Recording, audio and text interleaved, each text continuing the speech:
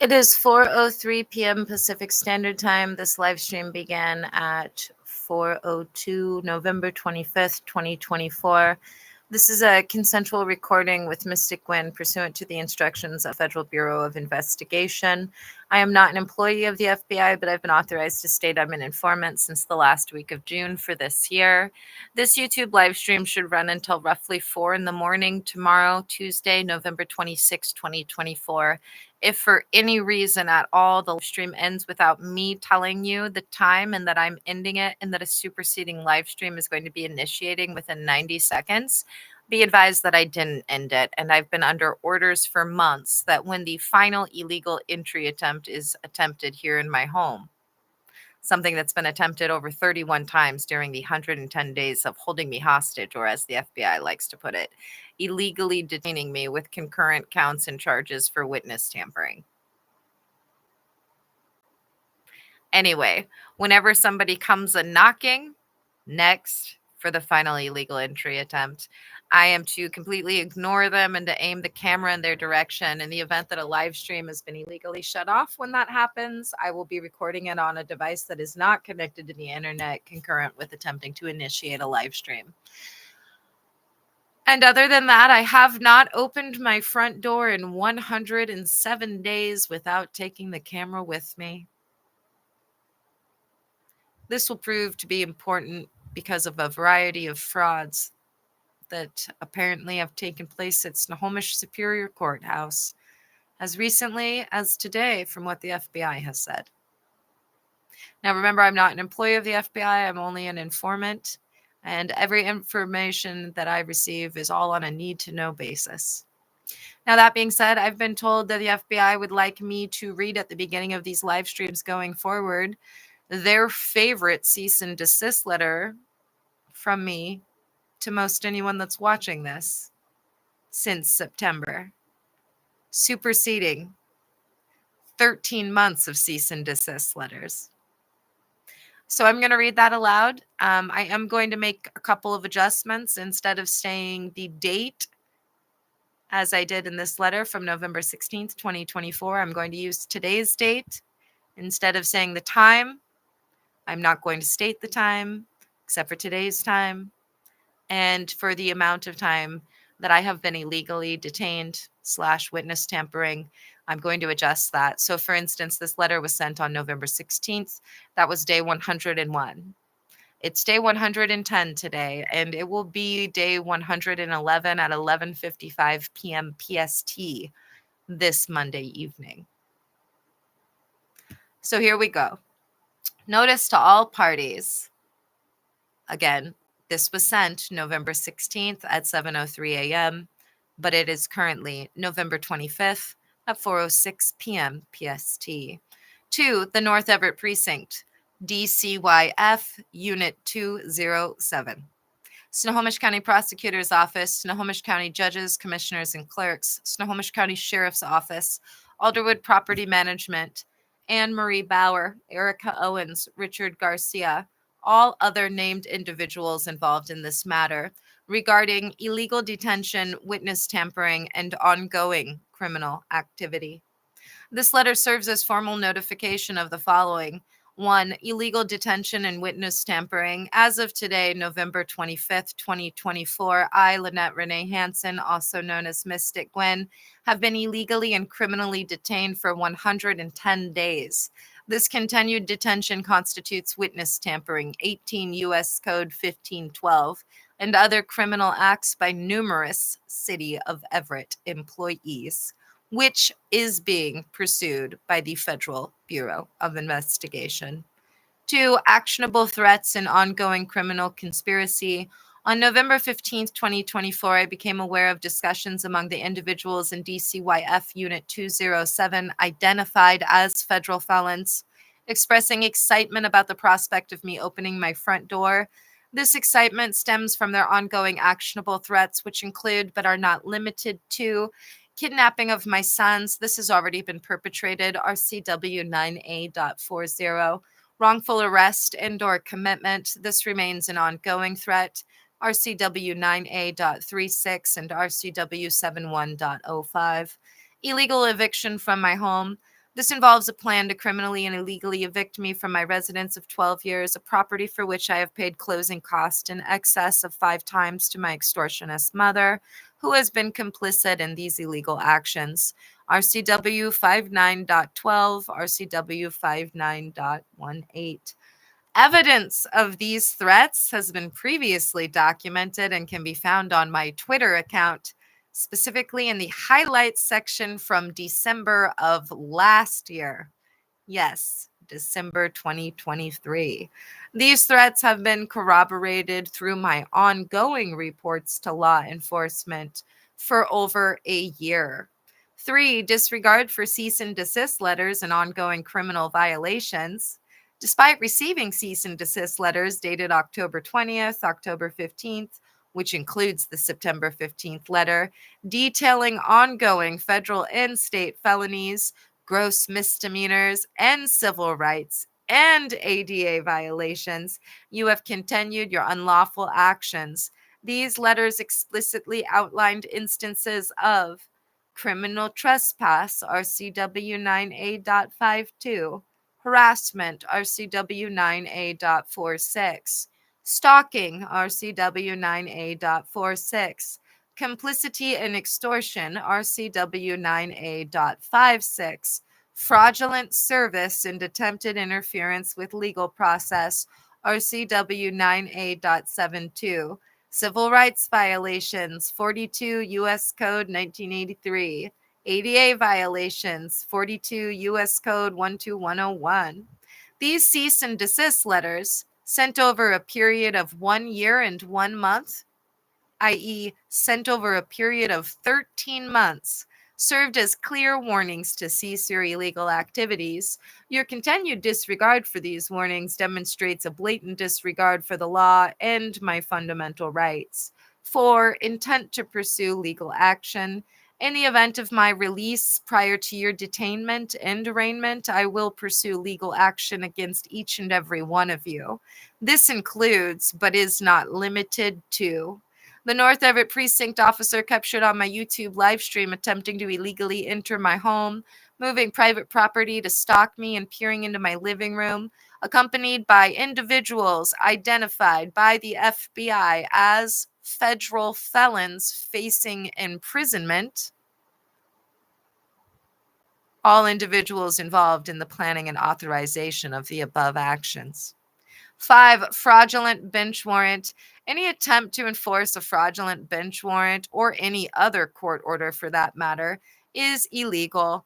While this letter is not required in such an event, I will demand a payment of $1 million in addition to the $2.4 million the FBI has already determined I am entitled to, due to the extensive criminal actions of DCYF Unit 207, the North Everett Precinct, Snohomish County prosecutors, my neighbors who are employed by or related to the aforementioned parties, and any other third or fourth parties involved in this conspiracy. Based on observed comments, I believe the intent was to wrongfully arrest me, allow the aforementioned extortionists to change the locks on my home, and illegally detain me in jail.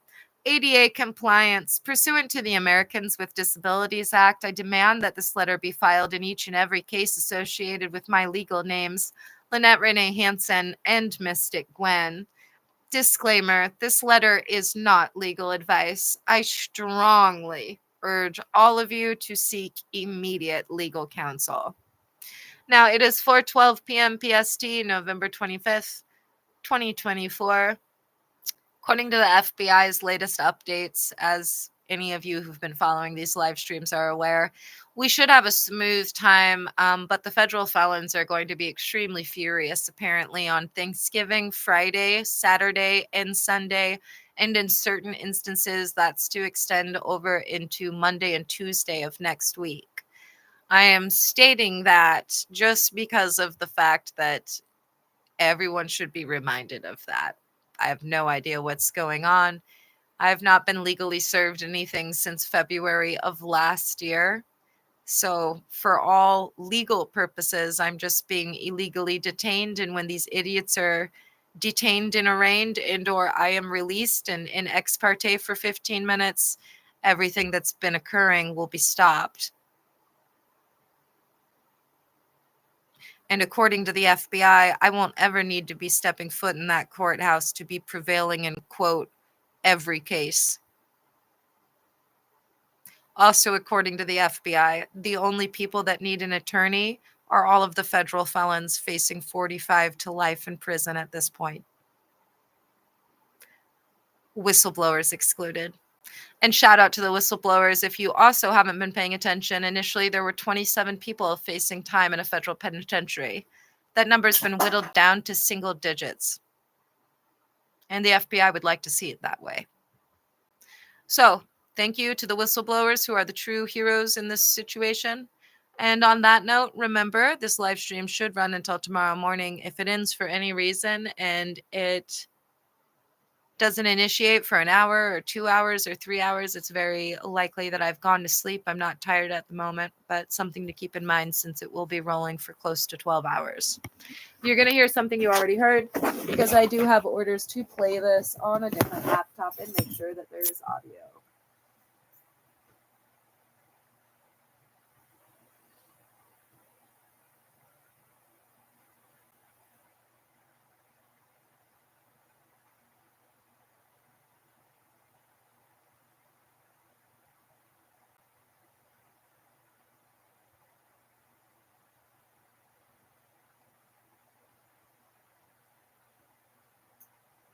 It is 4:03 p.m. Pacific Standard.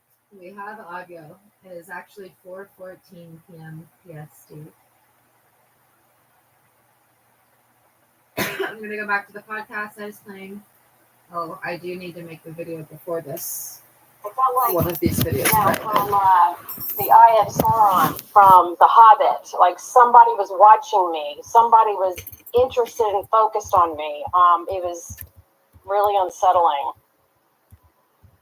This experience was very strange, very bizarre, to say the least. And I think even more so that it was happening in a small southern middle school. I think at the beginning. Okay, I have no idea what happened to like the way that my studio is laid out, but thank you. Whoever changed it so you can actually see what the hell is on here. My siblings were really intrigued by it. You know, my dad died when we were all very young, so being able to connect with him in this way, I mean, we'll take it. We're talking to our dad that we love so much, but since he was gone for so long, it was just kind of, out of our memory. So it was an exciting time, and it felt like a huge gift that somebody gave me a huge gift. It was incredible, and my siblings and I still talk about it. That Dad came out of nowhere and talked to us, but as the days would continue and the weeks, and we're getting into the middle of it, and when she was revealing that she knew things in my apartment, it was kind of as if that she was interfering with my life and stepping into my personal life too much. And I became really uneasy about that. Like I said, it just seemed like something she or something else was watching me. And it was very uneasy. And my husband saw things. I didn't see it, but popping of lights in the hallway, he described it as like pops of electricity. 613 live streams. Like FBI Nerd Squad. The hallway.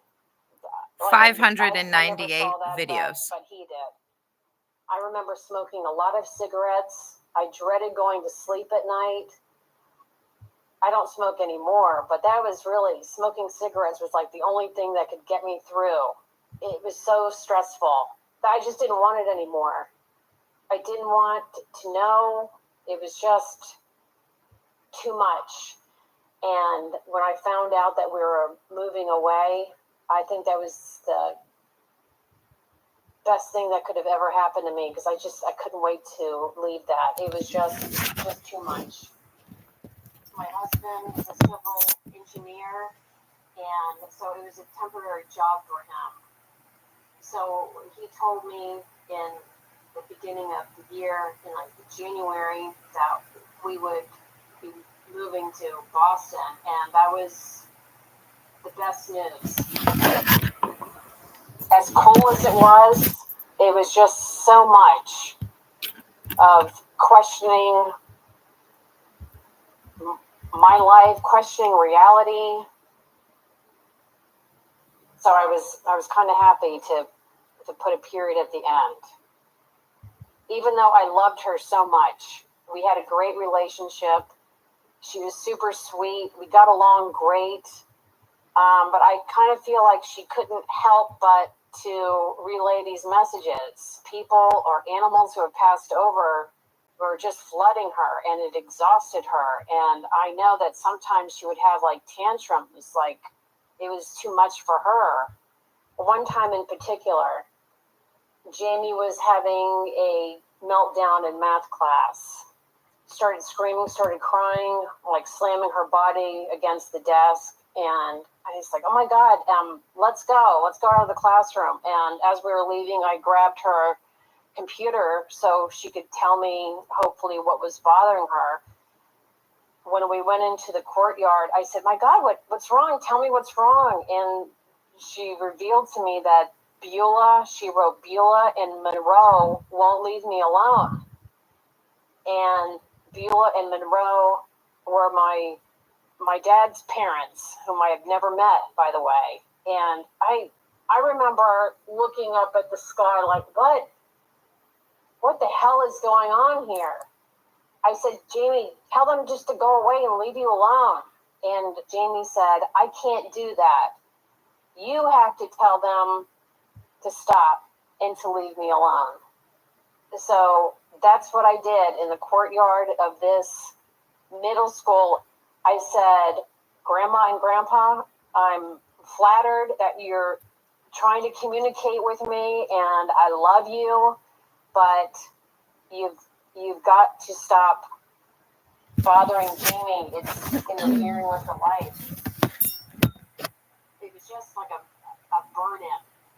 I just wanted all this just to stop for her sake.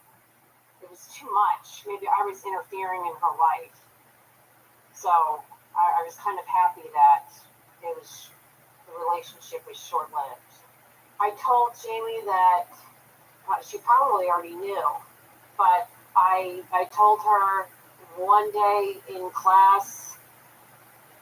I remember sitting outside with her. It was January or February, when I already let the administration know that we would be moving and they're trying to find a replacement for me.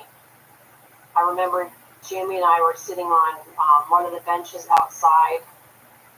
She was upset that morning, and I hated to assume that she was upset because I was leaving, because, again, I'm not that type of person to think, oh, like she really cared. I don't know. But we went outside. I think I could tell that she was upset. So, walking outside is always good to calm her down. She was crying, and I told her, I said, look, we're leaving. We'll be moving in a couple months.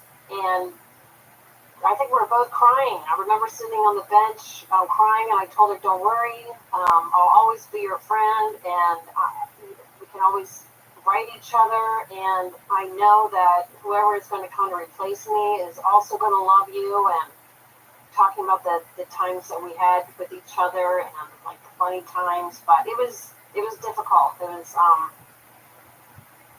I was crying too, because she had and still does, had a profound effect upon my life, and I consider her like a real angel to me. She just changed my life. It was hard to leave her. I remember somebody new came in she was kind of shadowing me for a couple of days with Jamie, and Jamie was really sweet to her too. I didn't mention anything to her about my experience. I think the last time I saw her, the classroom was nice enough to have a going away party for me. In that classroom, we had refreshments, and we were taking pictures. We were playing music, and just hugs goodbye. You know, her parents came, shook the father's hand, and told them how much I love their daughter, and I appreciate the time that we had with each other. And I said, please, like, keep in touch. You know, I let them know that she was my friend, and I love her, and that was pretty much it. It was hard. Interestingly, Jamie used to come in my dreams all the time and tell me things. She was talking to me in her own voice, but she was always like present in my life. I think about it all the time because I remember she would say, like, teaching me things, like guiding me. And I remember I asked her a question in my dream, and she said to me what she said to me before when we were working with each other. Maybe I was asking like an obvious question, like, and she said, boy, are you dumb? Like, don't you get it? Like, wake up. She's trying to tell me something. And that was kind of always the message to her. Like, don't you get it? And I was like, no, I don't. Like, tell me. And that was the kind of the theme of the dreams. Then it stopped. Maybe she just moved on. But we ended up moving back to Savannah, maybe like 5 or 6 years later. And I was working in a classroom with high-functioning autistic kids. You know, we moved around so much, and it was actually the same principal that I knew in the middle school. He was now the principal of that high school.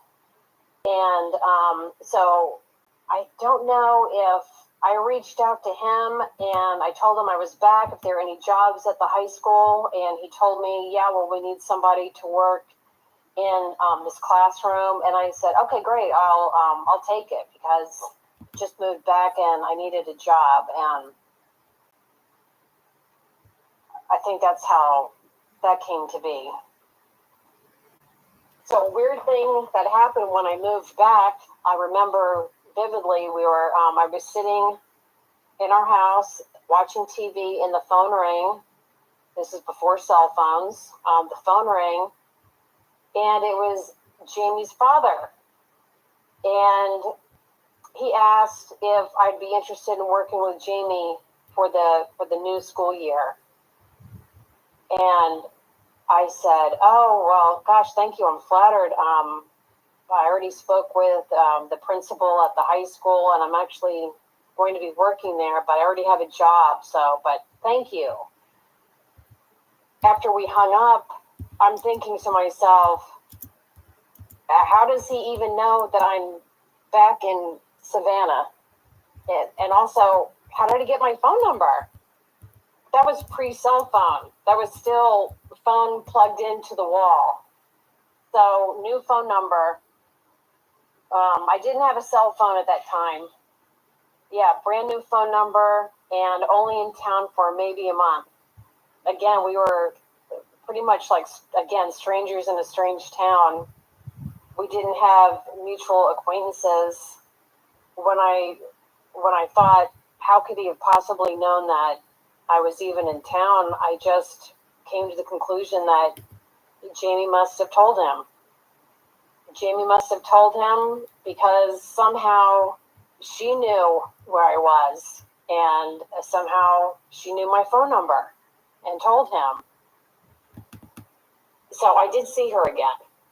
I didn't work with her ever again, but I would see her in the hallway on occasion. And yeah, I saw her and she had somebody that was working with her. And she kind of ignored me. She moved on. And I just kind of said, oh, Jamie, hi, good to see you. And I introduced myself to her, the person with whom she was working. But like I said, it just seemed like that chapter was closed. She had really no desire to speak with me, and I was fine with that. That was that. And after that, I remember seeing her in the hallway, and I said, oh, hi, Jamie. And I remember she looked at me kind of sideways, but she grabbed on to the gal that was working with her, like grabbed her arm, and she smiled at me. She didn't hug me. She didn't ignore me, but she acknowledged me, but that was about it. She was friendly, but it wasn't the same. And that's okay.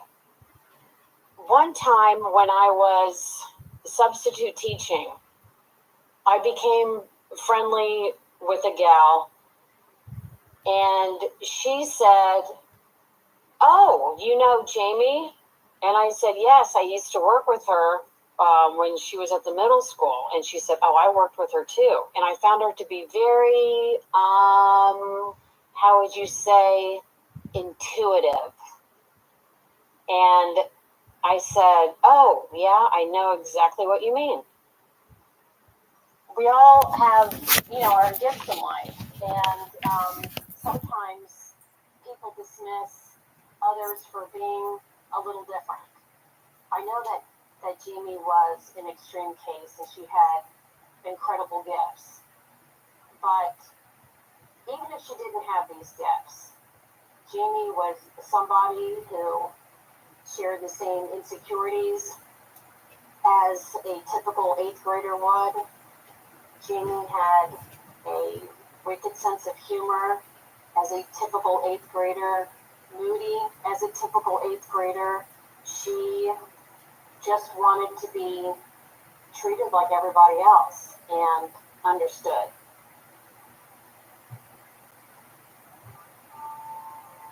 You grow up thinking there are certain things in life. There's life and there's death, and when we die, that's it.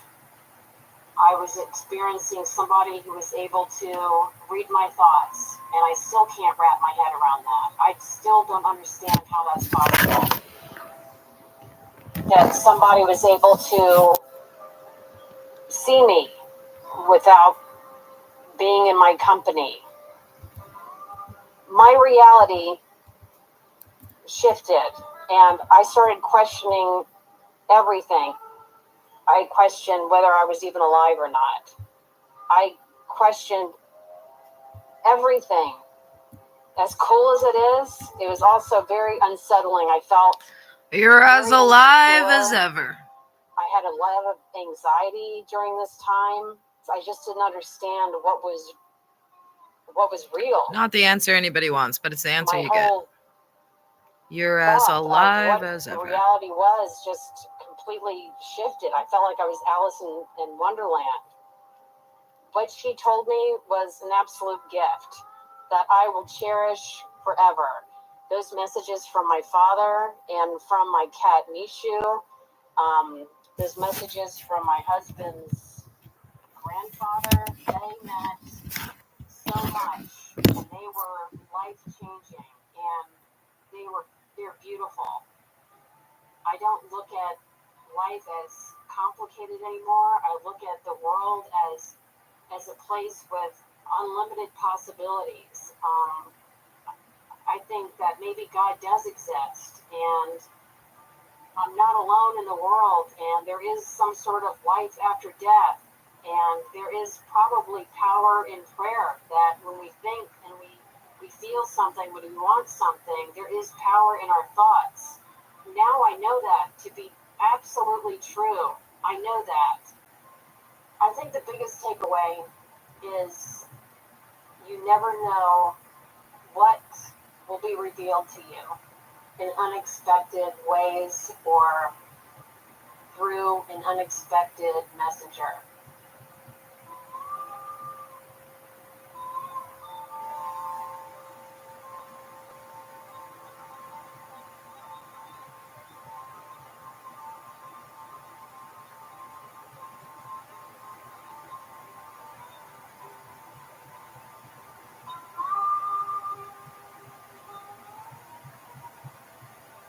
All right, that brings us to the end of this story.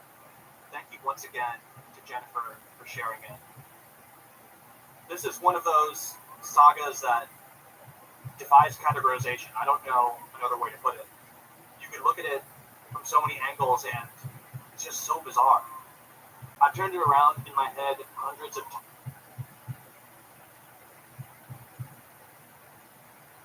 I hear you puffing, but you can't come in.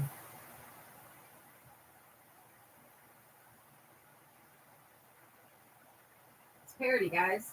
You know that classic hit by Dave Edmonds? I hear you knocking, Well, but you can't come in. I hear you puffing, but you can't come in. But you can get a Class A felony. You can get a Class A I felony. didn't get that from the whistle. Or pixels too. Some of the federal felons are like, no, they're at wrestling.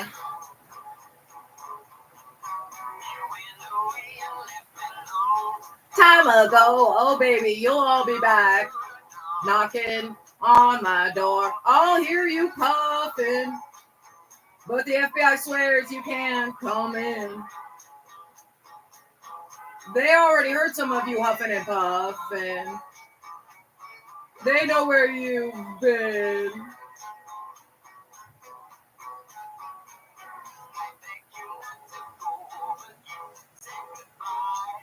And now you're telling all your lies. We hear you puffing, but you'll never come in.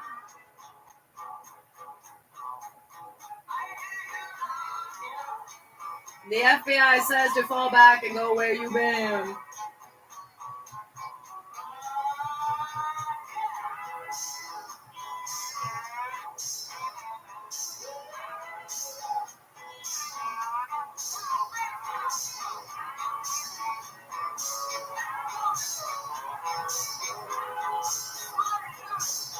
And some of the federal felons again are like, no, they're at wrestling.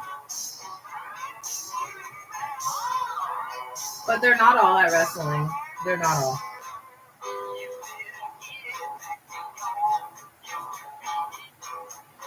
Your kind of stalking ain't good for me. I hear you stalking from right upstairs. Now, more than half of you are whistleblowers, so I'll be a little fair.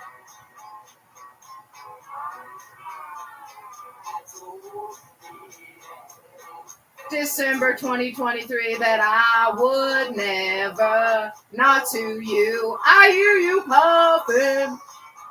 The FBI says it's extra loud around Thanksgiving. They expect to hear you puffing. Go back where you've been.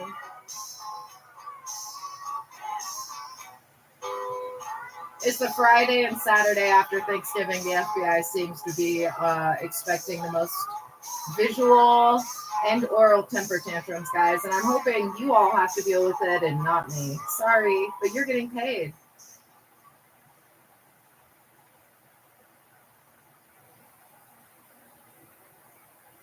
The times, and I still just don't really know how to comprehend this one. And I hear you eye I rolling, think a small detail that really stood out to me is how time seemed to be compressed or distorted in some of these messages Jennifer was receiving. For instance, Jennifer's dad would urge her adult brother to stop drinking and start playing Little League Baseball again, which is something he hasn't done since he was a little boy.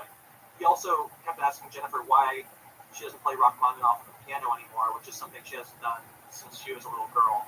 Her dad seemed to be all these questions he has, guys, it's all the same answer, because Godzilla thought it would be entertaining. That is why. Was she talking to someone with magical powers? Yes. Magical powers because Godzilla wanted to be entertained.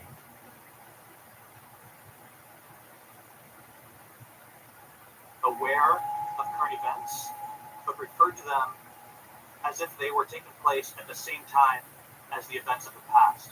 I thought that was so strange. Then, of course, there's the pea soup, the dead relatives Jennifer didn't even know about. I don't think that, I don't know if the camera's even picking that up, but I don't think that's actually knocking. I mean, it could be. It sounds like somebody who doesn't understand that a hammer works best when you hit it hard. Sounds like somebody who doesn't know how to plaster holes they might make in the drywall. That's what it sounds like. The stuff taking place in Jennifer's apartment, and of course, there was everything with the Tree of Life. I don't even know where to begin with that. I was also fascinated by how hard this seemed to be for Jennifer. She was a teacher after all, and it seemed like this whole thing made doing her job very difficult. It also seems like it started taking a toll on her, dealing with such profound and strange events on a day-to-day basis. She ended up moving out of state eventually after all that. Friday, Saturday, and Sunday actually is when the FBI is expecting the most crazies to be pissed.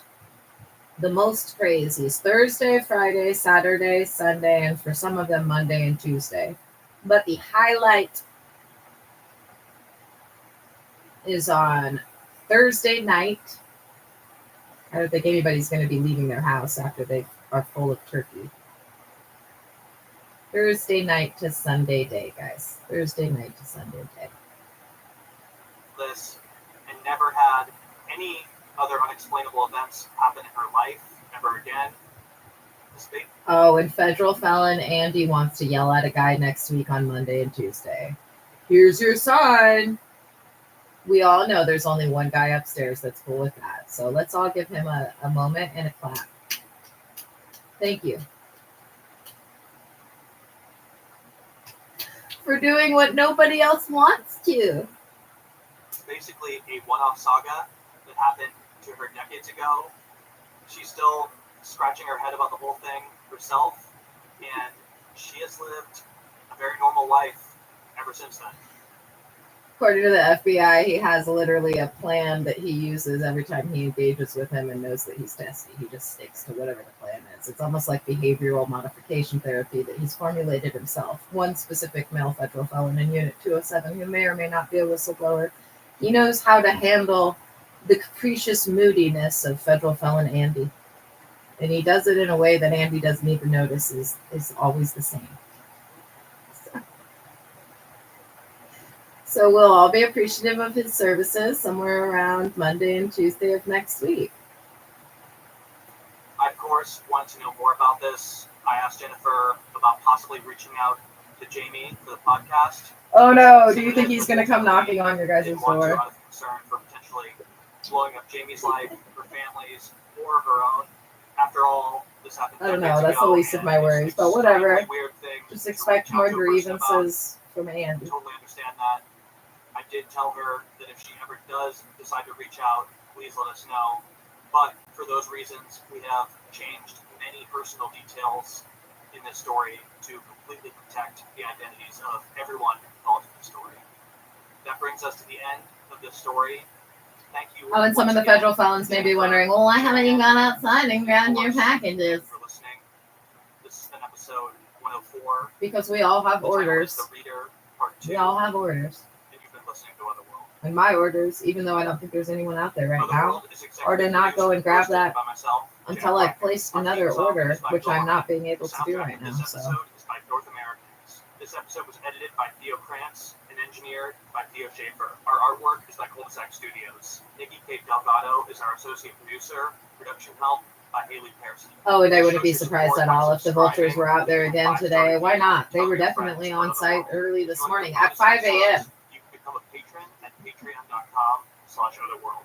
Our social media is at 5 a.m. Mrs. 80 plus years in prison was getting jeered at by Mr. Bonafide Menzelman. Randy, Eric Donnelly, Matt Casey, Mark Curran, of the FBI's Orca pod here in the Puget Sound. Now for free on the Odyssey app or wherever you get your podcasts. And finally, if you or somebody you know has experienced something paranormal, supernatural, or unexplained, you can send us your story at stories@otherworldpod.com.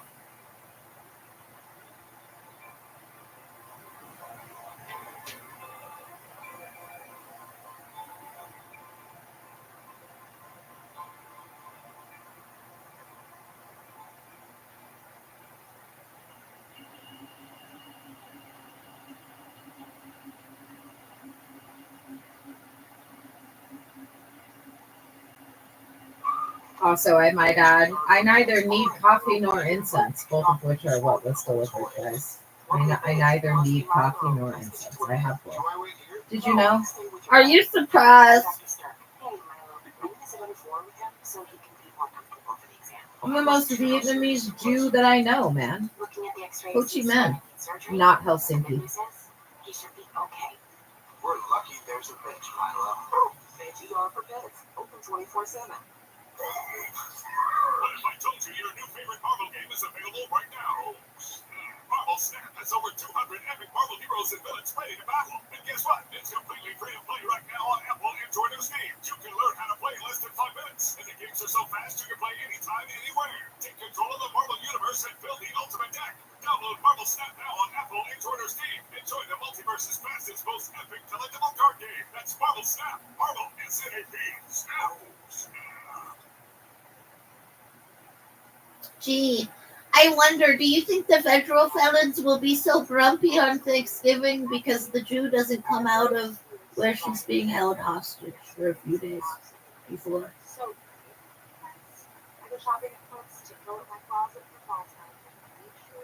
Am I a bitch or am I speculating, eh?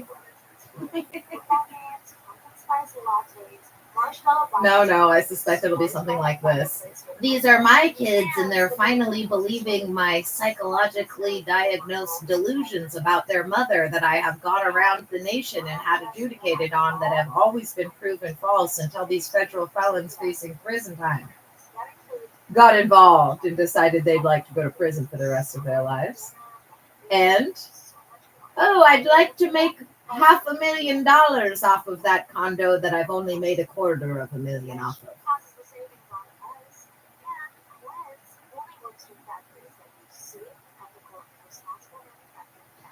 That's what I'm expecting.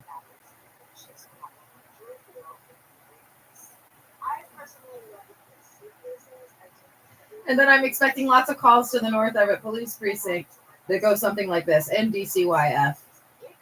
Well, you said that she's crazy and that we were going to get the kids and the condo and the money. Why won't you let us walk up to her door anymore? You let us do it 31 plus times. Why now can we not?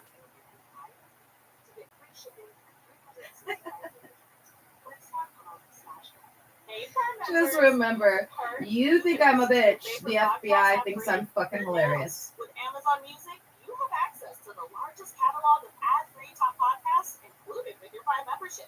To start listening, download the Amazon Music app for free or go to amazon.com/. Oh, and then let's not forget this, Jen, who we all know will be here on Black Friday to all of ours dismay. Bleh. That bitch. I am the queen of the evictus. I will not rest.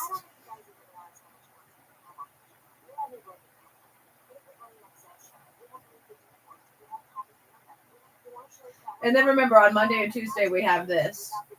My name is redacted, and my brother's in code enforcement.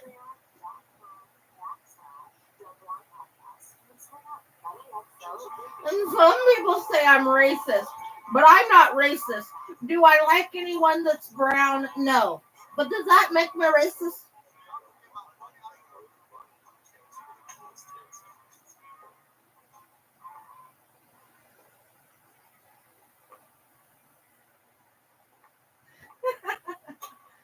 Yeah, where it's at. I don't need 2 turntables or a microphone.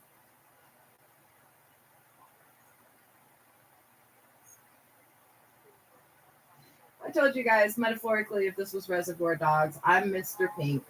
the kids are the diamonds. You knuckleheads are in a shootout. And that's what it is. Yeah. So CMAs were yesterday, and we are in studio putting on the podcast.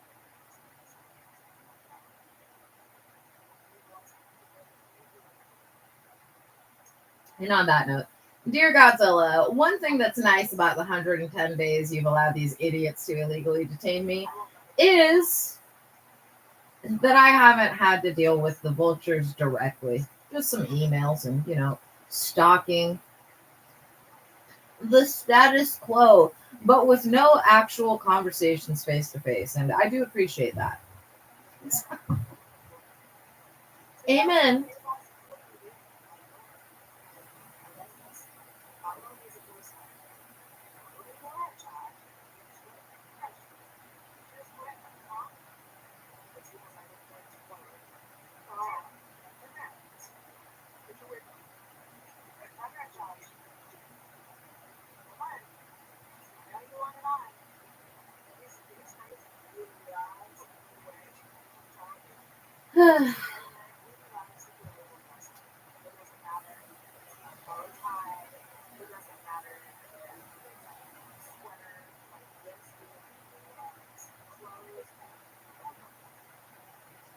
I feel like Mr. White is like, shut the fuck up, Mr. Pink.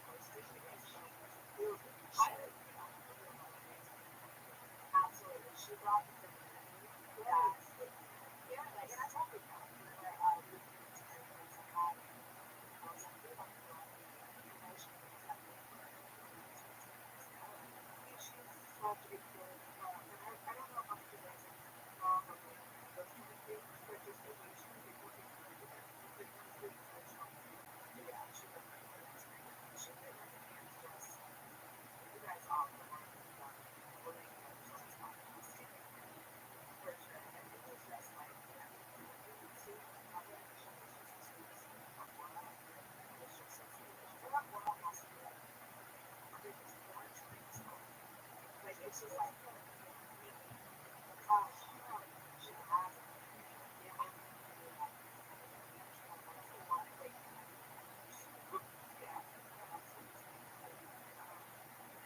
she's not like that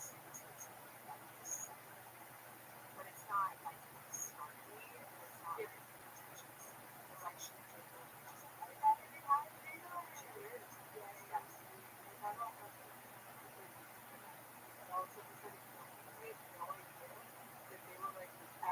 like the walkouts. Oh, yeah. We were standing right behind them, and all of a sudden they're like 3, 2, 1, action, and we're like, we're in a circle, and they're just like, and we're like scrambling. So, no one wants us. I love that. The singers are awesome, but I think that my highlight of the night was not even on camera. My husband comes and sits next to me, looks like he saw us like twice. Why was he and breathless? And I'm like, you okay? I look over at him. I go, baby, you okay? And he goes like, yes, I think this is him. He opens it up, and it's in the bag with wood frozen. And I was like, oh, that's beautiful. Thank you.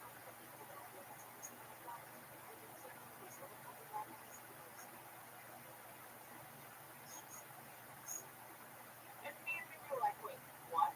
I go, what? The first thing I did was I looked at I go, stop baby right now. They said just started filming. I'm like this at this point. I'm like, this is not real. Yeah, James is real. Yeah. Literally. Literally, like, how upset. Like, we are all obsessed with Kevin James, but she was just like, Kevin James. No, it was Kevin James for Halloween. Yes. Do we have a video on Kevin? It was Kevin James's fucking 45 minute whole thing. No. Just let's see a troll monster. Like, yeah, so, like, I look up at him, Kevin James literally, we run to the back, next commercial break, to try to find Kevin fucking James. This dude is nowhere to be found, and nobody even knows him. Everyone's like, yeah, like, I think nobody else saw him. No, he was nowhere else. There goes to Kevin James. Like, look at him. Where did you go? Where is there? He never comes to the work show again. He does not show up.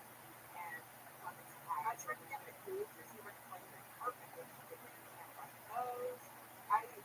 On our walk out, you should see me. I probably looked like a psychopath. I was staring at everyone in their face as I walked out with your dress. She's running through the hallway. Yeah, look. You got her superhero. Yeah. I love that. Yeah, but so we never got to see him. Never got to meet him. Like that, that's like meeting like Dolly. You know, like that's like meeting like Dolly. You know, like that is like that's a meeting. No, I would do that. I would go. It's me.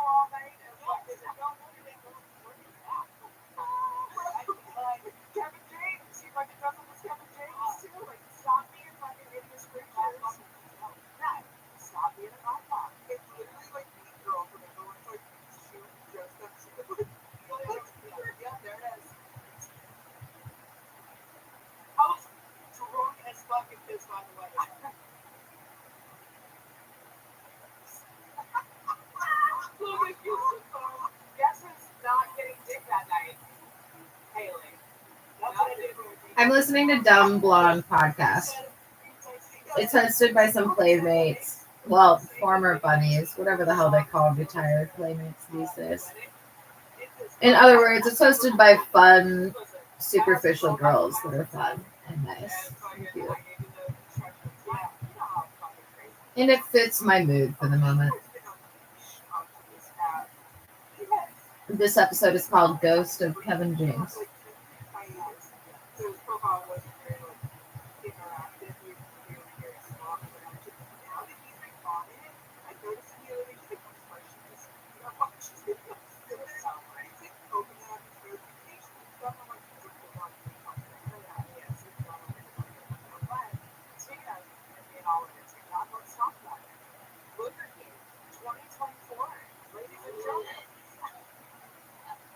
I think he got it. It sounds like he finally had someone come over and be like, I'm a man, let me show you how to handle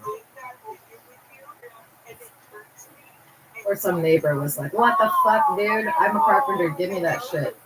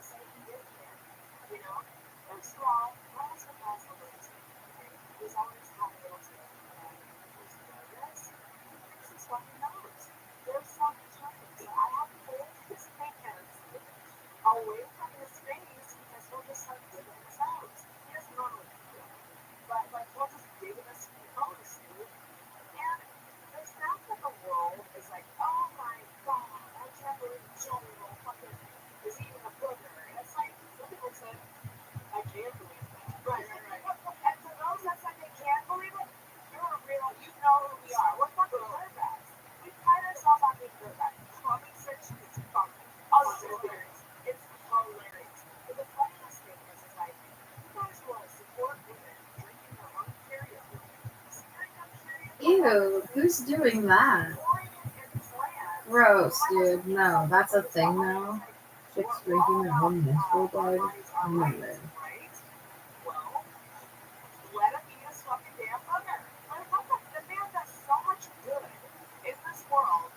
Booger eating, though, I'm fine with it. It's really actually very common in certain places in Asia, guys, because believe it or not, if you eat your boogers, you're actually giving yourself a little immunity booster. Kind of like drinking pee. Pee is sterile, guys. Urine is sterile. That's right. That's why they say if you get stung by a jellyfish, you want a friend to piss all over you. Not only is it sterile, but in the event of serious injury, pissing on it is way better than doing nothing.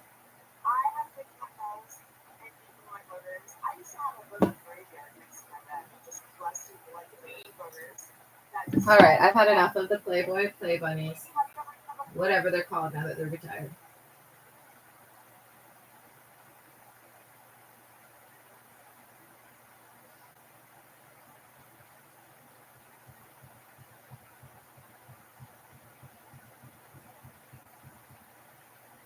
Oh, I guess I spoke too soon. He's still struggling with the hammer. I wonder what on earth he is making. He's obviously making something.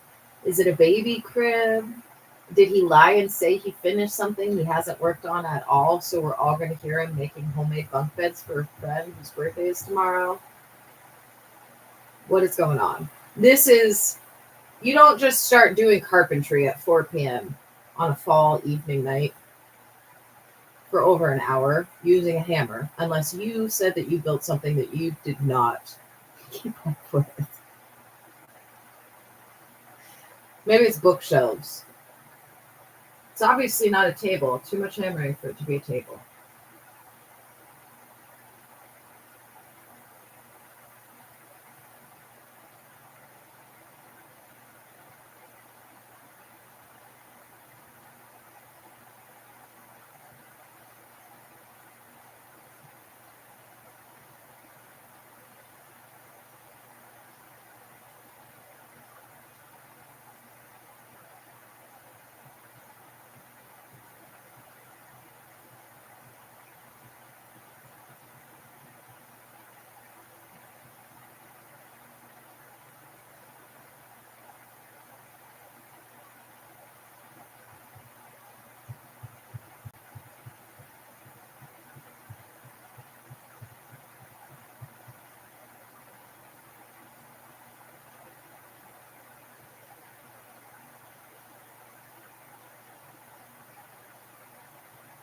so many stupid podcasts to choose from, and this week's This American Life I thought was like a political thing. It was a political episode. Ira Glass, when he launched This American Life, he had only a couple of rules, and the biggest one was no politics. And then he lost control of it. Because of producers or because of the government, I don't know. And it sucks, because I really hate the episode on politics.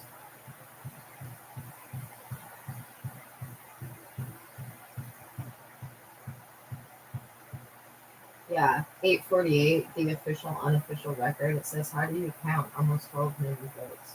I don't want to hear anything about voting, counting votes, people's votes being effective, none of it.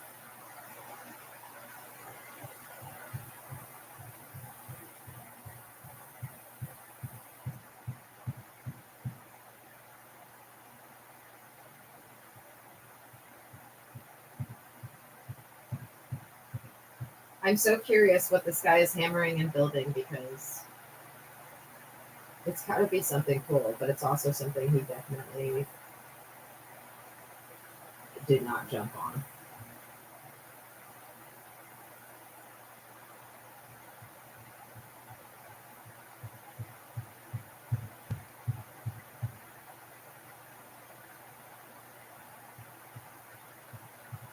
Or watch, guys. Really, it's just some crazy ex-girlfriend some guy cheated on, and she's just standing at his door, and we all think it's a hammer.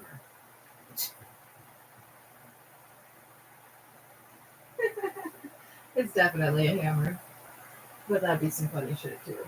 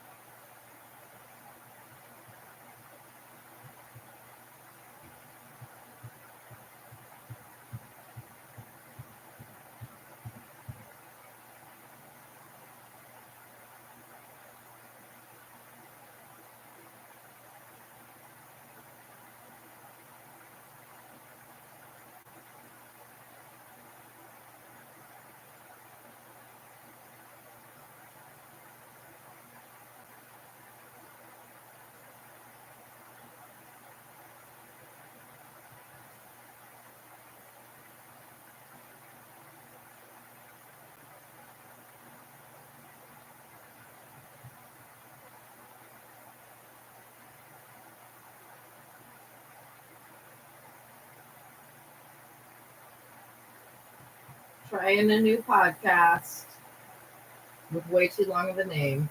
Drew Blood's Dark Tales, a horror anthology and scary stories, something.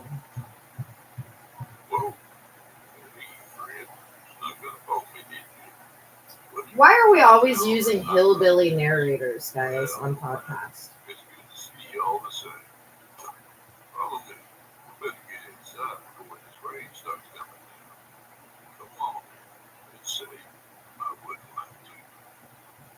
And some of the federal felons are wondering if I'm going to be going outside. Highly controlled, guys. Highly controlled. All clear till Thanksgiving.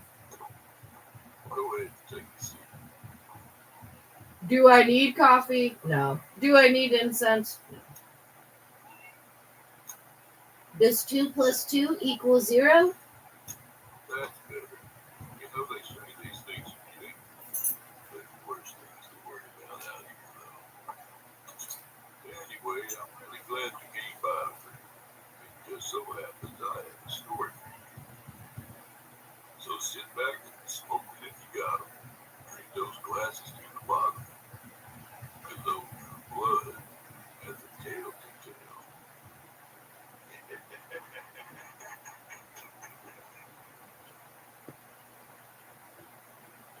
hope it's good. I hope that I discover some more good horror radio theater podcasts. If you'd like to show your support, enjoy ad-free versions of this and all our other episodes, as well as hundreds of tales from our audio archives dating back to 2012.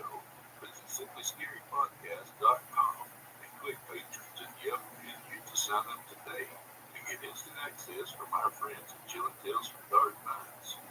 Thank you for your support. Well, it's a good thing we got inside when we did. Now that you know, let's get down to business. Tonight's story comes to you by way of the ever dark and always prolific Ryan Harville.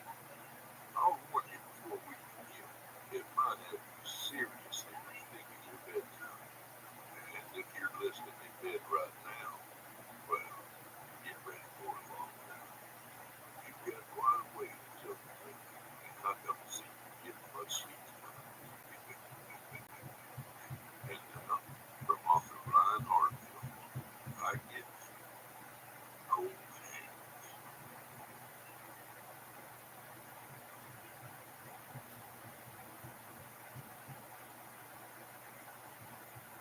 Oh man, maybe it's some guy with a punching bag and he's just losing his shit right now.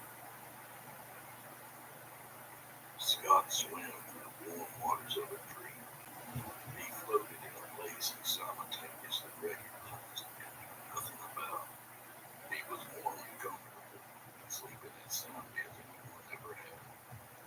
Back in reality, he stretched his limbs across the king-size bed he once shared with his ex-wife. He'd always slept on the right side of the bed, huddled and balancing precariously on the edge of the mattress as his ex-wife took up the other 3/4 of the bed. She wasn't a large woman, just selfish and unconcerned with his needs, spreading herself over the mattress like a starfish. But she was gone now, and Scott slept directly in the middle of the mattress every night, his arms and legs placed wherever he wanted with no fear of being pushed over the edge again. In his dream, a cold current washed over him, and he shuddered as he crossed his arms over his chest. It was enough to rouse him from the dream for a moment as he fumbled for the edge of the blanket to draw it up to his neck. The task complete, he sank back into his dream, and in no time was snoring softly again. Time passed, and soon the bright dream waters began to lose their luster. The chill blue began to deepen to the purple of a fresh bruise, and the currents grew stronger and colder. They pulled at him, grasping his ankle and threatening to take him deeper into the murky violet below. Scott began to panic, flailing his arms in a pantomime of swimming. In true dream fashion, his movements were languid and ineffective. Scott sat straight up in bed, panting as the dream fell away from him. Shit, he said in a breathless whisper. He flipped his pillow over to the cool side and laid back down and smoothed the blanket back over him. He wanted the comfort, the weight of the blanket on top of him, but not the warmth. Somewhere in his sleep-addled brain, he vaguely remembered reading somewhere that leaving your foot uncovered helped to regulate your body heat while sleeping. He didn't know if it was true or not, but he stuck his right foot out from beneath the blanket before closing his eyes again.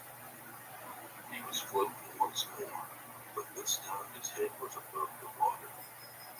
He was near the shore and watched as people milled about in swimsuits, clutching their dreams, laughing, or lounging in the beach chairs. The condos in the background jutted up from the sand like tan and green teeth drawn by a cubist.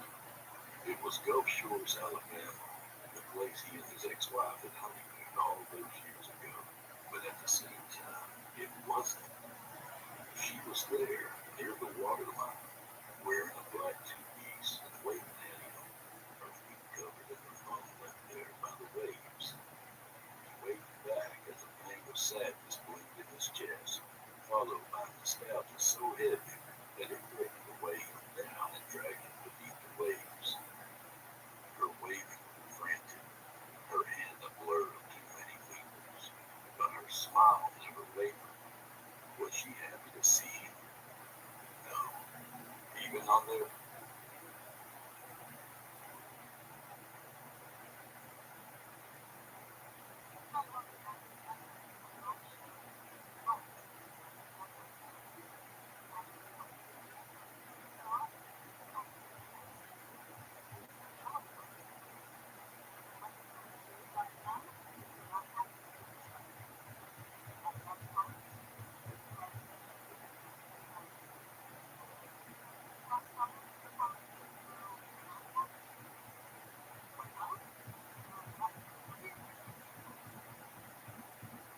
Oh, they're cute.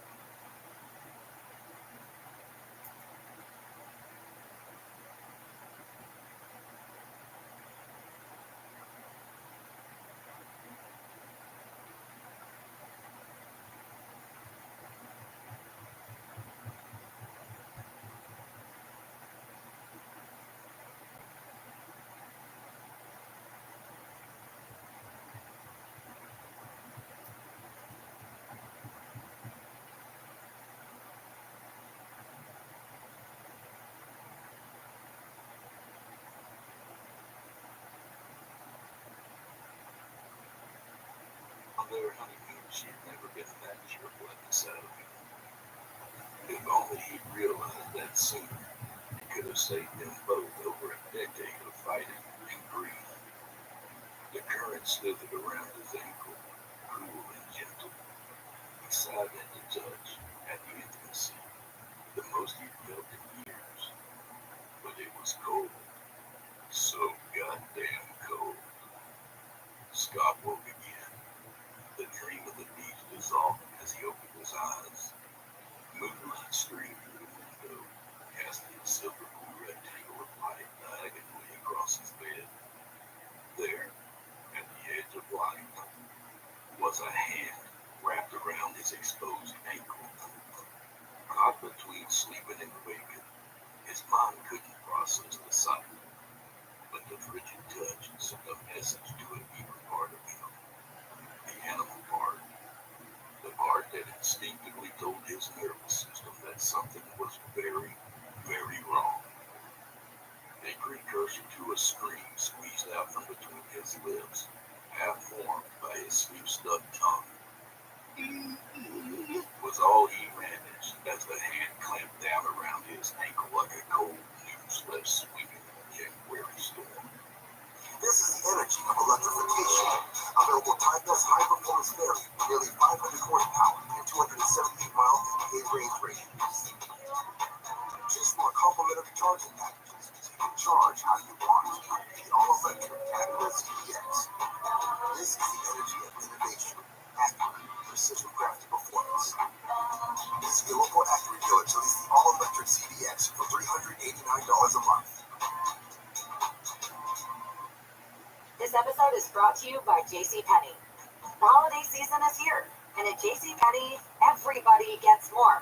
Like for your loved one, designer perfumes from Versace or Carolina Herrera, or the exclusive Messy fragrance. For the foodie in your life, a cast iron Dutch oven or Keurig coffee maker.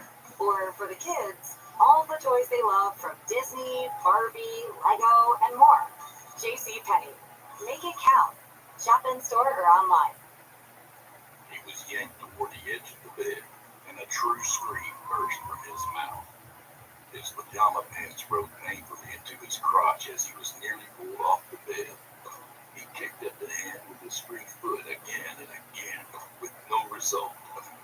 Twisting himself around, he grabbed the nightstand with one hand, giving himself the leverage needed to pull himself up and to grab the headboard as well.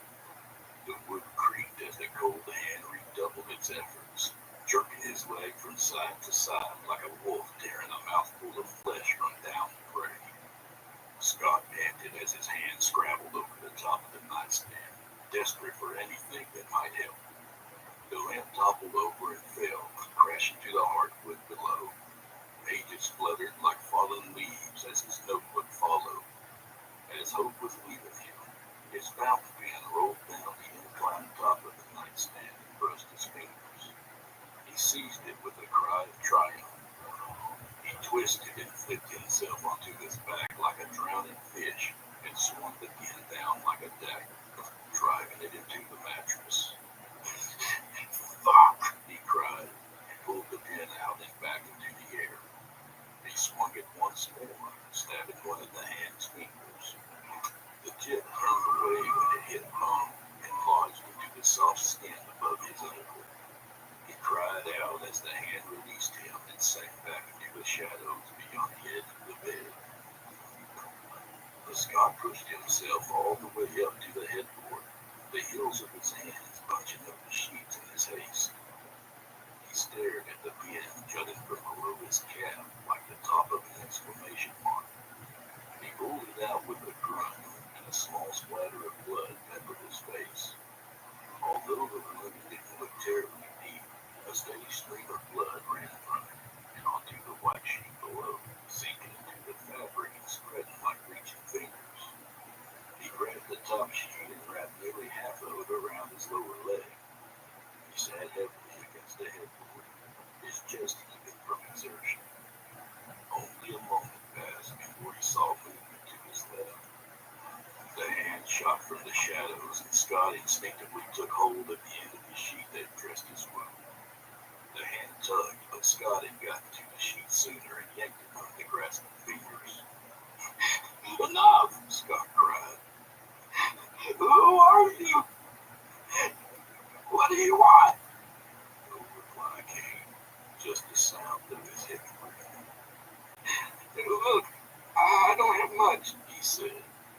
My ex took damn near everything in the divorce, but I do have some cash in my wallet. A couple of $100, I think. How about I just give you that and you can go? And we'll forget about all this, huh? Silence. Scott reached over to the nightstand and opened the top drawer. He reached blindly for his wallet. It was there, the leather rectangle surprisingly easy to find. And below it, he felt the glassy smooth surface of his cell phone. He pulled both to him in one hand. So, what do you say? He asked, trying his damnedest to sound calm. Deal? No reply. He placed the pad of his finger over the print reader and his phone screen sprang to life. His thumb failed twice to pull down the menu, but the third time he got it, he quickly touched the flashlight icon as he held the phone out before him like a talisman. I see you now. You. His words dried up in his mouth. The hand was there, about 3 feet above the foot of the bed. Scott's eyes traced the hand to the wrist, then to the forearm, the elbow, and another forearm, then down to another elbow, which led down, out of sight. Scott's mind blinked, like turning on the television to a channel that wasn't available. When coherent thought returned, a single image filled his brain. A long arm, segmented like a scorpion's tail, stretching down, and below his bed. The hand retreated, and Scott heard the long arm zipping under the bed's dust ruffle. It's under the bed, he breathed. It was impossible. The house only had one floor, hardwood over a concrete slab. And under the bed was a bachelor's mess of unused dumbbells, a guitar he never played, and boxes of God knew what. He shoved the flashlight from one side of the bed to the other, as steadfast as a lighthouse's beam, waiting for any sign of you. Still scanning, he brought up the dial pad and pressed 911. His thumb hovered over the call icon. What was he going to tell them? No way he could say the truth, not if he wanted help to arrive. A home invasion, a burglar or something, that could work inside him. He made the call. After one ring, a man's voice came out of the speaker. 911, what's your emergency? Yes, hello? Scott said, his voice just above a whisper. This is Scott Manson at 4012 Sycamore Lane. Someone has broken into my house, and they're still here. I need help as soon as possible. Okay, Mr. Manson, are you sure they're still inside the house? Yes, I can hear them. Understood. I'm dispatching the unit to your location right now. My name is Jen, and I'll stay on the phone until they arrive. Is there a place you can hide, or possibly barricade yourself in somewhere? The thought of trying to leave the bed while that thing was beneath made him shudder. No, if I leave my bedroom, they can see me. Okay, that's fine. Is it possible to at least get out their line of sight if they decide to open your bedroom door? Yeah, sure. He lied. The unit should be there within 10 minutes, so just sit tight with me here. The front door is locked, but there's an extra key hidden to the left of the door near the bushes. It's under a ceramic frog my ex-wife thought was cute for some damn reason. But they can break the door down for all I care, okay? Whatever it takes. I understand, sir, Jed said. Just try and remain calm and stay on the phone with me. I'm not going anywhere, he said, forcing a laugh. Minutes passed, but he didn't know how many. The thumping beat of his heart slowed back down to something resembling normal as he counted his breath.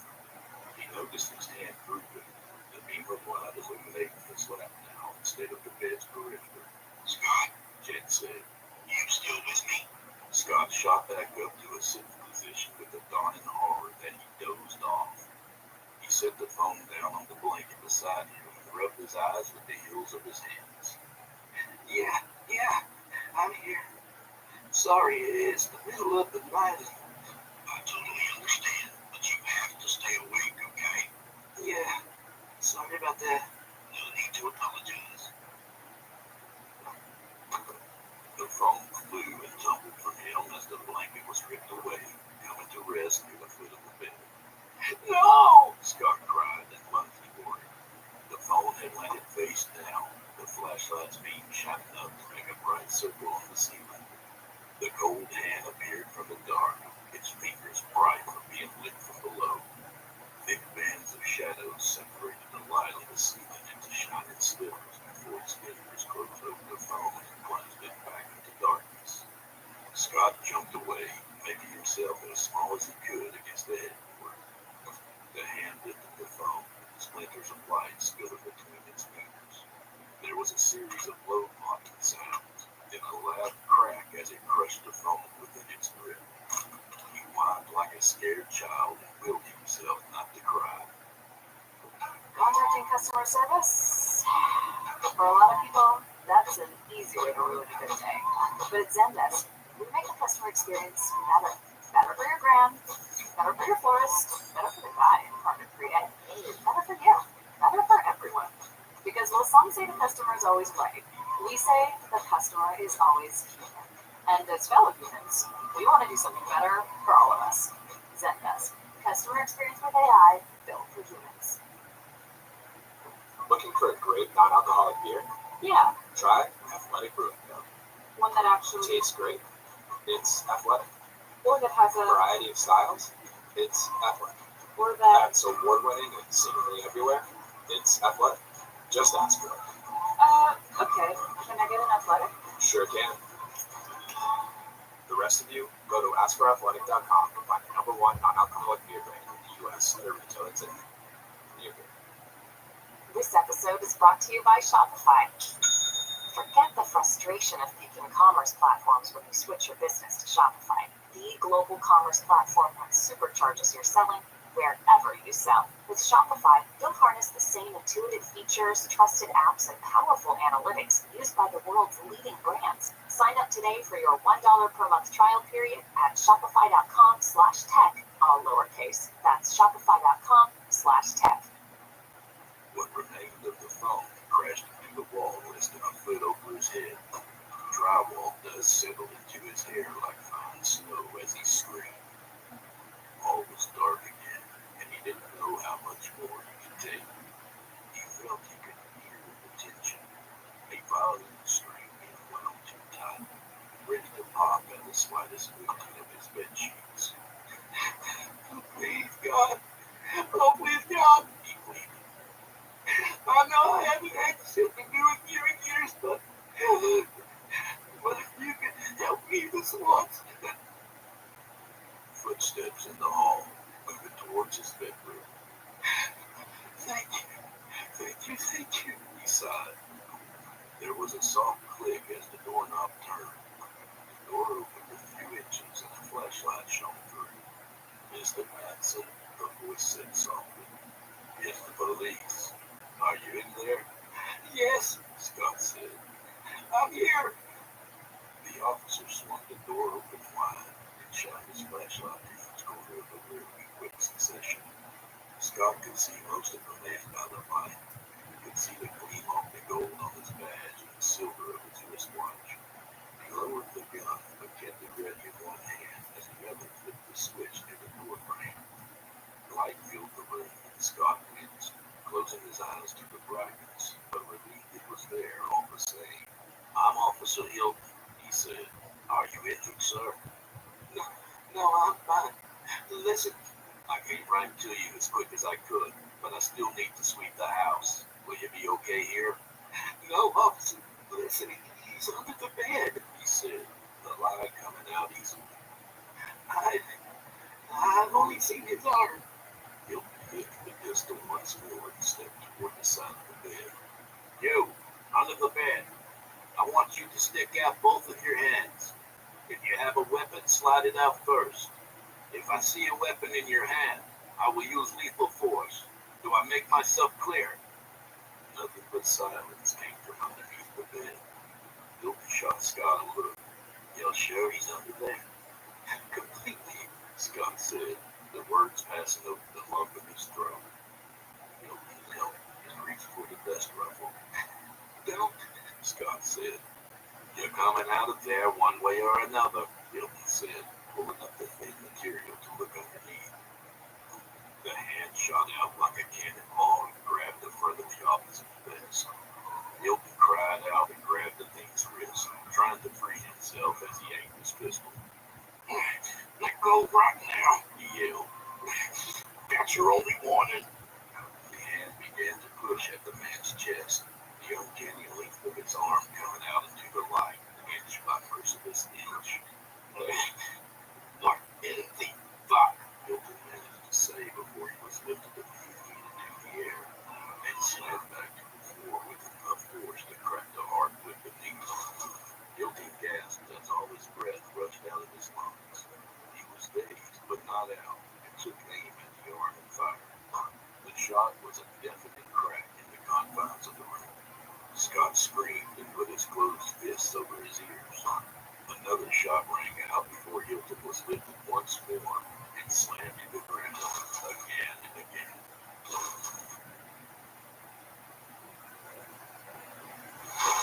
Scott's hope of rescue didn't fully die until he heard the crunch of Hilton's skull against the floor. Hilton's body went limp, and his pistol tumbled from his hand. Scott began to cry as the officer's body was dragged beneath the bed and out of sight. Moments passed as he stared at the open bedroom door. I can make it, he whispered to himself. I can jump past its reach. It only comes out of one side at a time, right? I can do this. But he continued to sit, into the mattress. From below, the bed began to shake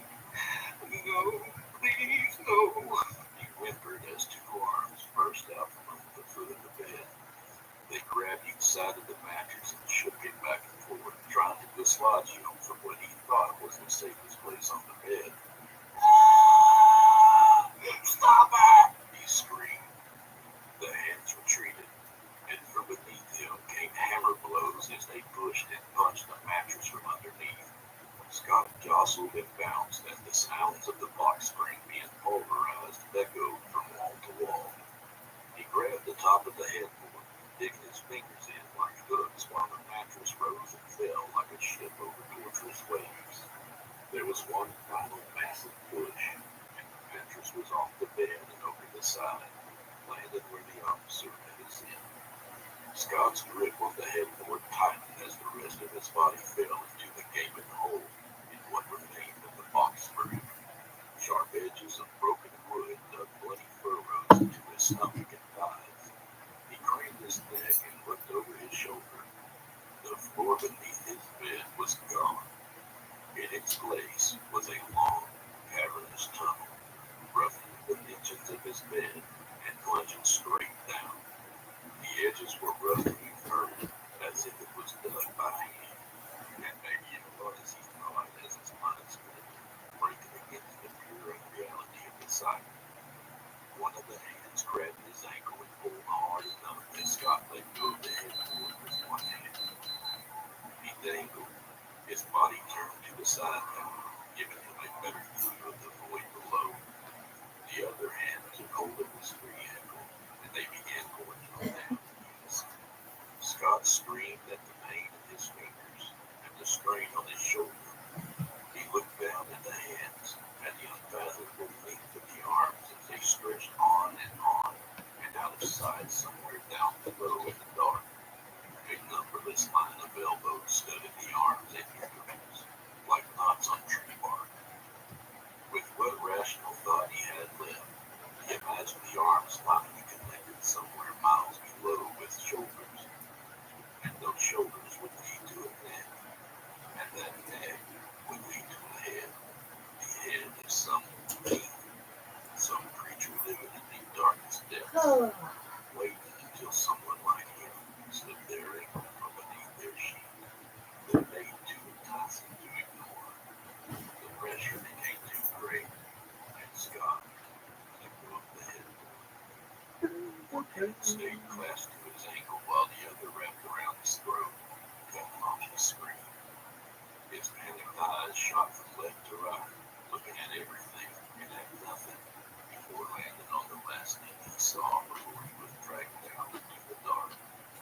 It was Officer Hilton's wristwatch, still wrapped around the wrist of the hand that held Scott's ankle in a vice-like grip. In the light of dawn, Officer Montoya parked his cruiser behind Officer Hilton's at the house on Singapore. He thumped the button of the radio clipped at his shoulder. Dispatch, this is 19. I'm at Officer Hilton's last known. Over. Copy. I'm Montoya. Be careful in there, okay? Hilton has been radio silent for almost half an hour. As careful as I can, he said, and stepped out of the car. Montoya unholstered his weapon and walked swiftly to the open front door. Police! He cried. Officer Hilton, are you in there? No reply came from the shadowed hall. He picked up his radio. Dispatch, no answer from Hilton. I'm going to. Copy that. Montoya pulled out his flashlight and held it out in front of him as he stepped into the house. I'm warning whoever's in here, he yelled. If you ain't Officer Craig Hilton, then you better have your damn hands up. He surveyed the living room. It was neat and tidy. No signs of a break-in or a struggle. Spotting the open door at the end of the hall, he slowly made his way to it, pausing for just a second before turning into the room with his pistol leading the way. The room was a disaster. The bed was just goddamn everywhere, like someone had planted a bomb beneath it. The mattress was a few feet away, and beside it lay a police issued Glock 22. Montoya stepped closer and looked at the hole in the middle of the box screen. Nothing unusual there, just some dumbbells and boxes. A couple of bullet holes like pock marks were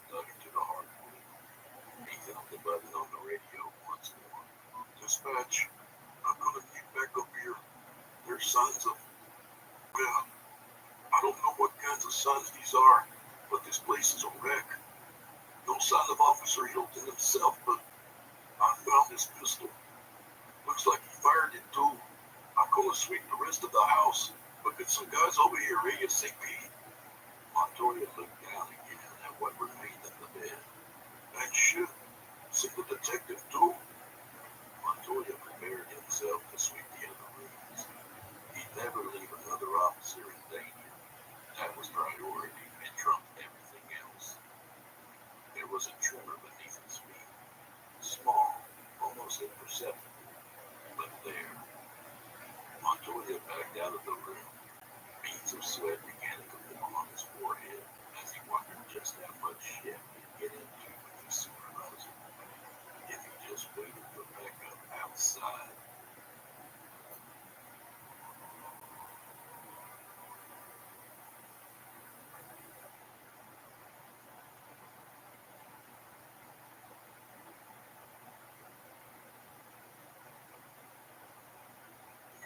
Listening to the Gold Man by Ryan Harville.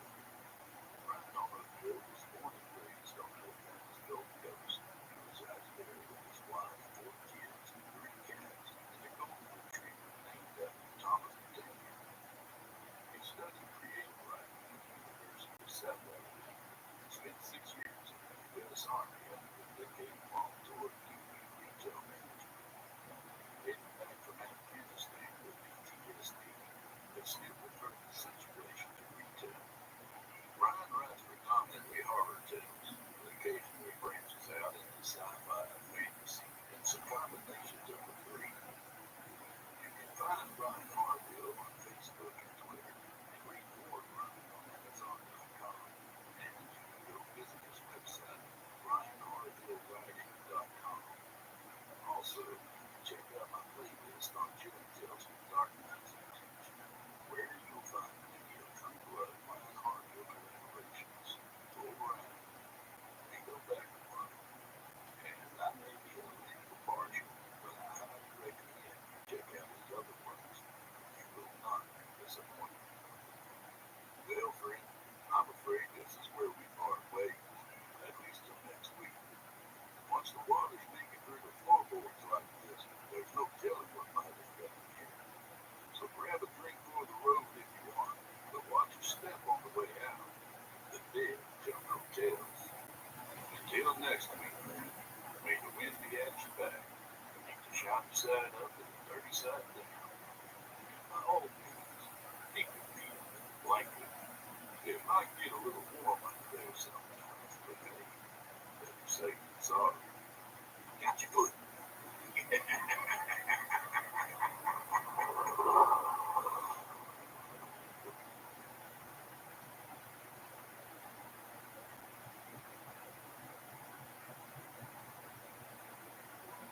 Ahorra energía y dinero con PSE Flex. Nosotros podemos ajustar el termostatos de su casa por usted de forma remota, por supuesto. Visita psi.com/flex.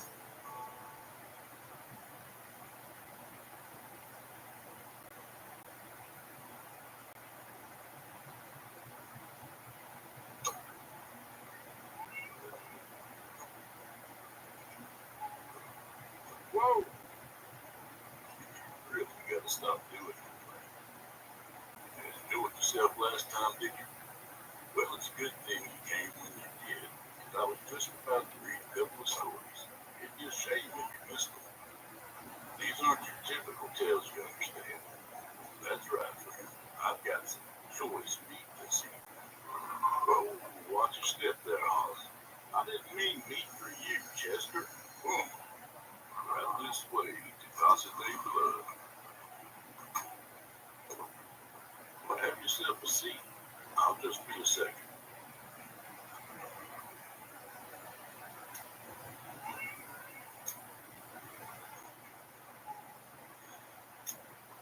That's better. You know they say these things are unhealthy, but last time I checked, they got 0 cholesterol. And this too. Low fat. Can you believe it? So sit back and smoke them if you got them. Drink those glasses to the bottom. tale.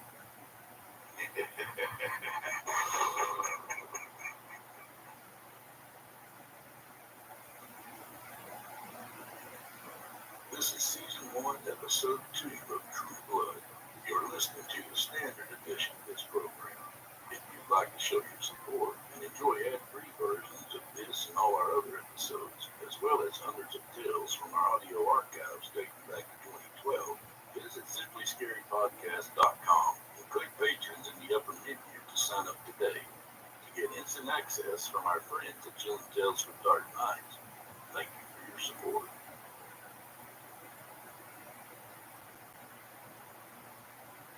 Well, I see you brought the rain with you. Now that you're comfortable, let's get down to business. Tonight's featured author is one of Canada's finest storytellers, a standout in the realm of weird fiction. A man whose Cemetery Dance magazine called an anomaly in the world of horror literature.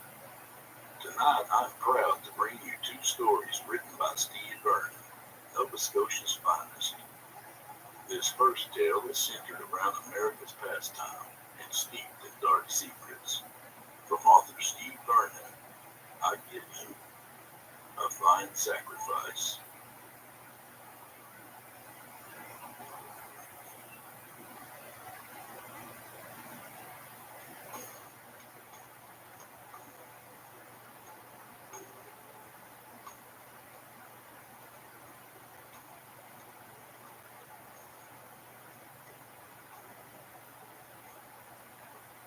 Sam could see the 2 older men, Will and Artie, standing together on Will's front porch like a pair of well-trained watchdogs.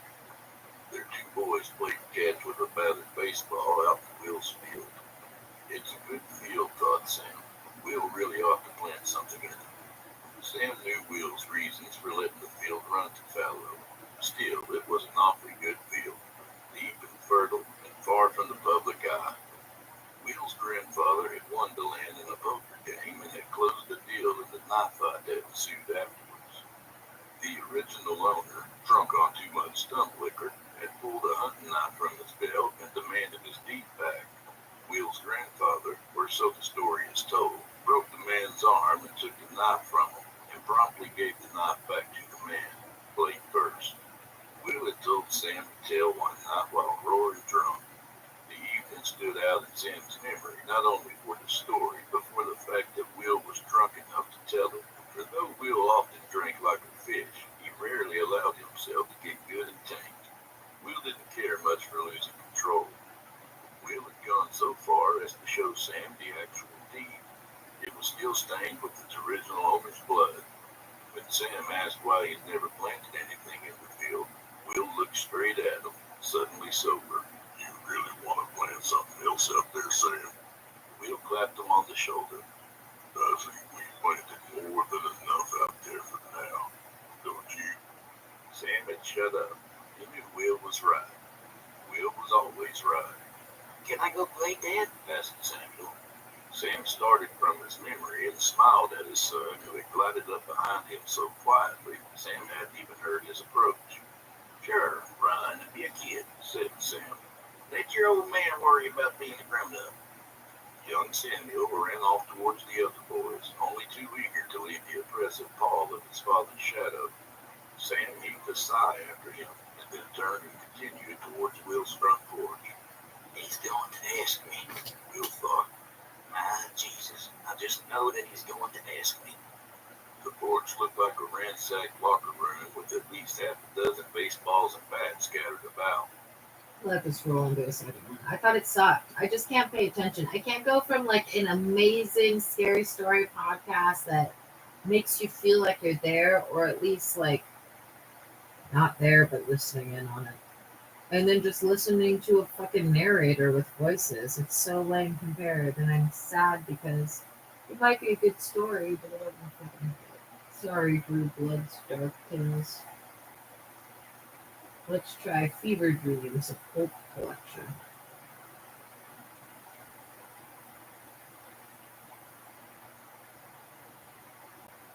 Alright. Down in the Devil's Hole.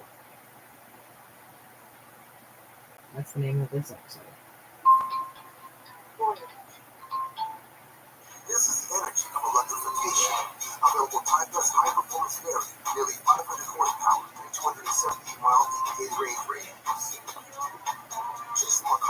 charge the packages, so you can charge how you want. The all-electric Acura ZDX.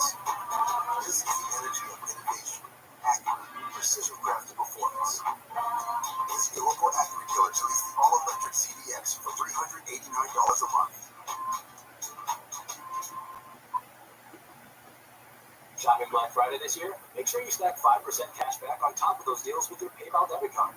Is this TV still on sale? Thank you. Before you shop, pick your monthly category in the app. I'm picking tech, but you can pick from others like clothing or beauty. When you shop, you can get 5% cash back on top of the discounts you're already getting in your monthly category. Up to $1,000 spent. It's pretty wild. Turn Black Friday into Stack Friday this year with PayPal. Terms and limits apply. See terms paypal.com/rewards now. The PayPal debit MasterCard is issued by the Bancorp Bank N.A. pursuant to a license by MasterCard International Incorporated.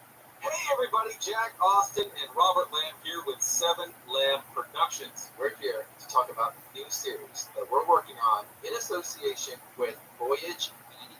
That's absolutely right. It is called Fever Dreams, a pulp collection.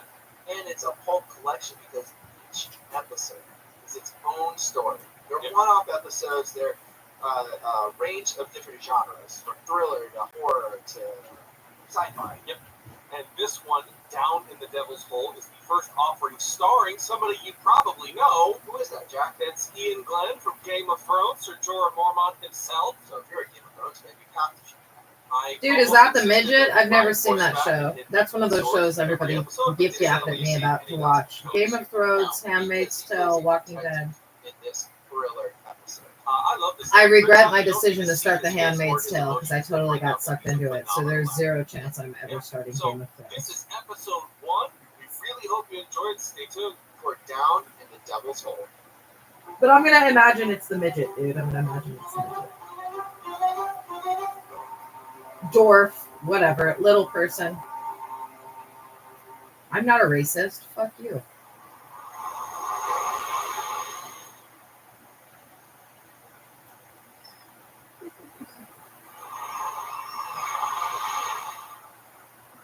Let's hope it's good. It's got sound effects.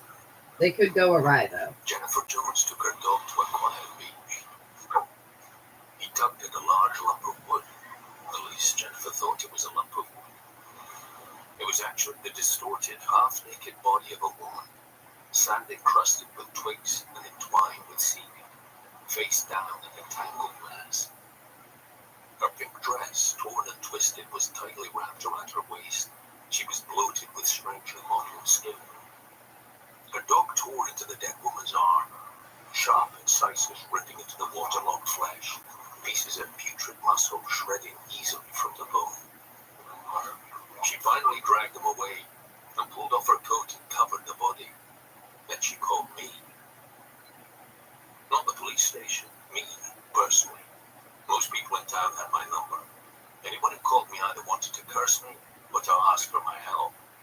Consequently, I got a twinge of misery in my gut any time. Alright, whoever's talking, I just cannot imagine as a midget. I feel like he's full size.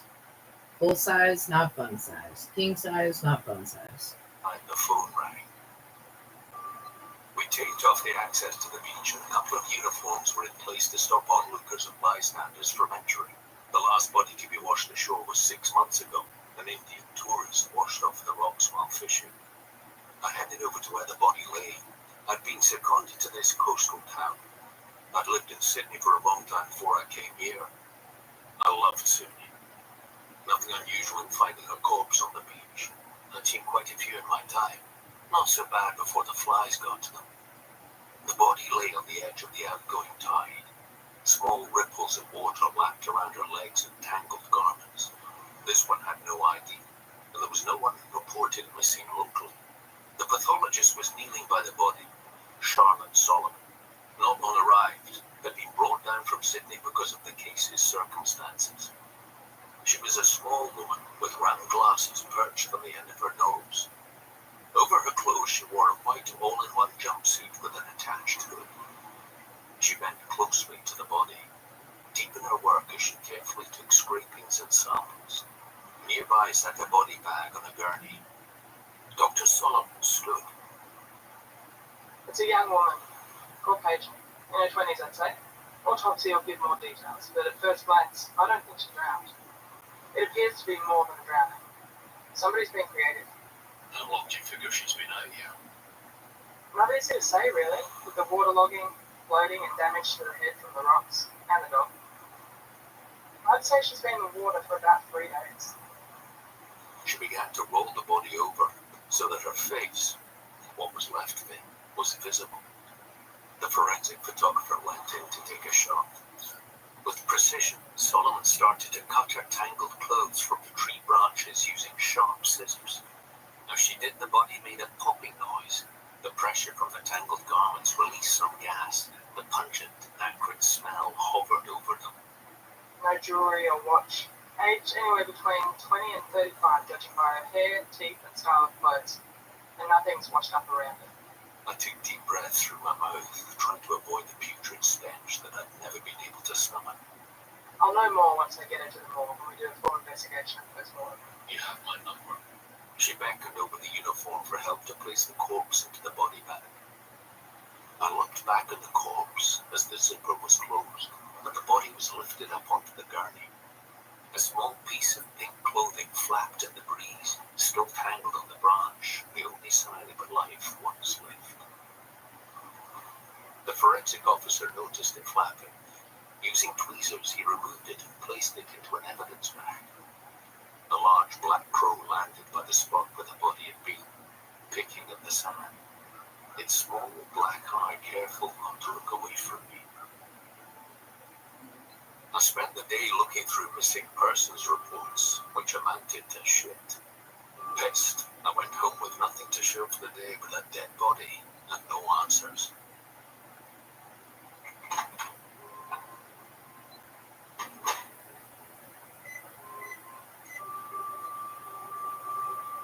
I heated up a frozen dinner and poured myself a slug of bourbon.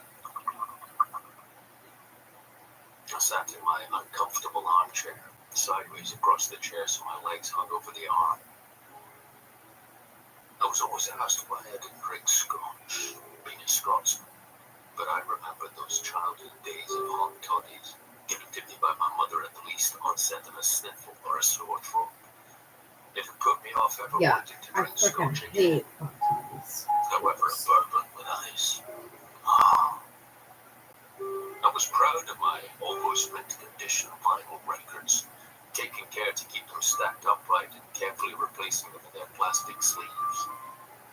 I was tired of it all, fighting the cause, endless long nights, piecing together fragments and building jigsaws of lives torn and shattered by brutality. With every new case, I grew more sour at the callousness of mankind.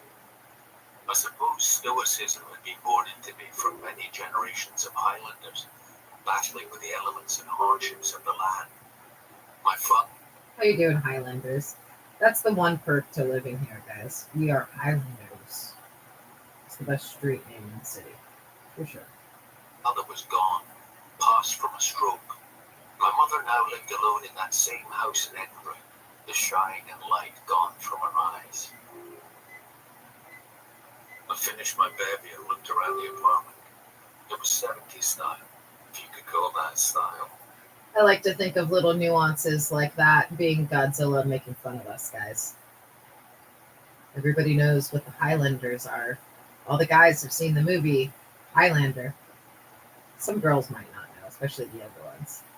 But I feel like that's Godzilla just directly poking fun at us, putting us on Highland Ave. We're the real Highlanders. The rest are just fiction. They never existed. Fake wood paneling on the walls, orange kitchen bench tops, and minimal furniture with wooden arms. The sort that you can't get comfortable in. You end up removing the cushions and sitting on the floor. I used to have a real home in Sydney when I was married to Fiona. Now how proud she was. It didn't go well for the Highlanders, though, did it? Did it? Who saw Braveheart? That's right. Fuck no, dude. We'd been happy in the beginning. You can take my large and small intestine, but you can't take my freedom. God, I'd rather keep both. She remarried an accountant. A wee bit drunk now, I took out my phone and called my son, Peter.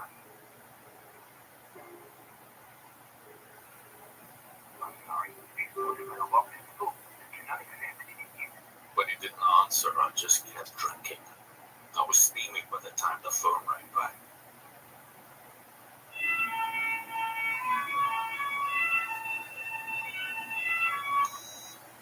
Yeah. Dad, Hey, Tom. why are you surprised? No. What's going on? You called me. I just wanted to say hello. You're drunk. No, Dad, just a minute. don't call me when you're drunk, Dad. I wasn't Oh, steaming when I called you. Peter blamed me for the murder of his sister, my daughter, Claire. The reason I was brought down here from Sydney was because of Gunnar Adams. He was a psychotic child murdering bastard. He killed 2 kids in '93, a 5 and 3-year-old sisters. They were found in a suitcase, strangled and mutilated, lying together, floating down the Macquarie River out west of Dublin. I suspected him long before I could arrest him for it. All we could get him on, at least at first, was a simple assault charge from a bar fight. I insisted on performing the arrest myself. I found him in his home, in the shower.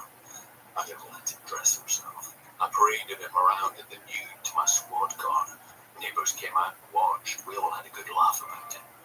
But Gunnar posted bail on the assault charge, and in retaliation, Gunnar murdered my daughter Blair. She was 20 years old. I eventually caught Gunnar on the killing of my daughter as well as the murder of 2 other girls. He's been in prison since at the Supermax at Goldberg Correctional Facility. If I drank enough, I could forget for the moment that my daughter was dead. Oh.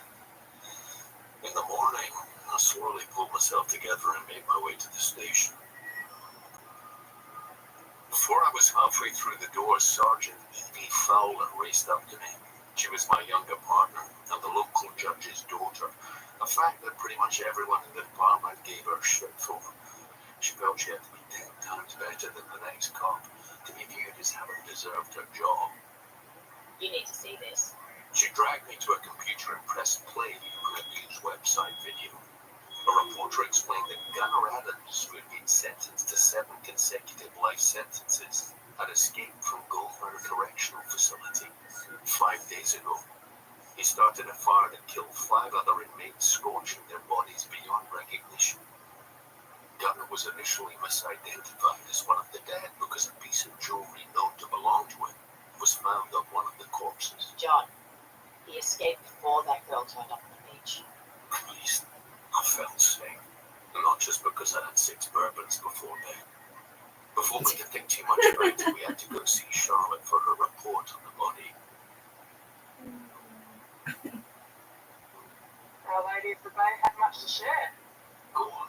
There was not much left on her fingers, so fingerprints are out. The DNA has been sent from the lab with the dental x-rays, so we may get some leads from those. It appears that Our Lady had recently been depleted of her right kidney. Clean incision with no sutures to the wound. Somebody knew what they were doing. The cause of death appears to be strangulation. There are some small scratches consistent with rope around her neck, and forensics found traces of fibre. Blood loss was significant. Analysis also revealed ketamine in the body. The levels were extremely high. The bed administered through a vein on her right arm. Someone took the time to redress her. No signs of any blood or other contaminants on her. You have a murder on your hands, Detective.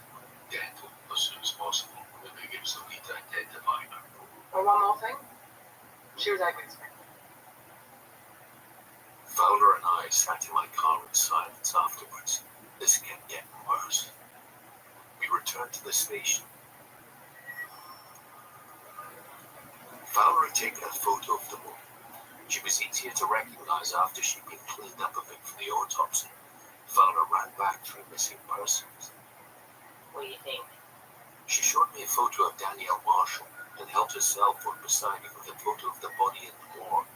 Her age, height, weight, and date of disappearance lined up, and she looked as much as could be guessed like the woman in the photo. We got an address. We went to Danielle's home. I found her parents, Barbara and Andy, there. The door was unlocked. Andy said we could come in after we knocked and announced ourselves. They were sitting in their lounge room. They both looked like they had aged 20 years in the last week since Danielle had gone missing. Photograph albums were littered on the coffee table, and on the floor, certificates and merit awards belonging to their daughter, once neatly kept in plastic-covered folders, were removed and strewn everywhere. The stale air hung with the smell of cigarettes and whiskey. Barbara's hair had a large grey streak along the centre parting. Andy was unshaved and hunched over in his recliner chair. He made no effort to get up. Andy was drinking scotch. The bottle was now nearly empty as he proffered an arm in an attempt to offer some to me. I declined. Barbara shook her head and through red-rimmed eyes pleaded to me not to judge her husband.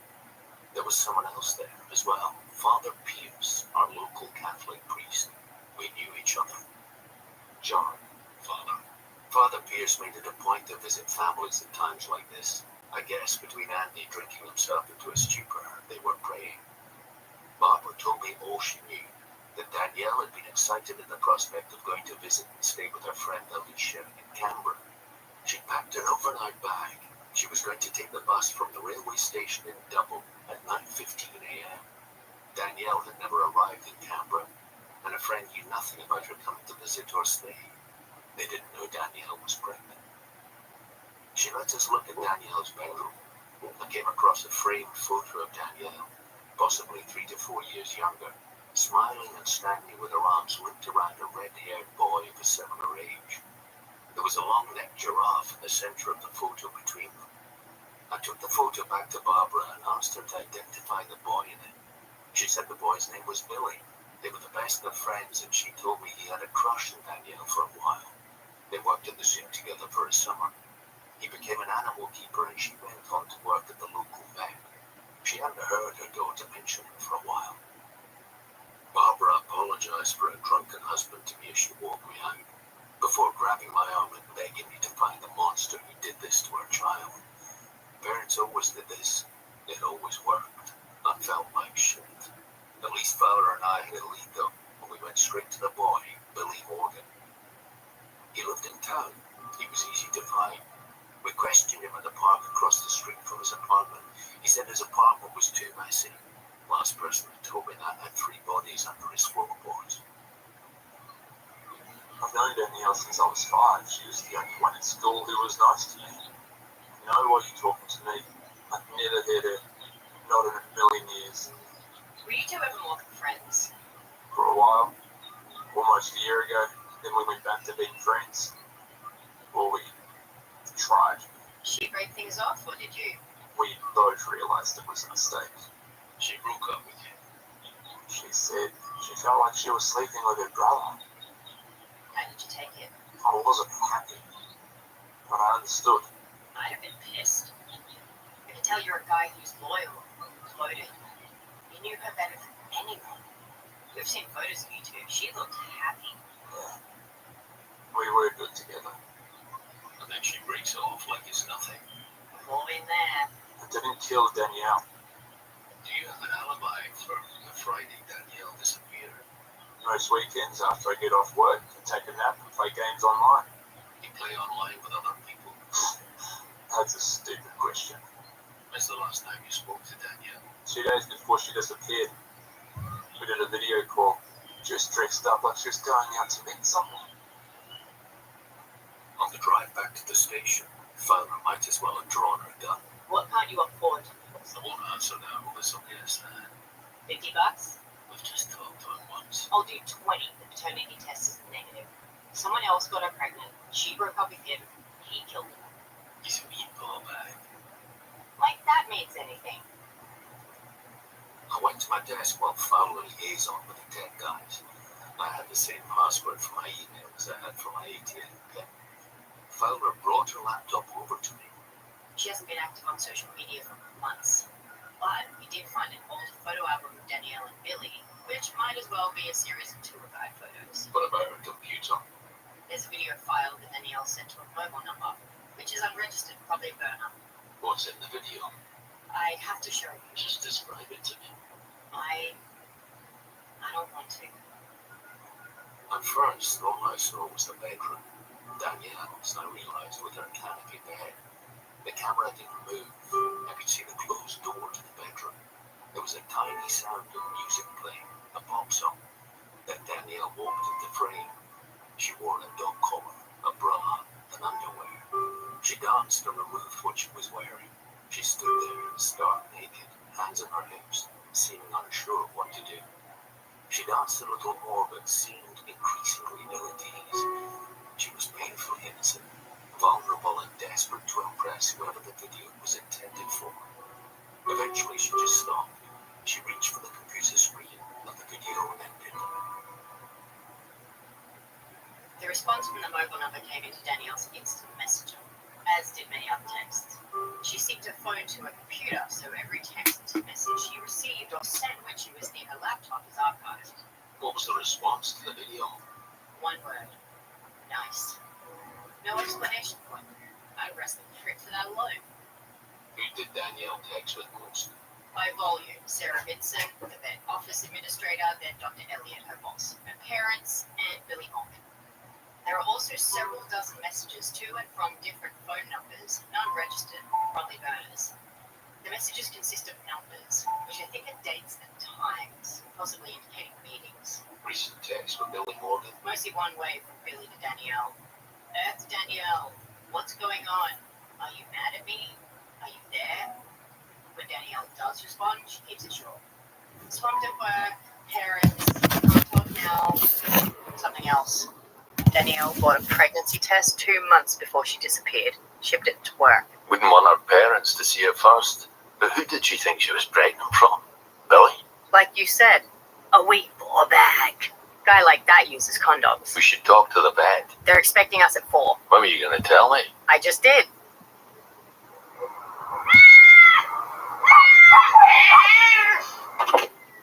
Dr. Elliot's secretary took us into one of the patient rooms to speak to Dr. Elliot.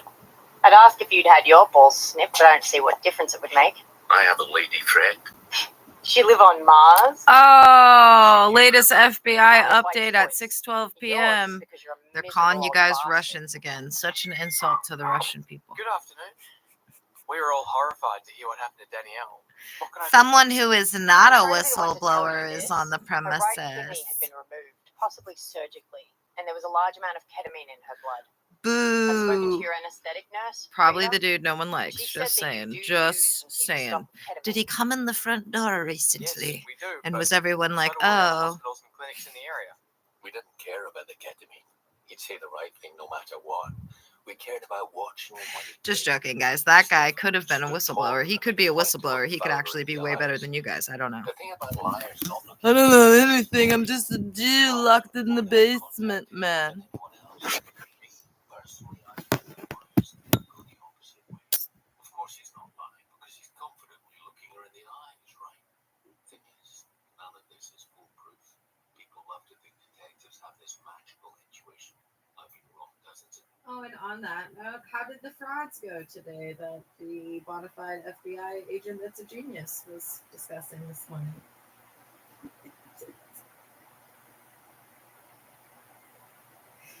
Were those satisfying? How many pages will they add to your looming indictments, I wonder, huh? But at times, you need evidence. We had none on Dr. Elliot yet. But just to confirm, Latest FBI brief. There is a Russian upstairs. What's that mean, guys? That means the FBI thinks they're funny. And they're kind of racist, dude. I love the Russians. I've never met a bad Russian. When did you last see Danielle? In the late afternoon when she left work the day before. Did you know she was pregnant? No. I had no idea. But you have to remember, the FBI has said over 50% of them are whistleblowers, so over 50% of them are Ukrainians that are just looking at the Russians, metaphorically speaking. Nodding their head, but thinking, fuck you, Russian warship.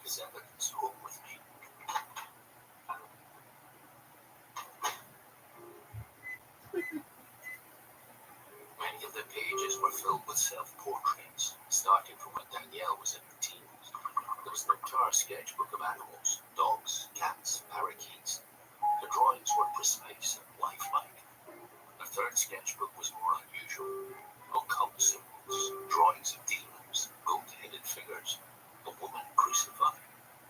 If I was holding my gun, I'd have fired it on my phone.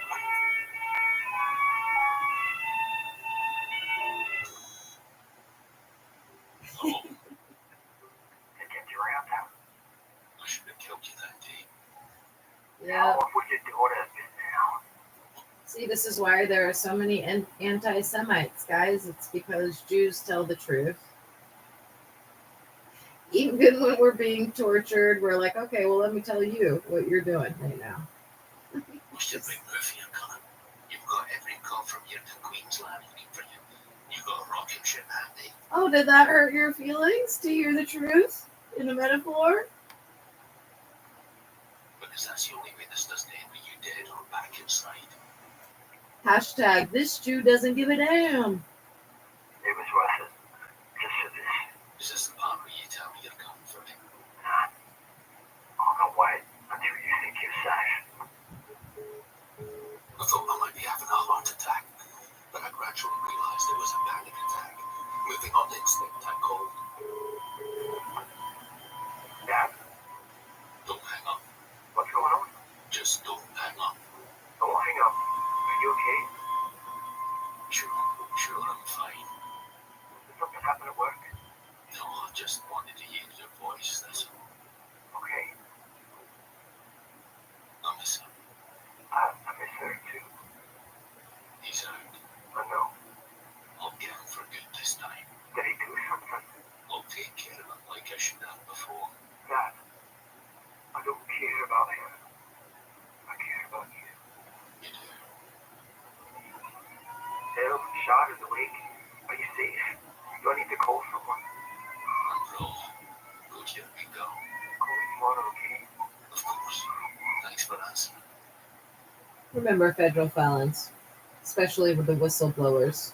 It's all right. It's all right. It's all right. The Federal Bureau of Investigation moves in mysterious ways. Speaking of them metaphorically, what are they like, guys? They're like the Olympic winners of figure skating. Okay. They have flashy costumes, music that's perfect, and seemingly inexplicable, unprecedented timing. You ever seen one of those male figure skaters throw a woman in the air for her to do a bunch of spins and flips, and then he catches her with her skull just a mere millimeter above the ice? It's a beautiful thing.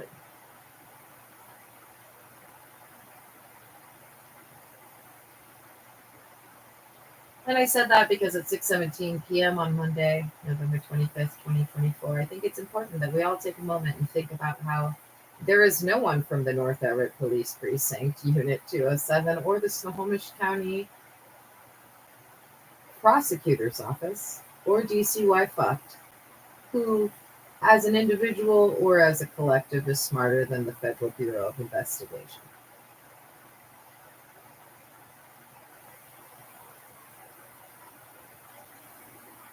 So just remember, guys. On Thursday, the FBI said they checkmated all of you federal felons and that the only way you can proceed is by either a series of gross misdemeanors or a felony, and that you require an additional person to join the list of people facing federal imprisonment in order to proceed in any way. Without immunity and with a guaranteed Class A felony of witness tampering and a guaranteed obstruction of justice charge. And then remember, on Sunday, the FBI authorized me to tell all of you that the real countdown has begun. Their countdown to detaining you. So why is it, federal felons, if over 50% of you have blown the whistle, that the FBI's last update to me was telling me that it was a Russian? On the grounds, upstairs, there be a Russian.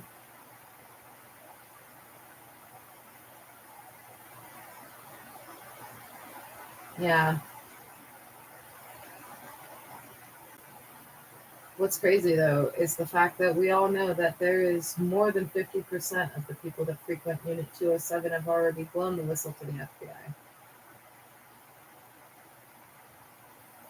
They're already informants. They just haven't been able to get the clearance to tell everybody.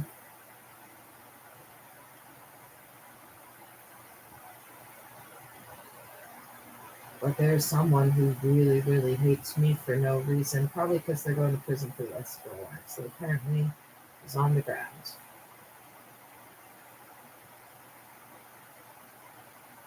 At 6:20 p.m. this Monday evening. PST. My God.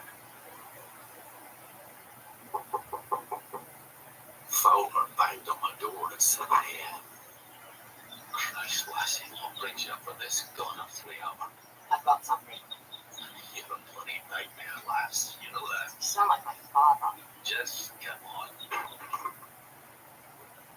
I talked to a friend in social services. She gave me this. She showed me a folder. On the first page were the words, application to adopt Billy Gunnar Adams. Below that, biological mother. Oh, back to the metaphor, calling the FBI the Olympic winners in figure skating.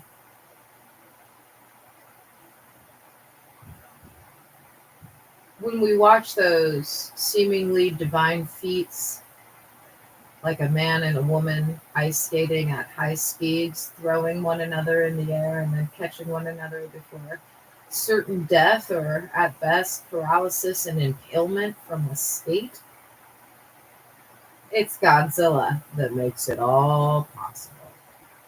So to whoever the FBI is calling the Russian on the ground, again, such an insult to all of my Russian friends, but to that person, I suggest you send your grievances directly to the Seattle FBI field office, or just turn your head towards the Puget Sound and bitch to Godzilla directly. Something like this. Godzilla, you fucking asshole. Why? Why do you make it seem as though I'm living in a soap opera no matter what I do?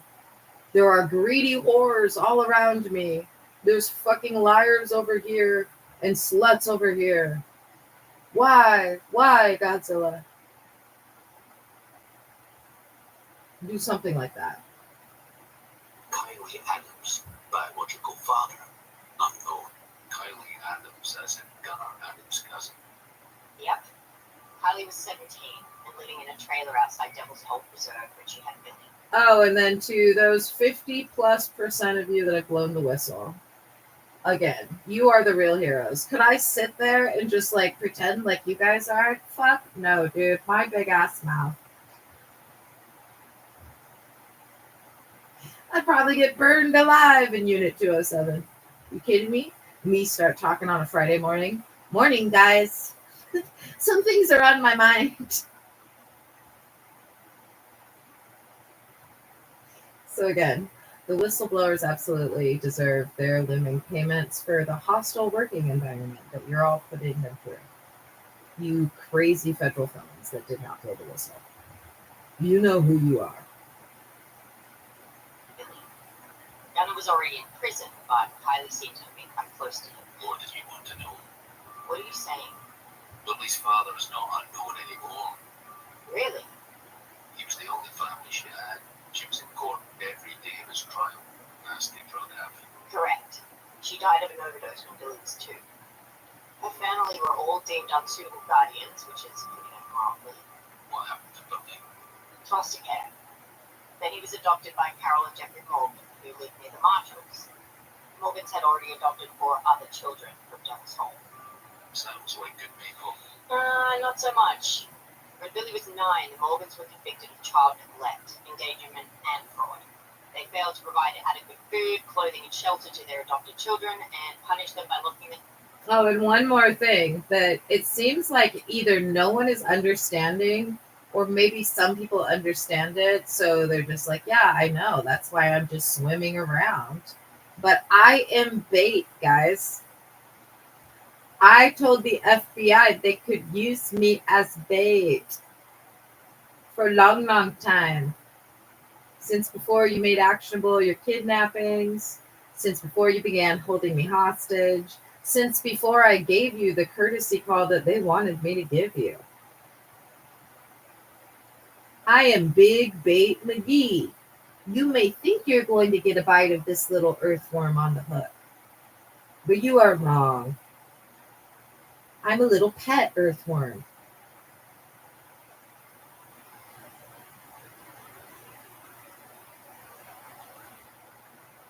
Anyway, fall back, whoever the Russian is.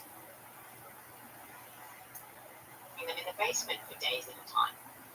They spent the money provided by the state to care for the children on vacations and cars.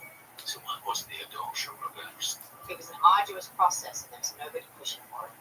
The adopted siblings were split up and sent to different foster homes, but Billy remained at the same school, which is how he and Danielle stayed close. The Marshalls became a kind of surrogate family to him. So he kept his adopted parents' name. Can you blame him? Danielle, she'd been the only constant in Lily's life. I requested copies of the visitor logs in Melbourne. Last 12 months. One visitor. Billy? Billy. We checked with Billy's work. He hadn't been in for scheduled shifts since we spoke with him. We had his address, but when we knocked on his door, he wasn't home. So we parked down the block and waited. No one tells you how 95% of this job is crushingly boring. Hours later, he showed.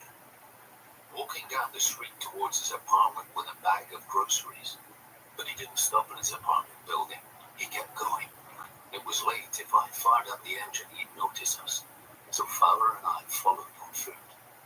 He walked and walked and walked, all the way to the Devil's Hole Reserve. A lot of Gunner's family lived there. The Macquarie River ran alongside the Devil's Hole Reserve. Gunner had sent those little girls' bodies floating down that river in a suitcase 20 years ago.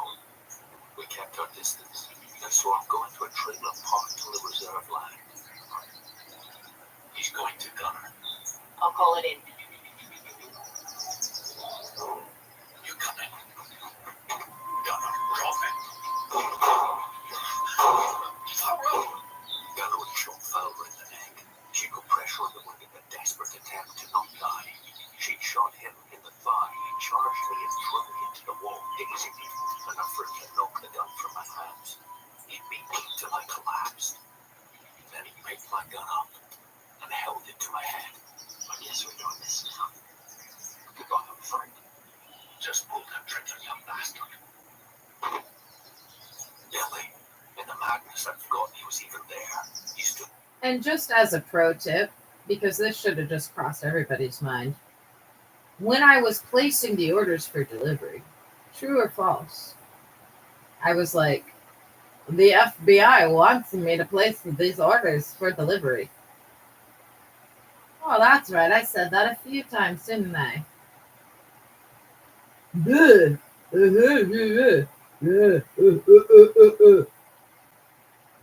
How you doing, chimpanzees?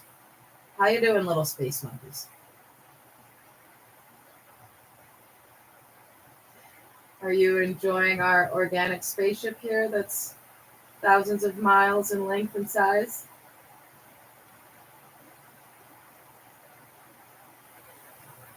Yeah, guys. Yeah. Stood behind where Gunner had been with a heavy knife block he'd used to bash Gunner's head. I'm not like him. I love Danielle. I know. With that, he ran off. The backup Fowler had called arrived quickly enough to arrest Gunner, who was still unconscious, and take Fowler and me to the hospital. That gave Fowler and I the same room with that curtain divider between us. I had a concussion and 6 cracked ribs. Fowler had lost a lot of blood, but the bullet had passed through and she was stable. Gunner had a cell phone on him. We talked to the phone company. Turns out the phone pinged 60 kilometers away from where Danielle's body was found. Oh, and if any of you geniuses are like, I have a good idea, let's send a uniform officer to her house and then have him ask her, what's in these 2 pieces of packaging outside? And then if she doesn't answer, we can get a warrant because she didn't tell us what's in those 2 packages. Just to be clear, guys, You can open those packages. You already know what's in them. Coffee and incense. And remember, the FBI said they checkmated you on Thursday, and that in the afternoon you were still pretending like you had something in your eyeball, preventing you from seeing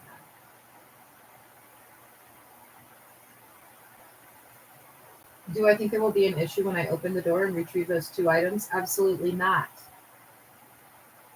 You have 1 felony left.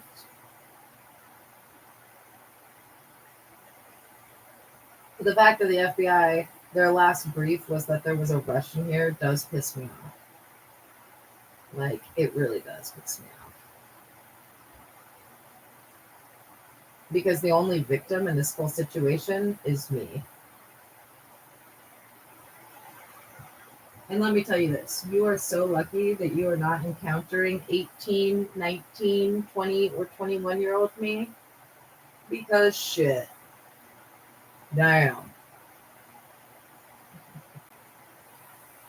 It would be a very, very different situation.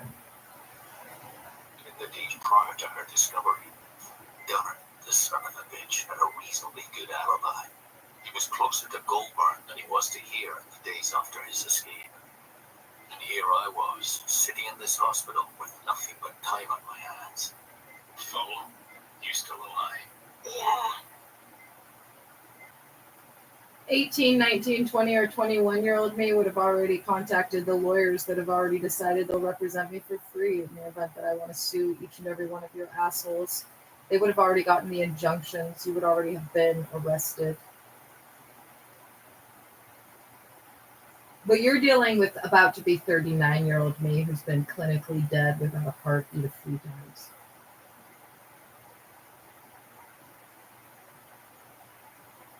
Well, at least You're welcome. Why? I just want to know. Blair, How old would she have been now?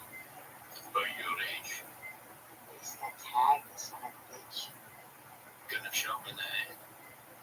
Billy has to be a suspect. Officially.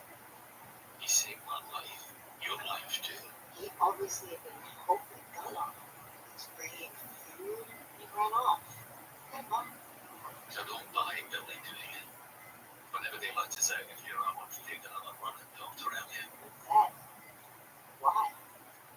When I asked him if he knew Danielle was pregnant, he said no, flat out, no hesitation. It wasn't a surprise to him. Once Fowler and I were on the mend enough to get out of the hospital, we visited Dr. Elliot at his suburban estate house. His wife Lisa answered the door. She must have been 7, 8 months pregnant. Dr. Elliot wasn't far behind her. He was less than pleased to see us. If you needed to talk, you could have called. He took us inside. Off the living room, the door to his study was open. Through the doorway, I could see a large winged and horned statue. Ornaments and artifacts of satyrs and minotaurs, daggers with ornate handles and glass cabinets, scrolls and parchments tightly bound with red ribbon and sealed with blood-red wax, sitting next to wooden boxes filled with feathers and animal teeth. There were also sculptures featuring ritualized animal sacrifice, orgies, and some incredibly ornate wooden masks with a mix of human and animal features. Dr. Elliot saw me looking into his study and attempted to be casual as he closed the door. Collecting art is still not a crime, correct? We can talk outside the garden. We let him go out first, and I lingered behind with Fowler. Does study remind you of anything? Danielle's sketchbook. It was a lovely rustic garden with a brick patio and a little waterfall feature. You told us that you saw Danielle on the late afternoon when she left work. We have security footage of an eyewitness who said otherwise. Why did you lie? My bum was out the window in that one. We got up on the spot. I was fishing, but the look in his face was as good as catching a barramundi. Danielle knew I was driving to the city that evening. She called to see if I could give her a ride. You drove Danielle into the city. No, by the time I arrived, she changed her mind and asked me to drive her back home, which I did. Did anyone see you drop her home? I don't know, I wasn't looking. Why would she call you for that? Like I said, she knew that I was driving to the city. I make the run every Friday evening to get supplies for the clinic. If you drove to the city, you must have stopped to get food. gas or stayed overnight at a friend's place or hotel. You never received one of those places? I didn't stay overnight. I didn't need to get food or gas. I do the trips in under 3 hours. With a pregnant wife, I don't like not being home at nights. Where did you get your supplies? 24-hour self-storage facility. I can give you a phone number. We just need an alibi. Plan on needing an alibi because I didn't kill anyone. Didn't kill anyone or didn't plan on killing anyone. But you did have sex with Danielle. No, I could have hugged Fowler. I hadn't been so proud since Blair was a wee girl. We were both thinking it. Dr. Elliot took a second to shut his jaw, which had dropped. I'm a married man with a child on the way. We have fecal tissue from Danielle's wound, which we can test against your DNA. He looked away for a long moment. Then, We had sex several times. Danielle looked up to me. She was lonely, young, beautiful, and attractive to me. I was weak. I shouldn't have. yeah, you found Billy. Where? The church. The church property included a cemetery, chapel, priory, and groundkeeper's cottage. The cottage was cordoned off by the time we got there. Father Pierce, the priest who had comforted Danielle's parents, You think there's some people that live in Georgia that are like from the country of Georgia, and they hear that song by Charlie Daniels Band and think that it's about Billy's them? body hung from a thick rope tied to the rafters. After we cut him down, we found a folded piece of paper in his pocket. It was a handwritten I feel like there has to be at note least one containing teenage boy who the words, imagines that. I killed Danielle. I deserve hell. Sorry. I know you liked it. Some I need to wannabe see what Dr. Solomon says. cowboy What? living in the Maybe country of staring Georgia. you in the face. I know that's what he looks like. What it looks like. Think about it. How did Billy remove Danielle's kidney with surgical precision? Did he secretly attend medical school? I hear you, but he confessed. Danielle's parents need to move on. Gunnar is in custody. You need to move on. You just don't want to because then you'd have to get a life. Maybe Fowler was right, but I still went to see Dr. Solomon when she was doing the autopsy. Is it possible he didn't kill himself? The ligature marks around the neck are consistent with strangulation rather than a broken neck. But most people don't know how to put on a good hanging medication. That's neither you nor me. No signs of a struggle I've found so far. But since you're here, you can't turn him over. There was a small circular ring-like bruise on Billy's back. What's that? I don't know. Dr. Sullivan took several photographs of the ring-shaped bruise. Then she measured the diameter of the ring and the thickness of the ring line. I unholstered my gun. What are you doing? I pressed the barrel of my gun against the palm of my left hand and applied pressure for a few seconds. Then I removed the barrel, revealing a pattern similar to the one on Billy Morgan's back. I held out my hand to Dr. Solomon, who compared the two, then nodded. Imagine where you'd be in your career if you had your shit together.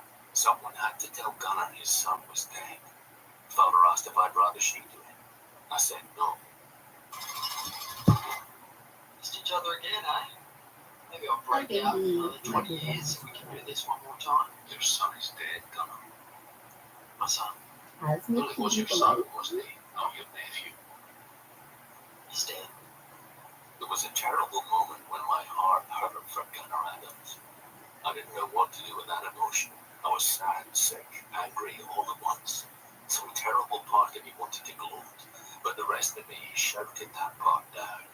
Instead, I just saw the face of someone who'd lost their child. I guess even back men love their kids. Yeah, Suicide. Bull. Tell me why. they killed him. Who? During COVID. As a high priest, they made sacrifices, bodies, organs. Danielle was part of it. She must have gotten scared and wanted out. Then I let people out. Billy had figured it all out. He told me. Who's they? You are normal. People think they should trust doctors, cops, priests. When did they do the sacrifices? Devil's Hole. Deep into the woods. 2 kilometers past where you found me in the trailer. They say storms are induced in any ritual. The electricity in the air. They'll be meeting tonight.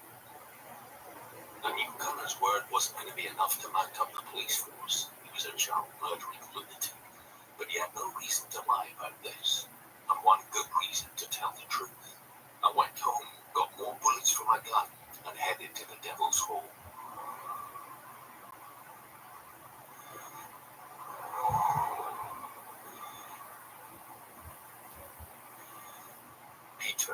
calling me. It picked the worst possible time to want to chat. I finally shut the phone off. It was dark and the pouring rain made for poor visibility. I parked on the reserve. The moon was hidden behind the dark, low clouds. It was pitch black across the grassed area. The pathway was very muddy and I slipped a few times. My mind was in overdrive, a whir with everything now piecing together. The satanic objects and books I saw in Dr. Elliot's home, the sacrificial removal of Danielle's kidney. Finally, as I trudged through the woods, I heard something. Voices. Then, the chanting abruptly stopped. I felt two sets of hands clapping to me. Two large men dragged me to a circle of people dressed in long, black, hooded robes. They held their hands high above their heads as they chanted and hummed, moving in a clockwise direction. They were barefoot. Within that circle was another, smaller circle, 10 or so naked people moving in a counterclockwise direction, dancing as they held their hands. Their bodies writhed and skipped as they chanted, their heads adorned with thorny wreaths of flowers as the wailing increased. Within the circle of naked people at the center stood a large, heavy stone slab. The slab was surrounded by neatly tied bundles of plants, bushes, and tree branches. A small red velvet pillow had been placed at the head end. A naked woman picked up the recently decapitated head of a goat that had been sitting on a large silver-colored bowl. She held the goat's head high above hers, its dull black eyes staring emptily as she threw her black hair and allowed the blood to trickle down the front of her body.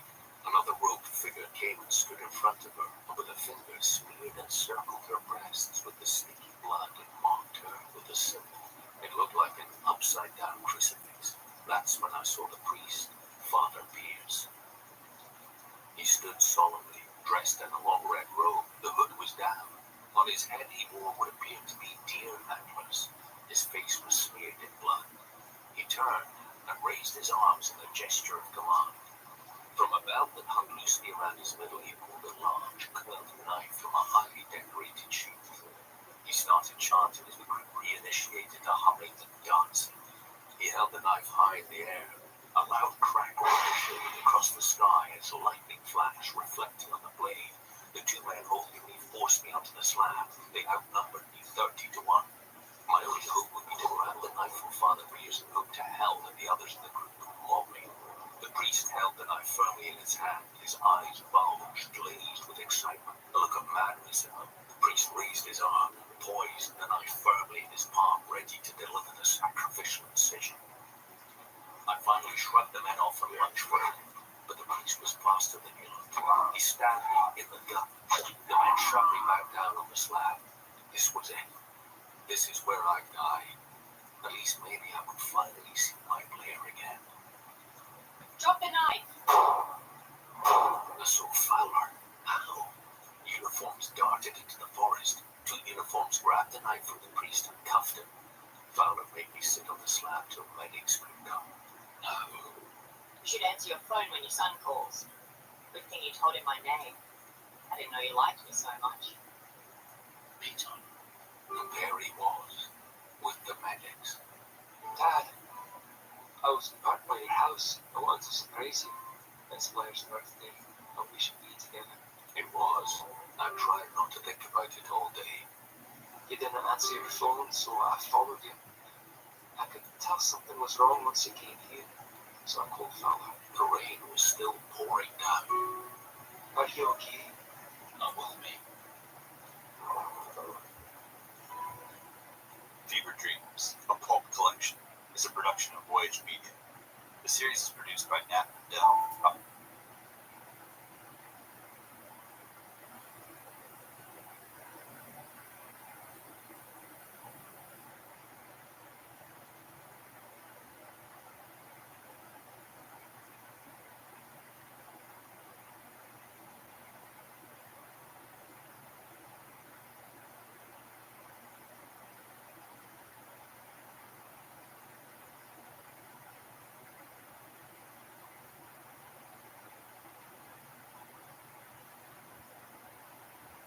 All right, another new podcast. This one's called The Gentleman from Hell.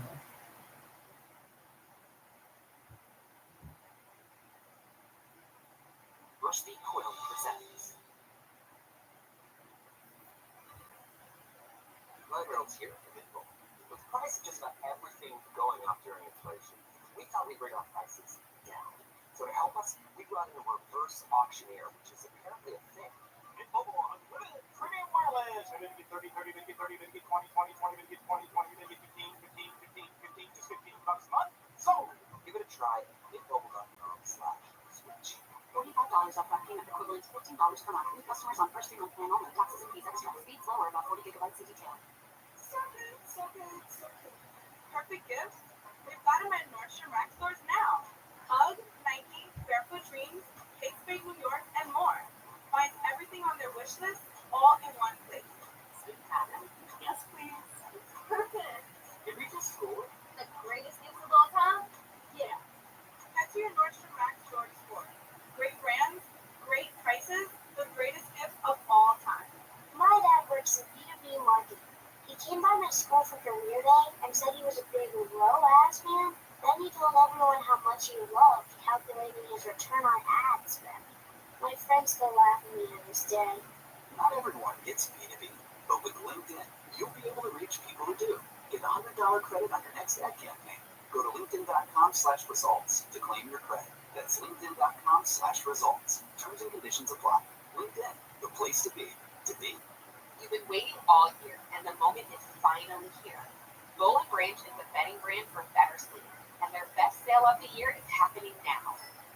Right now, you can get 25% off the organic cotton sheets loved by millions of people. They feel breathable, luxuriously soft, and get softer with every wash. Shop Bowl & Branch's cyber event with extended returns for the holiday season. Hurry to bowlandbranch.com and use code BUTTERY for 25% off everything. Limited time only. Exclusions apply. See site for details. Ready to pop the question? The jewelers at BlueNile.com have got sparkle down to a science, with beautiful lab-grown diamonds worthy of your most brilliant moments. Their lab-grown diamonds are independently graded and guaranteed identical to natural diamonds, and they're ready to ship to your door. Go to BlueNile.com and use promo code LISTEN to get $50 off your purchase of $500 or more. That's code LISTEN at BlueNile.com for $50 off. BlueNile.com, code LISTEN. 1-800-Flowers.com knows that a gift is never just a gift. A gift is an expression of everything you feel and helps to build more meaningful relationships. 1-800-Flowers takes the pressure off by helping you navigate life's important moments by making it simple to find the perfect gift. From flowers and cookies to cake and chocolate, 1-800-Flowers helps guide you in finding the right gift to say how you feel. To learn more, visit 1-800-Flowers.com/ACAST. That's 1-800-Flowers.com/ACAST.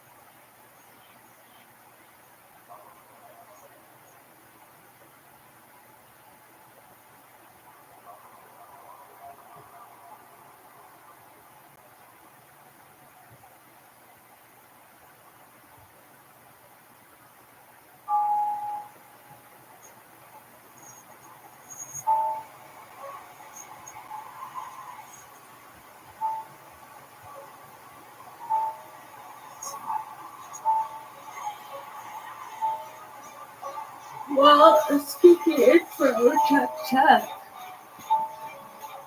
I like the intro. It's definitely spooky.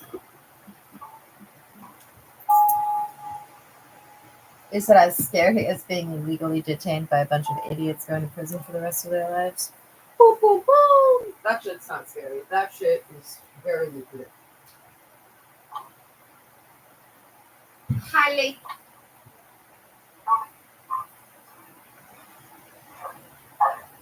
And on that note, the FBI would like me to do another tour of Mystic Wynn's house, which continues to look pretty much the same as it did after the second actionable kidnapping, over a 6-day period of time for which the FBI is confident they'll be convicting more than a couple of people from Unit 2074. On call of the week. In touring Sparrow mass disappearance of 1999. In its long, chilling case that has perplexed authorities and experts for over 2 decades, the small country town of Cold Sparrow experienced one of the largest mass disappearances in modern history, leaving behind only unanswered questions and a lingering sense of unease. Cold Sparrow, once a quiet and unassuming town, found itself at the center of global attention 24 years ago, when every single one of its inhabitants vanished without a trace. Among them was its most conspicuous resident, billionaire Benjamin Veers, known for its eccentricities and reclusive lifestyle. The disappearance of Veers, along with the entire population, turned Cold Sparrow from a mere speck on the map to the subject of one of the most baffling mysteries the world has ever seen. Despite extensive investigations, the authorities remain as baffled today as they were on the day the town's population disappeared. Over the years, theories have ranged from cult activity to mass kidnapping, but none have brought investigators any closer to understanding what happened to the residents of Cold Sparrow. The case, which has seen numerous leads over the years, none of which have panned out, continues to be a source of speculation and intrigue. Experts in various fields have tried to piece together the puzzle, but the lack of evidence and the sheer implausibility of the situation have left even the most seasoned detectives and researchers at a loss. As the years have progressed, the story of Cold Sparrow has become something of a legend, a modern-day mystery that challenges our understanding of what is possible. The disappearance of the entire town. Yeah, the federal felons are increasingly panicked, according to the FBI this morning. Increasingly panicked. There's Garrett's bed. Indy's bed. Their bedrooms since the age of 1 and 3 until the idiots upstairs decided they were going to go to prison for the rest of their lives and kidnap my children and pay me millions of dollars. All of which is exactly what will be occurring.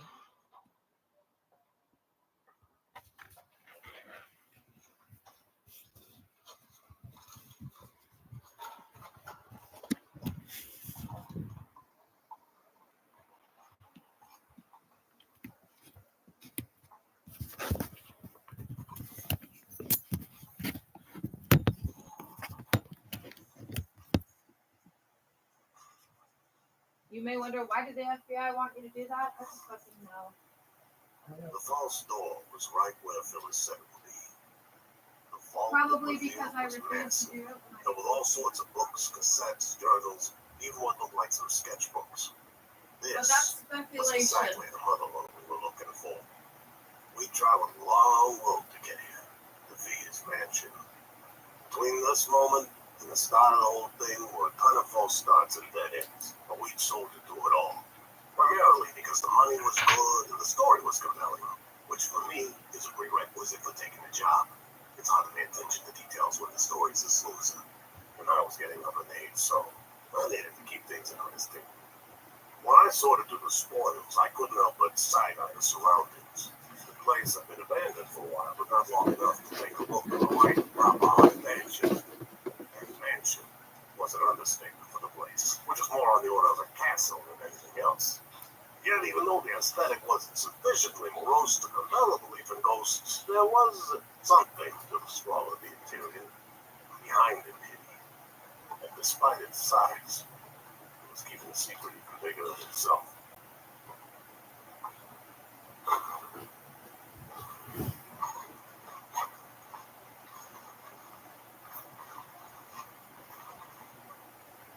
For the first time in a string of Blue Mondays, I was about to know something that reminded the guy I got through so much trouble to find. I sifted through stacks of media looking for something suitable for a proper introduction. It took me a bit, particularly some of the stuff was dated. I eventually came to a journal marked a brand new chapter.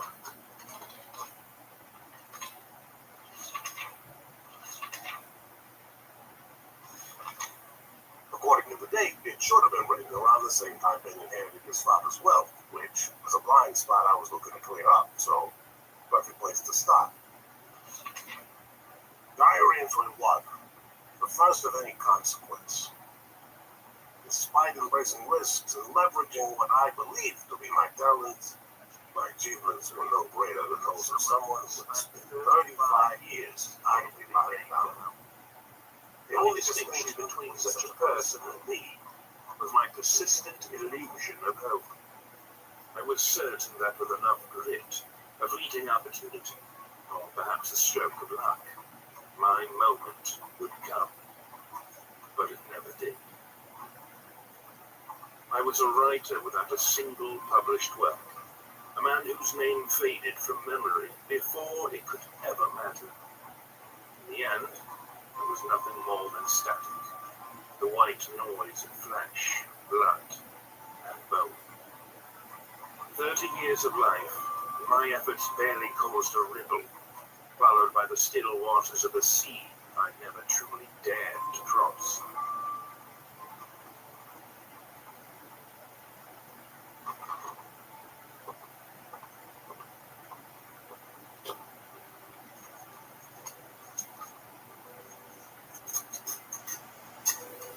The letter had lingered on my counter for some time, forgotten in a haze of neglect. I usually tossed my mail without a second glance.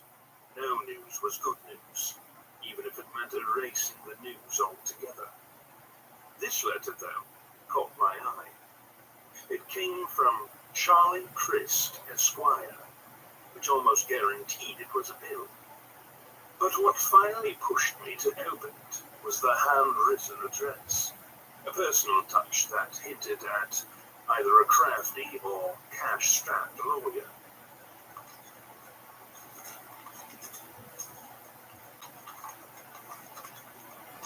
The letter read, "Dear Benjamin, I hope this letter finds you well. I'm writing to share some important and unexpected news regarding your family, which I understand may be difficult to receive. Regrettably, your father, Edward, has recently passed away. Time often brings changes we cannot foresee, and in the wake of his passing, I must inform you that he has named you the sole beneficiary of his estate, which includes a considerable fortune. Given the estrangement in your relationship, I realize this news may stir a range of emotions. You may need time to process not only his death, but also this sudden change in your circumstances. It's my hope that this inheritance might serve as an opportunity to reconnect with a part of your father's legacy and offer a chance for reflection or healing. As the executor of his will, I'm here to guide you through the legal process at a pace that feels right for you. If you'd like to discuss the details, we can arrange a meeting or a phone call, whichever suits you best. Take all the time you need, and know that I'm here to support you however I can. Sincerely, Charlie Christ."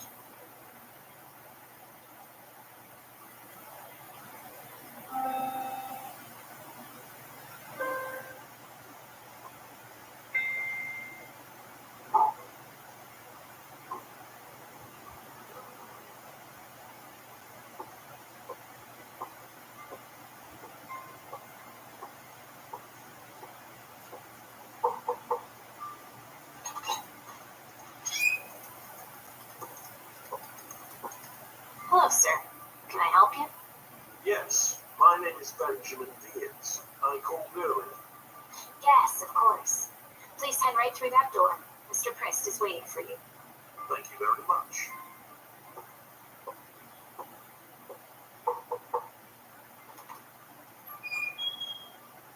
Mr. Chris, I'm Benjamin Diaz. We spoke on the phone.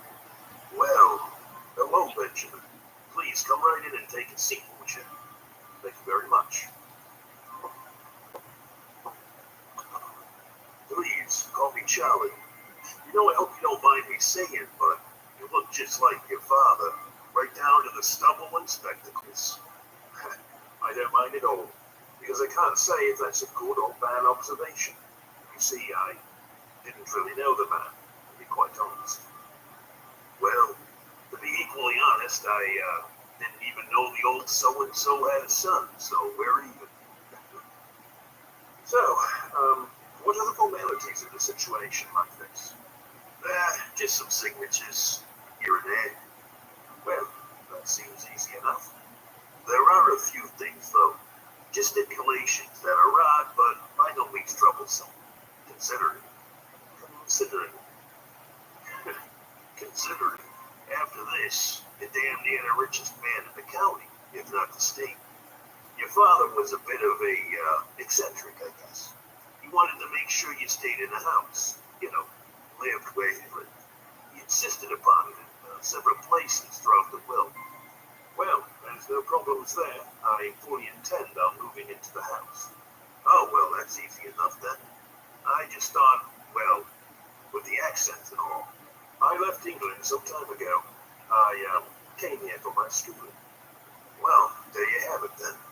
The only other thing was that you listened to, in private, an audio tape that your father left for you. I take it that's no customary to the traditional process.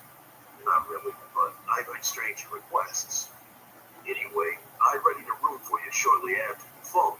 So once we're all done with crossing T's and dotting I's, I'll get you right in there. That sounds fun. Well then, let's get down to business.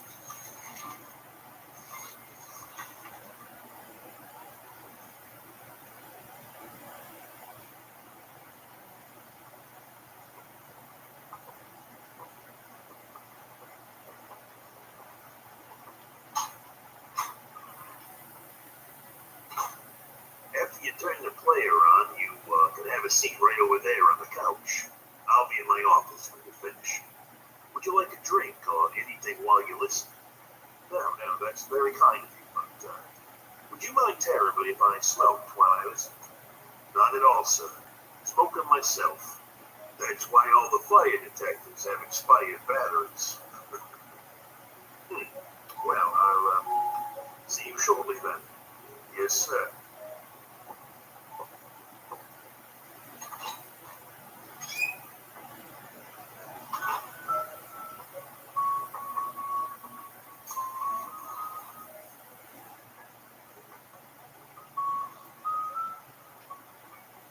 It didn't take long for the lawyer to start cozying up to me, no doubt hoping I'd secure his services, as my father had. But to be quite honest, I was as ignorant of legal formalities as I was of opulence. But I suppose I'd learn my way about both in time. There was an ominous quality to the moment, waiting to hear my father's voice for the first time. I didn't want to make a moment out of it, so I simply pushed play on the machine and took my seat upon the sofa, cigarette in hand.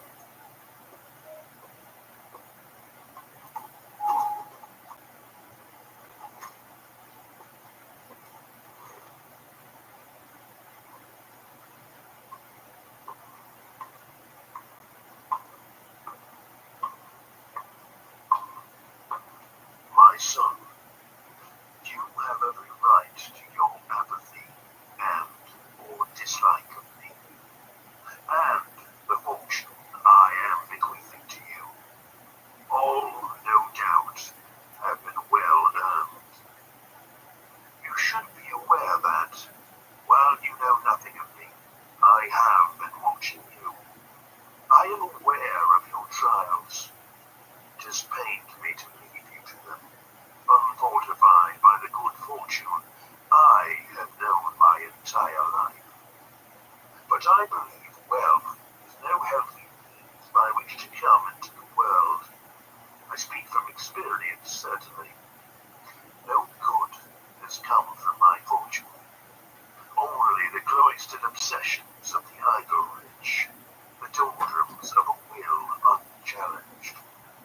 But you, my boy, you have vision, and the will to see it done. And now you have the means.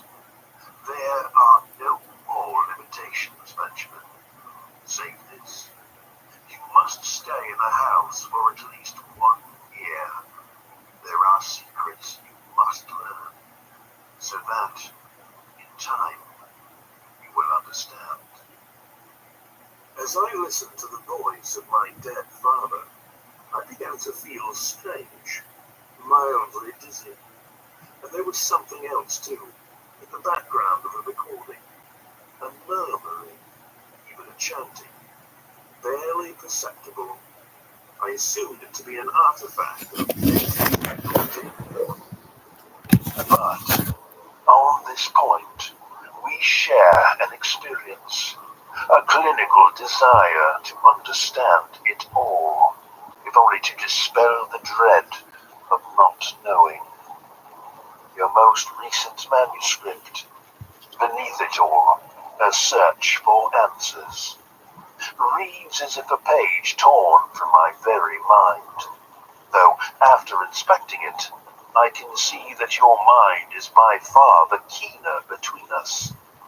Still, I can see that my obsession had become you as well. But perhaps, unlike myself, you will acquire some peace with them by satisfying them once and for all. This, my lost son, is my gift to you. The possibility of final clarity. I wish you well the rest of your journey. For if you are listening to this, mine has at last come to an end. Farewell, Benjamin. Perhaps we will meet again in a world more welcoming than this one.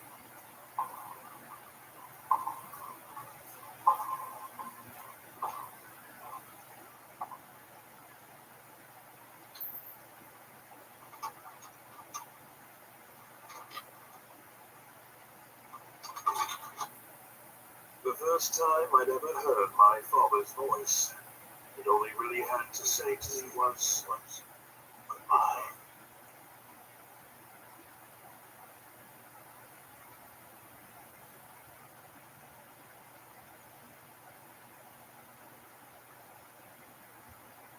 You gonna keep me in suspense, or are you gonna tell me what you found? About a metric ton of Ben's personal journals, all sorts of cassettes and whatnot, just what Phyllis sent me. Going through all this stuff's gonna take forever. How's the city look? You know, you've seen one ghost town, you've seen them all. Though, the place does look pretty good for being abandoned as long as it has. By the way, I found a spot where the FBI set up shop while they collected evidence. Probably been gone through by every thrill seeker and legend tripper within 100 miles of here. I doubt there's anything left to find. Yeah, but it does like to check. You never know. Not like someone who couldn't drop evidence on their way out of a crime scene.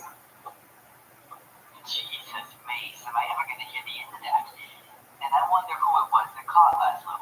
You or me? Yeah, I never doubted your business acumen for a second. Anyway, I'm gonna head out and set up the generator. Keep an eye out for Phyllis. I told her to meet us at the mansion, but the city's set up like a maze. I might have even had to consult the map a few times myself to find the place. Well, she is a psychic, so I'm thinking she'll manage.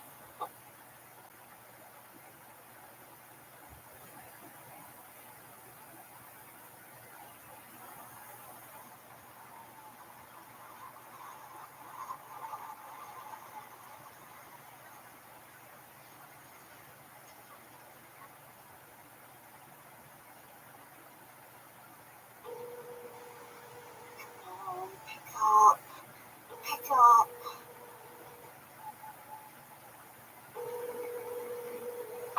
Hello, you've reached Leon Oates of Apex Intelligence Solutions.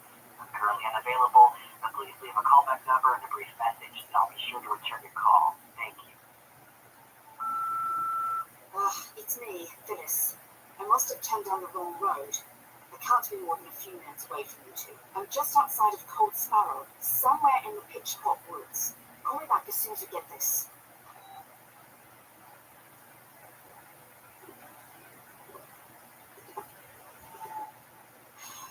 I don't care if I quit. If I'm going to enlist in the woods, I'm at least going to have a cigarette.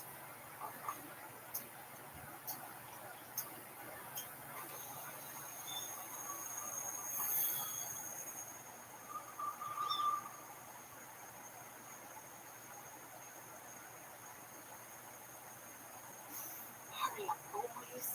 Call me back, won't you?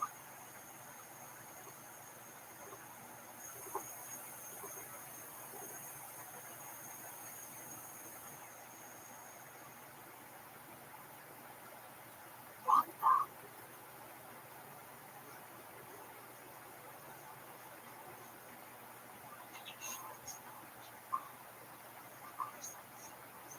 Is someone out there?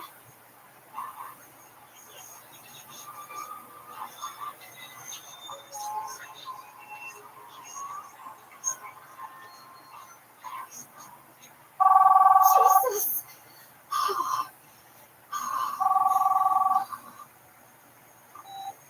Hey, Phyllis. Called you as soon as I got the message. Reception is garbage out here.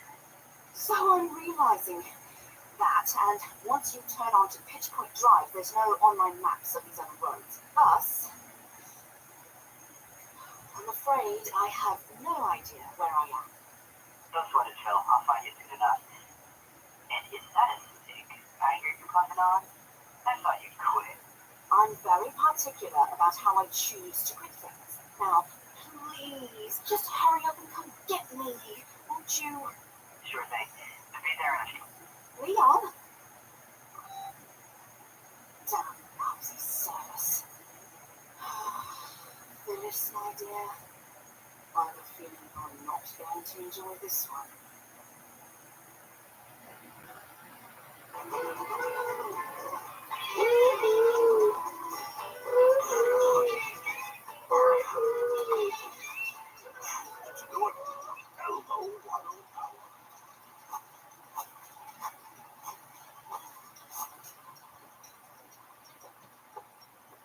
Tell me, baby.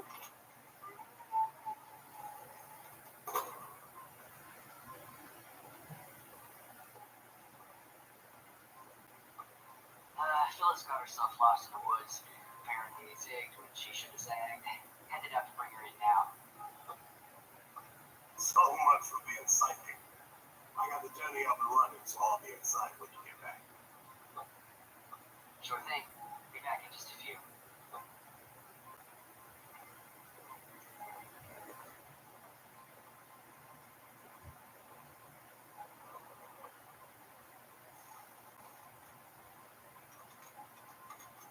Hey, federal felons, don't make me reread the FBI's favorite cease and desist letter for you. Don't make me reread the November 16th letter till tomorrow, guys. Anyway, we were only being paid to hunt for the one guy, the rich one. Then he is. After the snippet I read from one of these journals, it was about 500 consensual voice. Many cassettes with no particular order. So I just swiped the first one that caught my eye. It was titled Existential Obsessive. Existential obsessive. I love it. Is the inordinate sum of absences one experiences as an outliner. The loss of faith, trust, or even truth. I am alone because I cannot make peace with my own ignorance. The ignorance that all of us must reckon and eventually yield to. I have not, because I cannot. My stubbornness is inscribed upon my very genes, or so current science would have us all believe. Disorder, they say. I need to know more than anyone could, or probably should for that matter. One medicine after the next, and still there's yawning vacancy. I must know why. Where do we come from? Why are we even here? Where will we go when the sun ceases to rise? Is there a heaven? Or, God forbid, a hell?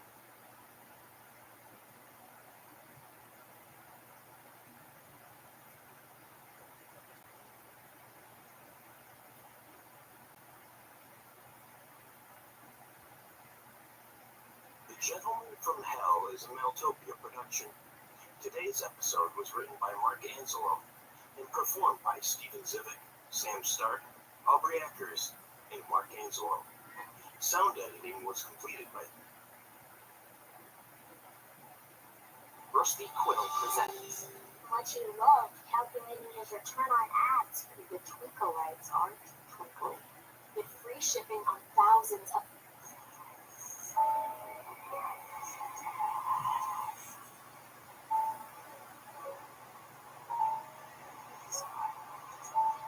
Let's give it another episode and see how it is.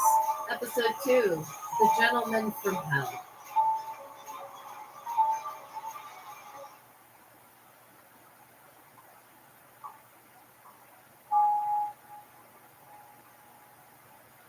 I can't tell if this one's a winner or not, this podcast. I need another sample.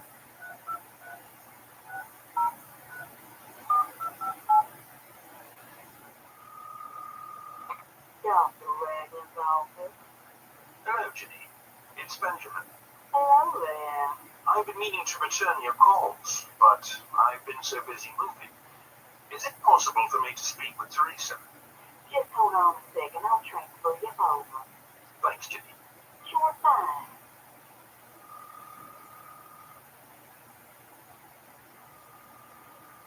Hello, this is Dr. Ragland. Hi, Teresa. It's Benjamin. Why, hello. How's everything going? Just fine. I wanted to get back to you sooner, but Oh, I completely understand. This is a huge change, and I can only guess how busy you've been.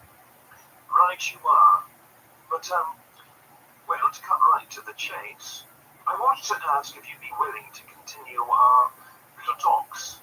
By phone, I suspect, given the distance. Whichever you might be more amenable to. I know I'm officially out of the state's hands now, beyond your jurisdiction. But I'd much rather speak about all this with someone I'm familiar with. Someone I feel comfortable confiding in. And of course, there'll be no more complications concerning payment. Absolutely, Benjamin. As you know, I have my private practice, so I'd be happy to. Thank you, Teresa. I truly appreciate it. I'll ring you just as soon as I settle in, nail down times and whatnot. Sounds good. By the way, am I to assume I'm officially on the record? Yes, I'm still making recordings. While I may be busy living the good life, I'm still keeping up with my neuroses. Well, there's no cure for obsessive compulsive disorder, so if it works, it works. Well, I don't know if it works, but it certainly helps. Thanks again, Teresa. I'll be in touch. Sure thing. Talk to you soon.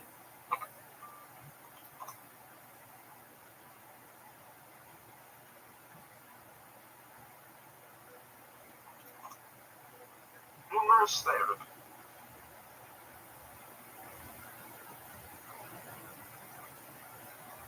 No, you can't play on hardcore.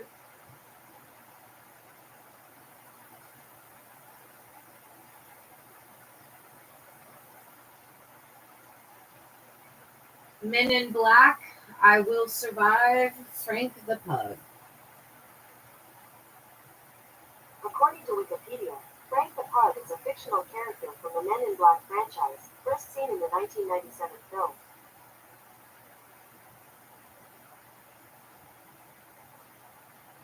Oh, I believe Wikipedia 100%.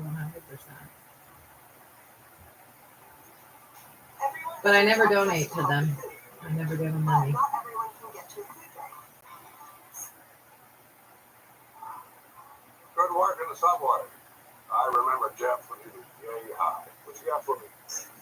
Take a look out that way. You see those guys in black suits? They were FBI brief. Sorry to say this ahead of time for those of you listening. Told you so, cunt. Pick you out of home. You want to look like me when you hit 50? Ish. I'll be in the gym if you need me. Also acceptable pronouns. Remember, guys, bitch, Falco, E40 when I'm in the right mood. I'll let you take tea with you and make a report. These are some of the things I'll respond to. Also, Frank the Pug. Frank the Pug. Passports, no rush. Out of here, Jay. You look got this stuff. You realize I would like to self-identify as Frank the Pug, everybody. I hate that. But hey, plus you can't count L. I mean, she wanted to go back to the morgue. I helped her.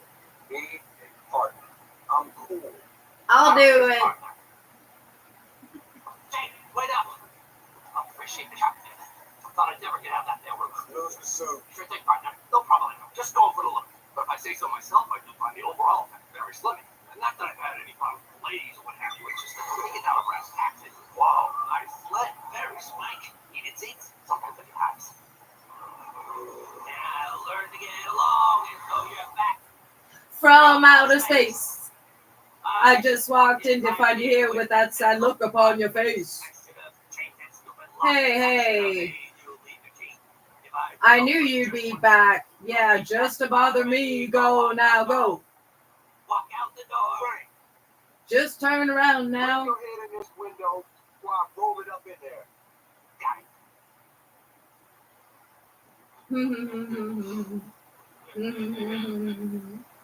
Frank.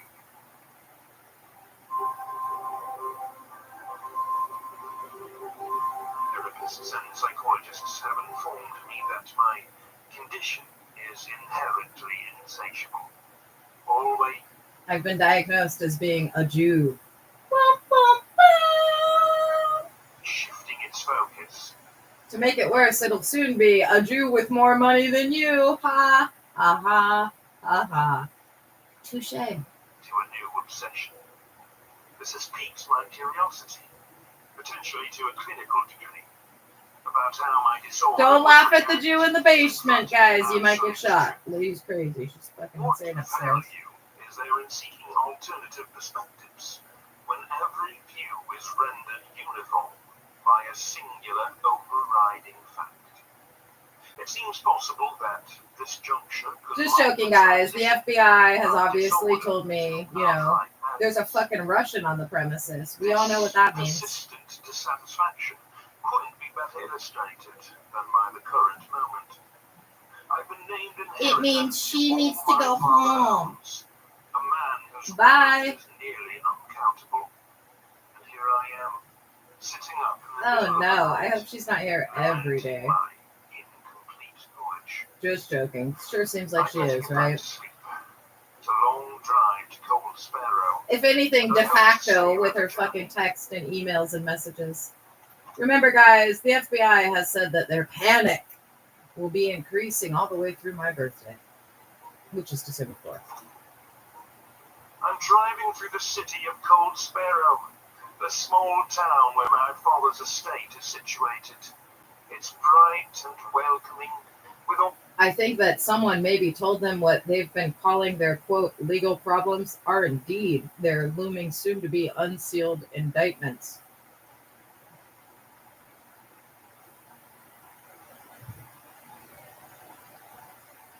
the charm of a quaint pastoral town. Tree-lined roads, manicured lawns, old houses that have been religiously maintained. I imagined the place could pass for a bit of living nostalgia, snatched right out of someone's dreaming head. It wasn't long ago I passed through a place like this, envious and wondering at what sort of life I was missing, what comforts I'd never known. By the time I'd end up back at my flat, the vision would be like a colourful echo, reverberating, contrasting against. And if you weren't here this morning, the bona fide FBI genius that clocked on somewhere between 5 a.m. and 5:30 a.m., well, he told us that there was a psycho woman upstairs going to prison for the rest of her life, and that she had many frauds to attempt today.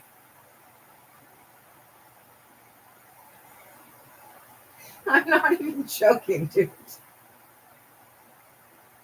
Go outside and get your coffee, Mystic Quinn. No. No.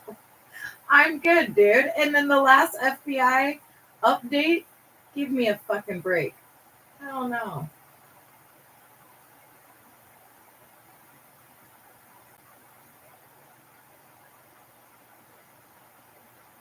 Dude, I'm not even kidding you. Watch the live stream before this, okay? Rewind to right between 5 and 5:30 a.m.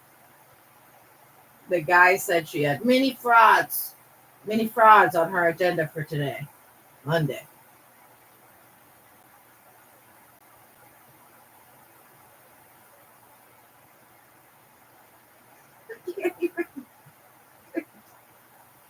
It is to the point where it is so absurd, and I'm just like, oh my God, just let him sweep you guys up already.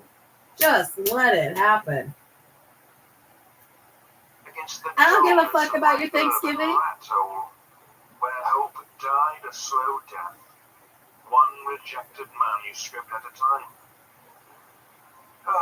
But here I am, driving to my new mansion, the nicest little town imaginable.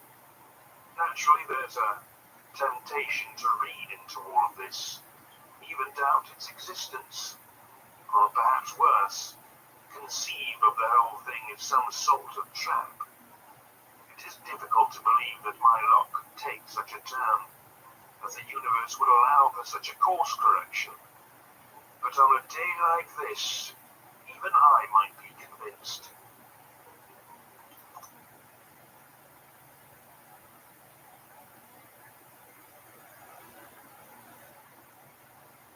And that, ladies and gentlemen, is but a small sample of what we're dealing with. There's lots more where that came from.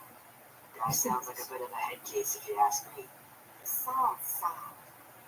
We should get moving on some of these names.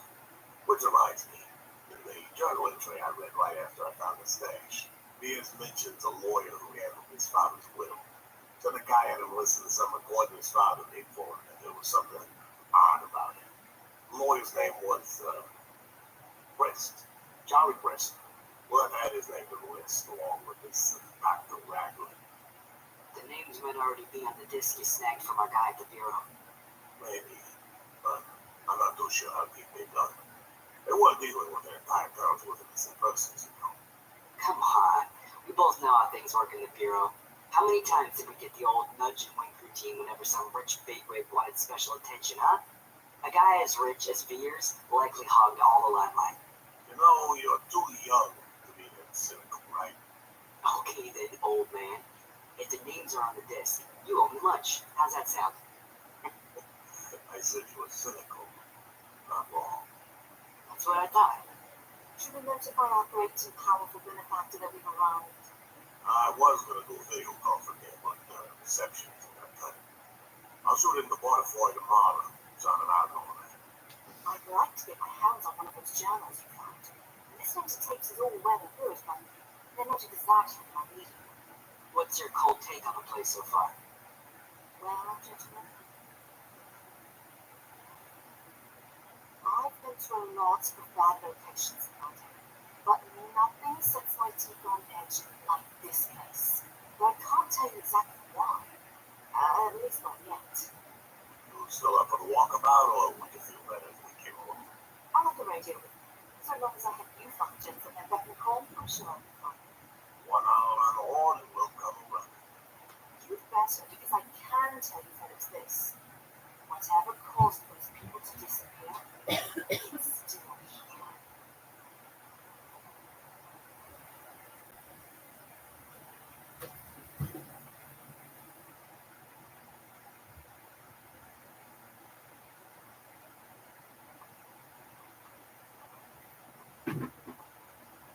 Alright, I got all our stuff back into the rooms, which are all side by side near the back of the house. Figured we didn't want to climb all those stairs every day. And here I was hoping we'd get to use the elevators. I sure could have used them while I was lugging the Veers collection down here. Christ, I had to make about 5 trips. Guy must have really liked the sound of his Now, own to you voice. federal felons who decided not to blow the whistle and chose instead long-term life sentences, federal imprisonment, to those of you that decided that, I just want to remind you, don't be a coward like Hitler. No, you wanted to go down with your ship, so you're going to stand up. And you're going to go down with your ship. Or, given that it's not yet Thanksgiving, but it's just a hop and a skip away, You're going to blow the whistle and beg and grovel and take whatever accountability you need to.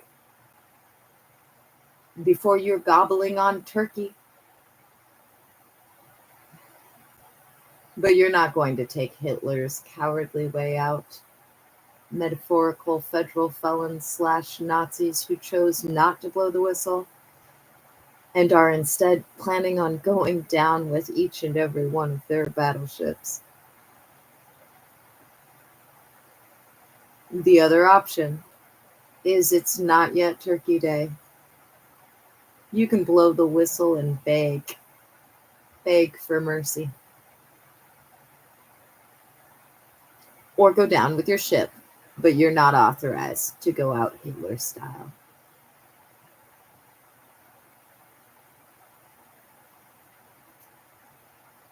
Let's go with 2 decades. But you're welcome to try them. Just don't be surprised if they don't go straight out. I thought the Historical Society was keeping the place up, that they wanted to turn it into a museum at some point. So paying the spectacles one thing, but those elevators probably need a complete overhaul. Well, gentlemen, I think I'll save my walkabout for tomorrow. I'm feeling a little wiped out from all the day's fun. Besides, my mojo, as you two are so fond of calling it, works much better after a nice breakfast and a hot cup of tea. I trust one of you is capable of a fine English breakfast. Well, that depends. Do the English like corned beef hash, bacon, sausage, eggs, toast, and flapjacks with maple syrup? I can't speak for all of England, but this Englishman can make do with that.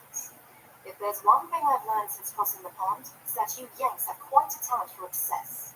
When you say Yanks, you mean us, right? I thought you were officially one of us. There are precisely 2 things I'll never forgive my mother for. The first, coming here in her 60s to start a business, and the next, obliging me to follow so I could take care of her while she passed. An event that took the woman nearly 20 years to complete. Now I'm stuck here. And despite what some official agency or other might now attest, I am, and will always be, British.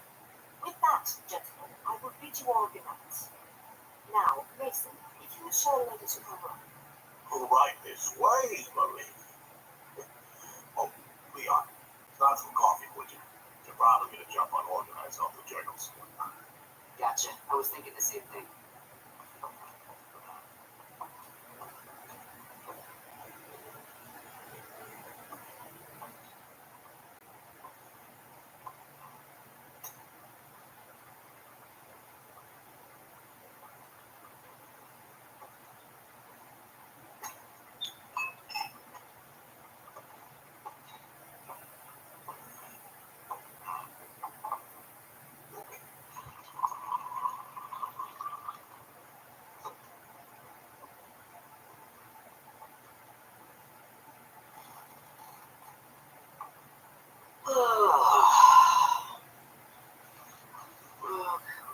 Where the hell did I put that notebook?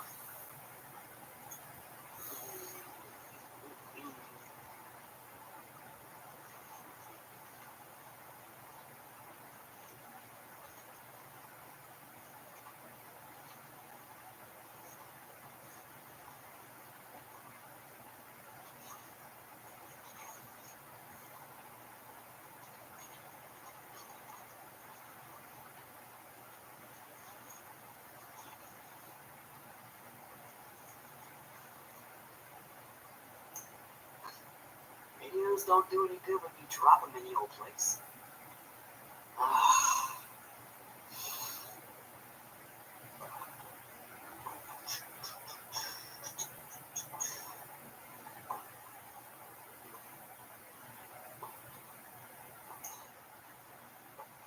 Where the hell is it coming from?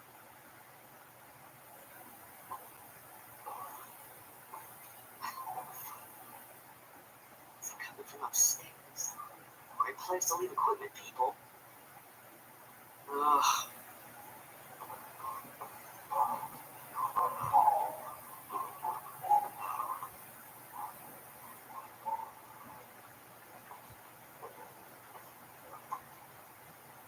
Hey, everybody come in.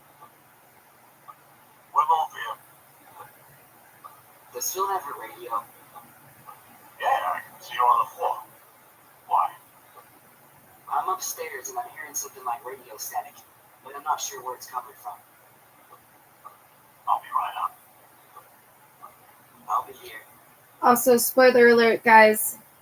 You'll know how this applies more than me. The biggest April Fools of this year are going to be extremely pissed off about 16 to 17 days from now for about 2 weeks straight.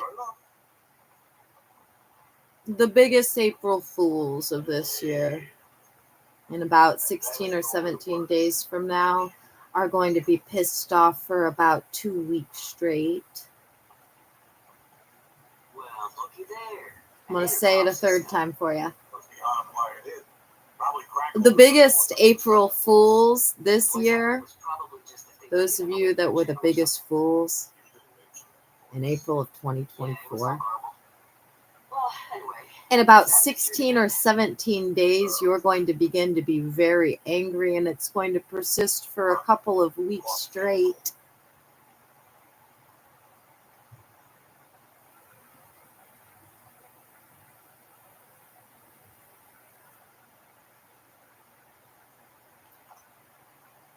I can't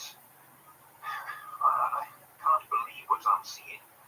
This place is gigantic, beautiful. I've just driven past the automatic security gate, and it's unbelievable. That's all I can really say right now. It might as well be a castle, and it's my home.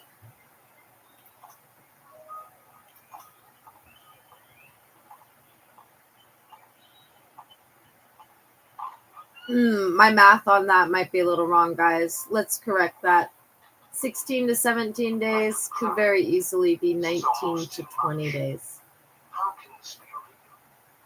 The inside of the mountain. You'll know, because apparently right before you get pissed for a couple of weeks straight, you're going to be thinking about this. My money! My money! I can barely believe what I'm witnessing here. The grandeur. It's surreal. The walls are covered in masterful paintings. Each piece And once you're thinking about your money, you'll know that you've got about 2 days before you begin being angrier than you've ever been in your life for a couple of weeks straight. All pointing directly to the lifestyle of a modern day king. It's like stepping into another world, one I've been barred from all my life. And some of these paintings, while they must be portraits, they're definitely something. I wonder if they're relatives, particularly morbid-looking bunch of relatives. Oh, and they're signed figures. Perhaps my generous forebear was also a bit of an artist. There's some skill here, perhaps even vision, if not a very pleasant one. My God, these rooms, each one a little slice of some dark world. And here's what I was hoping to find. A library. It's massive, haunting even, and beautiful. A dance of shadow and light playing across 1,000 antique pampered books. You must be Bertram. Jesus. So sorry, Friday, sir. Oh. You must be Rupert, yes? The man who, according to my father's will, comes with the house, and who I cannot discharge under any circumstances. Yes, sir, that would be me. I hope you find everything you like. I've been typing all weekend. Yes, about that. I don't know that I'm very comfortable with the idea of having, a servant. I know you've been well provided for in my father's will, and you're meant to stay on with me here for a full year. But I certainly don't expect you to remain in some servile capacity. You're more than welcome to live as you like. Come and go as you like. That's very kind of you, sir. Just Benjamin. Ben. That's very kind of you, Ben. But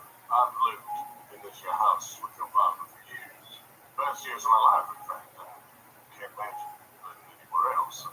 With your permission, of course. And I don't find my keeping the house in order as any kind of task. It's a pleasure. One of these fabulous homes. Why, people pay fortunes for the privilege of setting foot in here to see all the treasures and wisdom your fathers amassed. I'll tend the house because I love it, and it deserves as much. You'll see that too. Yeah, very well then. That's all entirely up to you. As I said, my father's will more than provides for you, so you can do as you please. I appreciate that, man. Oh, and don't worry about your privacy. In addition to my place out back, I keep an apartment in the village, so please just let me know if I can make myself scarce. We're the only two people living in a mansion the size of a small mountain. I'm not sure what privacy I can want. I see you made a beeline straight to the library. Your head son, this was his sanctuary of wisdom, where he mingled with the dreamers, the philosophers. Now, it's all yours.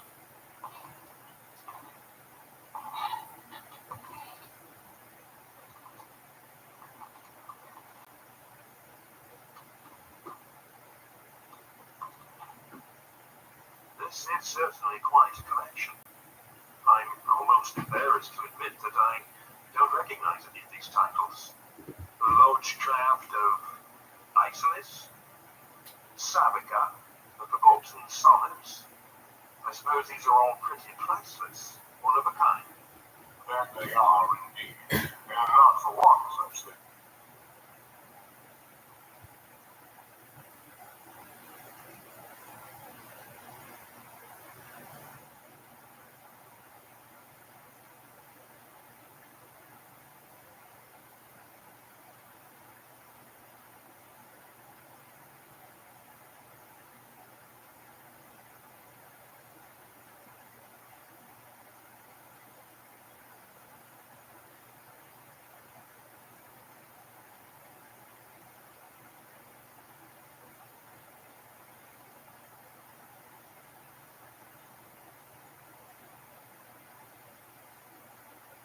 Oh, I hate tell-alls, but I am watching Tell-all Part 2 because I watched Tell-all Part 1 of what?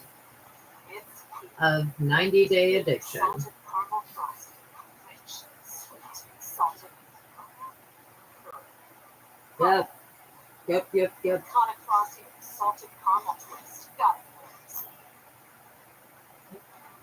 Previously on 90 Day Fiancé, the other way for couples tell all. Tess, how long has it been since you and your wife have been intimate? It's been a long time. 我们的那家伙可能是4次还是5次，我忘记了。In total, you guys have slept together 5 times. That hurts my soul to hear that. I just don't have that desire to make love. If you start the feelings with the everything will be spoken. Grace the truth of mother, therefore the beauty. Fact, boys. Fact. Okay, Angel, what The kind G of said things would button. you like to know about Jeff? Nothing. Okay, I'm interested. And I have to prepare for it. You were going to pay for her visa. It's already processed. Counsel. Wow. I totally disagree with them, though, with her sister. Did he tell you that he had a girlfriend? Yes. But he said she's possessive and unpredictable. What if I think it does seem a little bit toxic? I'm gonna go. Just let me know when she's off the street. I don't want to keep living homes like that over and over. Don't give up. I'm sorry. Sorry. People don't realize like how difficult it is to have been in love and having it taken away from them. Like that, I'm out of here. That's a weak. Now that has never happened before. Doesn't make me worry.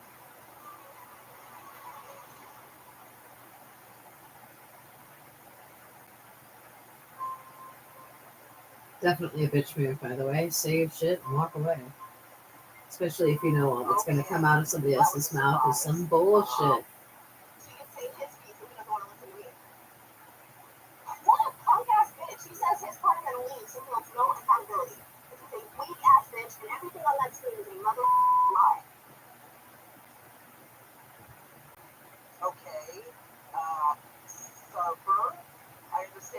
Ingy. You two were talking earlier? I feel bad for her too, because obviously she wanted to marry him, but she like got off the plane, and I feel like the whole show was just her being like, "Ingy, marry me. Ingy, marry me." It was super scary. I said, yeah, correlate right now. She's saying bad things about you. Come and say your word. Let's learn what's happening. You want to try to call? Like that. Call him next. Maybe he'll listen to you. Okay. Starper looking all styling with his brown pants and his belt buckle and his blue blazer.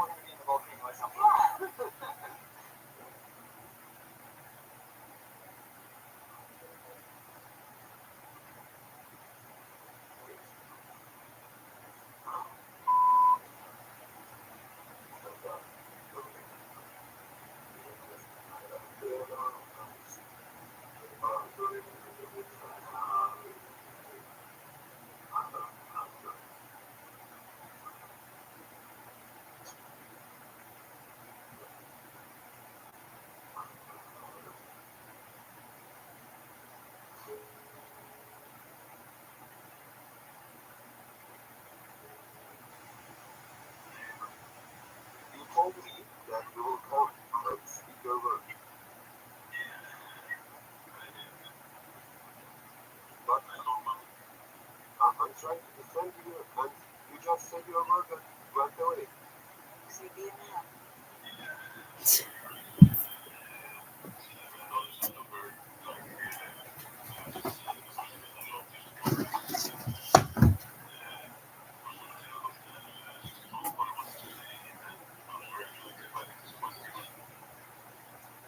But you are expressing yourself well.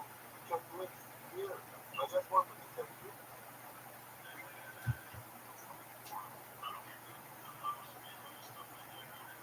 How the best part? Yeah, this is an easy for anyone on this stage. Has anyone had an easy time? We all understand that, sure. We do understand. Yes, you did, but you don't know what happened in US, for example, when you take it, you know, for the second time. That's all you're gonna give. He's checked out. Okay. That's so unattractive. He's not a real man. We don't admire you. We do. Okay. I'm not gonna talk about stuff about it. That's great. Okay. That's great. You can call me whenever you want. But You're way nicer than he deserves. I just want to tell you, you would say that defending him is not defending him because I don't know the inside of it. I just wanted to learn the whole story. But no one kicked him off the set. You know? He chose to do this. He could have stayed and set aside. Corona, but let's get the timeline here. So you were in Iceland. At what point did you decide to come back to the States? I think it was definitely weighing on my mind after I had a conversation at the midwifery school in Iceland. Yes. Because I knew the textbooks are in English, so I assumed the lectures would also be in English. But that turned out to be not the case, so I was thinking, like, okay, maybe I have to go back.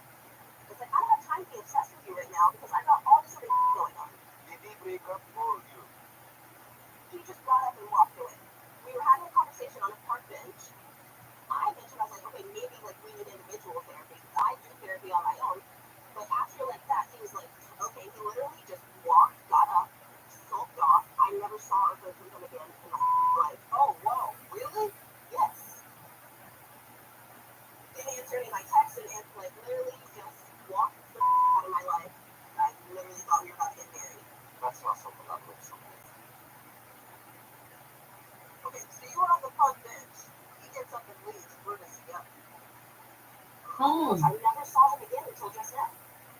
Wow. It's a decent. Now, did anything lead up to that? No, like I wish there was some like big moment where I'd be like, yeah, I popped off on him, it was too much, and he left. Like that would be like that was not the case. From what I saw, it really felt like you guys were always on a vacation when you were together. Yeah. And then you realized, oh, she's actually got stuff to do. She can't give me all of her time, all of her attention. He's got a lot of maturing to do, a lot of growing to do, and you met a real adult woman, and you did not know how to handle it. Yeah, he couldn't handle it. You couldn't handle it. You are who you are. You know who you are. He's still looking. Yeah. What's going on, babe? I am just objective. I don't let's see. I'm just trying to figure out what's happening. All right, the producer is telling me in my ear that he's not coming back. But his friend was actually there with him the whole time, and he wants to jump in here to support him. Please welcome Gume. Hi, Gume. This is Sean. How are you? Oh, that's not Gume. That's Gummy. How are you? Well, we're all here kind of in shock. We were hoping to hear Iki's side of the story about why this relationship with Corona went south. Is Iki in the room with you now? No, he left you. Okay, he left the room. Okay. So, what happened? So he was just telling sides of the story, and as I think you all saw, he got very emotional and just didn't feel like he could go on and have people come after him for stuff that they maybe don't know about. But I do think that the Quran is on the state. It was enough to show him straight away who he is really. That's the thing. 92 years I saw your real Corona inside, not the virus. Don't take it, don't get offended, but that was a problem for me. That's not true. Isn't it? Have you yelled at him? Like, for example, I was in the States. I never yelled at him. No. Really? No. Not one time. Gume, did Iki say that Corona actually yelled at him at any time? No, he didn't. Okay, so if it wasn't an issue with her anger, what was it? I mean, it's like you've been saying here, it's the perception that she was not the same person. But I can't really speak to that exactly. How do you be the same person? I'm a human being. I have highs and lows. You have to see it from his perspective, though. Like, I wish I could see from his perspective, but he left. I think it's a good enough reason for somebody to leave if they don't like the confrontational part. Had those things come out sooner in the relationship, sure, maybe you could have dealt with it. But this part in, like, it was what you didn't cook with. No, that's all. He did not get hoodwinked. If anything, I got hoodwinked. I think that it speaks volumes that he was willing to do all of this.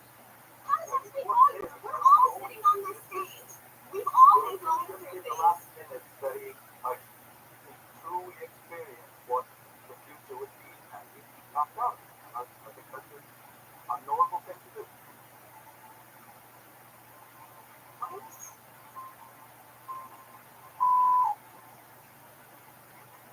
He was corny. He didn't seem like he loved Corona the same way. It was like, okay, He was just a woman.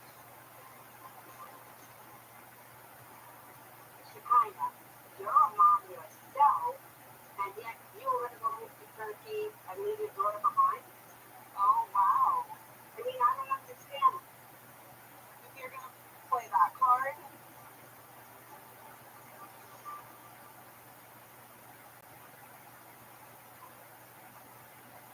Lemonade Pet Insurance helps you cover the cost of your pet's health care. It's so good.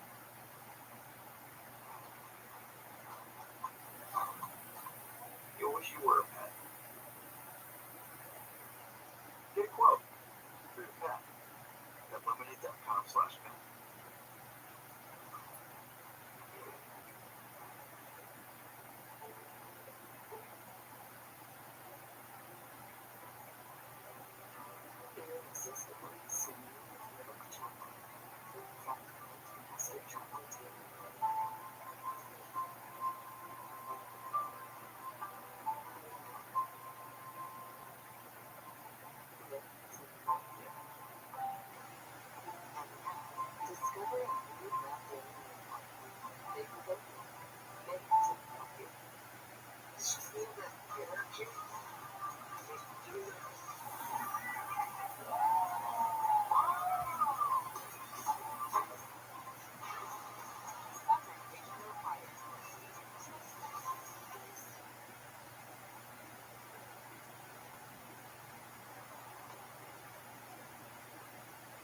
Truly experience what the future would be at least.com.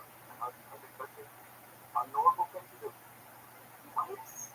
No, that's not true. If you love someone, you don't run away. Your job to put your own self to the side, put this aside.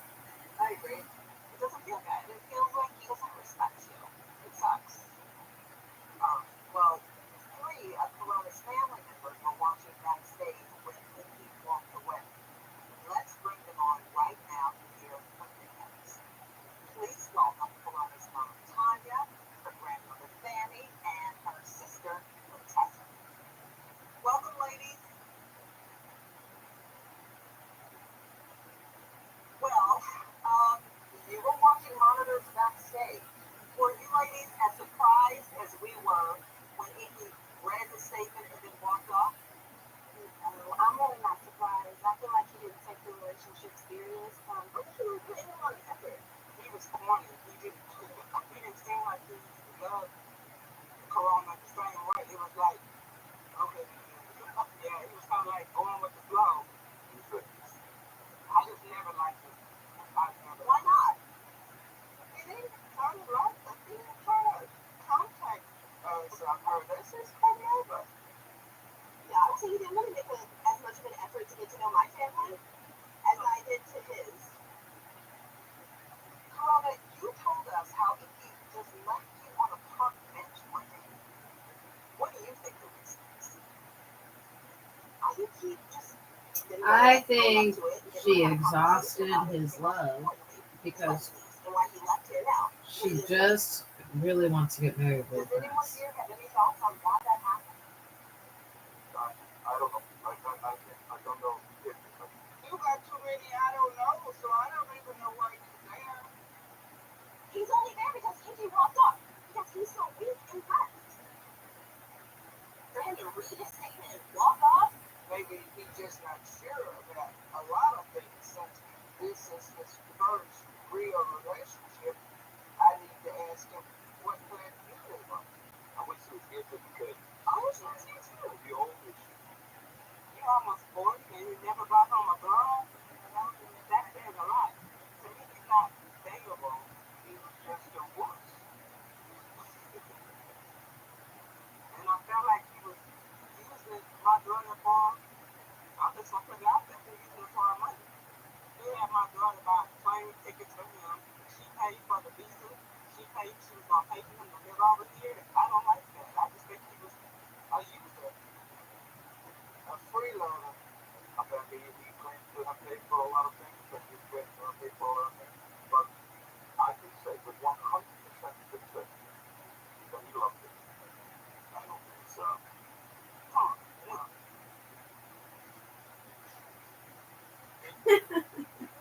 That's a mom right there. Not a mom. That's a chick named Tanya. Well, Punk and wimp. That's what she said. the only thing that we can do is move on. So, ladies, thank you very much. See how much you love Corona. Gume, I appreciate you taking the time to speak with us today. Sorry you were in the hot seat, Lumen. Thank you, Ray. Yeah, bye-bye. Bless, bless. Sexy ladies.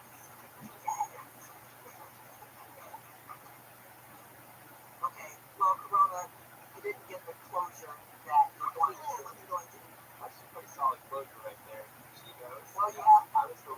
and he's a coward. And now I'm stronger for it. I learned something. Go ahead, son. The so America, I just wanted to defend you, and I just wanted to claim what you think. Look, I'm sorry, but Corona is 100% right. That's also. With that, we're going to take a break. All right, thanks, guys. God, that was a lot. He's a coward.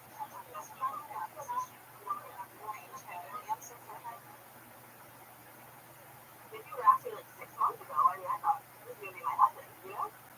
So it's true. I was not expecting to literally get no closure from the end of this. It's just a matter of management feeling from within. Yeah. Honest opinion, it was almost as if when you guys filled out that Q1 and he got to the US, reality hit him. Yeah. And he bugged and he was like, bye. Yeah. He's weak. Yeah. He's totally weak, and he has to fight for himself today. Yeah. Well, Well, let's try to fight for him. exactly. That sucks. You know, I just wanted to understand him, but the way he couldn't defend himself sucks. Yeah. Cowardly. Yeah, I heard that. I always tell people the universe is always on time, so it's not the right person wrong time, it's just the wrong person. That's true. Greatness still is proud. Yeah. Gets stronger. So this will be another experience for you. But choose this time. Yeah. I'll be wiser next time.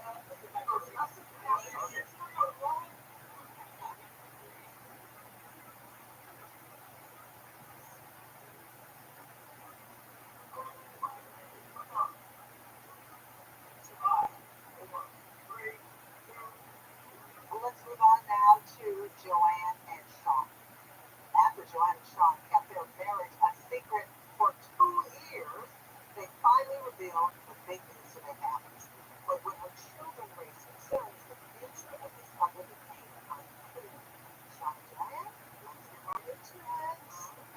First of all, Sean, it's really surprising to have you with us. How are you even here? Yes, we're surprised myself, Sean. The paperwork went through a week before we were supposed to be here, so we booked last minute. That's really exciting. What paperwork was this? It's a green card. He's the president of the United States now. Congratulations! Wow. So why did you choose? Well, Joanne was doing all the flying back and forth to me. I couldn't get into America because I was banned because I overstayed a visa before. And they told me when I adjusted status that the overstay would be forgiven. Which turns out it wasn't even banned. When I went to the embassy, a man told me that they actually made a mistake and that should have been banned. So you thought you were being married. How long ago was this? 2.5 years ago. Wow. So now the plan is you got your green card. What does that mean? Are you here permanently? I don't know what it means, to be honest. The plan is to come here permanently. I just have to talk to my daughter first and see how that goes. Does your daughter know you're here? My daughter doesn't know English. Well, but what? Well, why? Because she would kick my ass if she knew I was here, whatever. Because she'd be like, oh, I don't see Joanne, oh, I don't So see you're Joanne. still keeping a secret from your children? From my daughter, yes, my daughter would whoop my ass if I told her the truth. You'll find out now. So I mean, look, yeah, I think this is probably right now coming because Joanne is here, obviously. I don't want to say it's easier for me to come here, but because I have custody of my daughter, it might be that little bit easier. So how long are you here in America right now? I don't know. You guys are like allergic to planning. I love it. We are. Hopefully it's a quick one and I'll put you on my phone with on the road, so. Well, Joanne's mom, Donna, was shocked when she found out about her son-in-law, Sean, and she had some hard-hitting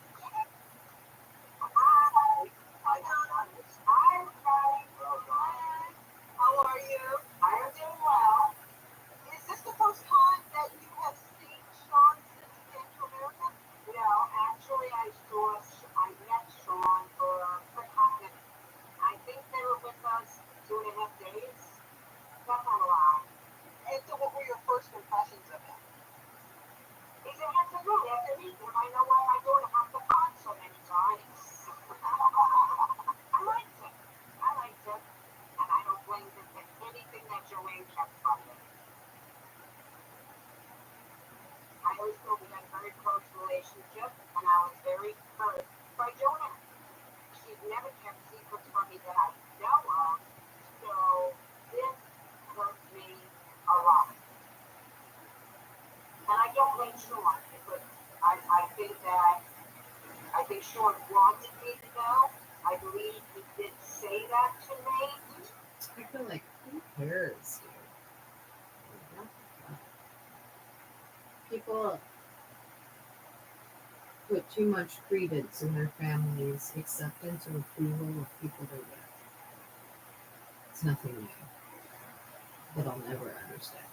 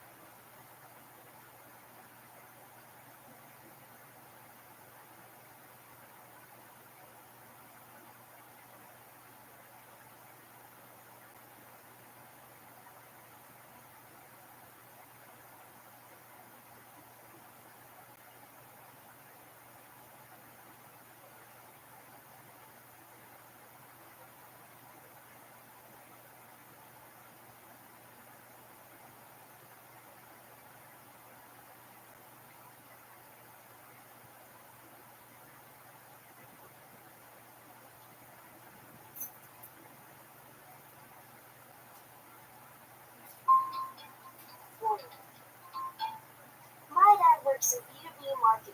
He came by my school for career day and said he was a big low-ass man. Then he told everyone how much he loved calculating his return on ad spend. My friends still laugh at me to this day. Not everyone gets B2B, but with LinkedIn, you'll be able to reach people who do. Get a $100 credit on your next ad campaign. Go to linkedin.com/campaign to claim your credit. That's linkedin.com/campaign. Terms and conditions apply. LinkedIn, the place to be, to be. This episode is brought to you by Buzzballs. Meet Buzzballs, a unique round ball can that is filled with delicious real fruit juice and cream cocktails. There is nothing cooler than these new ball-shaped cocktails that are perfect for every occasion. Grab a refreshing gluten-free Buzzballs for your party, festival, or just relaxing with friends. Buzzball, let the good times roll. Buzzballs, 15% ABV, Carrollton, Texas. Please enjoy responsibly. Hey everyone, Robert and Jack here from 7 Lamb Productions. Hey guys, how's it going? We're here to introduce the next episode of the Fever Dreams podcast called Murder at Rock Creek. This is a thriller about a brutal crime in a small southern town where everyone knows everyone and the rumors fly. Enjoy.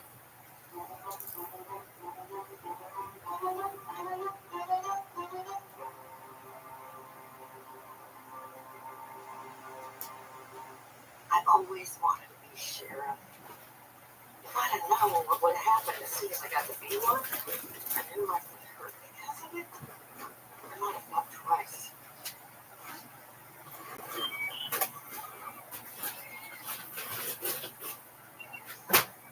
My father used to say, being a sheriff in Escovia is like being a tour guide on the moon. Sorry I can't stay. No, I appreciate the help. Look, your mother's strong. She'll come out the other side. I hope so. If you want to stay over any time, the couch is all yours.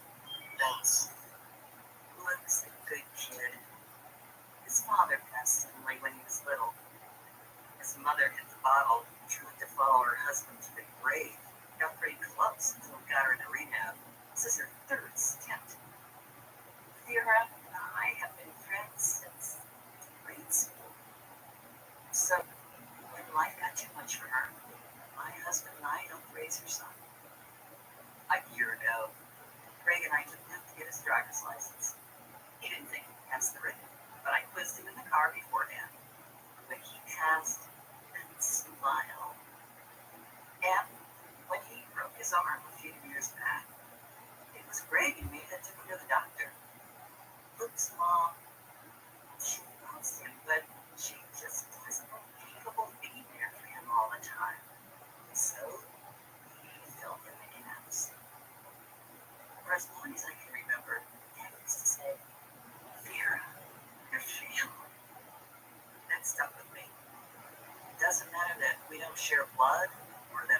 is a different color. Family is family. Oh, hey, what's that book? If you can help me unload the bin. No, he's been a long time. Having a heart on both of them. Everyone's got their cross to bear. This hasn't exactly been an easy month for you. I know. I misunderstood you. Greg, stand tall. You got a beautiful woman on your arm. Greg, let me show you how to cast a damn fly rod. He did the same to my brother. It's easier on his daughter. Ah, he didn't work with it. I'll get the cool.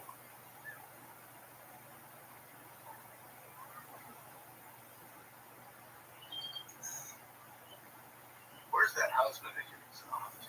He's coming back. Most likely. You doing okay? Doing my best. Your father and I, we had our differences over the years. He called you a snake. I appreciate what he meant to this town. Thank you, Mayor. You've been a deputy for 20 years now, right? I'm making you interim sheriff. If things go well, I'll make it permanent. Hey, I'll leave you girls to talk. I'll get that grill going. Mayor Thomas, thank you for the opportunity. You bet. I knew he did this because it was good for him politically. He may be mayor around here, but my father was king. so where do you want this law? Over there, where's Bridget? Running late. Apparently the catfish on No. I love that he takes Billy out every Sunday. Oh, I'm sure they'll be soon.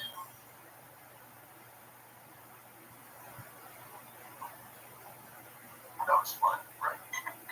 You're happy anytime there's barbecue. Too bad Bridget and Billy never made it. Guess the catfish weren't fun.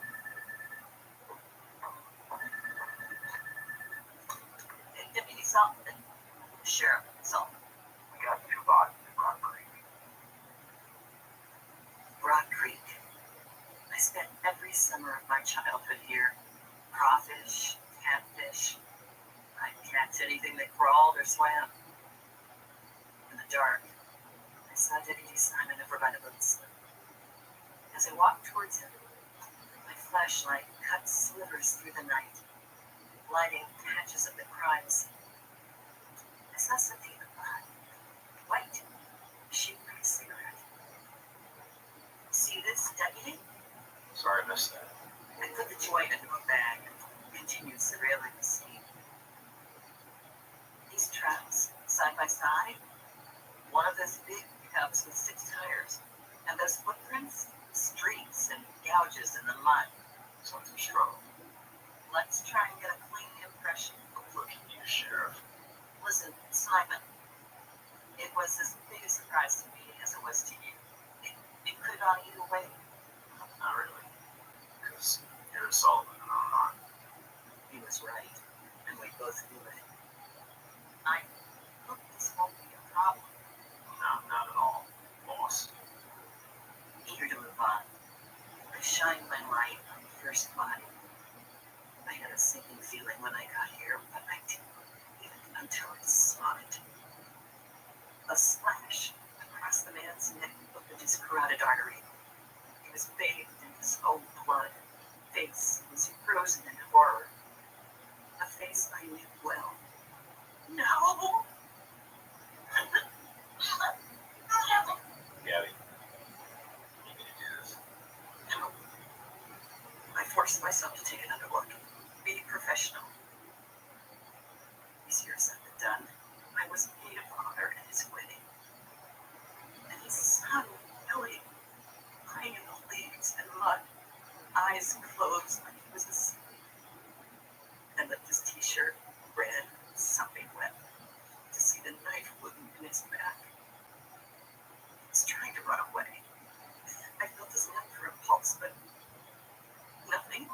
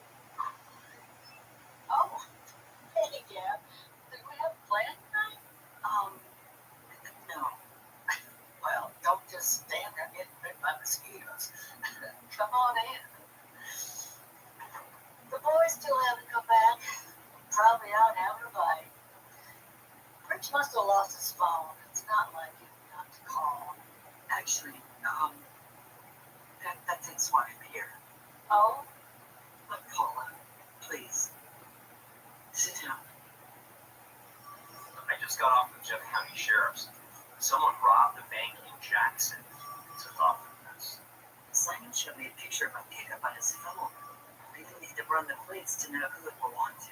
That's Bridget's truck. Thank you all for coming. This morning, the First National Bank in Jackson was robbed by a lone gunman. We have reason to believe that the perpetrator is the one who murdered Bridget Gordon and his son Billy last night at Rock Creek. Then used the Gordon's vehicle during the commission of the crime. So, given the federal nature of the offense, the FBI has taken the lead on the investigation. What the hell? Mayor Thomas decided to spring this on me. Too church to say it to my face. Give you all Agent Jack Kelly. Sure we're in good hands. I appreciate that, Mr. Mayor. The Bureau will follow leads concerning the robbery while the interim sheriff's office will investigate the murder.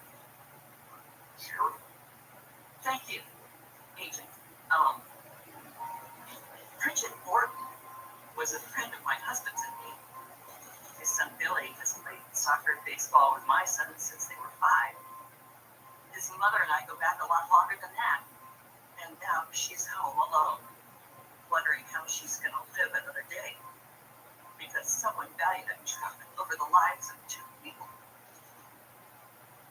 We will find out who did this and hold them to account. Keep it together, Gabby. Keep it together. We will keep the public informed of our progress. If anybody has relevant information, please contact the sheriff's office. I got out of there before falling to pieces in front of everyone. Gabby. Sheriff Sullivan. Sir, this opportunist windbag was just about the last person I wanted to talk to. Gabby, you must feel sandbagged. I'm real sorry. This is my best friend's husband and child. More reason to let the boys in the suits take over. Besides, it's an awful lot on day 1. I won't be sidelined. No, you're right. Shut. Interim Sheriff Sullivan. Just Sheriff Sullivan, if you don't mind. We all know it's temporary. Special Agent Jack Kelly wore an off-the-rack suit like it was made just for him. His loafers were from Italy, sunglasses from France. He struck me as the kind of guy who thinks his shit don't stink. That explains his cologne. He was going to be in trouble. I'm going to be leaning on you and your department for help. We'll give you all we got.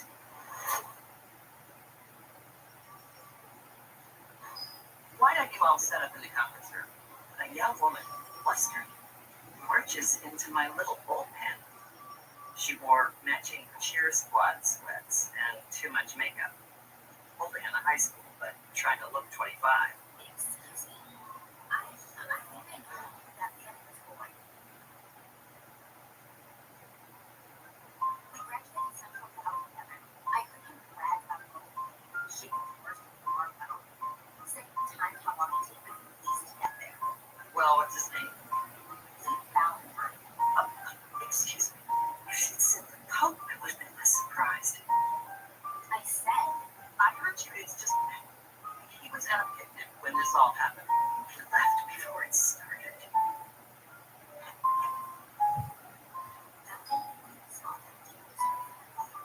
No, they sure didn't. Thank you for coming in. Why are you letting him leave so fast? It sounded like a good lead. The boy she fingered, I know him well. I practically helped raise him. He's a straight arrow. Does he have a record? He got into trouble once. Made a dumb mistake, but he paid for it. What kind of trouble? It was juvie and it's sealed. What kind of trouble? He took a car for a joyride. Straight arrow, huh?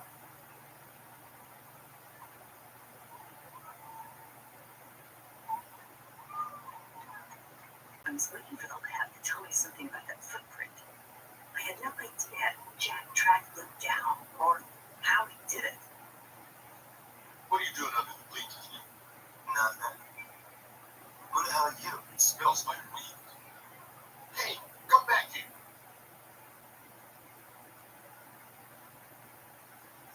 Simon, any word back on our footprint? No. Give a call, would you? See what's the holdup? I'm sure we're not the only murderer, sure. Yeah, well, I'd appreciate it, Deputy. Gabby. Luke, what the? Jack, I never said to bring you in. I wanted to ask him a few questions. If he went jackrabbit, evasion of the federal law, that's one thing against him. I'm sure he was scared. And high. Look what I found, though. It's just an A. Come on, that shit's legal in half the states. Not this state, pal. Unless you have a prescription. And even then, you can't be doing it on school grounds. Sheriff, either you question it, or I will. Show Luke to the interview room. I'll be there in a minute. What's going on? You and me are going to have a talk, and you'll be on your way. You can like this.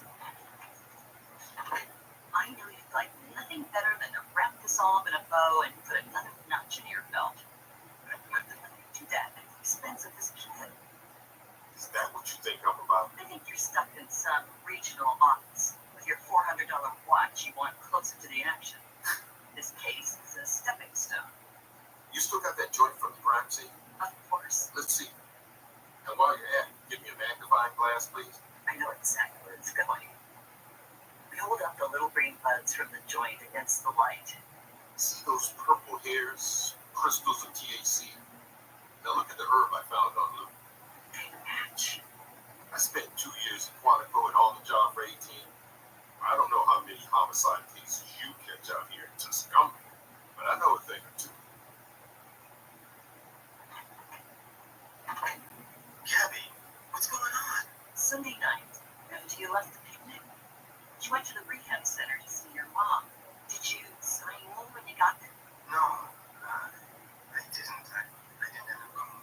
There goes his alibi shit. I was planning to, but I just couldn't. You don't know what it's like for me to see her like that. She's getting better, Lou.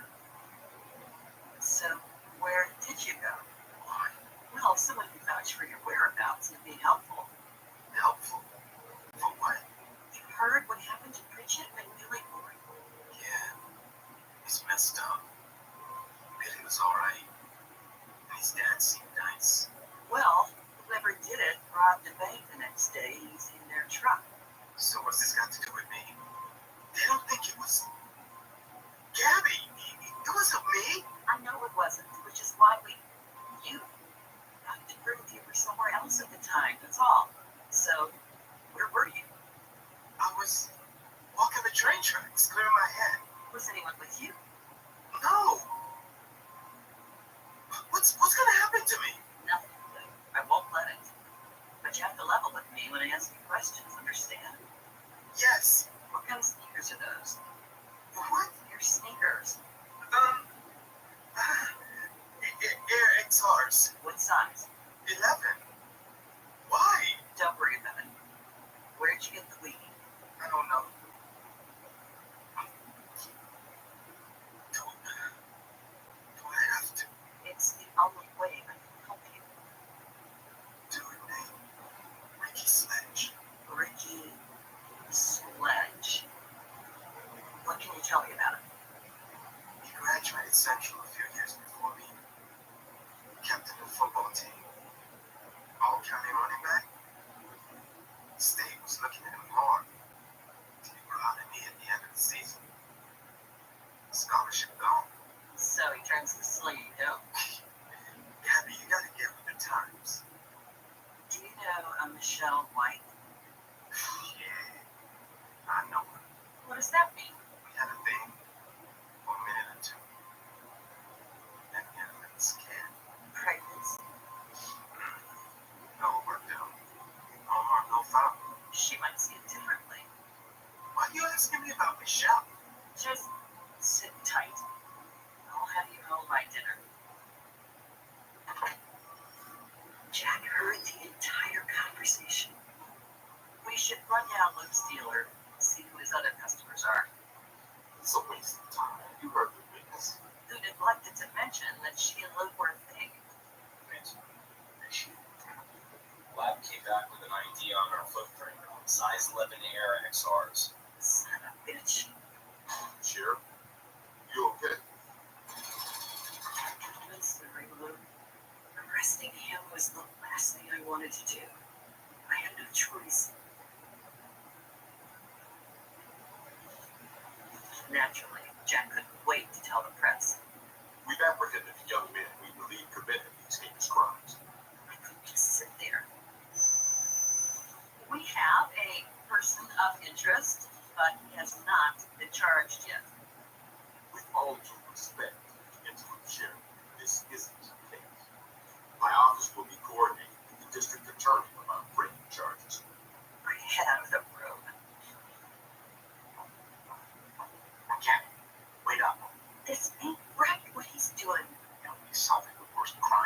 anyone's ever seen. What the hell are you doing? See? No. You're making us all look like concrete bumpkins who don't know when to keep our mouths shut. Looks guilty. He sure looks it to me. What do you mean, he looks it? I never said anything about that. Gosh, you didn't have to. I suppose Agent Kelly is a racist too. No, it doesn't make sense now. Maybe in my haste to honor your daddy, I made a mistake. What do you say? Straighten up and find right, or I'll find someone else to take his place. I've never wanted to punch someone in the face so badly in my life. Deputy Simon dug up an address for Ricky Sledge and a picture of him from his glory days. He has a look in his face like he's about to inherit the world. Little did he know. So, Simon and I went to pay him a visit. The trailer park's been on the north edge of the town my whole life. It was never nice, but it once passed for decent. The sun reached out whatever color existed on the RVs long ago. None of these trailers could drive out of here if the world depended on it. The few that still had tires were prisoners of the weeds, as if slowly being pulled into the ground. This place is depressing. It reminds me of my childhood. Sorry, boss. I didn't mean to. I think this is the one. Hello? Anyone home? Ricky Sledge? Looks like no one's home. There's food on the plate, but it looks old. Call the county and find out if there's any other address associated with Ricky or his family.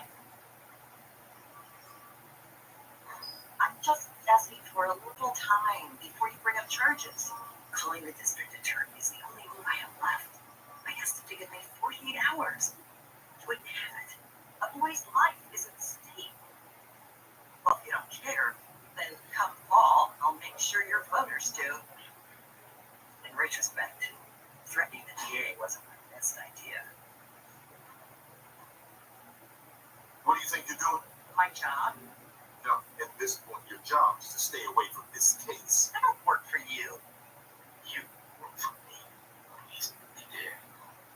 I'm sorry. Ranting at the district attorney is not part of the job description. I wasn't ranting. I was standing up for a human being. You're not objective.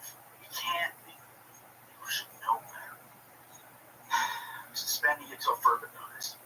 Hand in your badge and gun to Deputy Simon. He'll take over until I can find a permanent replacement.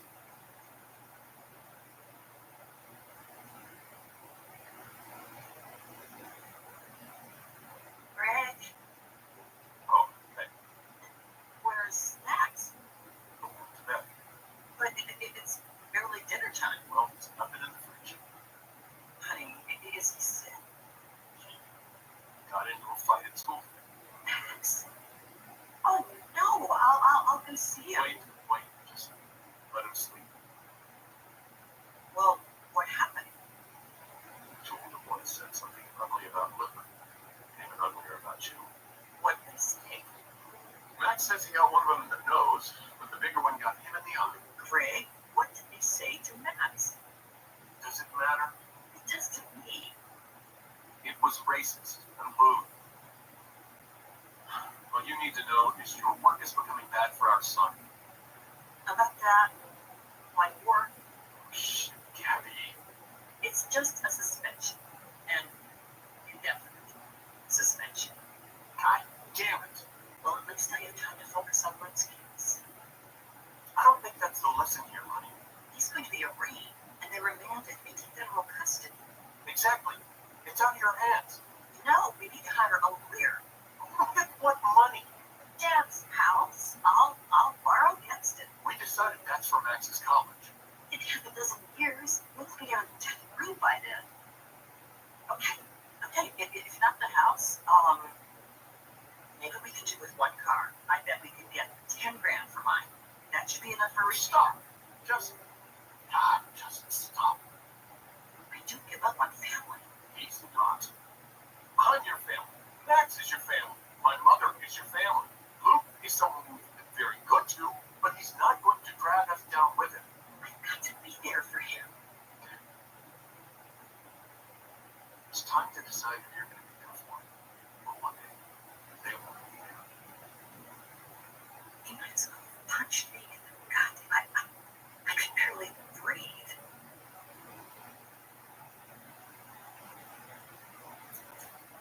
tend to my son, so I went grocery shopping.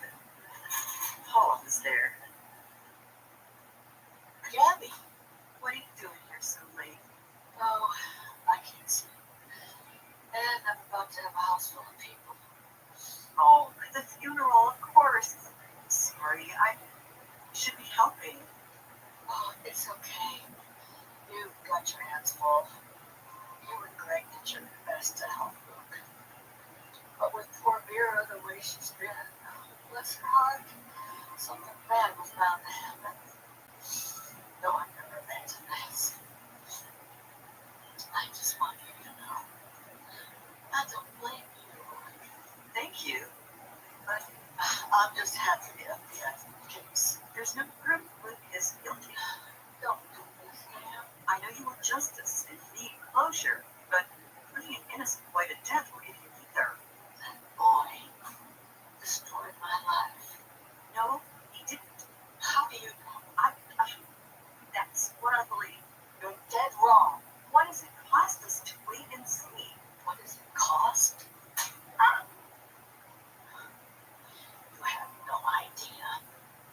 My cheeks stung. My heart hurt more. I never expected her to hit me. We've been best friends since third grade. We were each other's bridesmaid. I didn't know what to say. It's illegal to strike a police officer. Well, from what I hear, I'm in the clear. Word travels fast in Tuscumbia.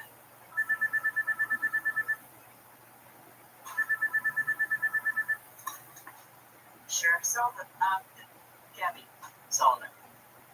Hey, me, I know you're not on duty, but I got another address for Rick English. Double barn. Just outside town.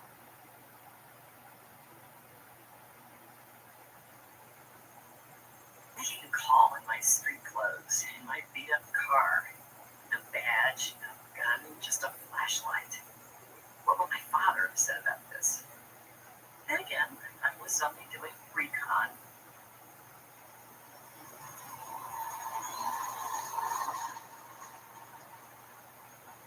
The dirt road wasn't lit. The property was nearly pitch black. My headlights blasted the ancient, rotting planks of an old barn.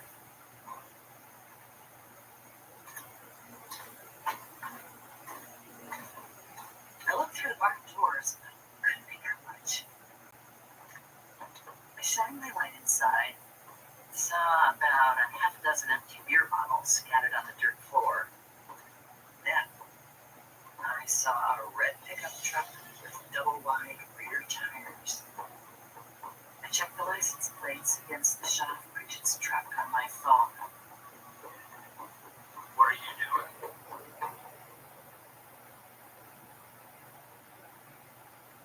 I recognized Ricky's sledge from the picture I pulled at the station. Just a few short years, come a long way from football hero, a long way in the wrong direction. You're that sheriff lady. Got her ass fired. No, I'm just a citizen. That's a nice truck. Where'd you get it? Why? You want to buy it from me? Yeah, the price is right. You ain't here to buy no truck. I see a flash of steel. His switchblade. I ducked it. Struck his arm with my flashlight. He dropped the switchblade. Bitch. Kicked me in the chest and sent me flying. I hit the ground. The flashlight rolled away, sending us back into darkness. All over. He kicked me in the ribs. Again and again. I could feel the air go out of my chest. Where's the goddamn knife? Thank God he couldn't find it. But he didn't need it. I felt his hands clamp around my neck. Shouldn't have come here, lady. I groped in the dark for something. Anything. I smashed one of those discarded bottles across his head. Ricky's hands released my neck, and I heard him hit the floor. I couldn't see him in the dark.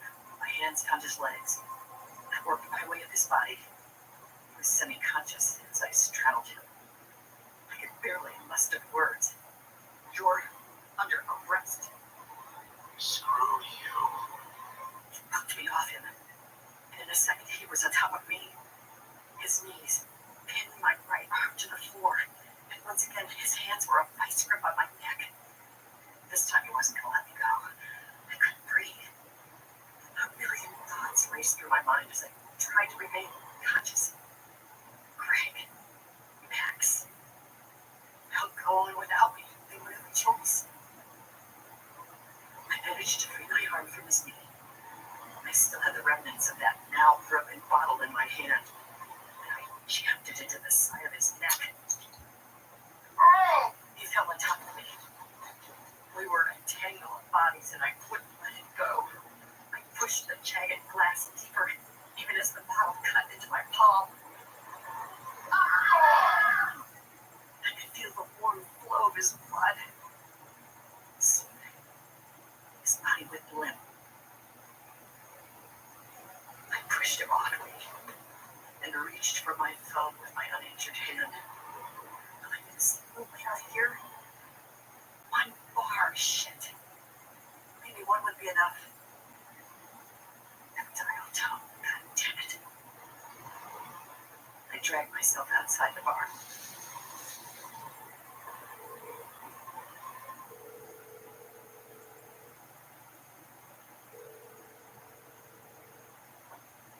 Got me a police department.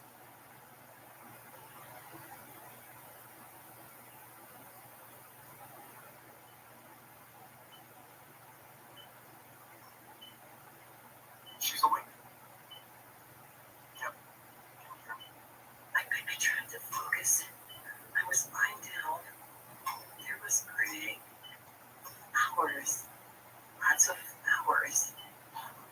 Doc says you were lucky. The late lieutenant's got time. You're gonna be just fine. Thanks for the flowers.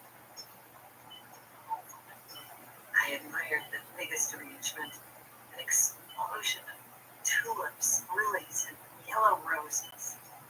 Here, Thomas. Greg shows me the card that came with it. I was an ass. I'm sure you think. From a sheriff. Over me. Greg. Oh, and that FBI agent, Gummy. Much of this. Greg handed me a quarter-sized envelope, but it was heavy. Like it was filled with pennies. I opened it to find a watch. Jack's $400 watch.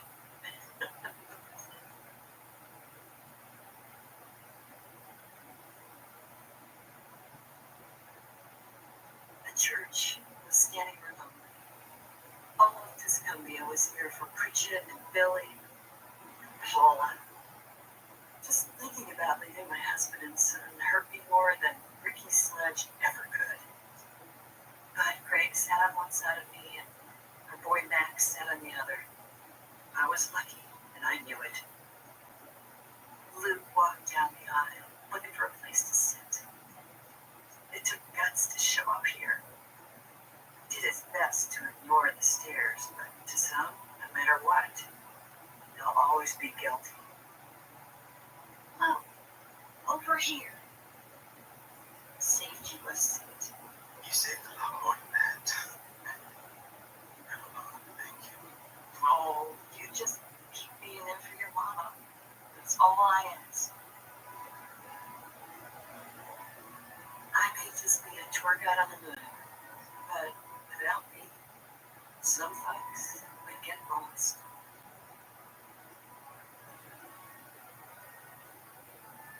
Hey everyone, Robert and Jack here. We hope you guys enjoyed that episode of Theater Dreams Murder at Rock Creek, but we have more stuff coming out, so make sure you subscribe to this feed.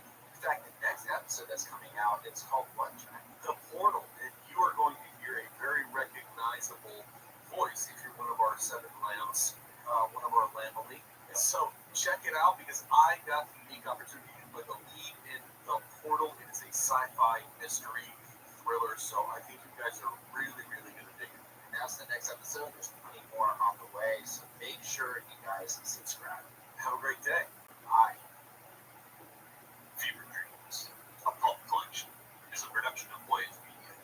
The series is produced by Daphne Dell, Robert Lyons, Dan Metalmore, and Adam Prince, in association with Robert Lamb and Jack Austin of 7 Lamb Productions. This episode, Murder at Rock Creek, is based on Beth Cleveland's screenplay, Murder at King Creek. This episode was adapted, directed, and produced by Adam Prince, editing by Jackson Clement.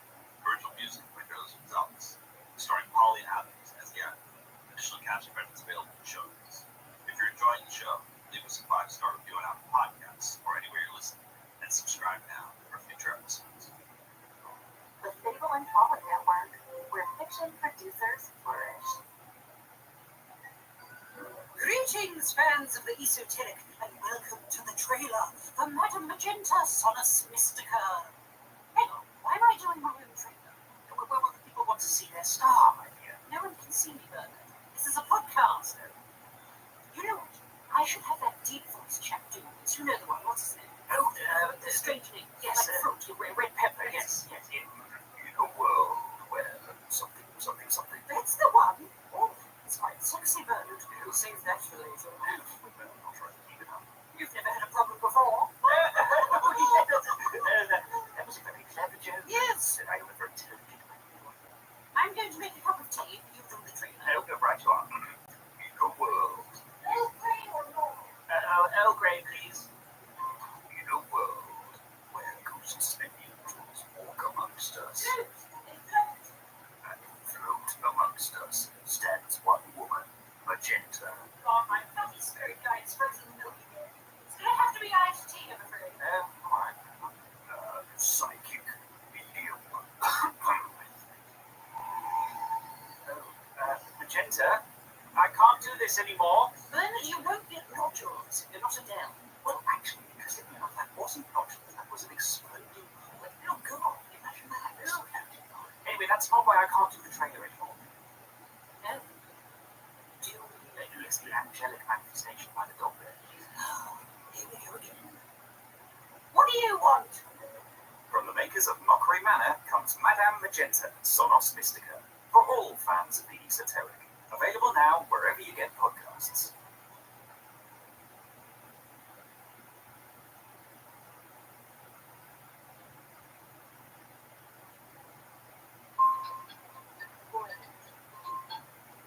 This is the energy of electrification. Available time-test high-performance ferry, nearly 500 horsepower and 270-mile EPA range ratings. Choose from our complimentary charging packages so you can charge how you want. All-electric Everett CDX. This is the energy of innovation. Accurate, precision-crafted performance. Visit your local Acura dealer to lease the all-electric CDX for $389 a month. My dad works in B2B marketing. He came by my school for career day and said he was a big ROAS man. Then he told everyone how much he loved, calculating his return on ad spend. My friends still laugh at me to this day. Not everyone gets B2B, but with LinkedIn, you'll be able to reach people who do. Get a $100 credit on your next ad campaign. Go to linkedin.com/campaign to claim your credit. That's linkedin.com/campaign. Terms and conditions apply. LinkedIn, the place to be. Hey everyone, Robert and Jack here from 7 Land. We're here to introduce the next episode of Deeper Dreams. That episode is called The Portal, and it's very important because Jack here. That's right. Guess what? I am the main character of this one. This is a trippy sci-fi. Really? It's very sci-fi, very thriller. It's kind of in the same vein as, say, Tower 4 a little bit. Nice. Yeah, it's a really, really fun one. It is part of this anthology series, so it is a one-off, but it's a really good episode. Just check it out. All right, so stay tuned to listen to The Portal.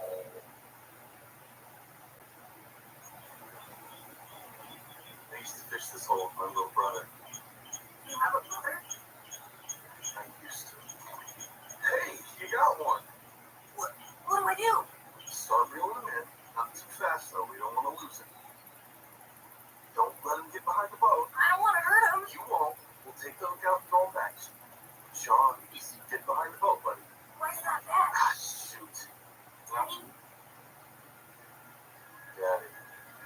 He's still getting used to that. Been married to his mom for a year now. Before that, I was only Justin. The line's caught around the propeller. Is that bad? It'll mess up the motor if I don't untangle it. I'm sorry. That's okay. Just took the line and paddle ashore. It'll take just a minute for me to get it off the shaft and we'll be back in business. I knew Sean's mother back in high school. She was a year ahead of me. God, I had such a crush on her. I wasn't the only one, that's for sure. She broke up with her boyfriend at the end of senior year. She asked me to go to prom with her as friends. Still, it was incredible. None of my friends could believe I pulled that off. About 15 years later, the same thing happened, more or less. Fresh off her divorce, she moved back to town and I ran in raise your son. Once again, I was there. I never saw myself having a wife and kids, and then suddenly, boom, I had a family. And every day after that, I thank God for it. Some people might not want a son like Sean. He's a bit withdrawn and doesn't always get the social cues he should be getting with Ted. They used to call it Asperger's syndrome. I don't know what they call it these days. Veronica just says that he can be a little difficult. A lot of people would have been put off by him, but I didn't mind. I felt lucky. Want to give me a hand? You just need to pull it up onto the bank.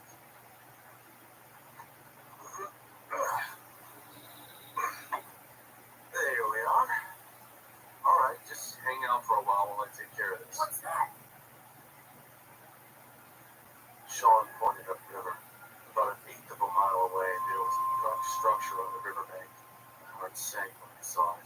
It's a riverboat. But it's on land. It's very old, from the 1800s. Doesn't work anymore.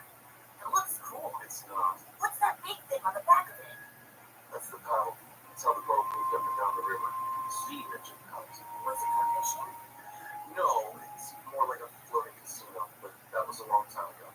They pulled it out of the water so it wouldn't break free and damage other boats downriver. Let's check it out. No.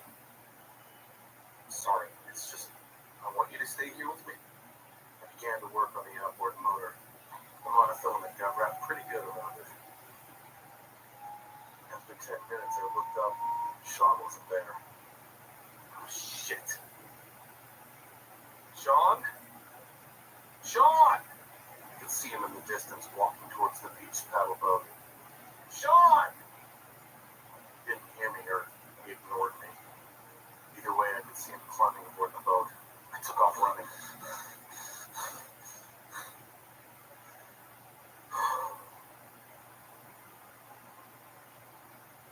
It was 3 stories tall and covered with moss and vines like the earth was cleaning it. The boat's name was painted in faded letters on the hull. The Spirit of Renewal. Signs on the grass said, keep out, no trespassing, but Sean moved right past him. God damn it. Sean, come out here! He didn't listen, as usual. I climbed aboard. I hate this place. I remember when they pulled the boat from the water and left it here.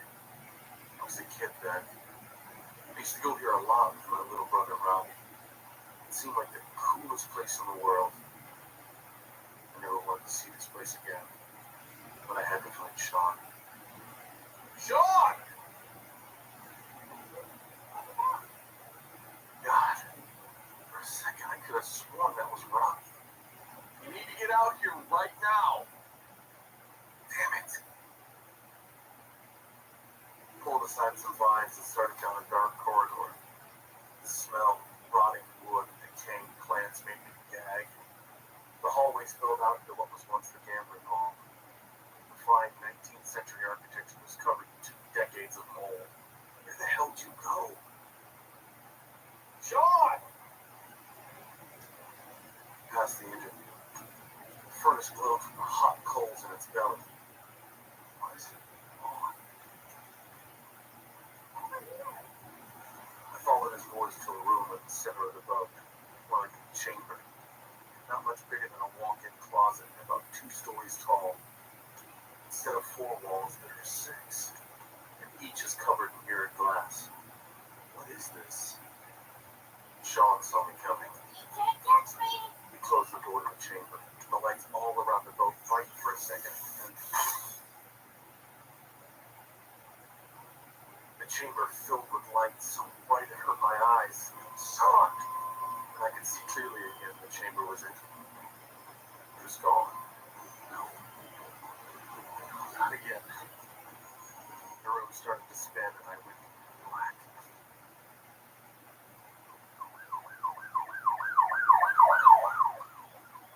Police arrived on the scene 20 minutes later. I met them outside the boat. Detective Kent looked like he'd seen more than his fair share of tragedies. As I explained what had happened, something about him seemed familiar to me. I remember an old case. 15, 20 years ago. 2 boys were playing here, and the younger brother disappeared. It was me and my brother. sideways. I knew telling him that didn't help me any, but I figured he'd find out eventually. Then it would look worse than insane. And you're saying the same thing happened to your boy? Yes. Do you have a good relationship with your son? It's my stepson, but yes, we're very close. I know you have to ask these questions, but I would never hurt Sean. Okay. Any problems between you and your wife? Hell no, we're great. I love my wife and Sean. He's the center of our world. Justin. Oh, baby. I'm so glad you're here. Have they found Sean yet? We're still looking, man. There's a million rooms on that boat. He must be in one of them. We've searched everywhere. He's not in here. Our search team has set up a perimeter. We're checking the riverbank, the brush, and nearby streets. I'll give you two some time to yourselves. Excuse me. What are you doing here? I thought you hate this boat. Don't hate it. I'm afraid of it. What happened? I was fixing our outboard motor and Sean wandered off. How did you know he came on the boat? He asked me a bunch of questions about it. First chance he got, he slipped off. I saw him from a distance climbing aboard and followed him inside to a chamber. A chamber? Shaped like a hexagon. It was all mirrors. Ma'am, you can't go in there. I want to see where my son was. I understand, but it's a crime scene now. We have your contact information, and we're doing everything we can to find you.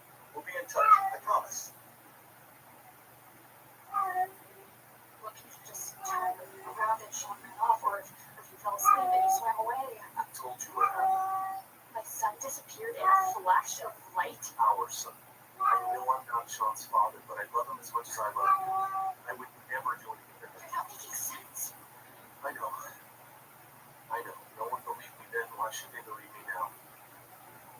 What happened to Robbie? The same thing. Yes, but what? I told you. A flash of light. I know. It sounds nuts. You know, you saying that doesn't make it less crazy.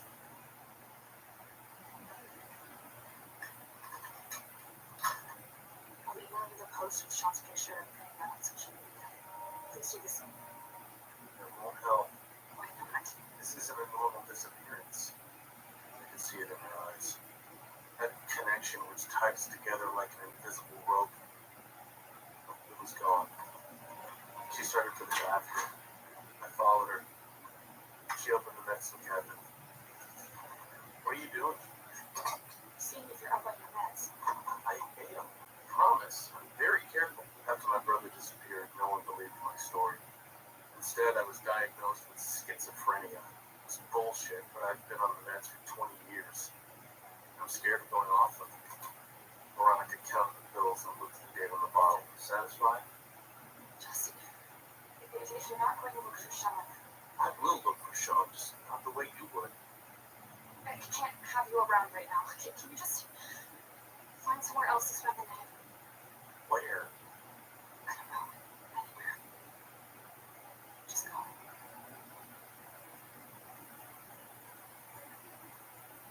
By 3 in the morning, the police had cleared out for the night. If I had any prayer of finding Sean, I had to go back on the boat. I stepped under the yellow caution tape and climbed aboard. Whatever that flash of light was, it had to be powered by something. I found the boat's steam engine. The water tank was half full. The furnace was full of ash. I found the coal pile and filled it back up. Let's see if you still work. Pretty soon the water heated up and turned to steam. The engine room light flickered on. I made my way into the boat's gambling hall. The crystal chandelier started to glow. The ancient player piano started up on its own. Every light on the boat was now blazing. I went back to the chamber. I stood exactly where Sean was when the light consumed him. I shined my flashlight around the 6 mirrored walls. Infinite reflections blinded me for a moment, making me lightheaded. My eyes settled on a crystal piece, and the only thing hanging on any of the walls, a man's face, set inside a raging sun. The eyes started to glow. The lights went out, all over the ship. I woke to find myself chamber. Did all that really happen? It said movies. I investigated. The morning sun jabbed my eyes like daggers of light. A man came into focus, hammering a sign that said "sold" into the grass next to the boat. Can you read? Of course I can. Yeah, that's the signs that say quite clearly, keep out. I just needed a place to stay for the night. There's a reason I would appreciate you. Wonder why? You know what happened here? Yes. Unfortunately. Did you see anyone that you know? Who are you anyway? As of today, owner of this land. Trespass. How would you buy this piece of junk? Where you see junk, I see history. The story has evolved to its original glory. Imagine traveling downriver in a steamship like Mark Twain. No thanks. Then I won't offend you by asking you. Wouldn't be the first. That chamber was more than just the sum of its 6 mirrored walls. Knew that much. And after hours on the computer at the library, I didn't have much in the way of answers. But I did dig up the address of someone who might be helpful.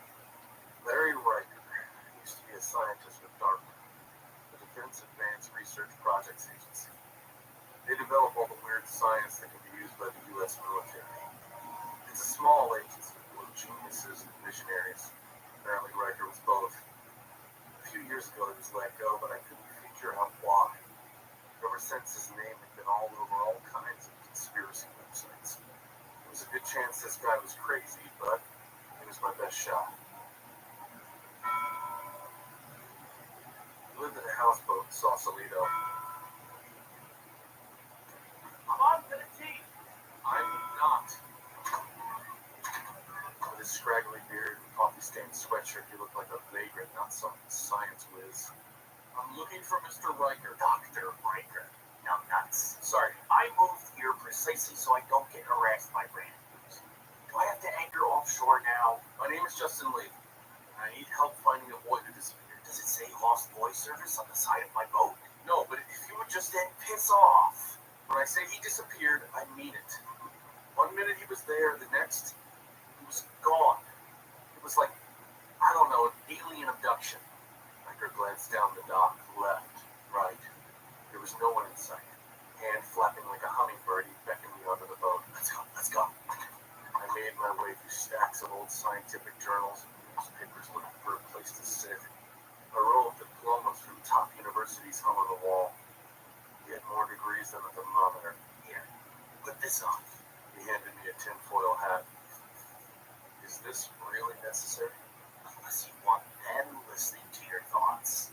Who? If you have to ask, you're already a god.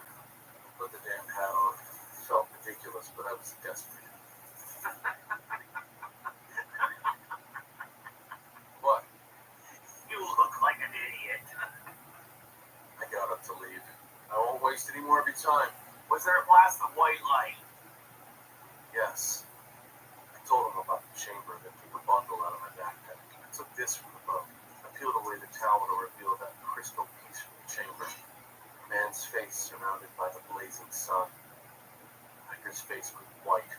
May I? I handed the piece to him. His eyes started to water. You beautiful son of a bitch. You know what this is? It's the reason I'm here and not running a $5 billion lab across the bay. You don't understand. I pulled a book off the shelf. His book. The Portal. I looked up your works, but I didn't see that one. Because it's never been published. He opened to a page with a drawing of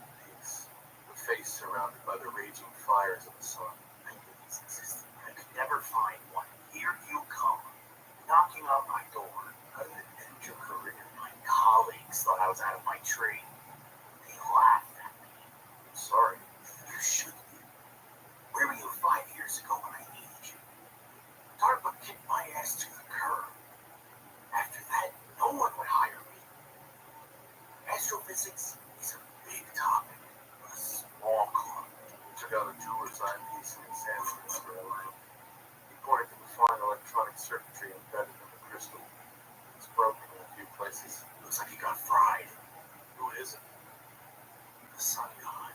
Greek, Roman, Egyptian. Who's?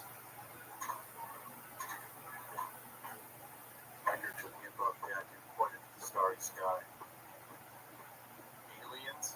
I prefer off-Earth inhabitants.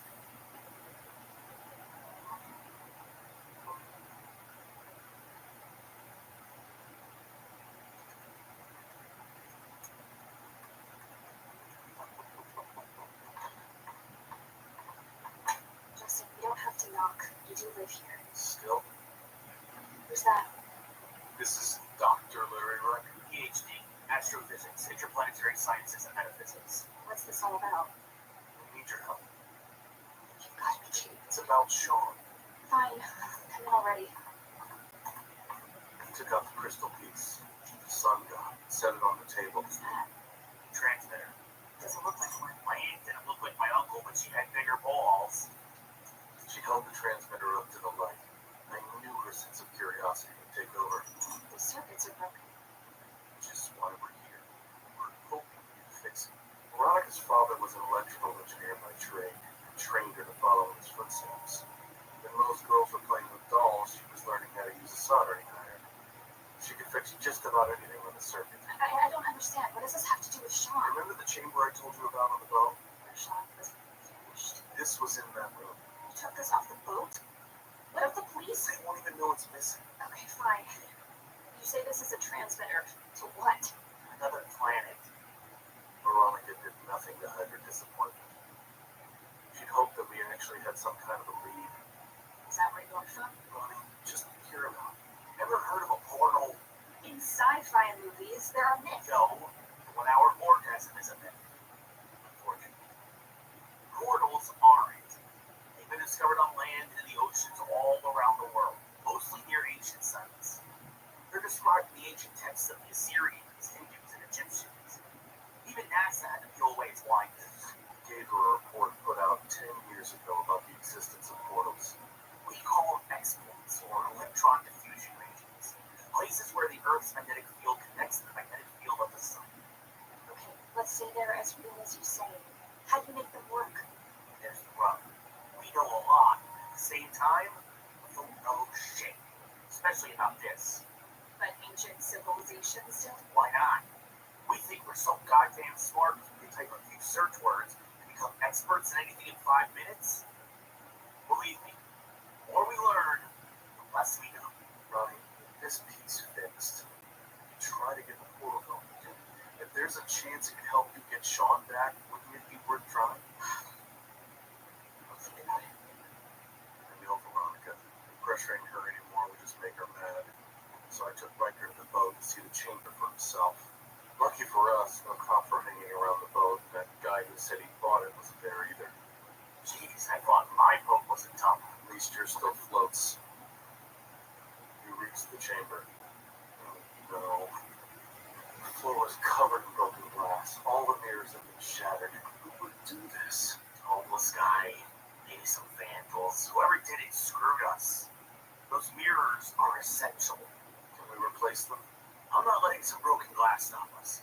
You're getting your boy back, and I'm... He didn't say it, but I knew what this meant to him. Getting his reputation back. Proving to the world that he was right all along. He's wrong. Does that make me as crazy as him?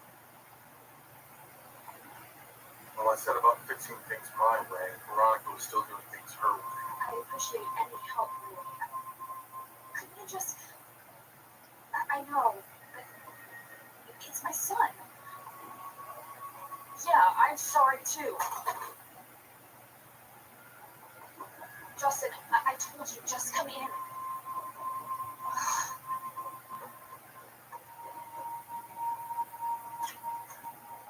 Sorry. I thought you were someone else. My name is Christopher Sanders, and I heard about your son. I would like to offer my assistance. What kind of assistance? I work for a nonprofit that helps people find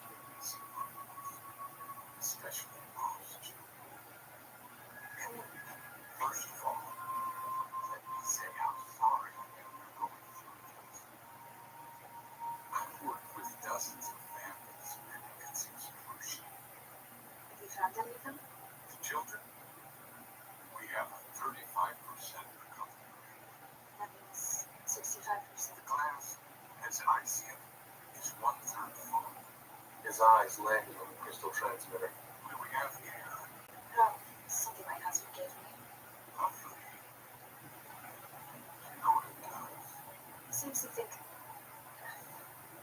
Never mind. Can we get back to my son? Riker and I came back to the hardware store with $1,000 worth of mirrors and got the work installed. I gotta admit, the old coot's pretty handy. We could return this place to its original condition, but we still needed that transfer. So later that night, I went home to see if I could convince Veronica to fix it. I'm home. Veronica?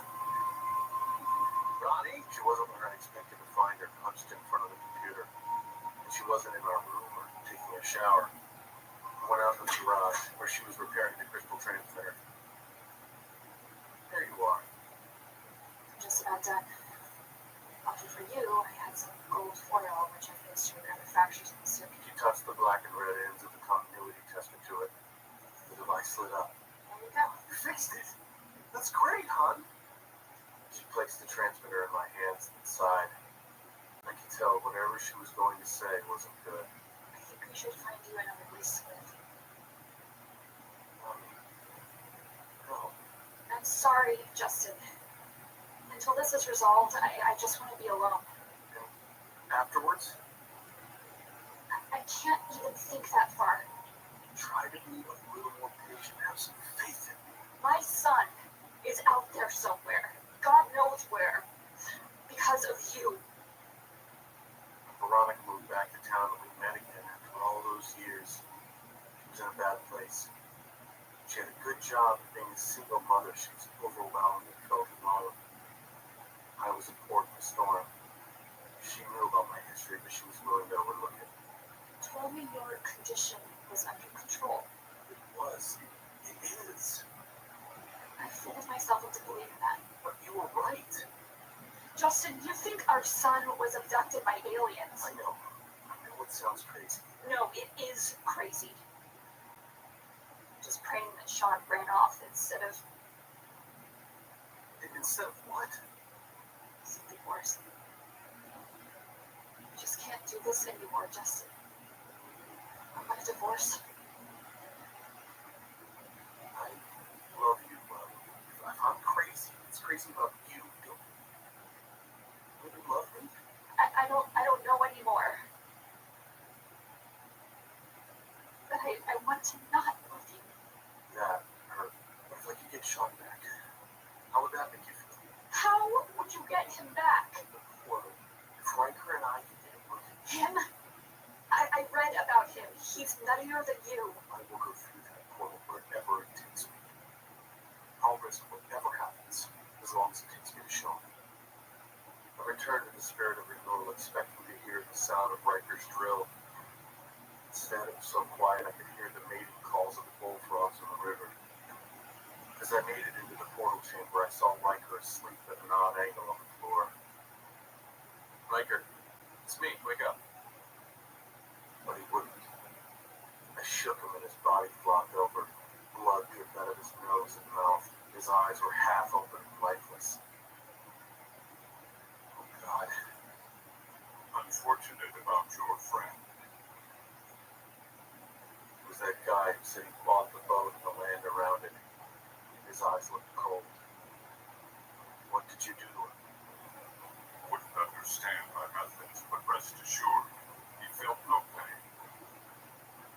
I suppose I owe you a word of gratitude for fixing the mirrors. He reached out his hand towards me. The transmitter, please. Why should I give it to you? It's mine. Who are you, anyway? A guardian of the portal. There are several portals around the Earth. My people sent me and others to watch over them. We've been here for millennia. This one has been missing for the last century. That is, until you and your brother found it years ago. Ever since, it's been safely hidden in plain sight. Until now. Why me? Why did this happen twice? It can't be an accident. Can it? Accidents are merely the name for unknown occurrences. Can you bring my son back? Physically, it's possible, but I cannot allow it. People in this world are a threat. If the portals became common knowledge, my world would be vulnerable to invaders from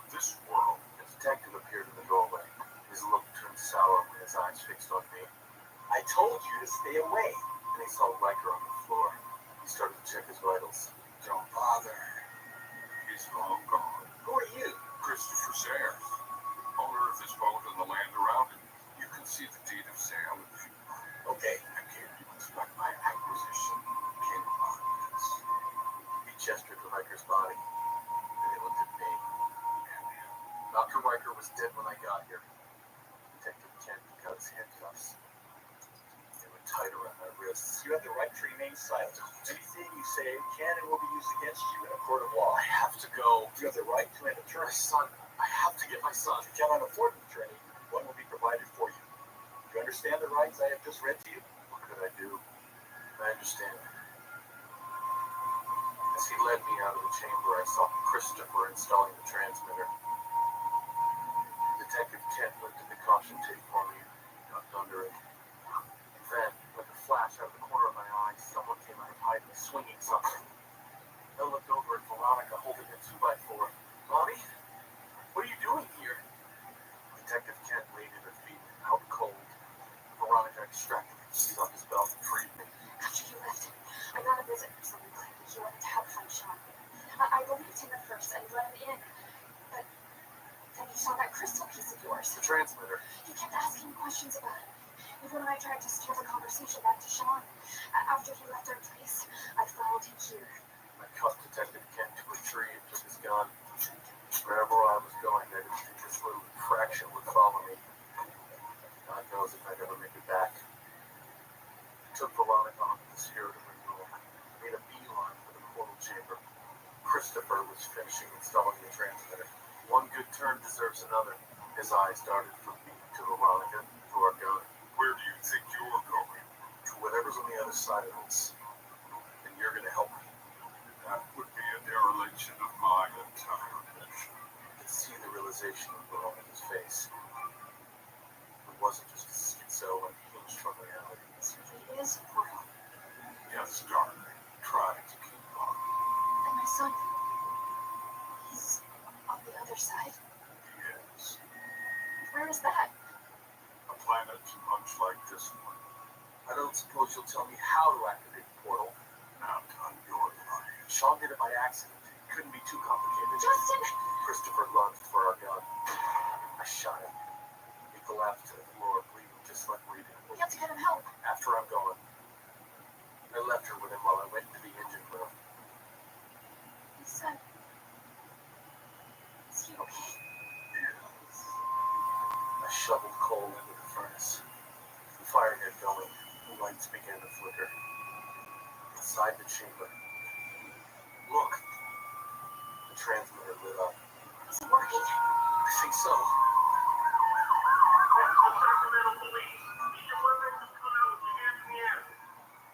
Sun God's eyes began to glow.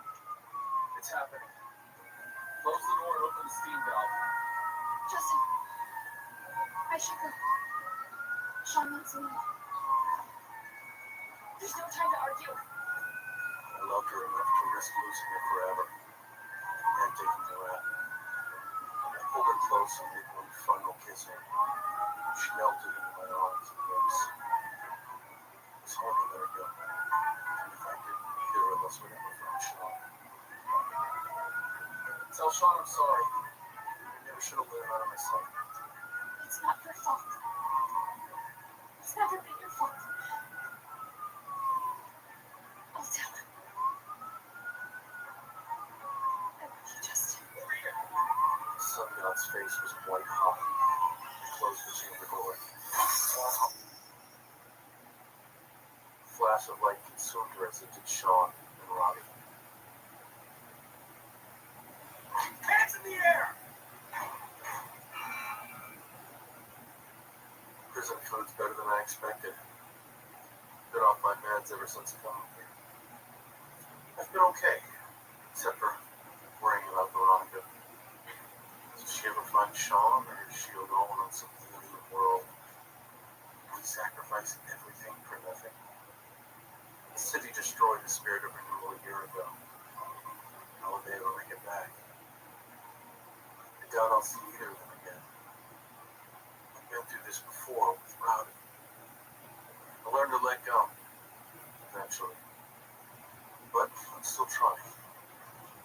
is an expensive thing, especially in here. If I hope for anything, it's that Veronica and Sean are together, wherever they are.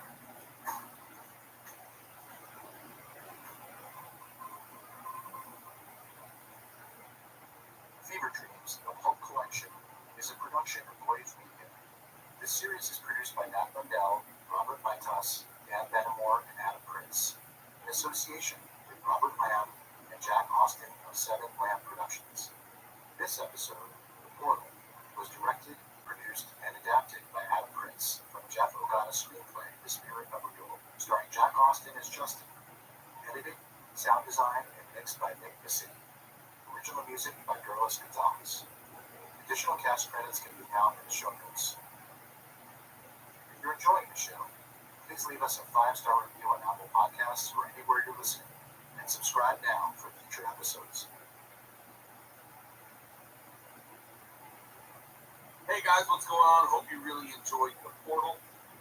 Look forward to next week's episode, Crimson Star. We actually had a huge hand in that one. We had a lot of writing, some voice acting. Comes out in about 2 weeks. Be sure to come back to our Dreams podcast.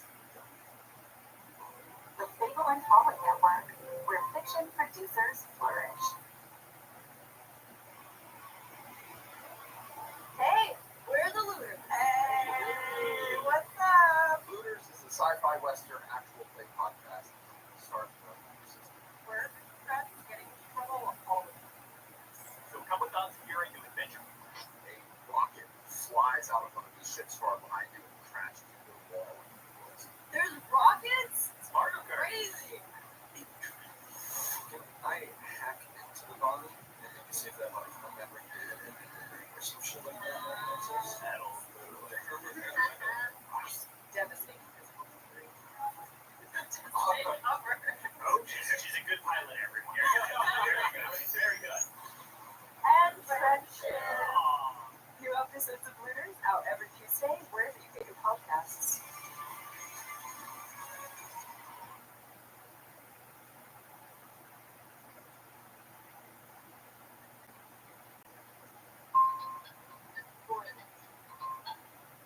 This is the energy of electrification. Available Type-S high-performance battery, nearly 500 horsepower and 278-mile EPA range ratings. Choose from a complimentary charging packages so you can charge how you want. The all-electric Acura CBX. This is the energy of innovation. Acura, precision-crafted performance. Visit your local Acura dealer to lease the all-electric CBX for $389 a month. My dad works in B2B marketing. He came by my school for career day and said he was a big ROAS man. Then he told everyone how much he loved calculating his return on ad spend. My friends still laugh at me to this day. Not everyone gets B2B, but with LinkedIn, you'll be able to reach people who do. Get a $100 credit on your next ad campaign. Go to linkedin.com/campaign to claim your credit. That's linkedin.com/campaign. Terms and conditions apply. LinkedIn, the place to be. Hey guys, what's going on? Jack Austin and Robert Lamb here with 7 Lamb Productions. How's it going? We are here, as always, to talk about the newest episode. What is it, Jack? Fever Dreams pulp collection called Crimson Star. Now, we actually have a lot to do with this one. Yep. We helped adapt it, and we have several 7 Lamb actors who are starring in it. Including, most of all, and of all the other shows, but I am actually the lead in this one. One of the 3, but our good friend Gina Coyle is one of the other leads. Yeah. She's fantastic. This one's kind of a sci-fi horror-ish fantasy thriller. It's got a lot of some vampire elements in it, but I think you guys are really gonna dig it. So stay tuned.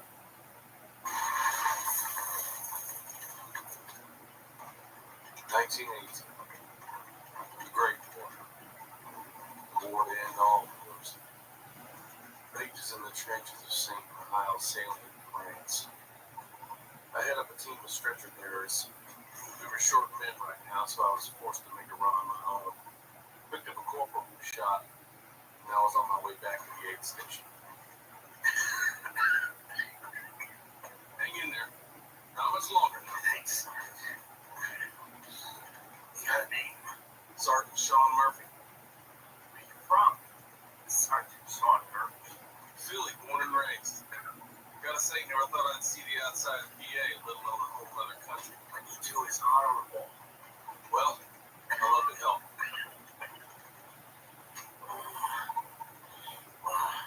And we made it. Right when I opened the back hatch, water was going up. That was some good driving. Here, this is for you. He pulled the stick of spearmint out of his ammo pouch. Thank you for the lift. You're welcome. Thank you for the gum. Since I was back at the aid station, I took the chance to visit Angelica. I found her over in surgery with Dr. Cope. What's your preference? Removing the blood or sewing up the leg? You really need to ask. Let me move the screen to block any peepers. That's when Dr. Cope noticed me in the corner of the door. Soldier?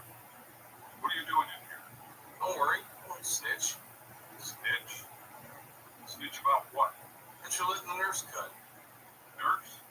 Sorry, Dr. Philbin. Almost happened. I watched as she carefully dug into the patient's leg and removed the bloody bullet. There we go. Bet he feels better already. You're still here? Aren't you the head stranger bearer? Yes, ma'am.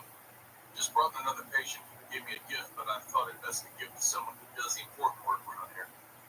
A gift? I held a piece of spearmint up. She smirked. Nurse, I'll clean up here. Go get some breakfast and rest. Afternoon brush will be here before you know it. And please, can't get out.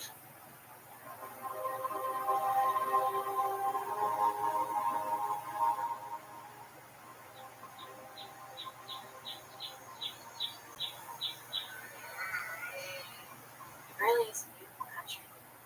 And look at all the sheep. It's hard to believe there are so many so close to the front line. Are you hungry? I can catch one for you. That's sweet, but my cuisine of choice doesn't include rum. Just go. You know, you really shouldn't do that. Walking to surgery unannounced. I knew Sean was one playing to take chances. It's one of the things that attracted me to him. But sometimes it was a bit much. How come you didn't tell the doctor you knew me? He wouldn't approve. Because I'm a lonely sergeant. Frank has nothing to do with it. You hear that? It was suddenly quiet. No sheep. No birds. Just a light breeze and the smell of Germans. Take cover. Sean pulled his sidearm. I said, take cover. That's an order. But it was too late. The first bullet hit me square in the chest. Without thinking, pushed Sean aside and charged. Two Germans were just coming out of the woods, behind a grouping of bushes. As they reloaded, I made my move, pouncing on the nearest one, an officer. I threw him back with one hand, while simultaneously unsheathing the sword with the other. I spun around, bringing the blade up, and in one smooth motion, sliced right through his head. His body and head falling separately. I do love that you German officers still carry swords. Blades have always been my specialty. The other German had reloaded his weapon. I charged, blade up. I was able to block each bullet until I was on the now frightened soldier. It was once again quiet. I sniffed the air, searching. Sean, coast is clear. Sean? He was sprawled out on the ground, his clothes dripping blood. Oh no, you're hit! Ow! I tore his shirt open. Blood was pouring out of his chest. Sweetheart, we have to stop bleeding. I used his own finger to plug the hole, bluntly shoving it down. I'm so sorry. We have to get you back to surgery. I lifted him up. He wasn't in so much pain, I'm sure he would be shocked at the ease in which I carried him. But instead, his eyes were closed and his breathing weak. Within minutes, we were back at the camp.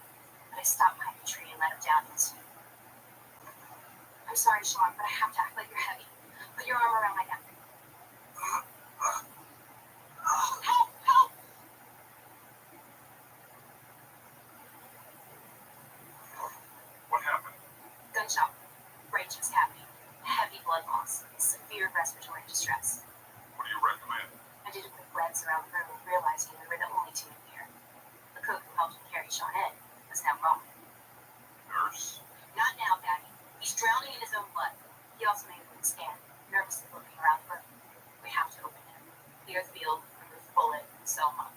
There's not enough time, Mitch. Then we close off the right lung. Let the left one take over. Elkin's chances are low. Daddy, we have to save him. I'm in love with him. Our doctor-nurse relationship is gone. I'm speaking to my father now. Hoping you can understand. Please, Dad. You know they're watching us. They'll send Van here. We won't be able to hide this. Dan Heron was a tracker, and even though he was like us, the organization used him to take care of rule breakers. And once given orders, he never backed down. But with your help, and we could move, run. We've done it before. We can do it again. He'll still drag us down. You know that. Please. We intensely stared at each other. He knew I wouldn't stop. Do it quickly. He left the room, leaving just me and Sean. Don't worry, sweetheart. After this, you'll feel much better. I had one more quick look around to make sure no one was watching. Then I bit down into his neck.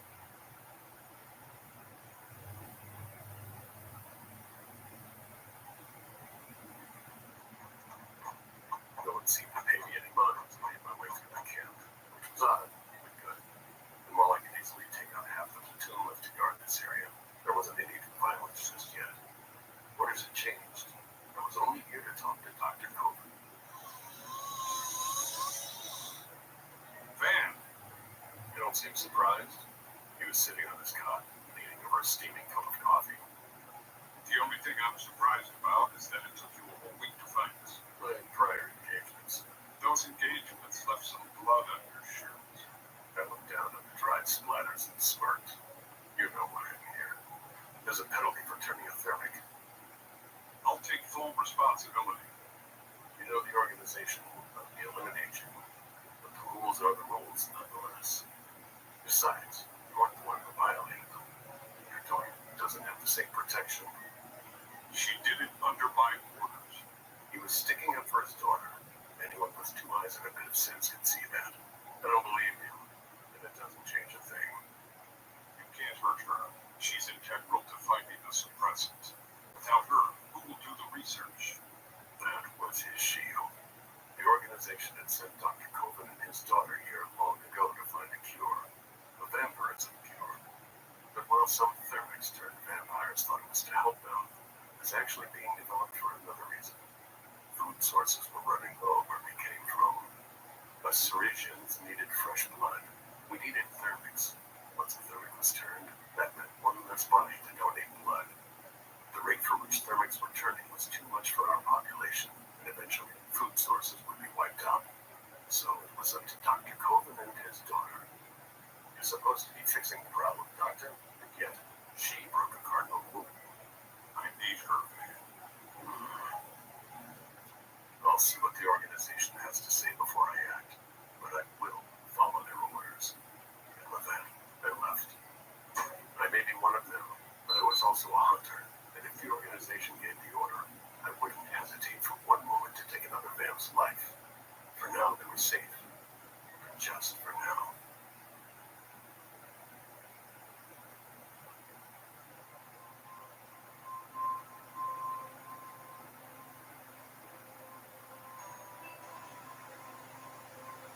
Years have now passed with our community having to pull up stakes and move from town to town, state to state, country to country, about every 10 to 15 years. We recently settled in the eastern Appalachian town of Octagon, Kentucky, where I run the Crimson Star Pub, and my wife, Angelica, is a senior researcher and medical doctor at the clinic.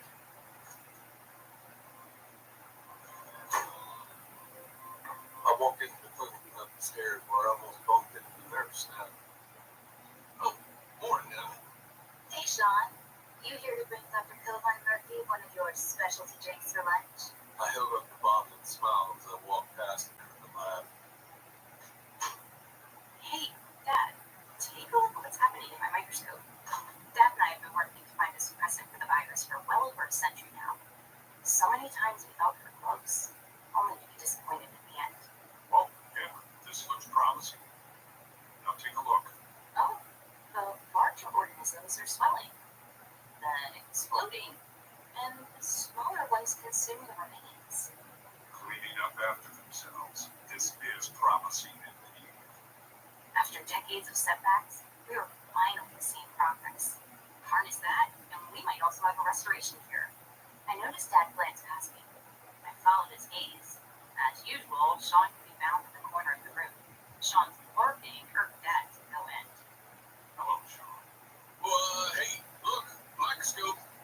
We both spun around to see foam rising from the petri dish. Edge, look out. Where's it all coming from? Sean ran across the room and slammed the contamination alarm. Get out. Go, go, go. Once we were clear, Dad hit the decontamination switch.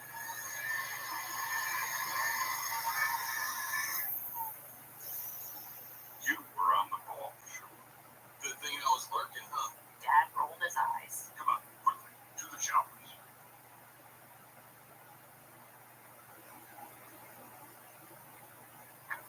30 minutes later, I was clean and looking over some notes in my office. Ready for lunch? I'm not really hungry. I was really hoping we were ready for trials. Now I'm not so sure if what just happened was a good sign or a disastrous one. And, I know that. Sean moved forward and put his hand on mine. He knew exactly what I was thinking. Ever since his transformation, the organization had kept a close eye on us, which meant Van here did too. There was no hiding, and every setback meant danger for both me and Sean.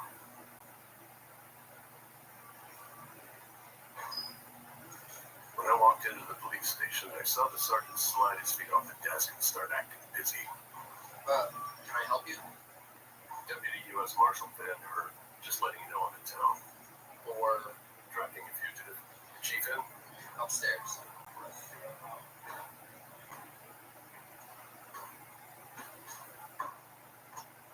The organization isn't happy. How long have we been waiting for a fix? And what do we get? A destroyed lab and back to zero. A minor setback. I didn't really expect cooperation. This community seemed to want to ignore its commitment to the organization, the chief included. Some are saying enough is enough. Too many setbacks. Also, she violated a cardinal rule and still hasn't suffered the consequences. I heard that was a long time ago. Yes, well, after yet another mishap, maybe it's time for punishment. Is that the decision of the leaders of the organization or the hunter? The chief had a lot of nerve to ask a question like that. He knew my role in all of this, as I did his. Trained to question my motives. He's lucky I don't go get my crossbow from the car and put one right through his heart. You expect me to go rogue? Please. I'm acting on the orders of those leaders. Have you ever questioned the morality of those orders? The will of the entire community? You should understand. Rules are rules. Yes, and one of them is to protect and serve. One more mishap, Chief. That's what the organization says. One more mishap or broken rule, and you can be damn sure I'll be back.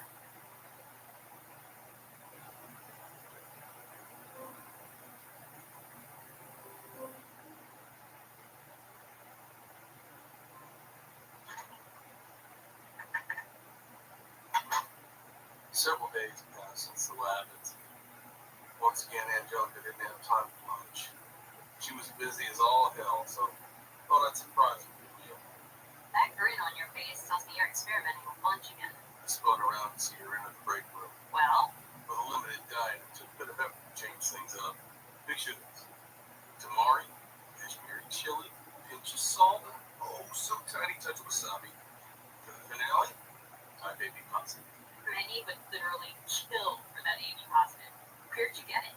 I was making a booze run to Lexington and came across a blood reveal run by one of our kind. Made a deal with the driver. Here, try it. Oh, sweetheart, that is amazing. Yeah, I'm glad you like it. Took pride in my concoctions. I often thought back to that moment when God could help turn me so that I could continue living, so that I could be with her. It still worried me that I could work. She took a chance on me, and that's why we were constantly watched. It was important to keep things moving. Well, I wasn't as experienced or as smart as Angelica. I tried to make her happy, help any way I could. Even with the small stuff, like taking her needs. How's your lab work coming? Great. No more phonering. Now I need to get back to work. Do you mind if I take this? It's for you.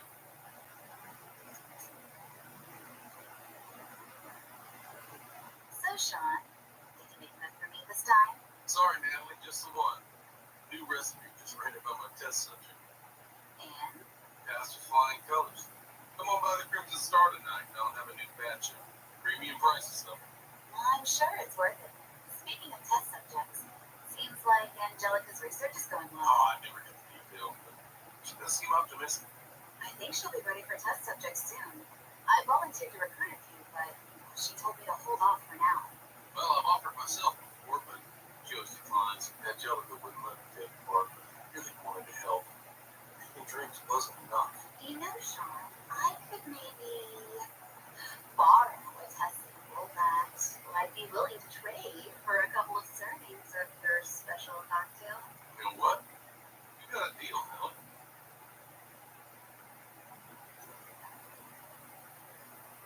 A few hours later, Natalie showed up at the pub. She was serious about a trade. I guess my recipes were just that good. Ready? Let's go to my office. This would be an important breakthrough if it worked. Angie and her father had spent so much time on it. Now was my chance to help. I was nervous. That sounded like a little shock can hurt me. Thermics get vaccines all the time. This is just a suppressant. You want a hot drink or a cold? Keep mine 98.6. Of course. You got the suppressant? It's a big shot. Dosage for a pig. How much should I take? I'd say half. That night, from my shot, I started to feel weird. I was really tired. I'd fallen asleep in my office a couple of times, only to be woken up by the staff banging on my door. I sat at the bar, forcing myself to stay up. I was so hungry.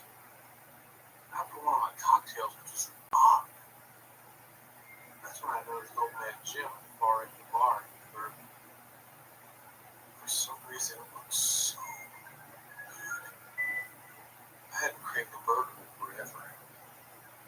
But was the suppressant working? I went to the kitchen and made the burger for myself. I couldn't believe I was doing this, but it had to be a good sign, right? After I finished my meal, I knew I had to tell Angie. A burger. I actually craved and ate a burger. I told the staff I'd be back shortly and went out the back. Sean, boy, you're a freaking hero. Ange may not be happy that I volunteered myself to be a test subject, but when she finds out it worked, I rushed through the alley, ready to give Ange the good news when all of a sudden, why am I so dizzy? What's happening to me?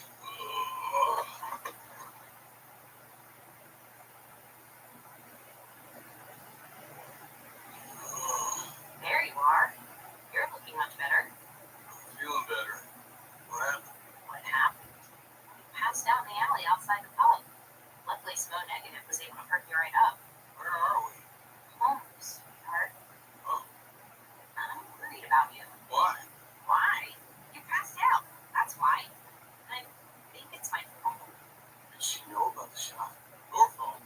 I know I've been busy with my research, but you've been busy too. Our recipes. Not to mention taking care of me. I think it's all catching up to you. She helped me undress as the warm water started to steam up in the room. I felt bad not telling her the truth. Sean, are you okay? Yeah, fine. Okay. You say so. Maybe it wasn't the right time just yet. I wasn't completely sure what happened to me. I felt satiated now. There were no more cravings. Is that a good sign? She mentioned how blood would lie. Was I back to my old ways? Now, in the case, I definitely couldn't tell her.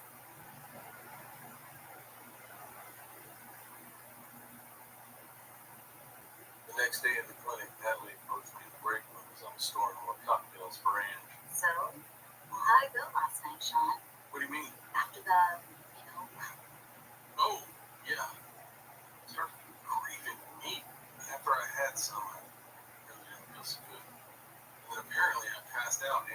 me up some old egg. I haven't wanted real food since. Oh, geez. I'm glad you're okay. Well, that's too bad, though. I was really hoping it would last. Me too. I grabbed a cocktail for myself. After yesterday, I deserved it. Left one in there for you too, Nellie. Thanks. When I got outside, I popped the top and gulped down my drink. But in seconds, my stomach churned. The same queasy feeling hit me after the burger. This wasn't red meat. This was one of my favorite cocktails. This was AB positive. Oh, shit. Not again. I stumbled back and fell into some bushes. A moment later, everything went dark.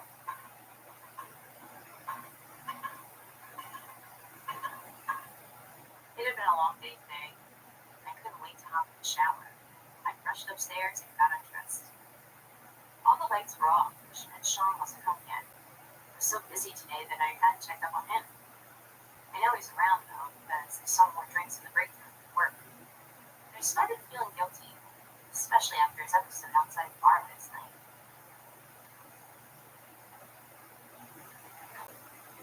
As I climbed into the shower, I heard the front door. Oh, good, he was home. Must have been a long day for him, too. Sean, you're just in time to scrub my bath. Help. Are you okay? Why are you dirty and bloody? I don't know what's wrong with me. I just started craving thermic flesh and it took me over. Is this how you felt yesterday? Today it's worse. What did you do, Sean? I'll tell you. First you have to promise me you won't get mad at Natalie. I couldn't believe I was already back in this small rustic town. I knew this wasn't going to go well. But when the organization speaks, I have no choice but to act. I walked past Sergeant Smith, not even getting the chance to pretend to be busy, and went right for the chief's office. We got a problem. I threw a newspaper on his desk, hoping to the story of the 2 dead hikers up on Summers Peak. Sean went feral and killed them. How do you know it was him? Looked like a bear attack to me. Save your fabrications from the thermix report. What are you saying? I know it was him, and it was a failed suppressant that did it. And before you throw out any other theories, just know that I have my ways for discovering the truth. Is this a personal vendetta, man? I've had my orders for a long time now. I told you, one more mishap. Sean Murphy being feral was bad news for our kind. The last thing the organization wanted was another factor to eliminate the food supply for us Silesians. Feral beings couldn't be controlled or monitored, and they were also known to attack anyone and anything in their bloodlust. Do you expect me to sit back and let you take out 2 of our own, one of which is essential to our long-term existence? She's had enough time. If she was going to do it, it would have been done by now. I guess I have my answer. Answer to what? On what's more important to you, our well-being or following orders. Do you understand? I was just doing my job. So what are you saying, Chief? He's coming. He knows about Sean. He knows what? Took a ghost in the latest trial. You did what? I wanted to help. I was forced to close the bar early. The chief had showed up with Dr. Copeland and Angelica. Apparently Van Hearn had his orders and wasn't backing down. He was last seen pulling up outside the clinic. He'd be here soon. But why would Van come here unless it didn't work? It changed, Sean. So what Van says is true. But it means we're on the right track. Since he turned him away back in St. Clay, I won't be able to turn him away again. Doc, you need to leave. If something happens to you, we've lost our lead. The chief is right. This is my mess. I'm the one who fell in love with the ferret. No, Ange, if I hadn't jumped the gun and jabbed myself, the target wouldn't be on your back.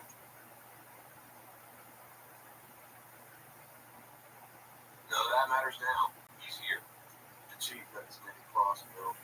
Angelica had her sword. And all I had was a measly knife. Regardless, we were as ready as we could be. Dan mostly uses his crossbow. We need to move fast and bring the fight up close and personal. Seems like a plan. Dr. Copeland wasn't fired. He stayed behind the 3 of us. This reminded me so much of the trenches. Just waiting on the Hun to cross the berms. Just like the Hun, Van wasted no time to attack.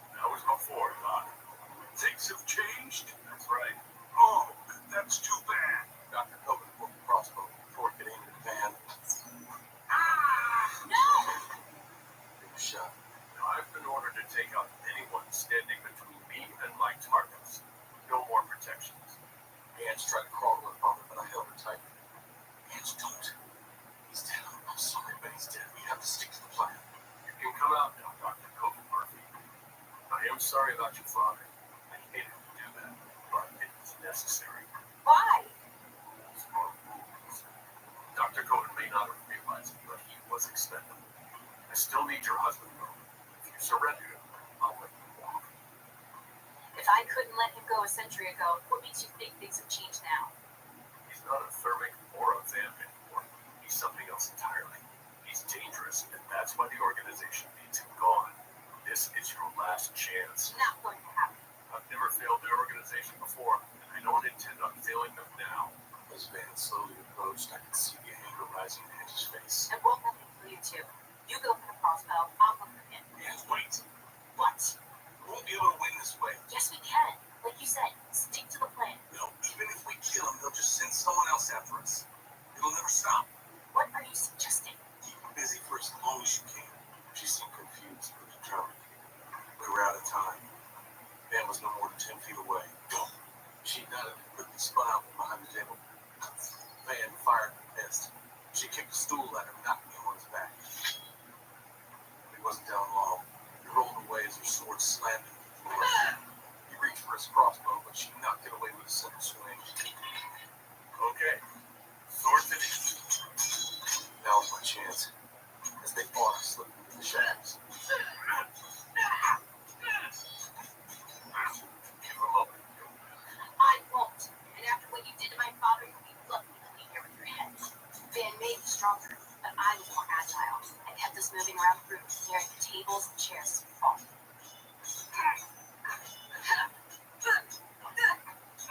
Thinking about the greater good. I am.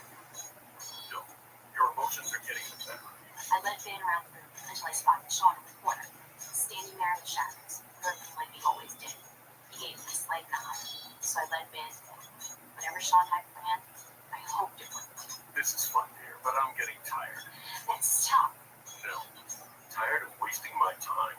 Where is he? I thrust my sword forward, causing Van to jump back. Where is he? Behind you. Sean burst from the darkness and jabbed Van in the shoulder with a syringe, right into his deltoid. Van threw him off the beams. What was that? What did you stick me with? I was curious myself. Looks like you and I are so different now. That was the trial suppressant? Allie brought me too much. Only took half the dosage. That was the other half. I don't believe you. Soon you'll be craving red meat. And you'll know it's true. Son of a... He raised his sword and took a step toward Sean. Sean didn't budge. You're feral. Like me. Van held his sword over Sean's head. He was unable, or really unwilling, to bring it down. After a few agonizing seconds, Van lowered his sword. You have your choice now, Van. Walk away from the organization's orders, or kill yourself after you kill us. Why would I kill myself? Rules are rules, aren't they? I could see the rage inside of him. He didn't want to believe it to be true. I do have one other option for you. I continue my research to perfect this present, then work to reverse what's happened to you and Sean. What if the organization doesn't go for it? I imagine they'll terminate you and send another hunter for both of us. So it'd be in all of our best interests if you just kept this to yourself. And what about the organization? What do I tell them? You never fail, right? You tell them that Sean is dead, you completed your mission. I could see him contemplating all this new information. He seemed like he was about to say something when he suddenly started wobbling. Then, before he could muster up a response, he fell to the floor, knocked out cold. Looks like he needs to sleep on. Do you think this will work? I don't know. Even if he chooses us over the organization, our problems may just be starting. Now, I looked over to the deceased Dr. Coben. It's up to you, Ange. Your father gone will have to leave the community. She too looked at her father. I could see her fighting her tears. You're right, Sean. Put my arm around her. Will you help me? Of course I said yes. That's all I ever wanted. Van Hearn eventually woke all feral night. He was crawling all over the ground, sniffling and drooling. I wanted to laugh, but then I realized I must have been exhibiting the same behaviors every time I fainted. Van snapped out of it hours later in the clinic after Angelica gave him some negative. Then Ange took blood samples from both of us and got to work. Weeks passed. Van lied to the organization with the thing that, in addition to the chief and Dr. Coben, took out the mole meat.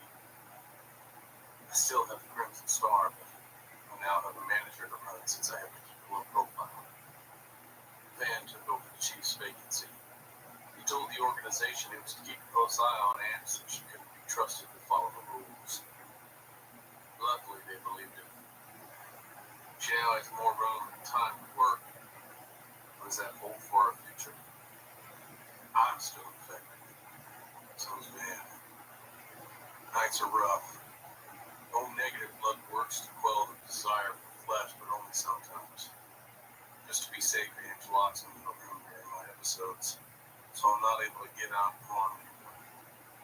I hope she finds a cure soon. I'm scared for what may happen if I was to ever get out. But in the meantime, I trust her to stay put, lurking in the corner, in the shadows. Fever Dreams, Called Plunge, is a production of Voyage Media. The series is produced by Nat Mandel, Robert Midas, Tim Benmore, and Adam Prince, in association with Robert Lamb and Jack Austin of Seven Lamb Productions. This episode, Crimson Star, was directed and produced by Seven Lamb, based on the teleplay by Bob Krieger and Gene Covert, adapted for podcast by Bob Krieger, Gene Covert, Robert Lamb, and Jack Austin. This episode was edited by Jackson McClellan. Original music by Derlis Gonzalez. Cast members for this episode can be found in the show notes. If you're enjoying the show, please leave us a 5-star review on iTunes or anywhere else you're listening. And subscribe now for future episodes. Hey guys, really hope you enjoyed Crimson Star as much as we did. Make sure to go online to feverdreamspodcast.com and give a follow and be on the lookout for the next episode. And the next episode is called The Exterminator. Mild-mannered Marty Plotkin uses his knowledge of a past exterminator to kill the men that killed his daughter. It's Charles Bronson, he's the Orchid Man. Next time on Fever Dreams. The Fable and Folly Network, where fiction producers flourish. Look at this. Wayland's assembled a team. They're inside already. This is a risky gamble. There will be consequences for the both of you. Today is a good day.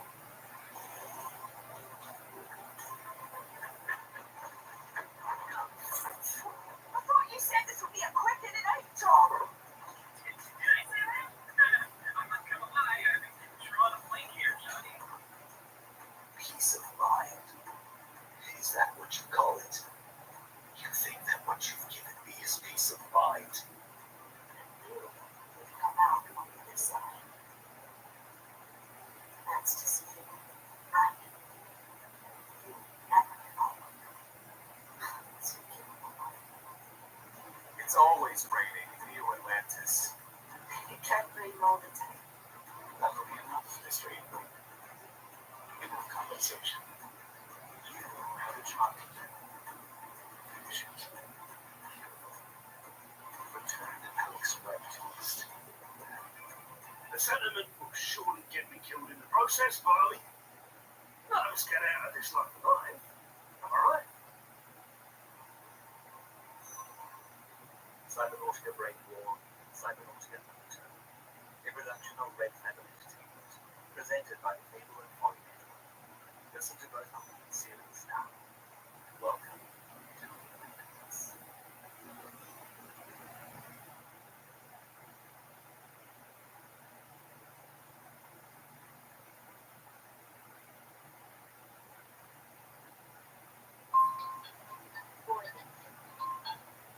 This is the energy of electrification.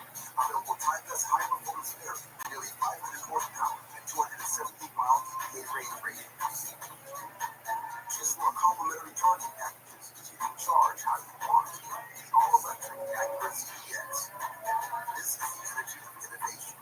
Acura, precision-crafted performance. Visit your local Acura dealer to lease the all-electric CDX for $389 a month. This episode is brought to you by Buzzballs.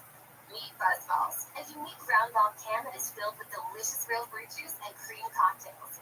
There is nothing cooler than these new ball-shaped cocktails that are perfect for every occasion. Grab a refreshing gluten-free Buzzballs for your party, festival, or just relaxing with friends. Buzzball, let the good times roll. Buzzballs, 50% ABV, terms in Texas. Please enjoy responsibly. Hey guys, Robert Lamb and Jack Austin here from Seven Lamb Productions, introducing newest episode of Fever Dreams on Folk Collection. And that episode is called what, Jack? It's called The Exterminator.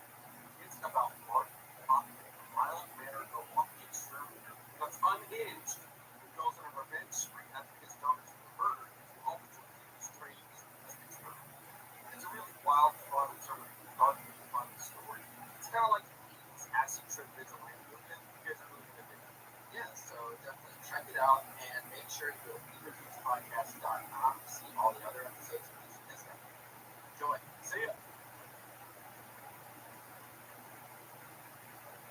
Most breeds of rats fit into a hole as small as a dime. They have collapsible big. If there's a rat infestation and I get called to exterminate them, the first thing I do is eliminate entry points. People think they can block a local cough with wood. Rat will not do that like it's nothing. You think your home is safe from rats? It isn't. There's always a way in. You just gotta hope they don't choose you. And they don't bring their infestation to the house. If they do, you won't be able to stop them on your own. You'll have to call me, and I'll kill them all.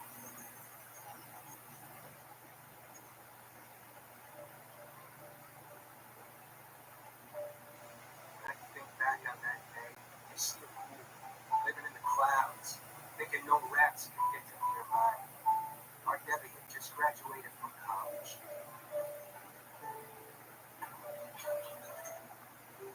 Next week, we're going to that spot in Park for breakfast. We're in on your graduation money already. I got Tom. Juices for everyone. On me. Big money coming through. $15.50 an hour. I put money down on it for you already. Where, sweetheart? Sports mom. I'm an assistant manager. They said if I show me diploma, I could go. $30,000 a year. Well, it's better than anything in the pants. At least you can pay your own student loans. First thing, who needs fun anyway? When you start tonight, what hours? Second shift, 6 to 11. Is your phone charged? Is there a light next to the store? How far away do you have to walk? Someone walk into your car? Okay, my brain hurts now. She'll be fine. Just the guy, just part of it. Not working in great mom. It's downtown Milwaukee. A lot of things still happen in downtown Milwaukee. You gotta use them. I'll buy you a t-shirt for putting it in the purse. Your mother watches way too many reality shows. Mine sells. That's why every new show wants us to think we're living in a dystopian society where murderers are standing outside the door sharpening their knives 24/7. Just take common sense precautions. Ask a coworker to walk you in the car. Goodbye.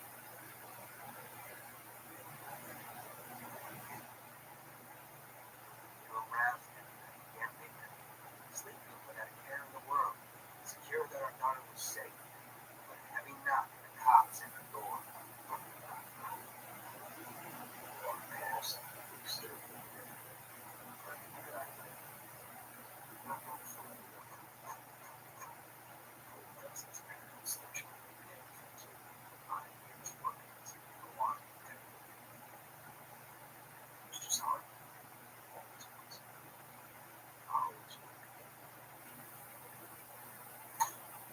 Sir, forensics detective Rudolph Kaminsky.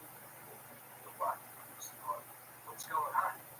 Let's regret for one shot to place one.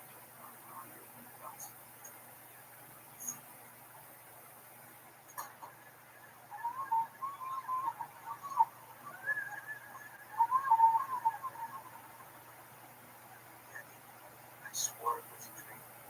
I was still in bed, snoring, and this was a nightmare I'd wake up from.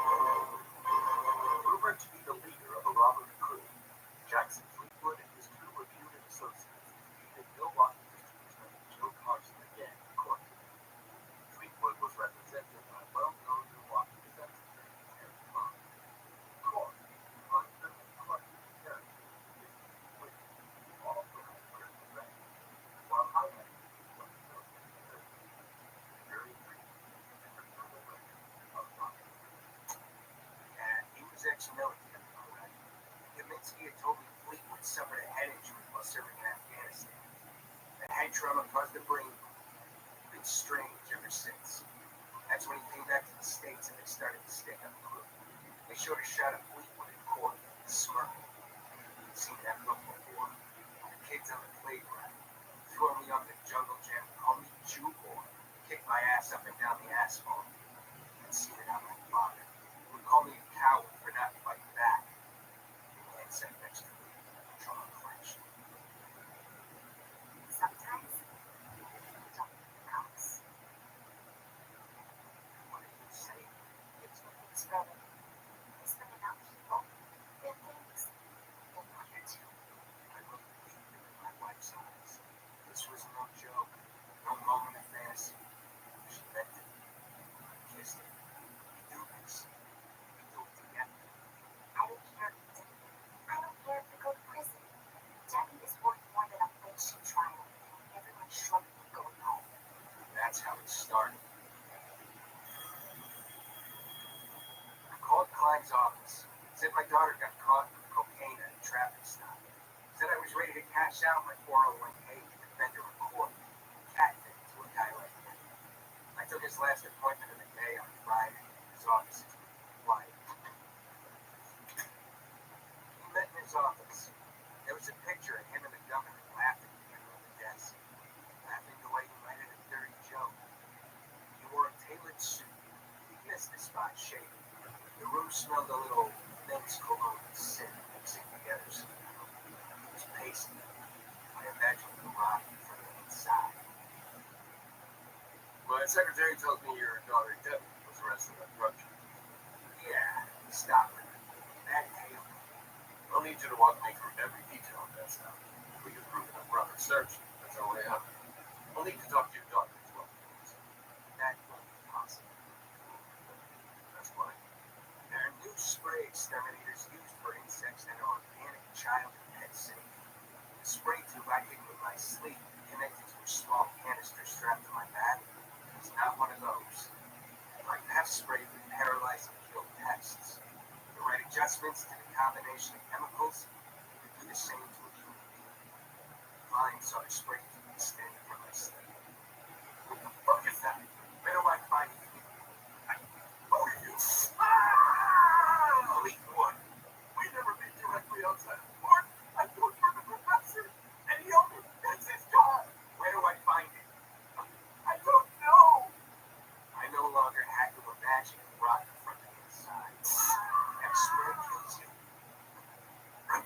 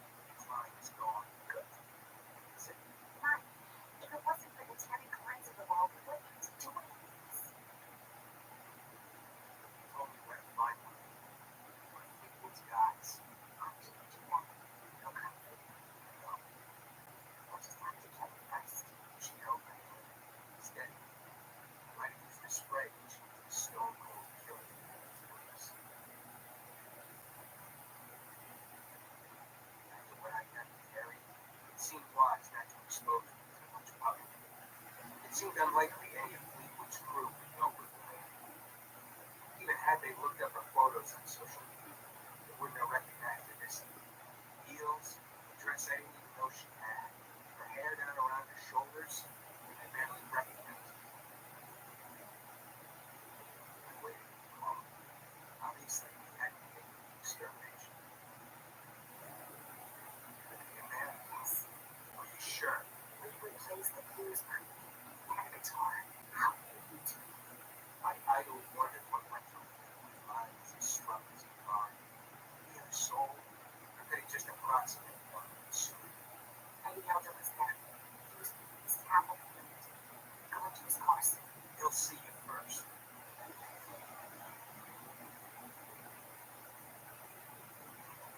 Excuse me.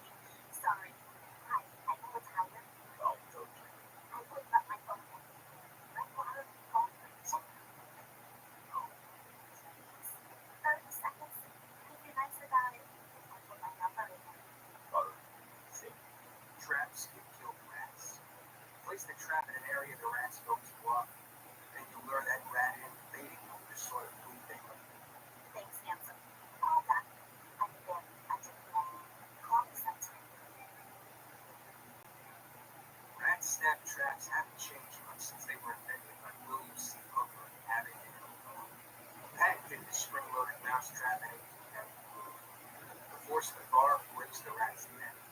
Designing one human-sized to a great deal of work, trial and error, time at the hardware store. I wasn't 100% certain it would work, but when Eddie Elder went to put his foot on the pedal, he tripped the trap, and a spring-loaded bar swung down from the roof of the car, sandwiching his neck to his headrest.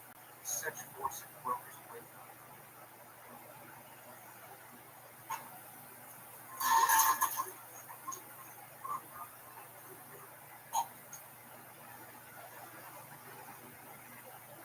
I waited in the back for him to suffer.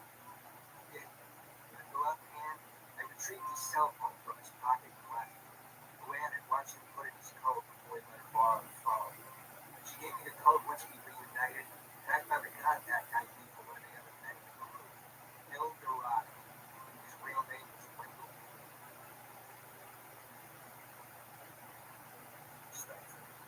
Search on the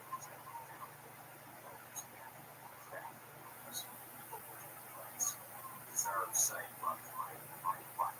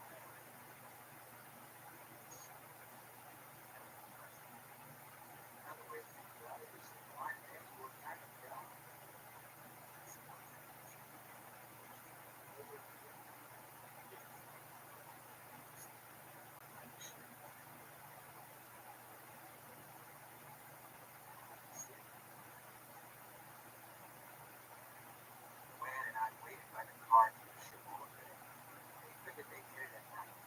We wanted time to plan for all the contingencies. The dealership closed at 7.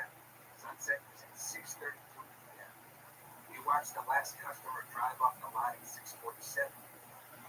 An old black van with the windows blacked out from the inside and no license plate rolled into the lot at 6:54. Okay, so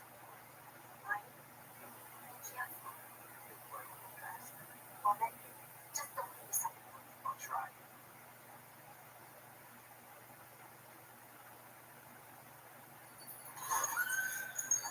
Pace. Moving fast. Wendell blew the glass door out with a shotgun blast. He fired a second time at a car salesman who fled. Fleetwood calmly walked behind him, but he was so damn tall he could walk as fast as I could run. The saleswoman flustered. He got turned around at her own building. Wendell had the shotgun on her as I crept up behind her. Show us what the keys are, or I'll show you what's inside the chest. As a terrified saleswoman gestured to the locked cabinet, I hefted up the gas canister and brought with me. Burning is a pest management tool for farmers. They'll sometimes burn their fields after harvesting to kill off pests before the next crop. I hadn't smoked cigarettes since I was a junior high trying to impress a girl. Never much cared for her. The night though, as I lit and took one drag on a cigarette, I had to admit, it scratched an itch I didn't know I had. I let the lit cigarette tumble out of my mouth into the pool of gasoline. Fleetwood and Wendell turned to see flames forming a wall behind them. They fled, how we knew they would, to the exit. The saleswoman had a 3-foot lead on them. All three of them came out the other side. That was the problem.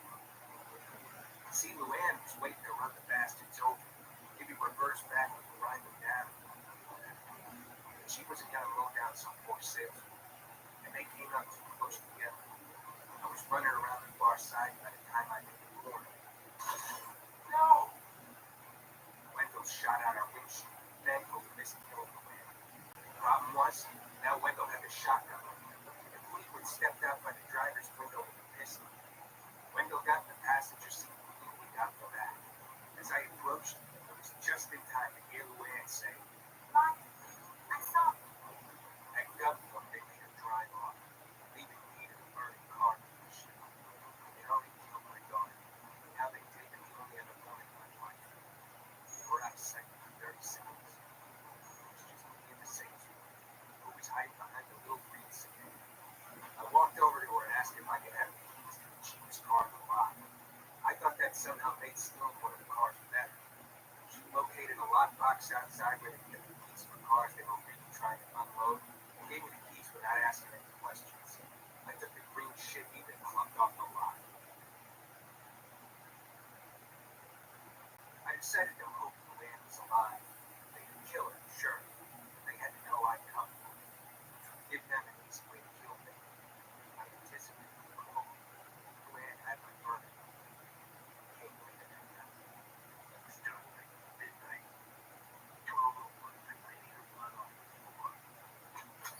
Not too late for the local gun store. They closed at 10. I bought a bulletproof vest and a little slim subcompact handle, good for concealed carry. The clerk told me the vest can handle anything but a heavy machine. Wendell had to be alert, and be there long before 12:01.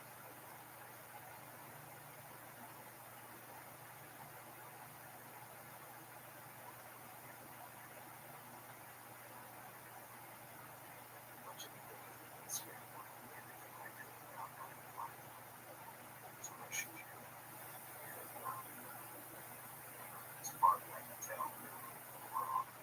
With 17 minutes and for perfect. God's been in his house once before. 0 years old. I'm a mistaken address. Spoke to his place. His office. That was a person.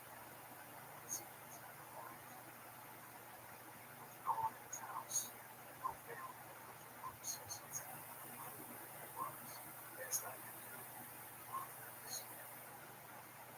The call went out for gunshots in the ocean. They feel burning.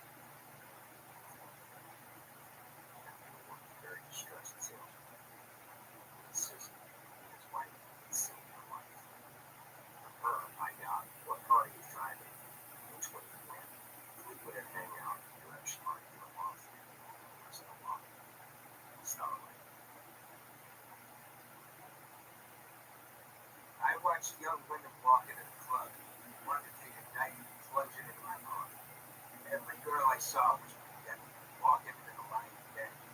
There would be no burning this place down. I needed something more surgical. Rodenticides or pesticides used to kill mice and rats. You can mix them in with bait rats like molasses, for instance. I needed some sugar. I stopped a young lady who practically ran from me and gave her $200 in cash to go inside, chat up Wendell, and lure him outside. Outside the starlight, I wouldn't have seen him until I noticed a long hand on a very stern little girl who was probably sneaking in with me. On the buck, his mom, and the compact salesman told me to take it. It's the no night. Couldn't arrest him. Instead, he felt himself come and walk over.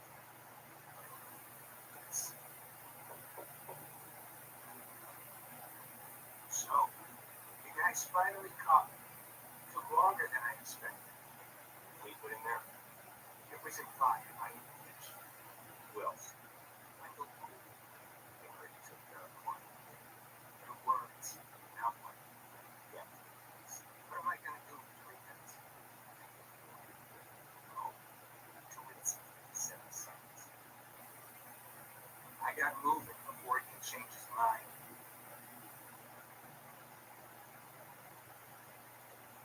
Locating my paid spy wasn't hard. She'd taken her assignment seriously, leaning on Wendell by the bar. He was happy to receive it. She caught my eye from across the room. I gestured to the back of the club in the bathroom toward her. Smart girl. She got it. She headed that way, coaxing Wendell to follow. He was only too happy to. When they reached the bathrooms, she opened the door to the ladies' room, and I shoved him through the door. The door locked. It was just me, Wendell, and a toilet. You know, rats will sometimes swim up a toilet. They pour bleach into the bowl of closed the lid. The rat dies of asphyxiation.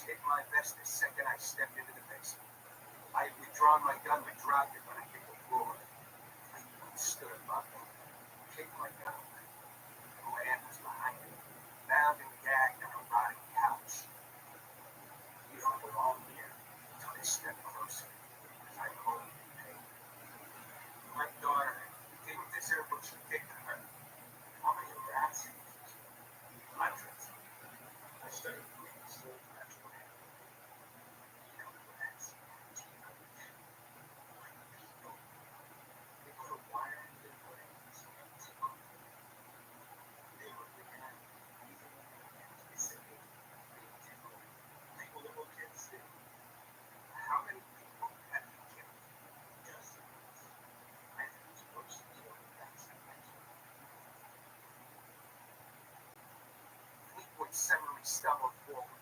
Luann was bound and she was gagged, but she managed to dive off the couch and move fleetly.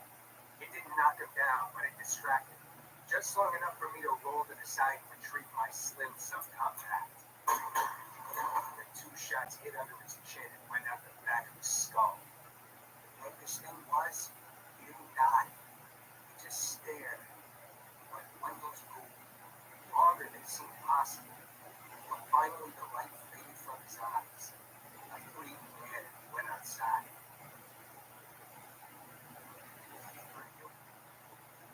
News record. Just that. Didn't say a word.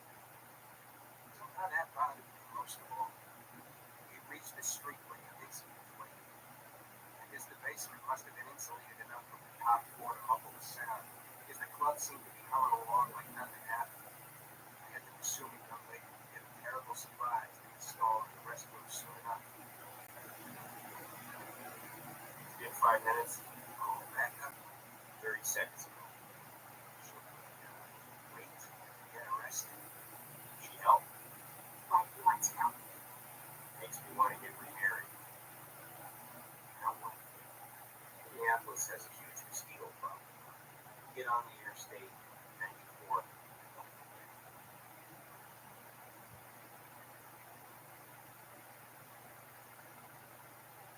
And speak to the chief of police. They told me the truth. Right at the point. Told me. More death no longer denied. In fact, we've made a point to assure the public that these killings were part of the case and not the work of the exterminator. Fever Dreams, a pulp collection. It's a production of Voyage Media. The series is produced by Nat Liddell, Robert Midas, and in association with Jack Austin and Robert Lamb of 7 Lamb Productions. This episode, The Exterminator, was produced by Christopher Lynch, written and directed by Dan Bell, based on the screenplay by William Crowe, edited sound design and mixed by Andres Copia, original music by Carlos Gonzalez, starring John Cahill as Marty Parker, additional cast credits, and other show notes. If you're enjoying the show, please leave us a 5-star review on Apple Podcasts or anywhere you listen, and subscribe now for future episodes. The Fable and Folly Network, where fiction producers flourish. Every day in the nice little Canadian town of Beaver Mount, Ontario is pretty much the same. Folks are polite. There's a hockey game that evening, and someone gets brutally murdered. Sorry about the murder. A very Canadian murder mystery podcast. New episodes weekly. Listen to season 1 now by typing "Sorry About the Murder" in your favorite podcast app. There you go.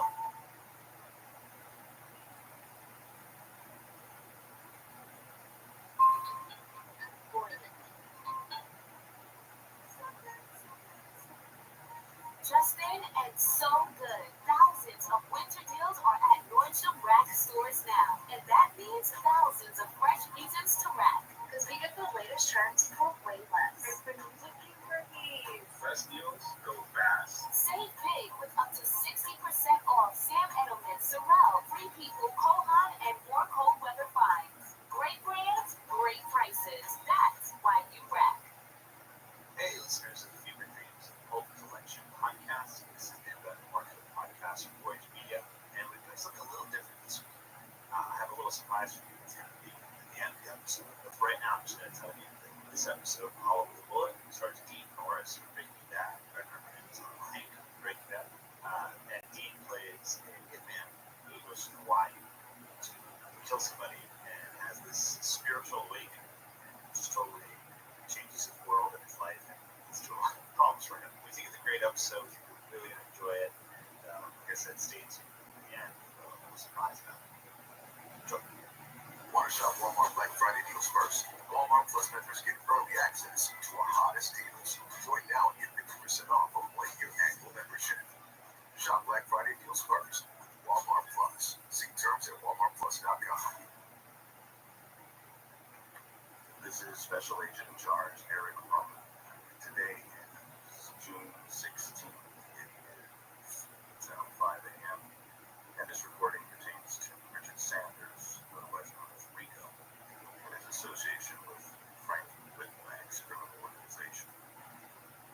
investigation initially was purely focused on Mr. Sanders, whose evidence suggested his operations contract owner. But our investigation quickly expanded into his suspected employer, Frank Litvak. Based in Chicago, Mr. Litvak's considerable criminal activities include, in addition to murder for hire, human trafficking, drug trafficking, and Medicare fraud, among other crimes. This investigation has grown to wiretapping phones, CIs wearing wires, violations of houses, restaurants, apartments, cars, and so on. Rico and Litvak are based in Chicago, but our investigation also reached Hawaii, where their criminal activities extended to. Hundreds of hours of recordings have been obtained in furtherance of this investigation of Mr. Sanders and Mr. Litvak. Rico Sanders' story begins in Chicago with an extremely valuable piece of jewelry, valuable enough that we get someone killed. We got a problem. What? Vince looked at the necklace. He split them away. Hawaii? Robert? Honolulu specifically. Had a note on his calendar. Jesus. Yeah, You know what that thing's worth? I can guess. Got your ticket yet? Yes. Good. Call me back when you get there. Find that necklace. Find Robert.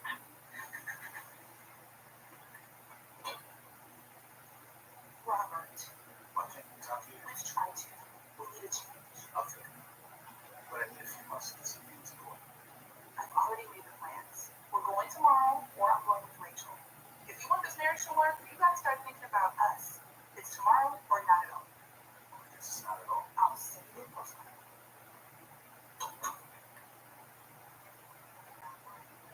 My name's boarding, Robert. Hear me out. I have a good reason I'm not there. Actually, two reasons.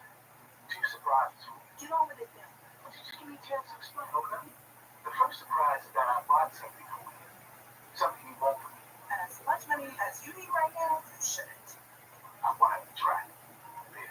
Are you planning? Can I buy something nice for my wife? Do you want me to answer that? Okay, the second surprise is I'm on my way to the airport now. I'm coming with you. What? Don't you want me to? I mean, this was your ideal. And now you're upset with me after I pulled all these strings to get away and surprise you at the last minute? I wanted you to come 2 weeks ago. Rachel will understand. Why should she have to? I had a seat on the plane in my own hotel room. It's a free country. Gene, I'm sorry, baby. I gave him a shot. He didn't take it. I wasn't going to be looking over my shoulder every day waiting for him to show up. I already have enough reasons to watch my back because of things I can't control. Him, I could control.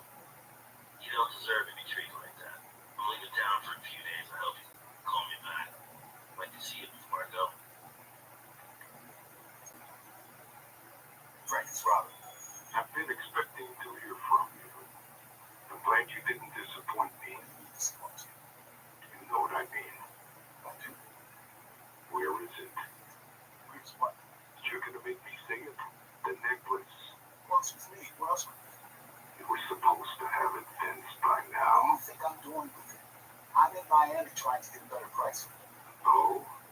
Any luck? Lots of luck. In fact, I got another buyer calling me right now. I'll call you back. See that you do. Hey, you're gonna be the only angry person in Hawaii the whole trip. Definitely not. He wants to kiss my ass? Let him. I'm having fun. It's really that bad? I think it's hopeless. Really? All the gambling and debts and women? Seriously? I opened one of his credit card statements. He had charges for hotels in town, and flowers and jewelry and women's clothing for months. Dozens of them. Did you confront him? That's the difference between you. But it's finally over. I'm leaving. God, I didn't know it was all that. I'm sorry, babe. Don't let it spoil your vacation. Wanna hit the beach? Girl, and ruin my hair? Girl, and ruin my hair? I'm talking about waiting. Nah, I'm going to the room. You coming? I need a drink first. I'll meet you up there. Later. In Hawaii, Evelyn encountered a former boyfriend, a prominent Chicago-based attorney. What at first seemed like irrelevant recordings was actually an investigation of assault as hours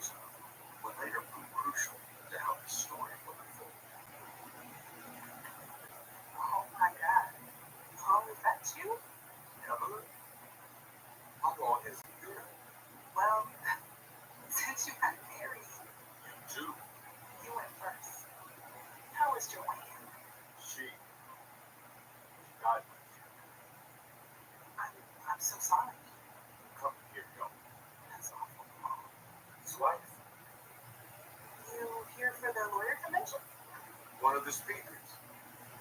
Hey, you know, I still remember the last time you told me. You mean the worst moment of my life? It was cute. I don't even know what I said after you told me. You said, oh, and hung up. I chased you for 3 years in college.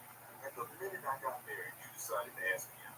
Hell of a phone call to get on my honeymoon. You must have been desperate. No, just let's not talk about it, okay? Living it was bad enough. Stop. It was funny. Anyhow, you look the same. You must be living right. I don't know about that. You too. Robert behaved. It's complicated. I never got that. You and him. He swept me off my feet. When someone does that, you float about 10 feet off the ground. You don't see what's going on right in front of you. By the time you land, you hope you can make it right. You try harder than that. But you can't. No matter how hard you try. Anyway, it doesn't matter now. I think it's actually over this time. Really? Are you alone? Yeah. What are you doing today? I thought I'd take you to Lua. My friend Rachel and I are going to Lulu out tonight. Robert forced his way onto the trip, so I guess he's probably going to. But it should still be fun. Come with us? Robert and I never really got along. Don't worry about him. Poor Rachel is in an awkward position trying to referee us. She's only here because I pleaded her to come. And she's cute and sweet and, well, a little aggressive sometimes, but you like that anyway, right? You certainly do. Maybe. You think she might sweep me off my feet? Our intercepts and various wiretaps eventually revealed an additional complication of the story. Robert was having romantic conversations with a woman who was not his wife, Evelyn's friend, Rachel. Hey, are you by yourself? Yes. Who's Evelyn? Out making plans for us to go to a blue lounge tonight. What? She ran into some guy she knew in college. 4 of us are supposed to go. She just texted me. Which reminds me, it was more than a little awkward coming here with her in the first place. And then to have you show up at the blue. Oh, come on. I explained all that. I think you know when she's coming back. She didn't seem in a rush. Why? I'm coming to you. What is it? No, not on the phone. What's the big mystery? Just stop that. I picked up the necklace. Accident. Turns out it's the next. I didn't know what to do, so I came here to buy some time. Give it back. You don't understand. I took it to a jeweler and had it appraised. This necklace is worth millions. But now I have to deal with it. It's brilliant. No. This isn't the guy you can cross without thinking twice. Sounds like you already did. This is the real deal. It's got to be handled right. Either you give it back or you keep it. There's no in between. I'm going to call him. And say what? What's the name of the guy from college? Oh, Elliot. you know it? Oh, yeah. I know. What's that supposed to mean? Now I got to call him back. Put it on speaker. Why? I won't say anything. Just put it on speaker. Listen, you're not a word serious. It's me again, Robert. Yeah, they got this thing called a Reiki, Robert. I know who it is. I bumped into this jeweler at this hotel, and by coincidence, one thing led to another. He asked if he could take a look at the necklace. I said, why not? And long story short, well, I couldn't believe it. Say it. I wasn't sure you did. Well, now you are. You didn't tell me what it was worth. Your appraisal was wrong. My fee should be higher. You trying to shoot me down? All you had to do was deliver the thing to our buyer. You are a glorified rideshare driver, and you think you're entitled to more? You're lucky you got this. I should have left your ass to the wolves when I met you. Instead, I gave you money when no one else would, when you needed it bad. Because you're a degenerate shit gambler that makes other degenerate shit gamblers reevaluate their lives. And guess what? Now, I'm the wolves. Slow down. I'm not saying all of that. Of course not. But from the way the jeweler looked at it, I'm sure he thought I sold it. I mean, I would never mention your name, but he knows I'm staying at the hotel. And if he calls the police, I'm just like... Even you aren't that stupid. you're saying I'm in danger now, and the police talk to me, well, I need to make sure I'm safe. Stop dancing and just say it. All right, fine. Negotiated a fee, now the fee should be higher. Good. Thanks for not lying again. Now, you're not getting a goddamn penny. Hey, how about we take it for ourselves, you son of a bitch? If you try anything, we'll turn it over to the cops. Who the hell is this? Don't you worry who this is. When you want to talk, you know how to reach us. Well, what the hell are you doing? Accidentally, huh? That's what you're upset about? Do you know what you've done? Did you hear him?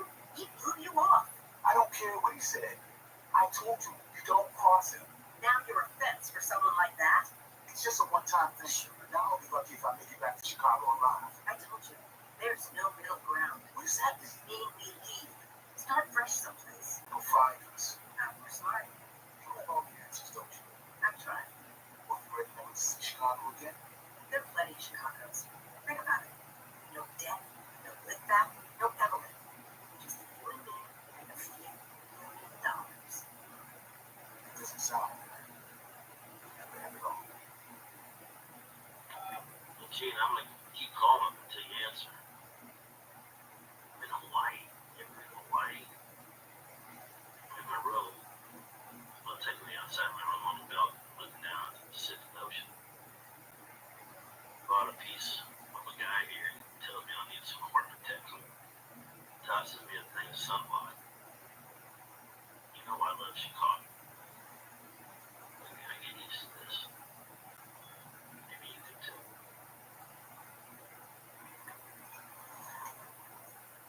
Great view, huh? Are you expecting someone else? Why do you practice? You keep looking behind you. You having fun? Rachel and I are. Twisting my coach. Spare me. Okay, maybe I just... Maybe. Listen, I told you I hit a deal in the track and I had a surprise. And the first thing I did was to go out and get something for you. I know things haven't been great between us for a while. I wanted to try to make it up to you. I thought I'd have enough time to get back before I could get up what my course again.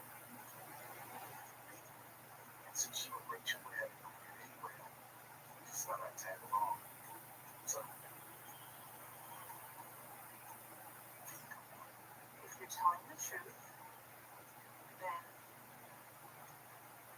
I'm happy you want some extra money, and I'm happy you finally realize what's happened to our marriage, but it's a little late for an apology. I know what you're thinking. But all that to the past, the gambling, the drinking, staying out all night long. Listen, I know I made some mistakes. I didn't start out like you did. Your parents gave me everything. Robert, please. Damn, Pete, let me finish. I came from nothing. I was the first one in my family to finish college. My dad even cried when I opened my first business. And I ran it well enough to open a second location. I met some hustler who's done nothing. So you gambled away all the profits. I won't even mention the women or shady characters you're involved. You just hold up a minute. Look, I didn't even have time yet. It's beautiful. But what? you're trying to buy him. I want you to have it. That's right. You deserve it after what you done with this. Robert, you... Hang on to it while we have it. If you still want to give it back to me, I'll return it back to Chicago. Okay? No. Okay. That's what you're working. Just promise me you'll answer me. Just let me see you with it one time. Fine, go away. I'll see you later. I love you. You know, on the beach, I took my shoes and socks off. Heat started to burn, so I dipped them in the water. Thinking of you just standing there beside me, watching the water run over your toes. Seeing your hair catching the wind. If I had 100 bikinis, you could wear a different one every day. You know, Hawaii is the most isolated population center on the planet. Closest landmass is 2,400 miles away. They have their own time zone. It's like another world here. I wish you were here. I know this isn't like me to go on like this. This place does something to me.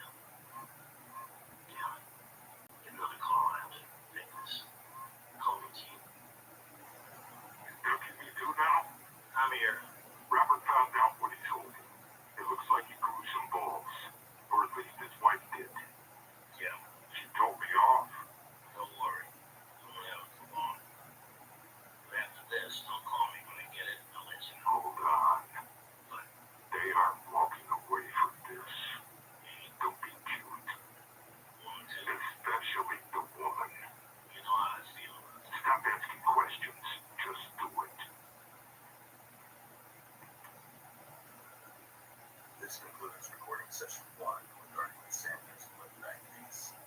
Continue the facts of this case chronologically. Recording session 2 that will detail the initial kill connected to the necklace. Mahalo with the Bullet is a production of Voyage Media. If you're enjoying the show, give us a 5-star review on iTunes or anywhere you're listening. This helps more people discover the show. And subscribe now for future episodes. If you're interested in hearing more of Rico's story, you can check out Bleach Blood Red, the novel this series is based on, written by Ed Duncan on Amazon. The link is in the show notes. Alright, I hope you enjoyed that. So, the surprise is, unlike every other episode so far of Favorite Dreams, this is actually the first episode of the series. So if you like this episode, you will get more of this story. You can just hop over to Mahalo with the Bullet feed, where you can see the entire series, the first season of Mahalo with the Bullet. There's 4 episodes, all featuring unicorns. Continue the story. I think you're going to really dig that if you love this. And again, you can find that by going to Mahalo with the Bullet on any podcast platform. Or if you're listening out the podcast, just click on the Voyage Media media there on the page. That will take you to our morning shows. You'll find Mahalo. You can also find any Voyage Media show by going to voyagemedia.net. Thanks.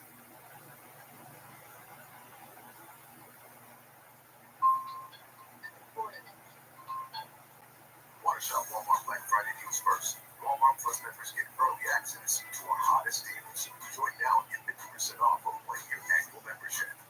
Shop Black Friday deals first with Walmart Plus. See terms at walmartplus.com.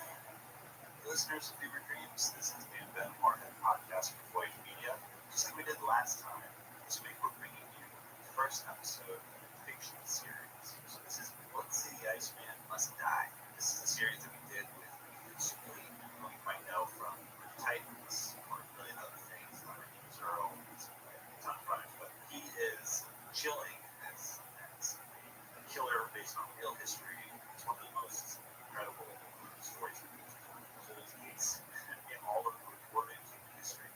This is based on a real person who lived thousands of years ago, was discovered perfectly preserved in ice in the Italian Alps. Scientists were able to figure out exactly how he died. They don't know why or who killed him. So we made the fiction podcast answering those questions. So you'll hear a little bit of that historical context at the beginning of the episode, and then the rest of it is straight up fiction. And I think that's incredible performances, incredible sound design. Like, it's like The Revenant. You're really going to enjoy this series. What's the answer? What's that? And stay tuned at the end of the episode before it starts to find the rest of the series. Here's episode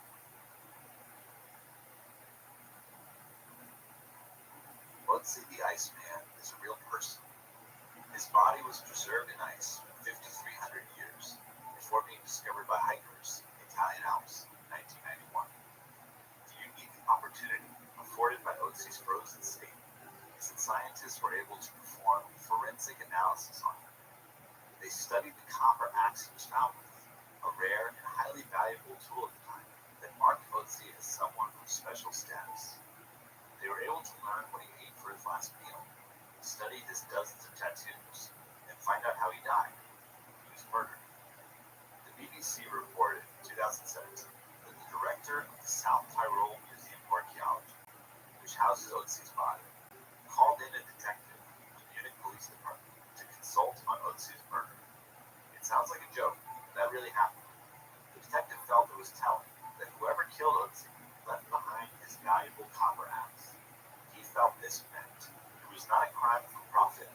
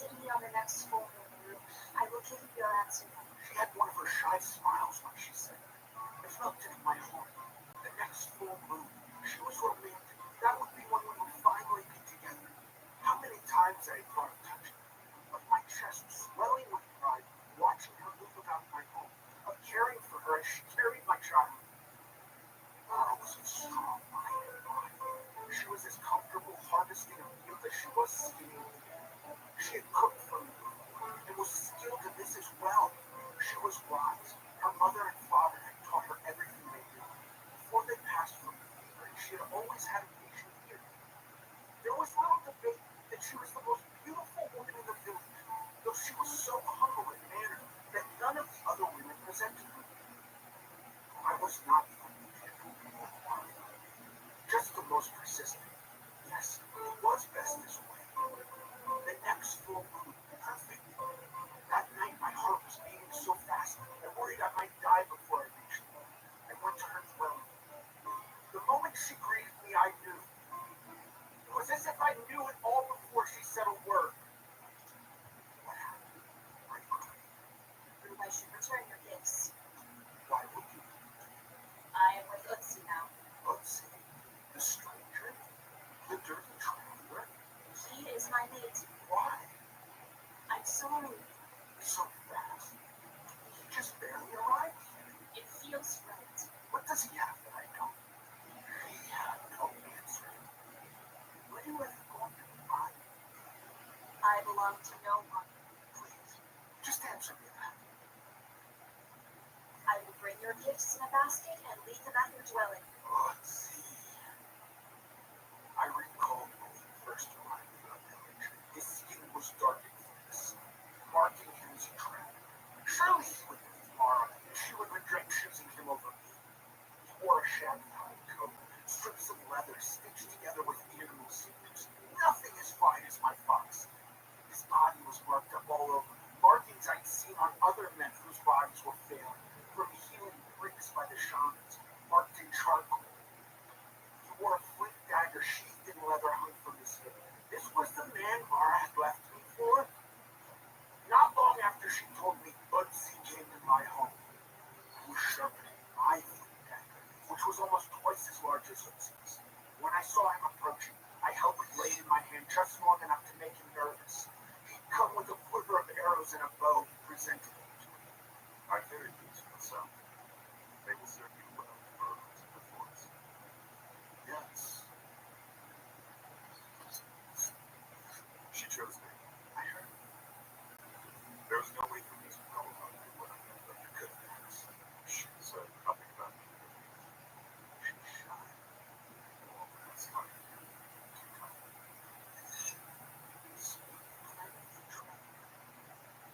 Are you certain she was going to be your mate? Did she ever say so? She didn't have to. You are one of these girls. Small man. I wish you well. As he said that, I knew. The only chance I'd have to still see Mara, to maybe one day change things. Forgive me. Oh, you're right. She chose you. You've done nothing wrong. She is a fine woman. I'm heartsick, but that is no cause to shame you. It's understandable. It speaks well of you for you to come here, like this, in respect. I thank you, truly.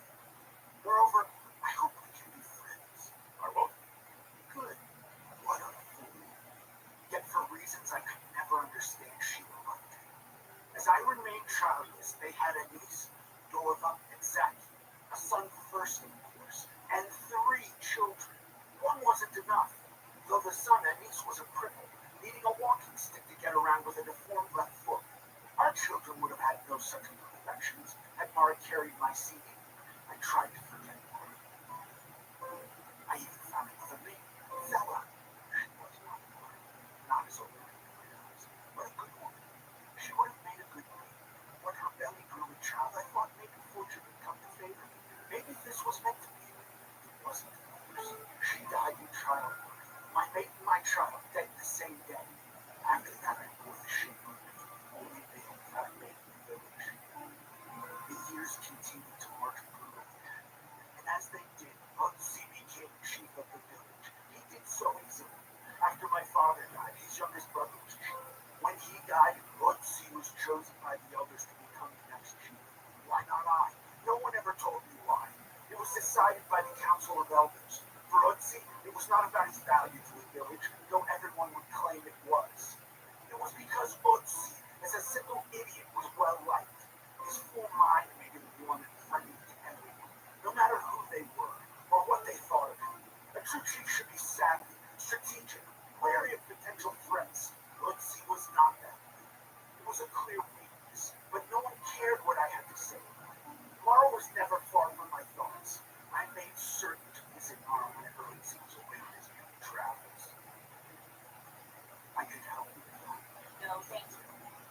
going on with it? Yes, maybe so. Of course. There are always bears that come down with all but that scares him away with the fire. He knows how to handle them. He's careful. I wouldn't want to travel so much, especially not with you here alone. Who knows what can happen? The mountains are treacherous as well. That's even scary. They killed some of my friends. I'm sure Otzi is fine. Oh, I'm sure. But if something were to happen, I wouldn't know you and your children would be here. And I would expect nothing. This last part was crucial. I couldn't think I was angry to steal her away. It had to be about pure good intent. I have to finish making the notes. Thank you, as always, for your support. Really, Rube, I hear you and I mean what I say. Thank you. She looked me in the eyes when she said that. There was a moment of conviction. Were all the feelings still there? She knew I cared for her. She knew I was reliable, and I was there. More than anyone could say about us. Bugsy returned, alive and healthy. For the chief of the village, she spent too little time with him. I had casually mentioned this in discussions with many of the village elders over the years. They were beginning to see him as I did. I watched him return. I watched him greet his many children. I ventured close enough to his dwelling to overhear Otzi and Mara talking.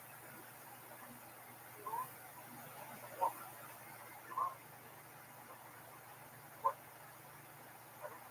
No, it can't be.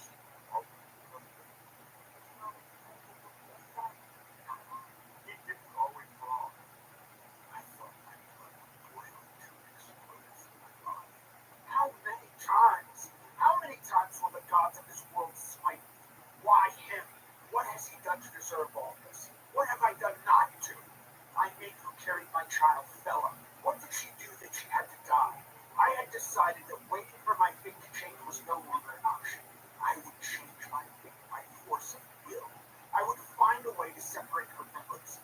I would become an expert on Otzi, know his habits, his wants, and needs, know his very thoughts before he could think them, so it's best to do them.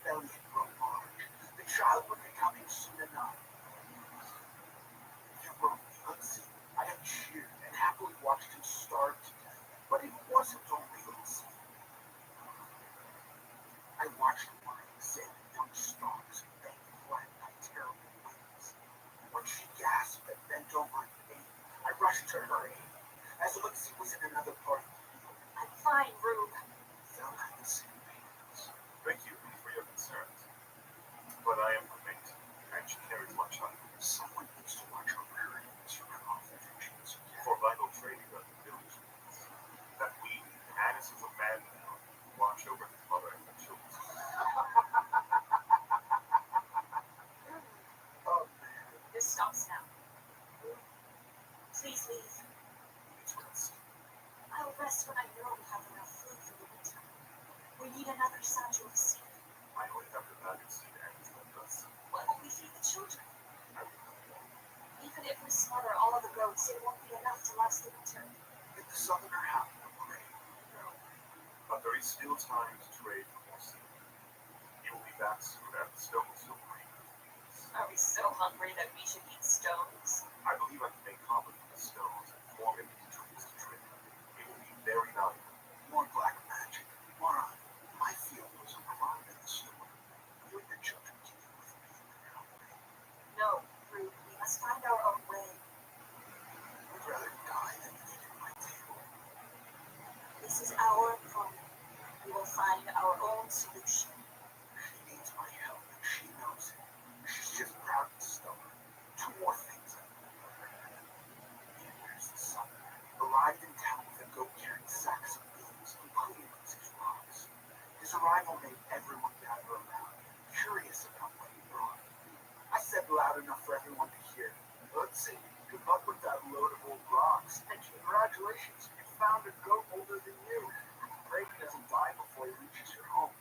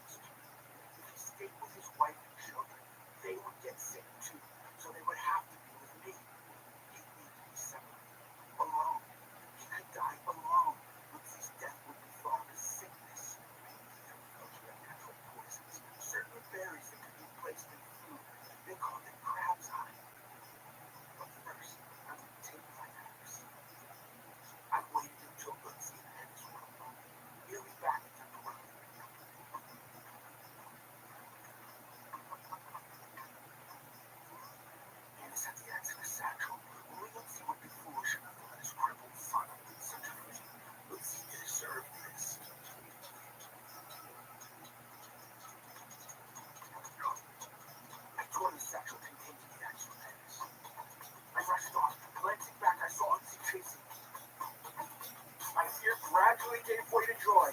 He tired. He slowed. He gave up. Yes, Lucy must die. And by taking his axe, I've started killing him.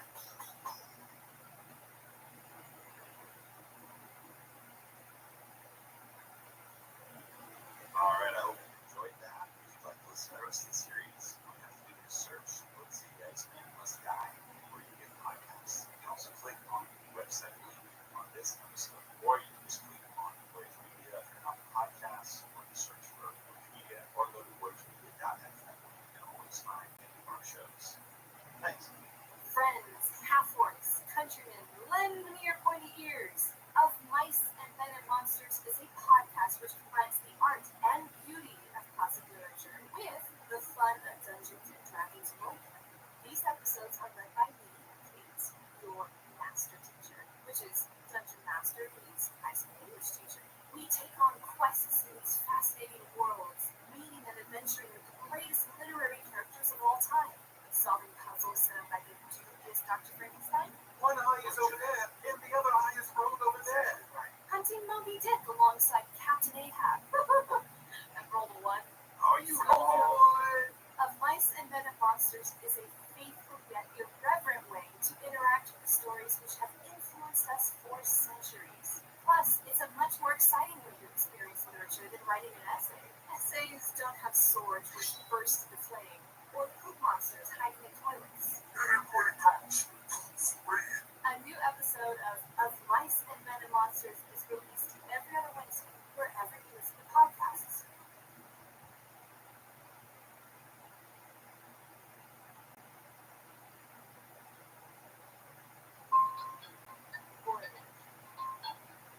This is the energy of electrification.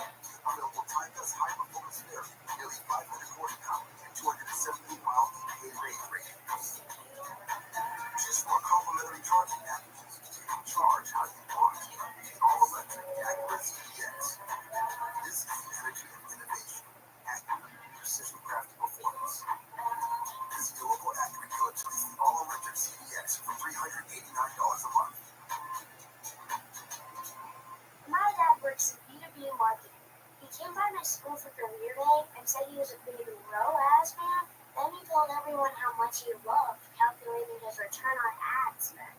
My friends still laugh at me to this day. Not everyone gets B2B, but with LinkedIn, you'll be able to reach people who do. Get a $100 credit on your next ad campaign.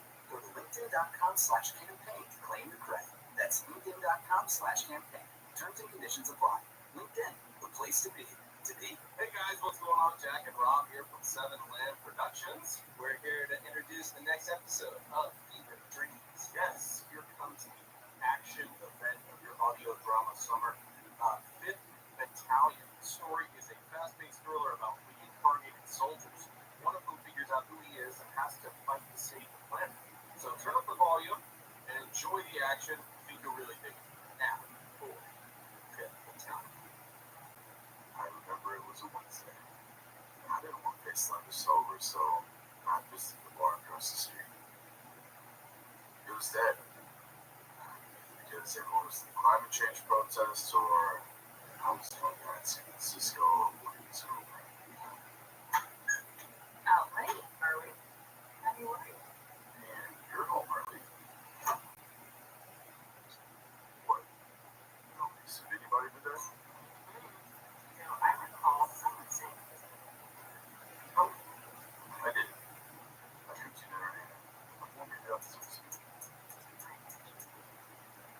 Hey, did you ride to the protest? Yeah.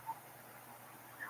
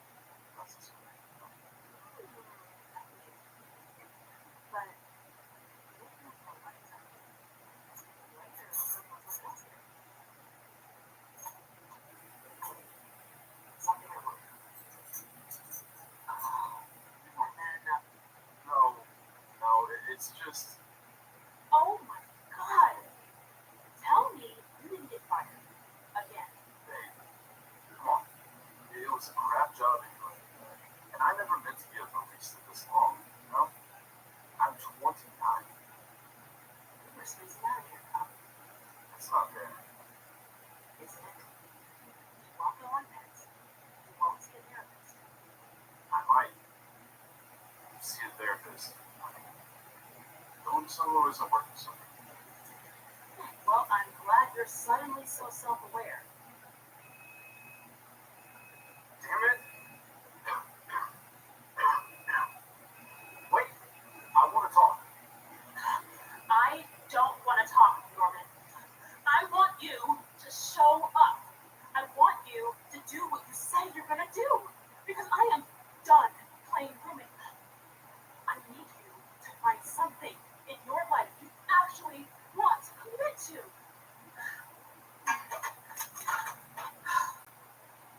There. Fixed. Good night. Then I'm getting up early and making you breakfast. Yeah. I have to be in early. But this will be ready in 10 minutes. You haven't eaten. So freeze it along with my eggs. It's 2 a.m. by the time I finally crawled into bed. Drunk. Fully dressed. Linda curled into me, and it was easy to pretend that nothing had happened. An hour later, the door to our bedroom burst open. What? No. I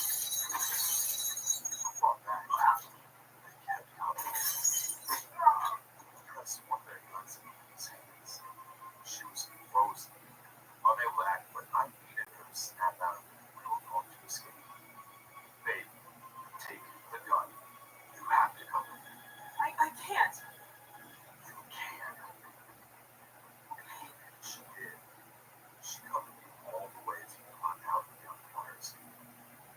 Thump. Are you okay? Norm, watch out!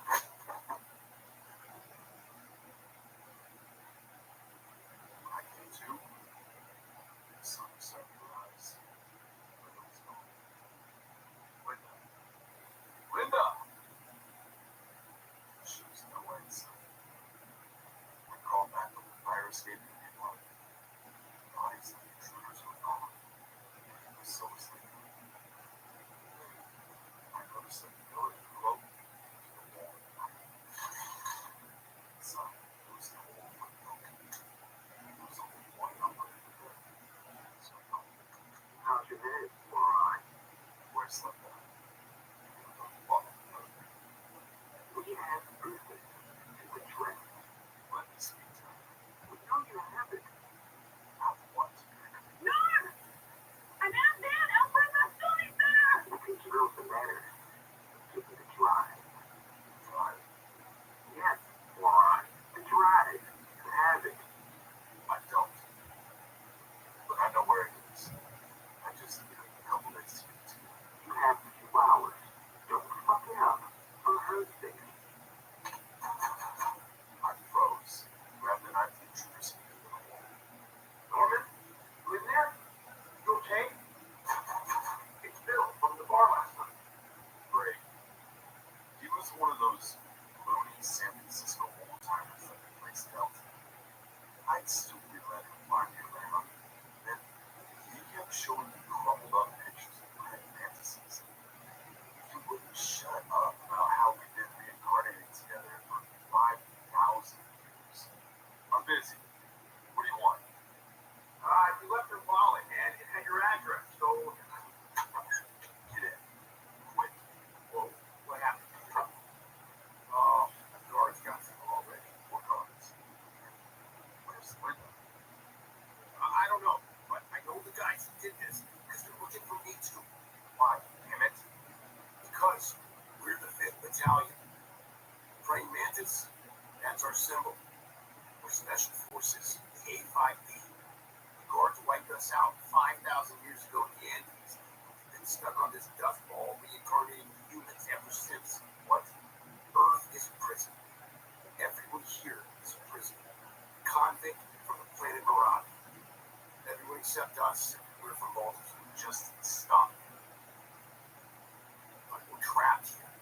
We need to find the guard spaceship and escape. The POWs still on active duty. As our SEAL Commander Brown used to say, death is no excuse for dereliction of duty, and our duty is to escape from this planet. Look, I know about your visions and flashbacks. I'm trying to remember, but you can't do it alone. You have to see Dr. Rosenthal. She's one of us, a classically trained psychoanalyst. And she helped me find Linda? With this drive they say I have? She'll set your head straight. Promise. She's expecting you. So I went. Bill dropped me there on his way to Christmas, obviously. Good luck. Dr. Rosenthal's office was in a penthouse in City Heights. Modern art, Italian furniture. I moved into a shrink. I hated the guy that made me more than help. I was this. I had no idea why. Or what the hell was happening. And I was desperate.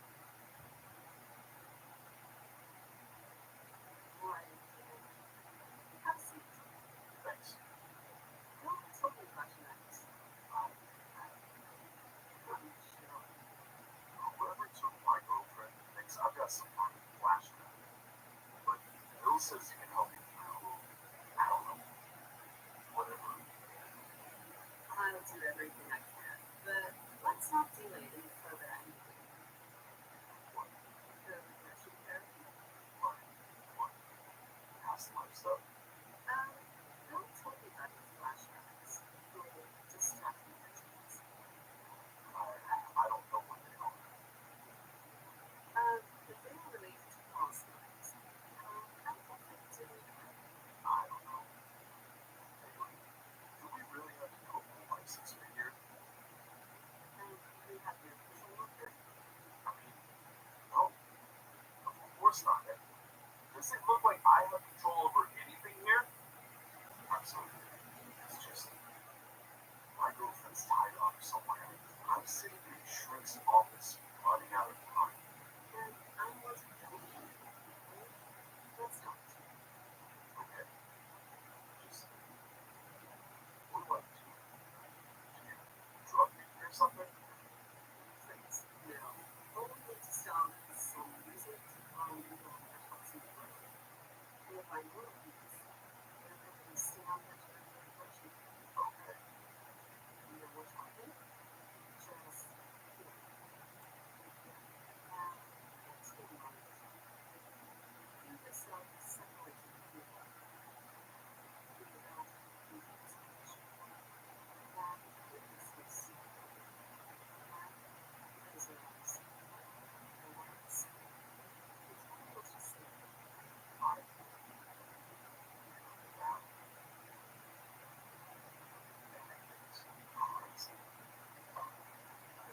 It's somewhere in the mountains. Spain, I think. It's 1640. They're dragging these giant heavy guns in the position of mud. There's so much smoke. It's awful.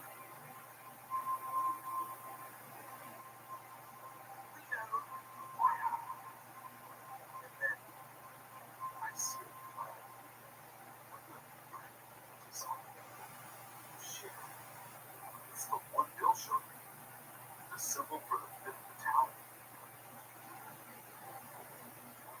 Yes, you're one of the officers. You remember now. And you remember me. She was right.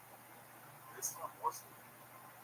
Was it because I hadn't run from the vision as I always did? But confronted it head on. Either way, the door had opened with it. And I stepped through. I was remembering every direction. Timeline. What? Wait, let me see. I was very happy. The churches like something. We were around the meetings.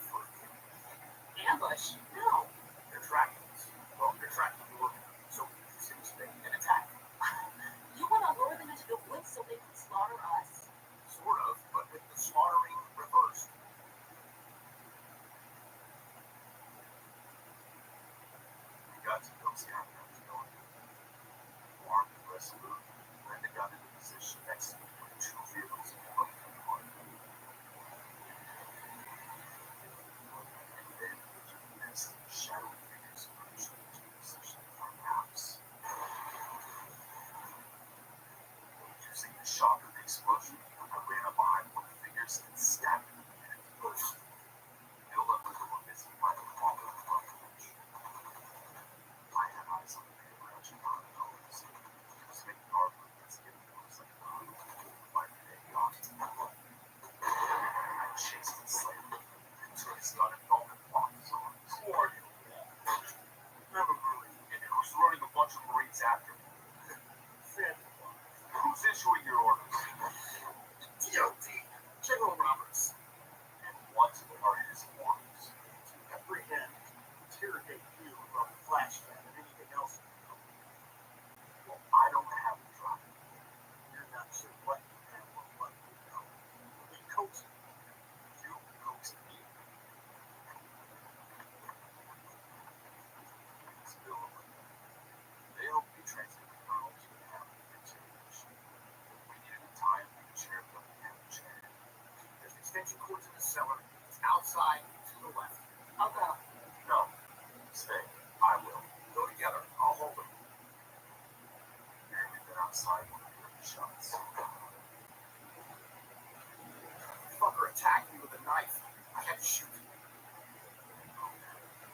Well, did you get anything off in the woods? No phone? Nothing? Nothing. Run! We ran into the woods as they started after us. When we reached the two-lane road, there was a truck in front of it. When the driver got out, Bill and I jumped in. Finally.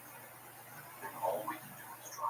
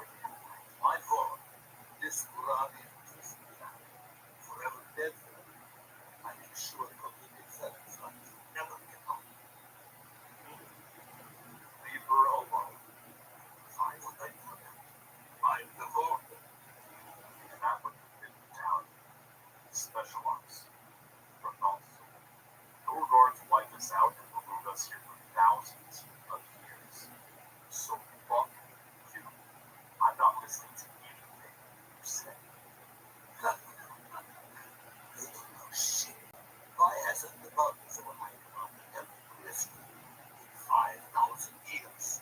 See, they don't know anything. Therefore, the top officers of the precious that formed a nefarious secret clique known as the Enclave. He's not my friend. Good. Well, they kindly formed it as a vote. For that, they need to start very quickly.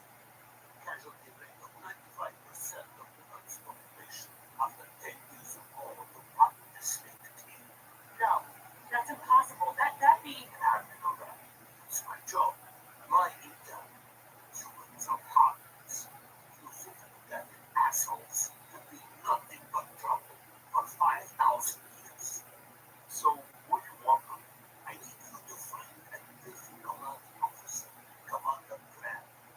Tell him to get his rogue officer under control. Dear gods, Jesus, I'm after you. I know he trusts you. He's found the receptacle cherries that will spirit. It's in the Rockies. I'll mention it to you. What about me? Would you like to see a spaceship?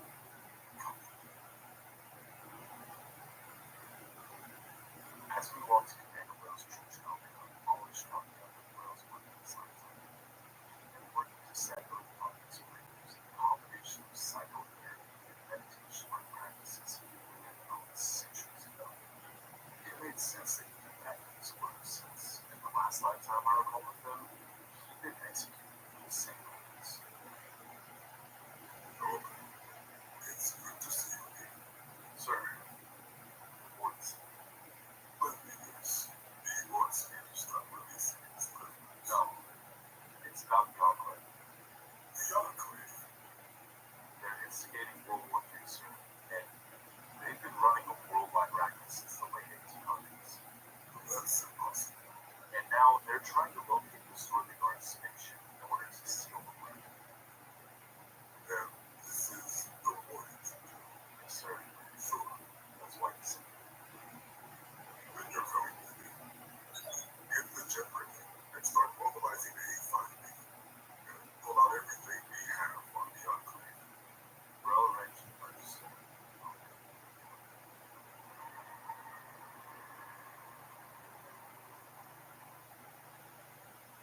How good to see you come over there. I think this thing fits you. I'm hanging with Norman. What's up? I did this engine to move to another world war with a projected 7 billion casualties.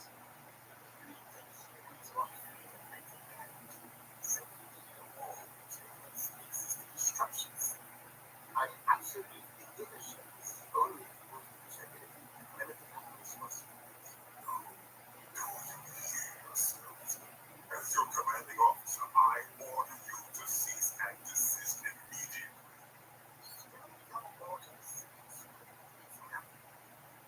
What we want to know from you is to know what you do. That's the only reason you're working at the United States. It would take too long to tell you to make everything I know. We have ways of speeding that process up. A third Enclave member waved his hand in the door. A dozen armed men in suits marched in, along with the doctor, learning, and medical devices. I launched him, took one of their guns, and grabbed the gun. Norman, let him go. That's an order. But before I could respond, one of the Enclave members shot the gun in the head. And then they were firing.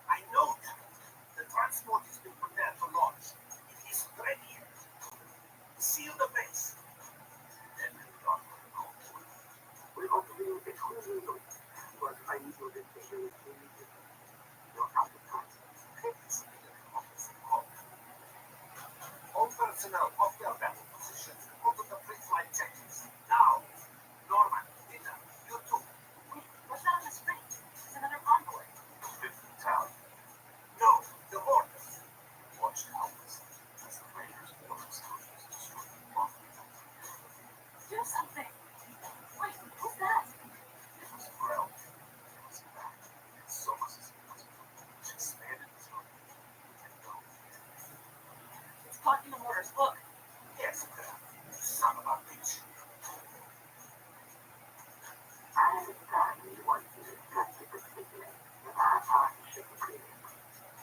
I changed my mind. Kiss my ass. Everyone put out the case. Only up to that. Another protection trails though. And collecting over yards. My kid. Shield. Now, more energy blasts around. Finally, pushing it back. It's time. I'm staying here. I continue my work. Research on finding bird conflicts. When I stood there on the spaceship thing, it was hard to believe my come back. There's so much we had to discuss together. Those strange experiences. When and now, we're together. Going to something.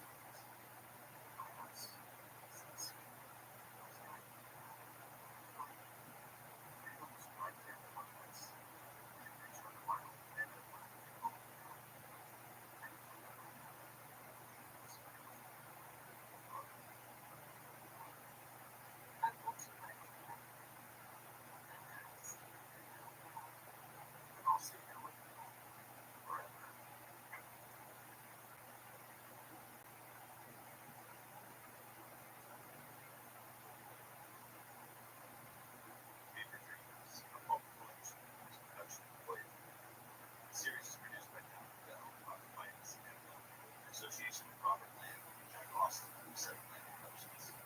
This episode, Hit by Time, was directed, produced, and adapted by Rebecca Schenkel. Based on a screenplay and novel by Michael Cribb. The novel is available on Amazon and links in the show notes. Editing and sound design by Chris Coker. Original music by Dennis Gonzalez. Starring Eric Lutz as Norman. Initial cast credits available in the show notes. If you're enjoying the show, please leave us a 5-star review on Apple Podcasts or anywhere you listen, and subscribe now for future episodes.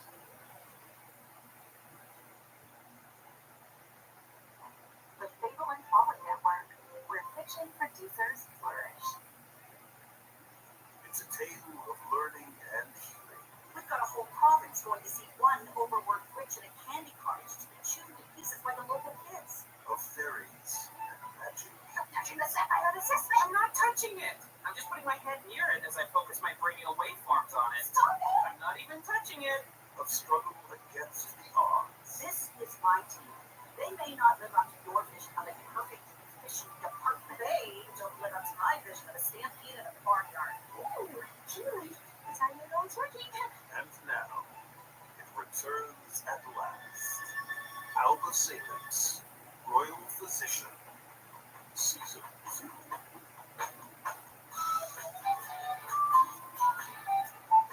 Alba Salix, Royal Physician, from Fable and Folly. Find us wherever you listen to podcasts, or look us up at fableandfolly.com.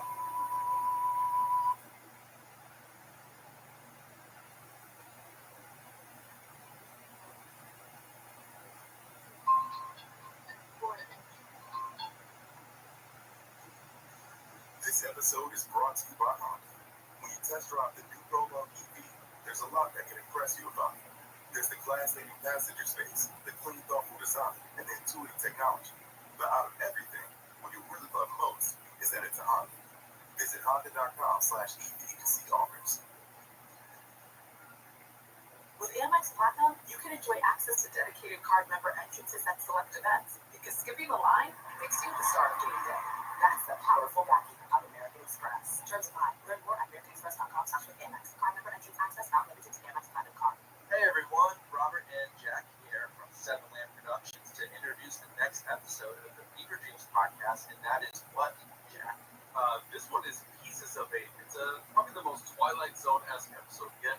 It's about a guy who takes a vacation down to Florida after a bad breakup, and then things get really, really weird. You're never going to guess how this one ends, guys. Enjoy it.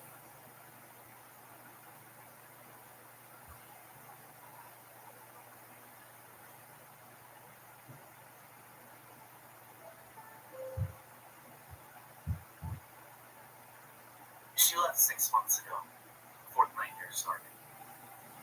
At first they were once in a while. Lately they're every night. I didn't have them before she left, but her leaving was just so sudden and for no good reason. I mean, over a hobby? Really? And honestly, it's not that weird a hobby. It just seems strange if you already know me. Madison thought it was weird. It annoyed her in no end. At first, I didn't think it really had that much to do with why she left, but when she did, she made sure to give it a pretty prominent place in her breakup tirade. So, yeah, I'm into collecting coins. Is that such a crazy thing? Lots of people are into numismatics. Sorry, that's a little bit nerdy. That's what coin collecting is officially called. It's a very common hobby. Madison thought it was for little kids. On top of that, she really found my area of specialty, Spanish coins in the 1700s, to be strange. See, the reason I'm into those coins is that I'm really into the history of the golden age of piracy and the age of discovery. All the history of seafaring from the 1600s and 1700s. That's not weird, right? Well, okay. It is if you know a little bit about me. See, I'm from Oklahoma. I haven't left here much. In fact, I've never even seen the ocean in person. And then there's the fact I can't swim. When I was little, my mom got me lessons in this lake, and I don't even talk about it, but I almost drowned. And no, I can't swim. And I guess the thing that makes it really strange, the thing Madison thought was so funny, I sell boats for a living. Bass fishing boats for all our lakes around here. It's a pretty good business. But the nightmares have gotten worse since they announced the new sales quotas at work. Come on, Rick. You're only asking for one more sale than you had last quarter, and this is a better time of year. You'll be fine. I don't know. Well, how many sales did you have this quarter last year? 6 boats, 6 trailers, and a couple of engine upgrades. So what the hell are you so worked up about? I guess you're right. It's just the nightmares won't stop. You're winding yourself up too much, and the nightmares because you fall asleep every night with your TV playing DVR pirate shows from the High Seas channel. It's pretty simple. Yeah, maybe.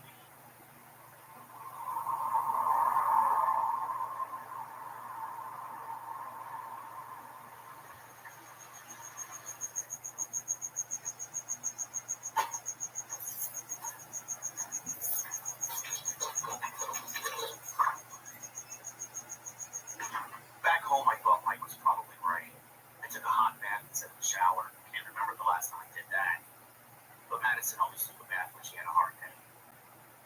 Anyway, I felt pretty relaxed, watched the ball game instead of my usual stuff, and went to bed. But that didn't stop the nightmares.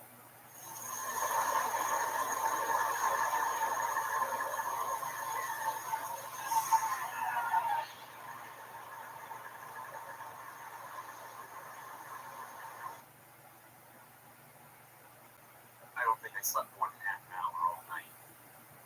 Dave, my boss, he could tell. Shit, Rick, you're living like 10 miles of bad road. I know. Didn't sleep again. Don't make that quota easy. You're the best salesman in the region. What are you worried about? I don't know. It's just, You still down about the breakup? That's what it is. You need to move on. Get back out there. yeah, maybe you're right.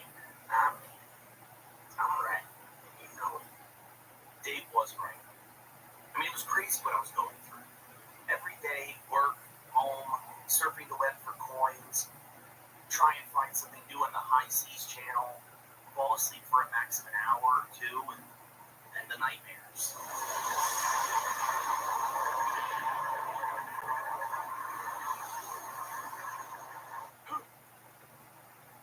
Then I wake up, can't get back to sleep and do it all over again.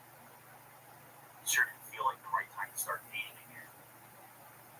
But after a couple of weeks, I made that sales quota easy. My boss had been right. Guess what, Rick? They didn't tell me about this, but there was a bonus for the most sales in the region. Guess who got that number? Yeah, that's right. You got it.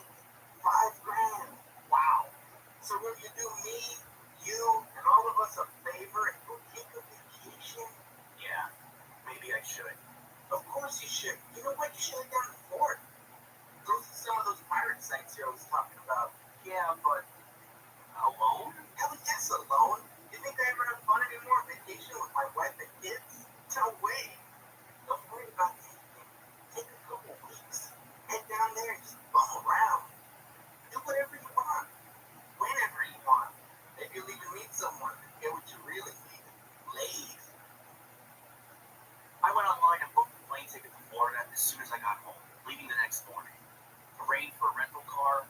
Didn't plan anything else. I got so excited about the trip, I just thought I'd figure the rest out when I got there.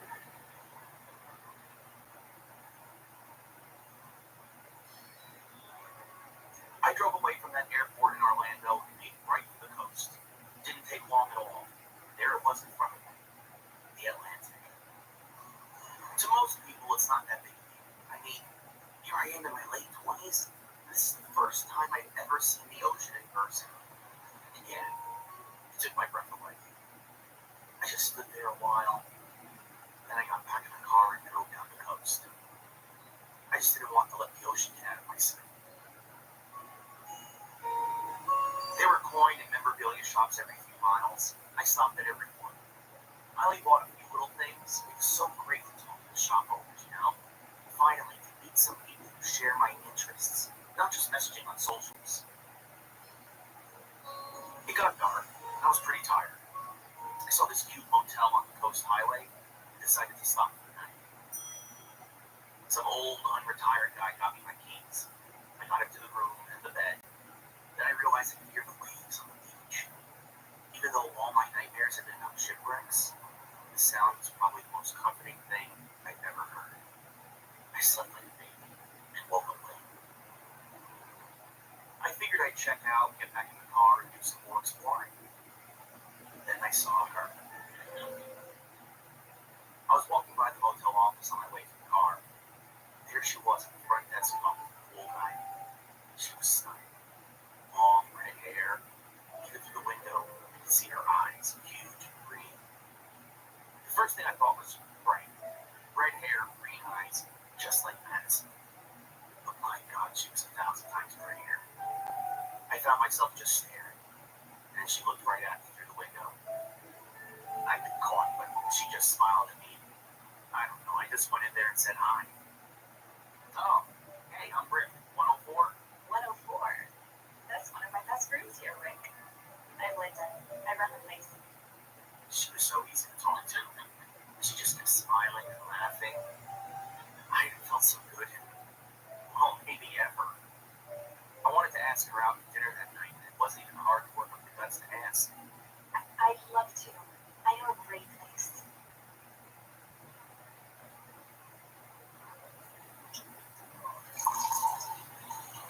So what do you like to do in your spare time? Usual stuff, I guess. But then there's what brought me here. What's that? I'm into history. Pirate history around here, you know, and the Caribbean and the East Coast of the late 1600s and 1700s. And, so that led me to collect the coins from that time period. Fascinating. Really? No, but you are. I couldn't believe it. I let the coin collecting and the pirate stuff slip, and she just carried on like I told her I'd ride dirt bikes in my spare time or some other normal type hobby. You know, there are a lot of places right around here where pirates used to hold up. Yeah, so much history all around here. Does this feel a little awkward? It doesn't have to be. I started kissing her in the parking lot of that restaurant. When we got back to the motel, we went right to my room and went to spend the night. I know it sounds cliche, but it wasn't sex. It was making love. It'd never been like that for me before. Not with Madison, not with anyone, not ever. Linda had to go to work, but she told me about some cool memorabilia shops in town and some historic sites. I got back to the hotel and it was still early. Linda was still working, so I took a walk down the beach. It was incredible being that close to the ocean. I even took off my shoes and walked in the surf a little. Then I noticed some dunes further down, out of sight of the hotel. Right in the middle of the dunes was this old, gnarled tree that seemed to be growing out of a puddle of rocks. It was kind of strange, this grouping of rocks and this old tree right in the middle of these dunes. I got up to it and I had the strangest feeling like I hadn't seen that tree before. And I didn't like it. I didn't like it at all. I got a cold chill all the way down my back. It's the way I felt when I woke up from a nightmare. I got back to the motel in a hurry. I met Linda back at the motel office. She told me she'd planned a special night. She'd got together some food and was going to take me to a pier in the next town down the coast next to a marina. We could relax and watch the ocean and some boats. It sounded great to me, especially after seeing that tree.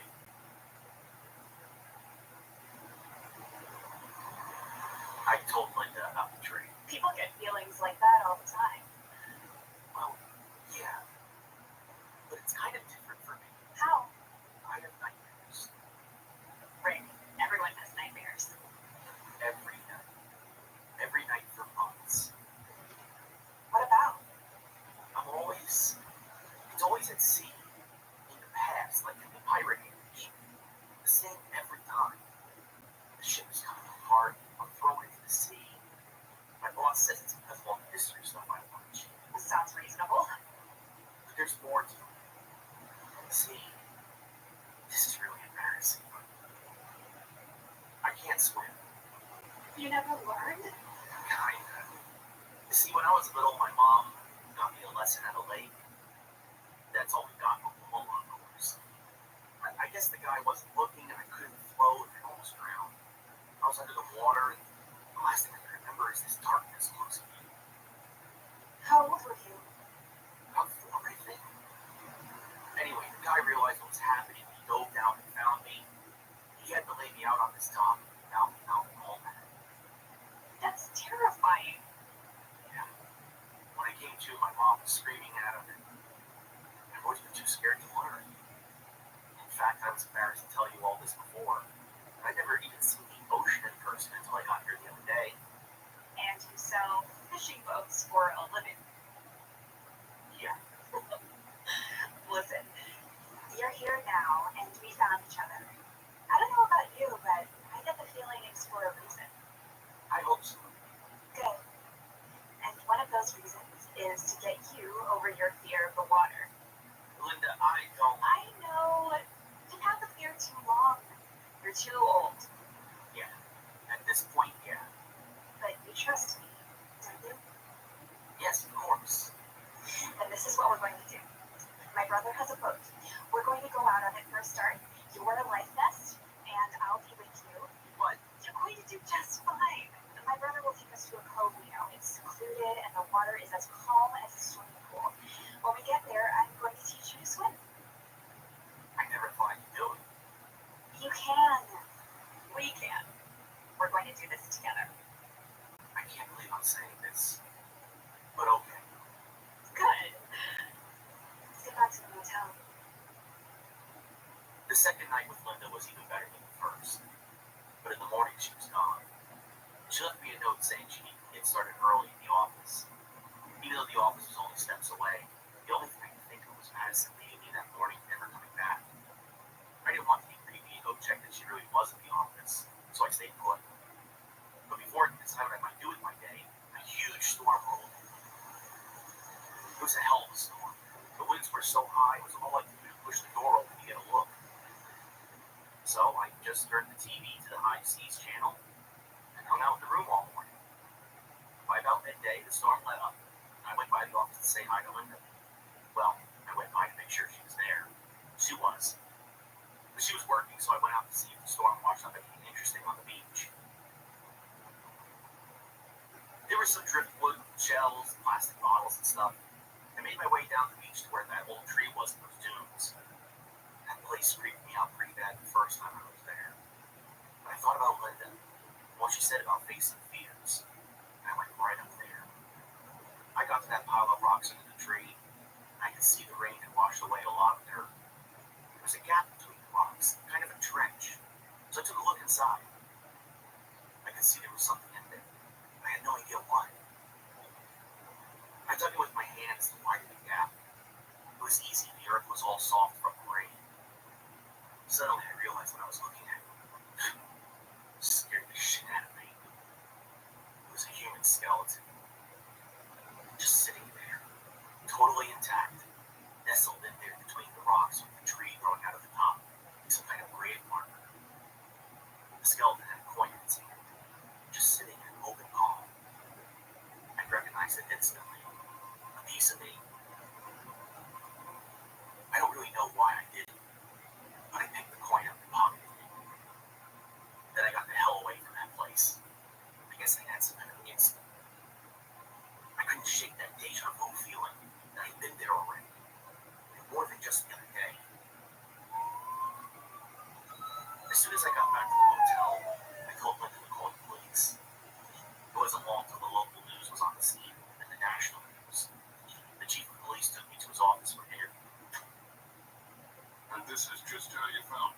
Yes, sir. Anything you got there? Well, there's a missing person case from the next county that's about 30 years old. The kind of guy a number of people wouldn't have minded being rid of, if you know what I mean. You think it's him? Might be. Might be. On the way back, you can be with him while he stopped by the morgue to see the coroner. What have you got for me, Chris? I hate to disappoint you, but he's not your missing person. No? Well, let me put it another way. He's missing, all right, but from around 300 years ago. That's at least how long ago he died. Guess that takes it out of my jurisdiction. He could have been here since the 1700s. And not in he. It's a male skeleton, and yep, seems to be around 300 years old, give or take. More tests than we'll know more about. The police chief gave me a ride back to the hotel. Hell of a discovery you made. Wonder what his story was. Me too. I mean, that timeline, he could have been a pirate. Could have been, son. We've got different pirates around here these days. Drug running kind. This is the most excitement we got around here since the girls get their tits out on spring break. Thanks.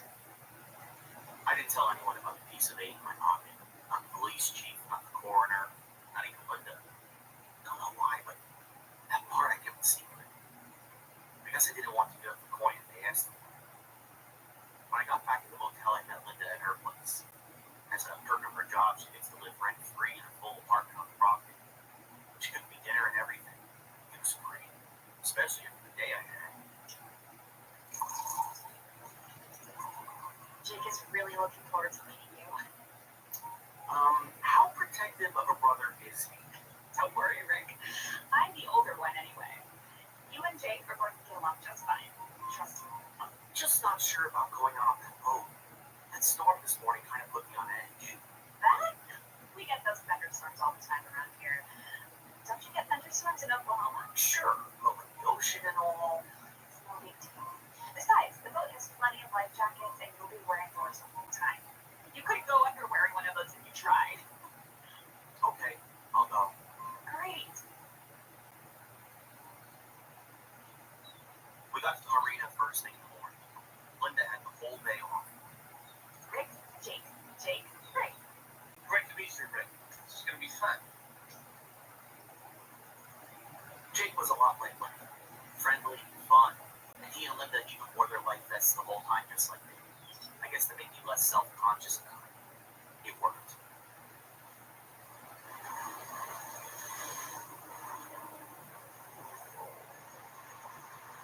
This is a spot. Wow. Beautiful. Jake had taken us to a cove. It was so calm, there really weren't any waves. Jake took the boat to shallow water, close to the shore, and dropped me there. Are you ready? Guess so. You'll be fine. She taught me to swim, remember? Really? You bet. It should be shallow enough to stay here. Look, it's opening up to my stomach. Yeah. Yeah, he leave your vest up. Just swing your legs over the side. Got it. Okay. Not so bad. Kind of like that, right? Yeah, kind of. Now, I'm going to hold on to you. Just lean back into the water. I'm not going to let go of you, and you still got your vest. Just lie back. Don't let go. I promise. Way to go, Greg. It's great. This isn't so bad. I told you. I couldn't believe it. I was floating in the ocean. Linda asked me if it was okay to let go of me, and I said yes. I floated right there on my back for a little while. No anxiety, no fear. Then I took off the vest. Linda had me float, even swim a little on my own. I could just stand right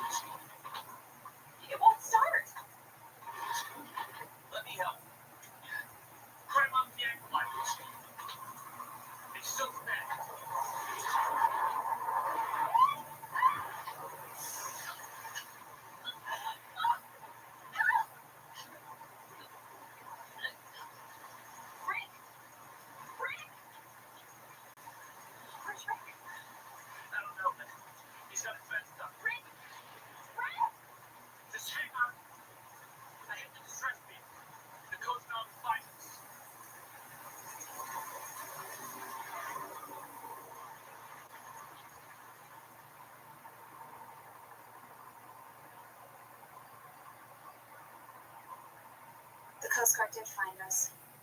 At least they found me and my brother. They went back out after Rick. They didn't find him that day. And we knew what the odds were. The police chief came by to tell me the Coast Guard had given up the search after a couple of days. I'm sorry, miss.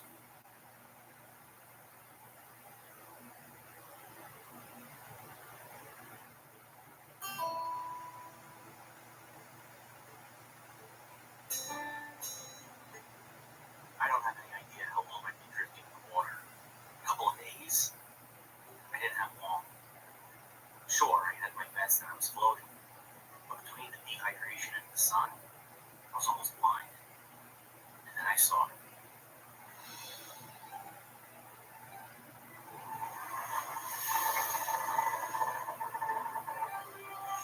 It couldn't have been real. I could barely see anyway. I couldn't even call for help. It was a galleon. A Spanish galleon. Right out of the early 1700s. What is that around his neck? Water! Bring water!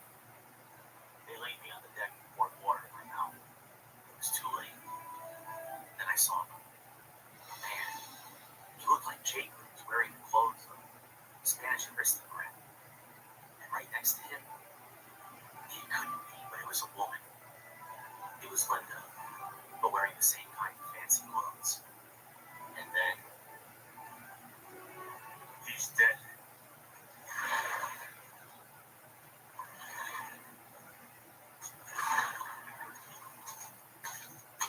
There you have it. The rocks under that tree. Will you give him this one for his journey? Take this with you, traveler.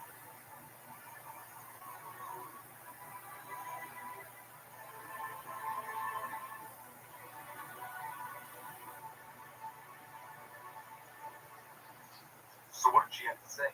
Nothing. Couldn't find her. Gone? Nope. They've gone up in smoke. Disappeared. Are you serious? You bet. I've already alerted the FBI. They can't find a trace of them. You think they murdered him? Don't know. From what you're telling me, we got ourselves a 300-year-old skeleton with modern dental work that fits a 28-year-old fishing boat salesman from Oklahoma. And the teeth weren't just popped into that skull. No way. I can't begin to explain it, but there is no way those teeth belong to a different body. It looks like a man from 3 centuries ago had constant resin fillings. None of this makes sense. If you were trying to get rid of a body, this ain't the way to do it. You just wouldn't. Even if you could. So, I don't know. We'll see what the DNA from the skeleton says. I've got those results. They say he's about 300, give or take a few decades, year-old, 29-year-old man from Oklahoma who sells fishing boats.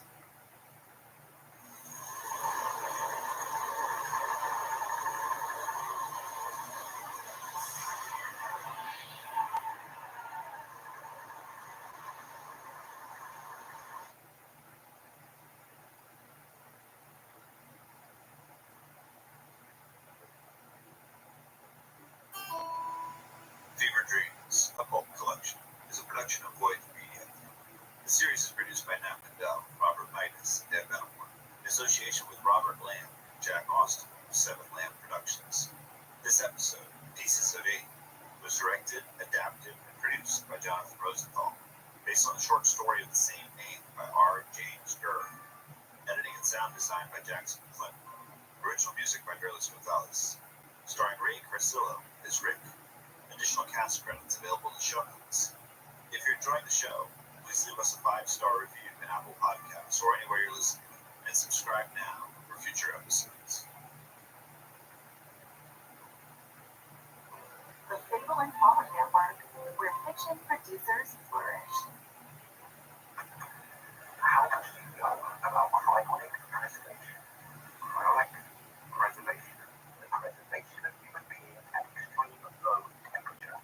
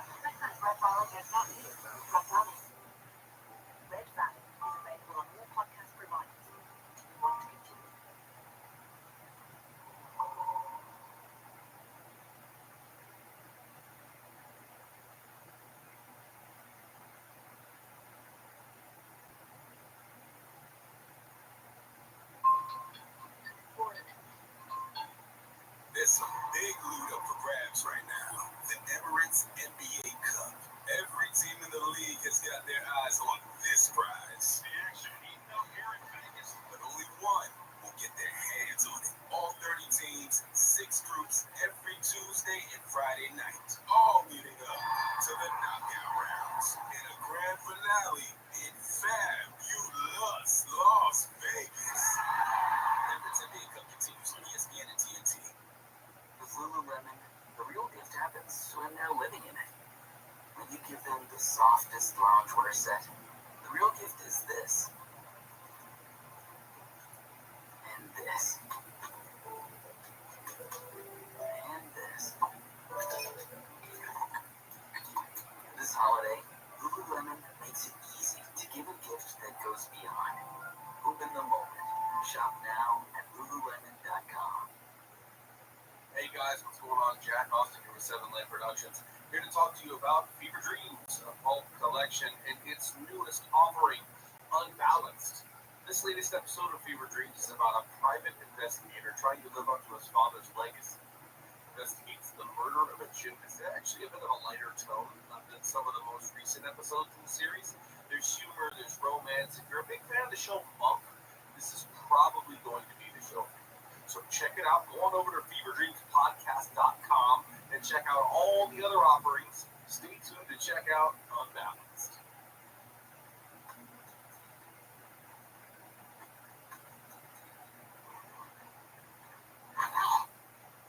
Jimmy Lee's lifeless body lay before me, crumpled next to the balance beam that seemed to stand watch over her. She was just 16 and still in her leotard. I looked away. She was only 3 years older than my Noel. This was the reason I'd stayed at BI and never become a homicide detective like that. Well, it had gone 5 years, but I could still hear his voice on the old interphone. Now, look, when you show up at a murder scene, it's always upsetting. Just is. Even for an old poker face like me. But that's the job, so don't block it out. Use it. Follow the upset. Follow the trail. The perp wants you to be upset, so you've got to think like the perp. But the catch is, you've got to think like the victim, too. I was the lead PI in our firm now, but I still missed him. In a big way. Job 1 is to case the murder scene like a bug out. Adam, thanks for coming in so quickly. And Taylor, are you okay? No, it's just, I know her, kind of. My brother was her gym teacher at my house. She won a set of contests so many times that people were like, I can't even imagine. I remember her exam. Tamra was my partner and the best hire I'd ever made. She was green, but bold as a honey badger, and sometimes just as mean. Well, she was also beautiful and charming, and it seemed like half the town was a little in love with her. Or at least I was. Well, her body was discovered this morning by Pelican. Her coach who also owns the gym. The text just got here. This is what we've got.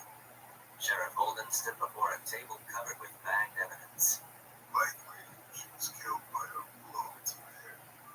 And it seems her attacker or attackers entered through the back door.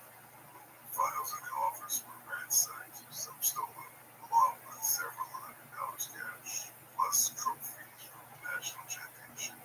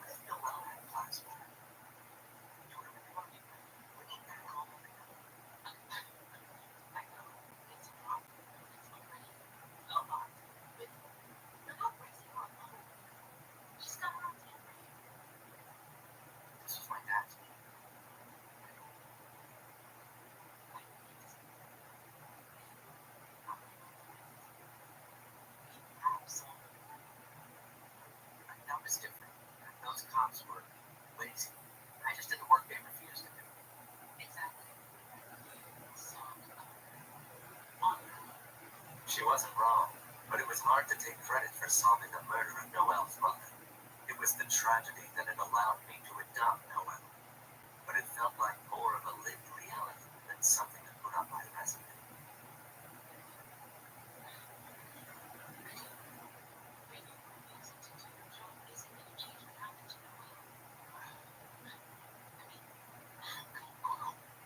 That's why you should do it. To catch whoever did this and stop it from happening to someone else's daughter. Sheriff, we're in. Tamara and I immediately paced the gym. We stood next to the balance beam, facing the back door and eyeing the distance between the 2 points. That's a distance, right? Yeah. So why didn't Ginny run away as soon as she saw her intruder break in? I'm thinking she or take a young friend from her. Maybe she was even out to see them. God, who would do this? Then Sheriff Holden showed us his initial photos of the glass breakage on the back door. But if you break the glass from the outside, it should fall inward from impact and break in a haphazard pattern. You see the glass here? Like it's been swept into a line. The door could have acted like a rock. This is not enough to go on. Well, that's easy enough to fix. With Tamara filming on her phone, I dropped a pebble inside the back door, then opened the door, the bottom of which cleared the pebble with plenty of room. Why would someone break in and sweep the glass into a room? I don't think anyone broke in. The intruders had a key, or Jenny let them in, or the door was unlocked. I think the killer panicked and broke the glass from the inside after killing Jenny. The killer didn't realize that mistake, but in a rush, they used what was on hand to sweep the glass inside, hoping nobody would notice. That's true. A tiny glass shard outside the back door. You're telling what you see. Also true. Using the flashlight app on her phone, Tamara scanned the ground directly outside the back door, revealing hundreds of tiny glass fragments that glittered beneath the light. You're right. Why do you sound so surprised? So, I'm calling Sheriff. Too late.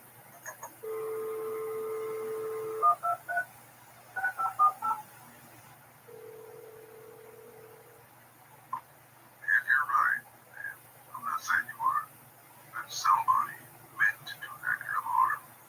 And if that's the case, Well, we'd have to start from scratch.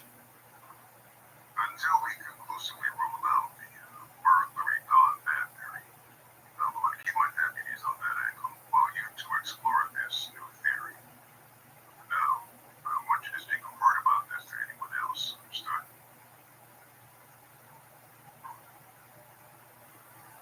That night, we went to Jenny's house. We interviewed her devastated parents in their living room. They were in shock, but their anger was brewing. They wanted to hear news, an arrest, something. So they were disappointed that we'd come empty-handed. And even more so, once they realized we wanted their alibis. But the conversation was interrupted by footsteps on the staircase. What's going on? Ginny's parents introduced the team before us as Michaela, their other daughter, and Ginny's identical twin sister. Good to meet you, Michaela. I'm Tamara, and this is Adam. We're working for the sheriff. Could you show us Ginny's room? Ginny's room was filled with posters of famous gymnasts and inspirational quotes, shelves full of gymnastic medals and framed family photos. Michaela crawled up to Ginny's bed and clutched one of her sister's many stuffed animals. So, what should we know? Well, about a year ago, Jimmy started pulling away from home with friends. Why? I guess she realized they didn't have much in common. Some of them have been in gymnastics with her forever, and the others got less serious about it. Jimmy went the other way. She started getting close to Riley from her gymnastics account. They trained together at Bella's for years, but Riley was always in the arrogance. Ginny thought Riley would help her improve, and she did improve, which is great, but she got kind of stuck up to her.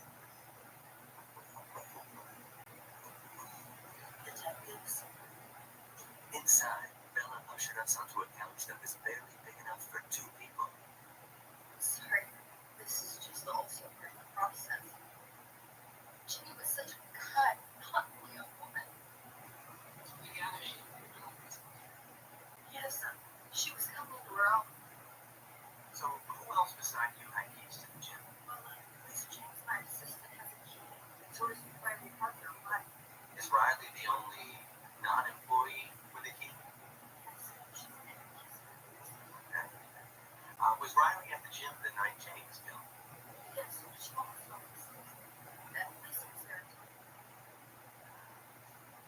How about you?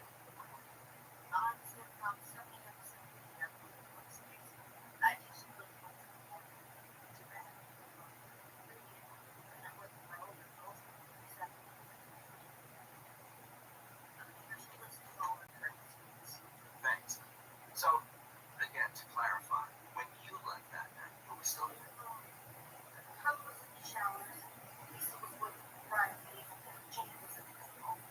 Did Jenny always do that late?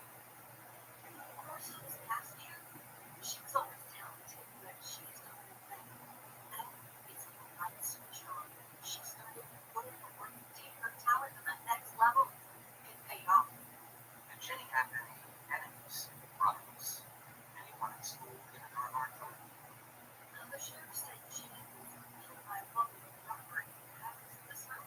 We have to cover all our bases, so that's why I got my changes in television.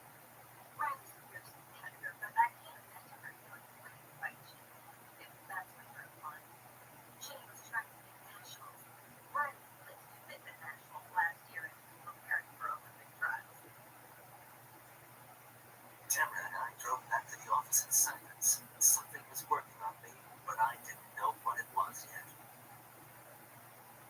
Have you ever heard of gymnasts killing a potential rival? Tanya Harding almost went that far. Competition is weird things to people. Maybe. Or maybe it was just the 90s. Whatever you say, mine isn't dangerous. My dad and Tamara, and FYI, he's crazy in love with her, and too scared to tell her, told me they were working a genuine murder case. I guess Dad was super worried about investigating it because of me, but I told him that was stupid. Because of course I wanted him to solve it. I also really wanted to help on it, but he never lets me.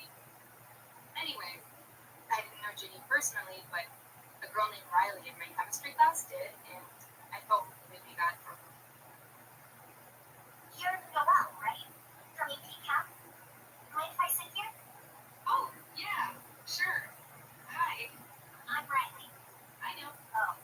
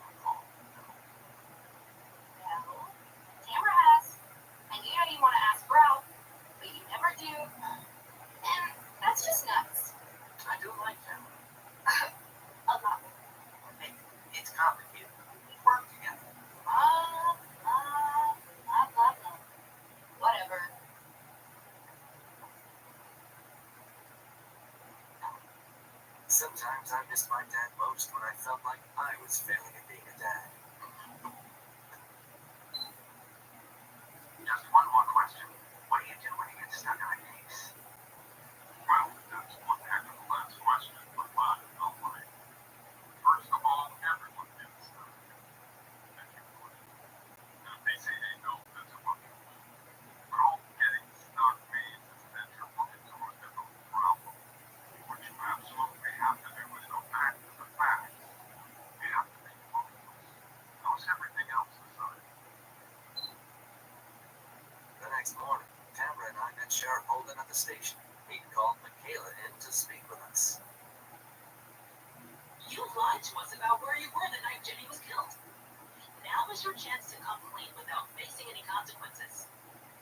And, just a note, you might not get that chance later. A few months ago, my parents installed the Find My Phone app on all of my devices, so I started leaving it behind. Okay, so where were you the night Jenny was killed? With Jonah Talbot. The two of you were dating? For a while, yeah. Then he started being a jerk, so I broke up with him. Then he started seeing Jenny to make me jealous, and I guess it worked. I went to Jonah's house that night to tell him that he stopped dating Jenny and get back together. He agreed. Alright, we're gonna need to confirm that. After we left, Sheriff Holden was able to reach Jonah's dad, and his account backed up Jonah's. So Michaela did have an alibi. But then Holden called back and said there was something else. We compared the shoe prints found at the gym by the crime lab with the shoe prints of all the people we know were inside the gym. All of gym distance, plus Relica wrote with her assistant coach, Lisa James. One print doesn't belong to any of those people. It's a size 11 men's workbook. Which could belong to our kid. Do you know a man by the name of Sean Yarborough? Handyman? He was over here fixing my gutters last month. It's all the rain I was about to phone back. Well, don't. He worked for Bella too. I'm about to pay him a visit. An hour later, Tamara and I were joining Sheriff Holden to question Sean. He bolted when the sheriff showed up, then was tackled in a citizen's arrest and brought in. You know why you're here? Because of Douglas. Well, who's Douglas? Don't play me for a fool. You know who Douglas is. He's my best friend in the whole wide world. He's been missing for a week. Sean, listen to me. You want to sort this situation out. I promise the whole bunch playing you.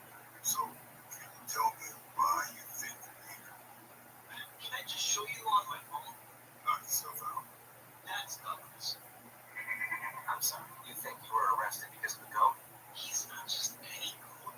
He's trained, and he's smart, and he's my friend. Now, I'm guessing I'm here because Gary said he was willing to call the police. He did. Is Gary also a cop? Gary's my apartment. When he found out about Douglas, he threatened to evict me unless I got rid of him. Okay, so if Douglas is missing and Gary took him, why would Gary call the police to fix a problem that no longer needs fixing? Then, why am I here? Where were you Monday night? Monday night I was running around town handing out missing posters for Douglas. Did anyone see you?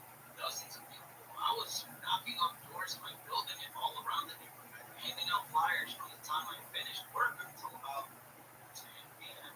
And after that, in my apartment, getting yelled at by Gary for disturbing my neighbors with the missing posters. After that, I went on every social media site I could think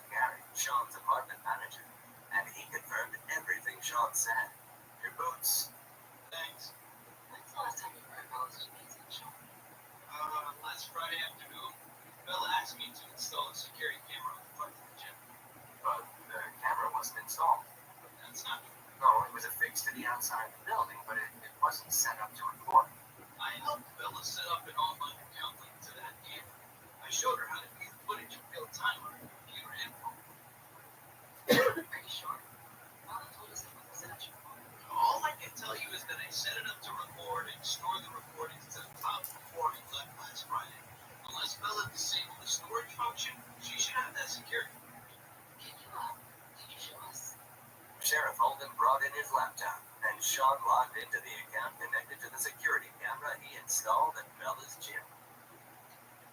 Go to settings and select view recordings. It says you have no stored recordings. That's weird. I set it to store all recordings until the account ran out of storage space. Try going to storage options. It says storage disabled. Yeah, and she definitely changed it. Try account history. The initial setup ended last Friday at 11:54 p.m. That was me. Sunday at 8:19 p.m. Someone with different ISP logged in and disabled his permission. Hopefully that user's ISP is public. Oh, I just searched it. So Bella disabled the video recording at her gym the night before Ginny Lee was murdered. Time to get search warrants. When we got home, Noelle was passed out on the couch, next to an empty pint of ice cream. No rebel after bed. Did you solve her case? No, but we're close. I did something I really shouldn't have, and it happened. What are you talking about? I looked at your notes. I saw the autopsy report. What? You did what? I know. But I discovered something important. Noelle, I've told you 1,000 times. It said there was peanut butter all over Ginny's body. See, and this is why I can't trust Yeah. Riley Parker's allergic to peanuts. The next morning, Tamara and I joined Sheriff Holden at the gym to meet with Bella. So, how can I help you? This will only take a second. Riley Parker informed you that she wanted to quit gymnastics a week before Ginny was killed, right? Yes, but that's classic Riley. She always comes to her senses. And you coached Riley how long? Since she was 6. 6 years. So you know her pretty well. She's like a daughter to me. So of course you know about her peanut allergy. Yes. You see, the thing is, why you seemed distraught when Tamara and I first interviewed you about Ginny Lee's murder. And honestly, I don't think you were faking. Of course I wasn't faking. Ginny was an angel, and the kind of Jewish every parent wants their baby to be. But she wasn't allergic to peanuts. Riley is. So it must have been a horrible shock when you returned to the gym that night. I don't know what you're talking about. Sure, you mixed the peanut powder into the chalk, right? Thinking Riley would use it. But when you returned, not only Riley wasn't dead, she wasn't even there. Instead, there is cute little Ginny practicing on the beam, trying her hardest, using the adulterated chalk meant for Riley. So what happened, Bella? Why did you kill her? I didn't kill anyone. Then why did you disable the security camera shot Yarbrough set up for you the Friday before Ginny was murdered? Huh? Anything? I'm not saying another word until I talk to my lawyer. We knew that once Bella was lawyered up, we wouldn't get another word out of her. We needed more ammo. We needed the murder weapon. And when we showed back up with the warrant, I was determined to find it. I walked over to the balance beam and paused. You looked at it. I tried to remember what he always used to say. What exactly was it? Don't beat a dead horse, but they're kicking a little to make sure it's actually dead. Get it?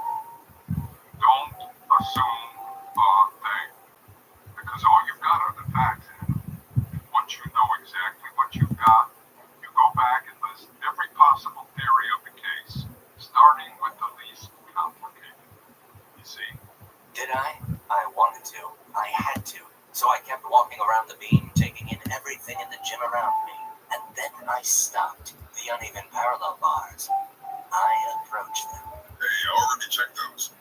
But I ignored the sheriff and jumped up on the higher bar, swinging from it for a moment. Hey, do we have a ladder?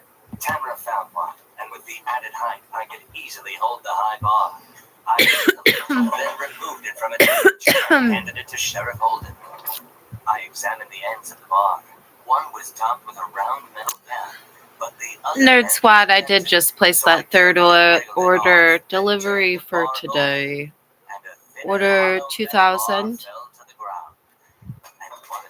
12,665, 5,442, and 40.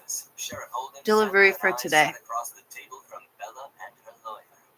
Your fingerprints are all over the murder weapon, which was hidden inside your equipment in your gym. And the time is 1:04 a.m. The peanut protein powder supplement we seized from your house matches the peanut powder found on Ginny Lee. The DA believes you have enough to convict you. Why this happened? Jenny's family deserves answers. Her lawyer wasn't having it. He was only interested in whether we had an offer to make. Riley Parker was your target, but what did Riley ever do to you? Aside from everything you ever asked her to, were you jealous? Jealous? Are you kidding? Make something of herself, and you can't stand that. Her lawyer warned her to stop talking, but she didn't. Of course I want her to make something of herself. I've spent the last 11 years molding that girl into a star, but then she decided to change coaches and leave me in the dust. Her lawyer interjected again, but she ignored him. You're gonna let your lawyer boss you around? And I thought you were a tough, independent woman. I am tough. Riley's the weak one. She did nothing without me, and she didn't even have the guts to tell me to my face that she'd been talking to my rivals behind my back. She put it all in a note. Wow, well, that must have been very upsetting. Because of me, Riley has a national profile and a shot at the Olympics, and she thinks she can do better. I created her. If she decided to quit that one thing, but dumping me among my rivals after I got 5 yards in the goal line, after all that I sacrificed for her, that's unforgivable. So you asked your I didn't know what the last person I checked. I think she used to shop for herself. She might get to her EpiPen, but that just buy her time. She didn't paralyze. She was all that. To remove the contaminated chalk and finish the job if necessary. What was your plan?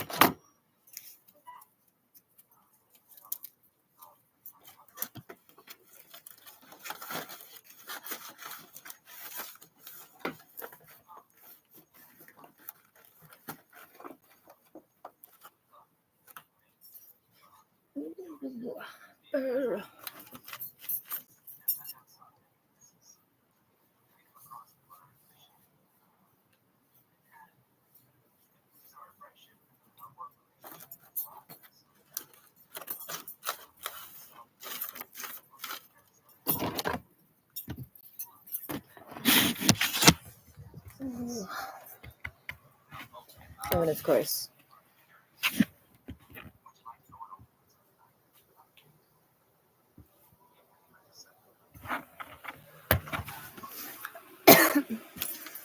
This is the incense. This is the coffee. So, okay, so I'll see you one. You will. And afterwards, you're taking me on that date. No worries. He will. Hey, I thought I told you no more snooping.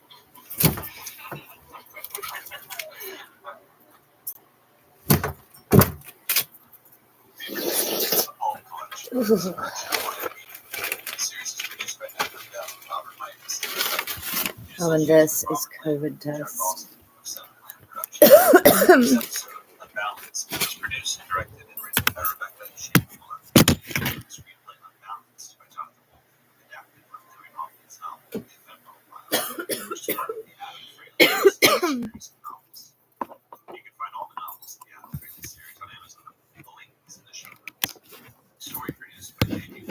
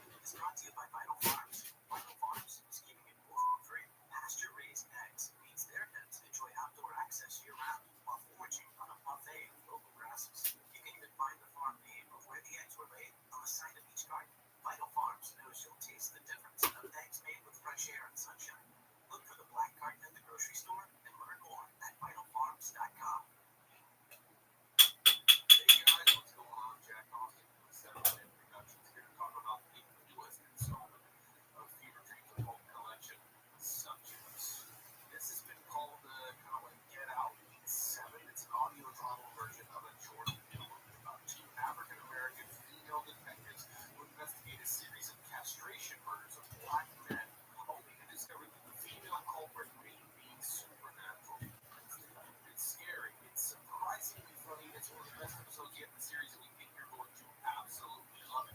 So stay tuned for some of this.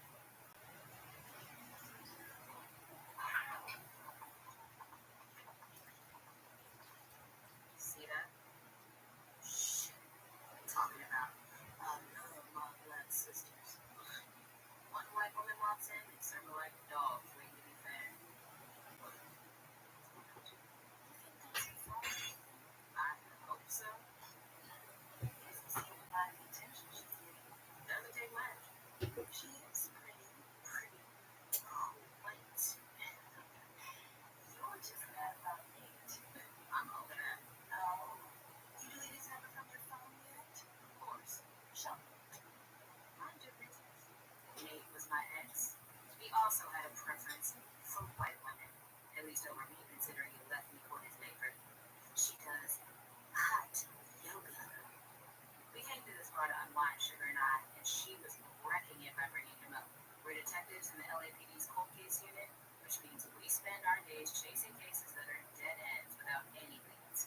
On the cases that are losers and no one else wants. It's dispiriting on a good day. What's your position in, huh? Every good black man must be with a black woman no matter what. Shouldn't continue to add that along. What about black women and white men? Just why do you care so much about this? I'm just saying. It's outdated. Wait. You're dating a white guy, aren't you? Oh shit. You're dating white Jerry. You could just call him Jerry. White Jerry? Damn, how did you swing that? He asked you that on a hot date while he was you made him so well with that man. He's the IT supervisor for the entire department. Oh, wow. White Jerry. I think you had it in him. Seriously. Well, I got a virus in my inbox. Bet you did. Girl, stop. He came and fixed it. He makes me laugh. We went to the Grove and had dinner. He's nice. Be happy for me. I am. And stop calling him White Jerry. Listen, I'm only human. While we were off duty, we still house. We went outside and it was sick and warm in the wrong place. Well, that inside the bar. One of the men was eyeing white women heels in the production. He was sprawled out and just out. His hands were around his ankles. Fashion. Such a horrific sight. It was far from my working process. And I had seen hundreds of pictures of dead bodies in my room. Not to mention dozens of stolen purses. That white woman, the old man, I checked. She checked. They were gone. Poof. We called for officer backup, of course. And once they came and secured the scene, we started canvassing the neighborhood. No one had really seen anything. I was watching TV. I heard a scream and that was it. Until we knocked on the right door. Sorry to bother you, ma'am. I'm sure you heard some commotion just now in the neighborhood. Yes. Did you happen to see anyone outside the bar across the street? I see people there all the time. Did you see anyone meet with that black man about 30 minutes ago before the commotion? No. Are you certain of that? Please leave me alone. I'm gonna meet you my car. Remember, you have to find me. She saw something. 2 days passed before she came in. She walked in this strange, staggered way, like she was looking out for someone to pounce on her. She was short, frail. Her hair was a mess. She had this intense manner about her that was off-putting. So I could come find you? Absolutely. I know everything about her. Strong. But she's done it before.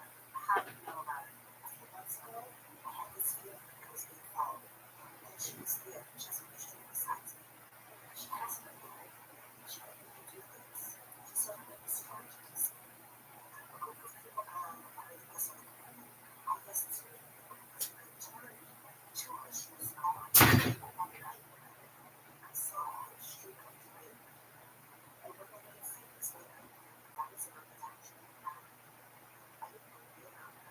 And I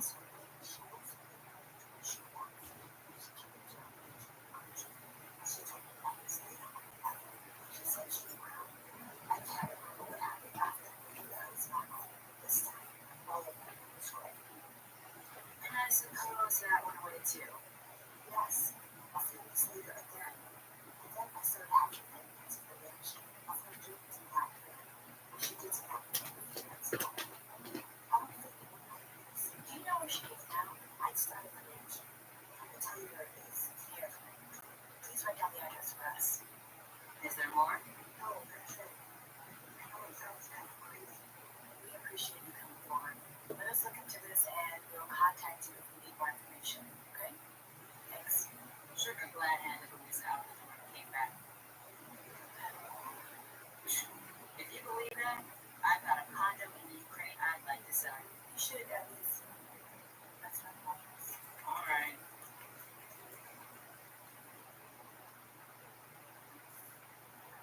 What? The white woman. None of your business. Oh, wait. That's Nate with her. Is that Nate with his new girlfriend? I can't control what people put on social media. Red, you're on her page. What are you talking about? Are you cyber stalking his new girlfriend? Property records for this address Lisa gave us show the homeowner listed as Ms. Star Terrio. Oh, okay. We're doing it like that. The land has been in the Terrio family forever. All of the previous owners, as far as the records go, are also Terrios. So who's right about that? Well, just disregard us to it completely. I'm not saying we should, but what would you like to write on the board? Homeowner hypnotized victim and gave her a kiss? Witness had a nightmare where suspect committed crimes in the dream world? The judge will post it in his office. Don't laugh at it. It still has at least a place for pictures. We'll try it out there. Do you know my deals? If you will, good for us. Mimi, you want to go outside in the yard? Do you want to go outside in the yard? You go outside? You go outside for a little bit? Look, here, kitty. Look. Still believe this star woman was murdering people at her place? It'll sound like I'm opening the door. It's only a jar. No? Yes? Alright, let's go back to the bar. We'll run the result and we're still waiting on I just popped it like that. something will be in there that isn't a drink. You go. I'll keep an eye on you. Go over the situation. My pretty boy, kitty. You are the worst. We continued our investigation, not considering Louisa's story to have any merit. Louisa called me a few times, but I let it go to voicemail and listened to them when I had a chance. I didn't have time to get sidetracked with crazy theories. The first few days of investigation were often the most important. But the next night, I got a call from the station. They asked if I had talked to a woman named Lisa. Then they told me what happened. What is And that's how this? Sugar and I realized how standing in Lisa's apartment, looking down at her dead body. Oh, she was covered in blood. There was a gun in her hand. Brain tissue and skull fragments were sprinkled out behind her head. And next to it, another dead black man, castrated like the previous victim. The apartment was cramped. Hey, surprise, Federal Bonds. And there was graffiti. I've been authorized to treat my front door the way I did before you started sending people here to try to kidnap my children. Do you know what that means? It means it's getting closer to the sweet. Situations like that, we have to look at. Well, hi, motherfuckers. Happy Tuesday. You want to tell me she did that in there by herself? Sure. The captain is happy. Captain? Meet. The door's open so you can go back in your yard. Correct. And there's meow mix. There's both. You could do a little outside time, a little meow mix time. Yes. She castled. Sugar. That's not cool. How strong would someone have to be to do that? Did she look strong enough? What are you gonna do? What are you gonna do, Hunter? You're going to have a big decision. Someone else did. And killed her and got it off. Meow mix. Meow with fun, huh?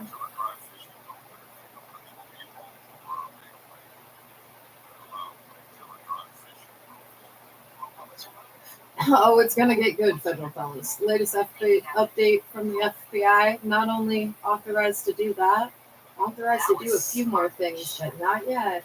Got dates. Sugar's words kept echoing in my head. I went back to my phone and the voicemails.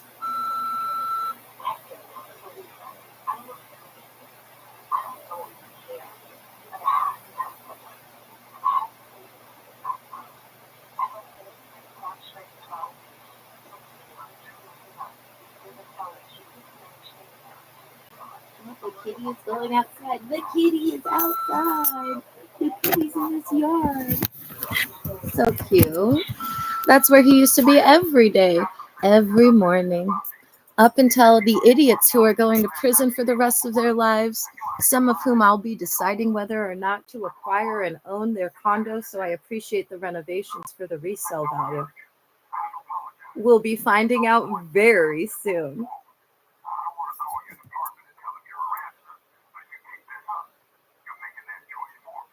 Anyway, Hunter used to be out there every single day until they, decided that they wanted to go to prison for the rest of their lives instead of just for 3 years, and that they definitely wanted to make it happen. So here we are.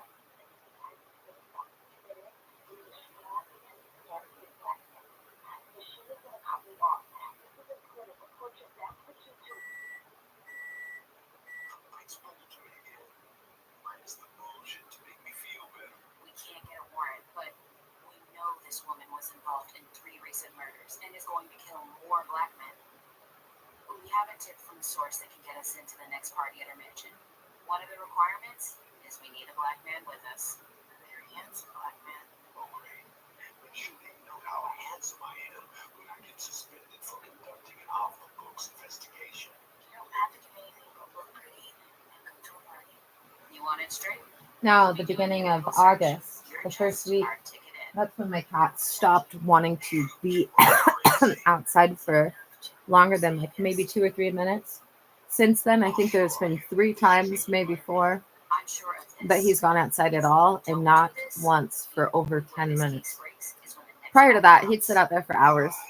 He'd like to sit out there in the mornings and then at nighttime when Indy was coming back from the gym. But these idiots that are both going to prison for the rest of their life and at risk of me garnishing their entire savings account, their assets, and if they're fortunate enough to have one of these condos, apparently one of their condos. How'd you like that, guys? Should I annex 2 other condos? Then I'll have 3 HOA votes. Wink, wink. I did what Lisa had told me to. And turn up.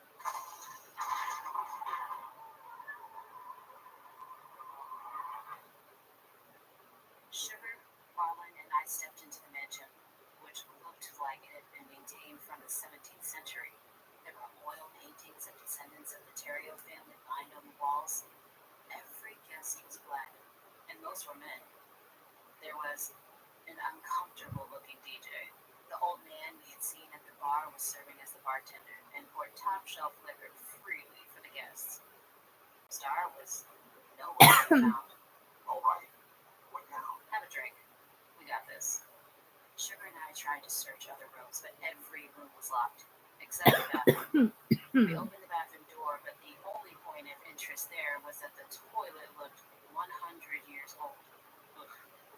We left the bathroom door ajar and located what seemed like the door to the cellar, but that was, of course, locked as well. We debated breaking into one of the rooms, but before we could seriously consider doing so, the old man found us. Ladies, please return to the green room. Lady Ivana is about to join us. I checked the time and noticed my phone had no signal. It made no sense. There was no reason for it not to. Then I heard an old-school grandfather clock strike 12. She appeared at the top of the steps.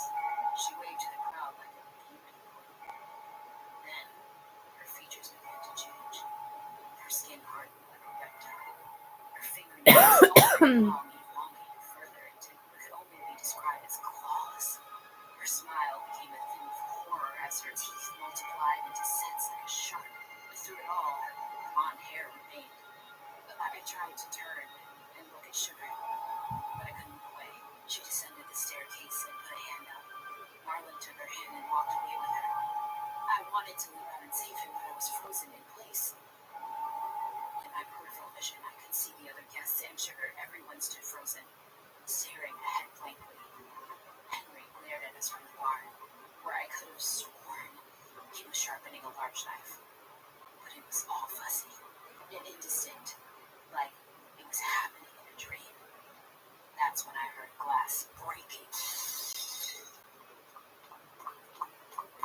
When I saw white hands grab me, I was terrified. It wasn't Henry. I could see him leap over the bar, an impossible feat given his age. Who then? The hands pulled me, still in my hypnotized state, and I saw the man's face. I tried to speak, but all that came out was, like, Jerry. Come on, hurry! My Jerry tracked Sugar and I, the two of us shaking off the hypnosis like drunk shaking off an all-night bender, and helped us out through the shattered bathroom window, while he locked the bathroom door and Henry pounded on it.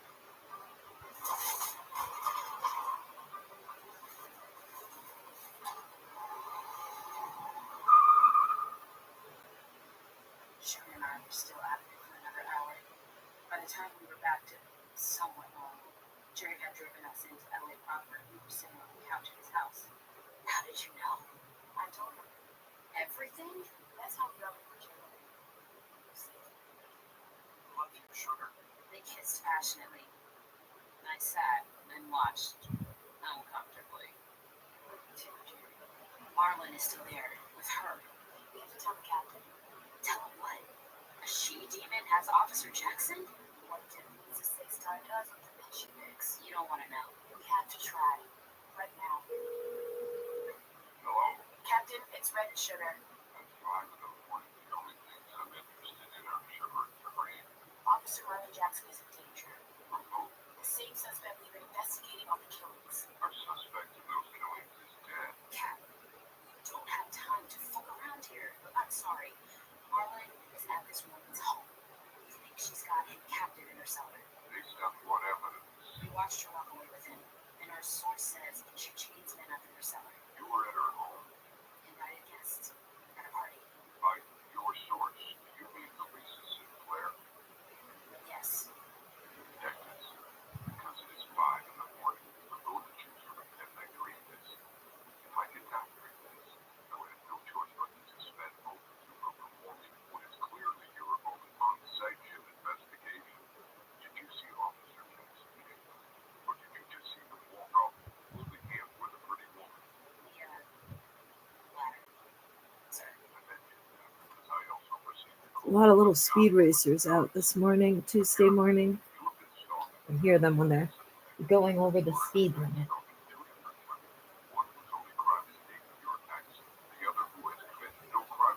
Now let's talk about the laws, you guys. 1. All 31 plus separate criminal trespasses / ADA violations / evidence of stalking and harassment, including with, according to the FBI, 5th and 6th parties due to a misconception by one amongst you who won't be in the office until later today, i.e. Unit 207. All of those, each one, each individual outside of my door, including people who made fraudulent claims of service, is looking at a minimum payment to me, assuming they came once, of $5,000 untaxed.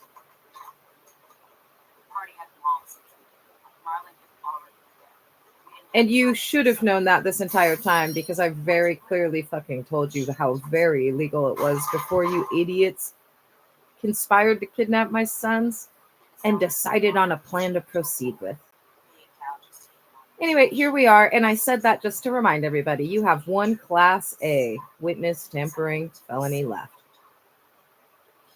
You better make sure you got a real tight hold on those reins.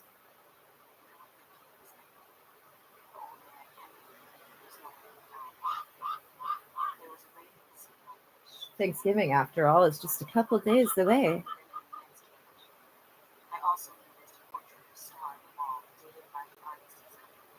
Oh, and according to the FBI, every day beginning after the first week of August, wait for this, every time you sent someone after the first week of August. Those people are all the ones that will be paying more than $5,000, i.e. the 2 women that criminally trespassed but didn't knock that came from Unit 207 saying mystic into my open door before the first actionable kidnapping you'll be convicted for. They're each going to pay me $5,000 unless they've blown the whistle and I choose not to sue them. Everyone else is paying a lot more than that. And everybody who came more than once, they're paying a minimum of $45,000. Oh, my kitty's coming in. That means there's either a male stalker outside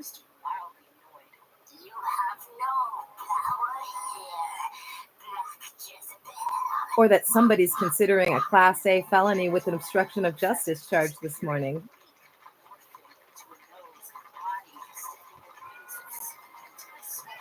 They can consider it from 500 yards away.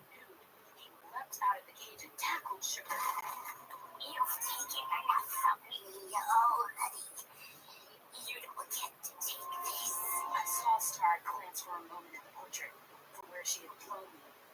I had a clear line of sight. I remembered Lisa's words, and acting purely on instinct, I grabbed a hand, sprinted to the portrait, and lit it on fire.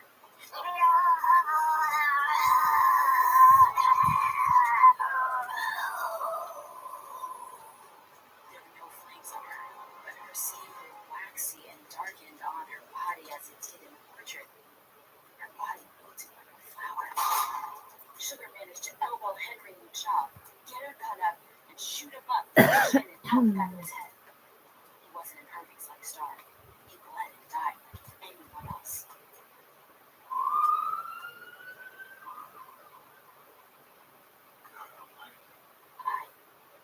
don't know how to bring this up in court. Sorry, back up alive.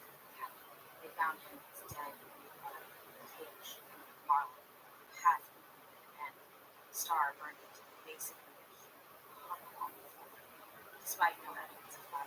Some of you may be wondering, since the sign was up that says, "Don't knock and commit another crime," prior to you sending over one of the numerous people that should have already been convicted of stalking. Yes, they're included in the funky bunch, and don't worry. Those 2, per the FBI, should I choose to sue them, I'll be able to own that condo, that truck. And we all know who won't be having a job next year. Duh. That's it. File the report. We won't speak about this again. Ever. Only Sugar and I would ever know the full truth of what happened in that cell.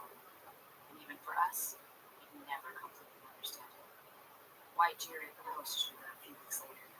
She said yes. I said all that just so that some of you that are extra stupid realize that the door being ajar will be happening every day as it did until you began holding me hostage. And it's a sign of the countdown that the FBI authorized me to tell you had begun on Sunday. The countdown to the Blitz sweep, where you will be driven to Seattle, fingerprinted, strip searched, booked, and at your arraignment, you'll receive your unsealed 35-plus page indictment. In the unsealed label of domestic terrorist who cannot go to Canada. Hey. The Fable and Follow Network, where fiction producers flourish. Asterisk. Whistleblowers to the Seattle FBI are excluded.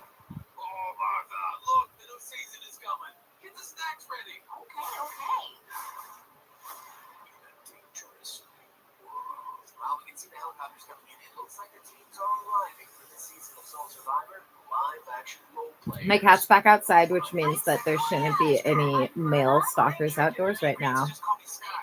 For those of you that don't know, my cats are horrified of men, except for the boys that adopted him 8 years ago. After a day of us doing sports and volunteering at a local animal shelter where my boys and I read books to animals that were looking to be adopted.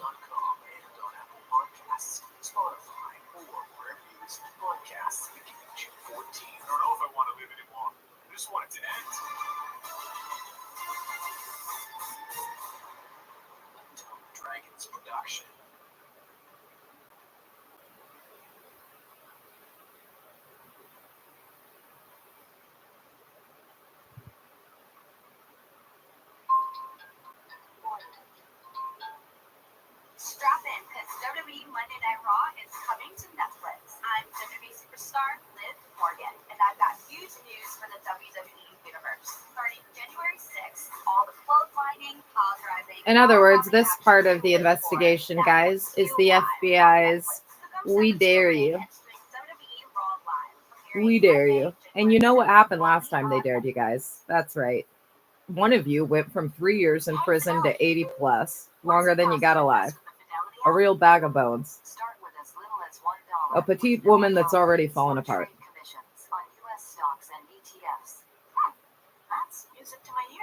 And it's not my mother.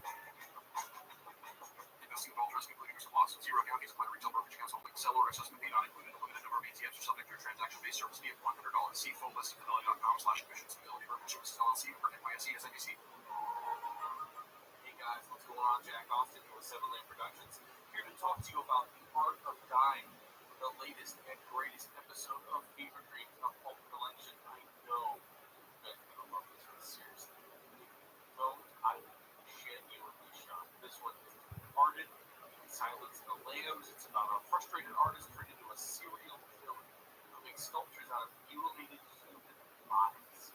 He's being hunted down by a Boston area detective still haunted by the murder of his father, trying to stop him. Seriously, we love this episode. It turned out so good. Performances, sound design, music, everything. You know you guys are really going to love it, so stay tuned and enjoy The Art of Dying.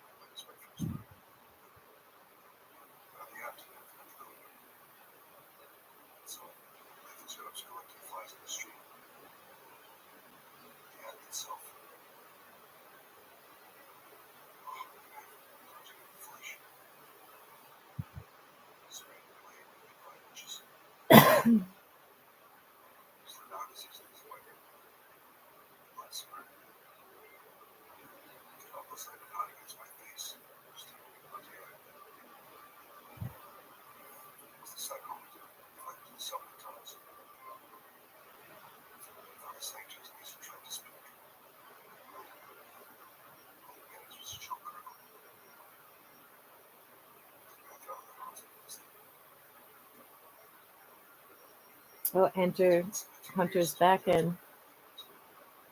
Is there a stalker outside or a cat, Hunter? Which is it? Or perhaps a stalker and their pet cat.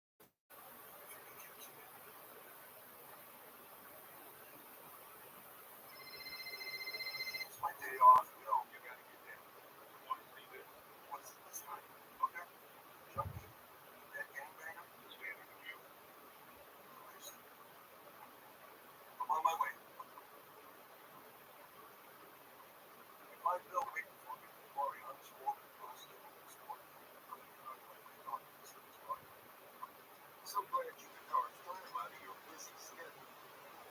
See for yourself. No horses to an inflatable rescue structure. Or was it their windshield that cuts through another Gary Will's body? And it's just that. He's transformed. His belt reaches spares a cat bone. His silly right arms are grafted like the whisper's motion. And he's still attached to it. So right. My guess is you're looking at recent number 23 when you don't cross out Giovanni. This is easy. I think the better question is, where is Dick? Am I interrupting your frat party? I transferred back last week. Is that a problem for you? And here I thought today could get even more interesting. Welcome back, team. Yeah. Welcome back. Real. You ever see anything like this in the big apple? Not outside the circus. Hell of a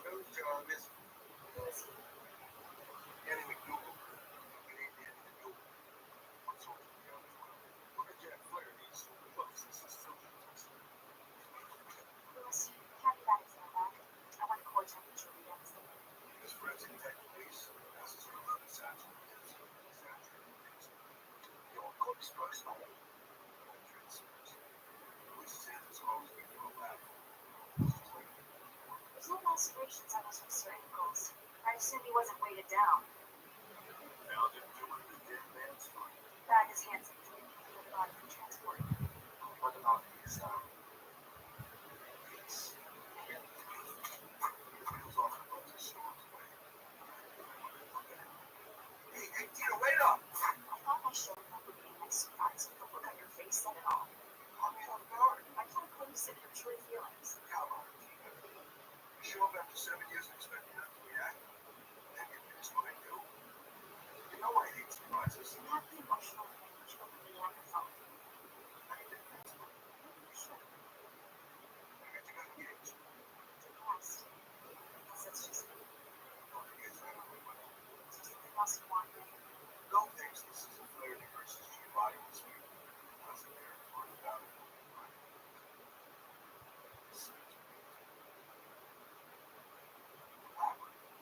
So you're not into the whole gangster style execution. Exactly. It doesn't fit Giamatti's MO.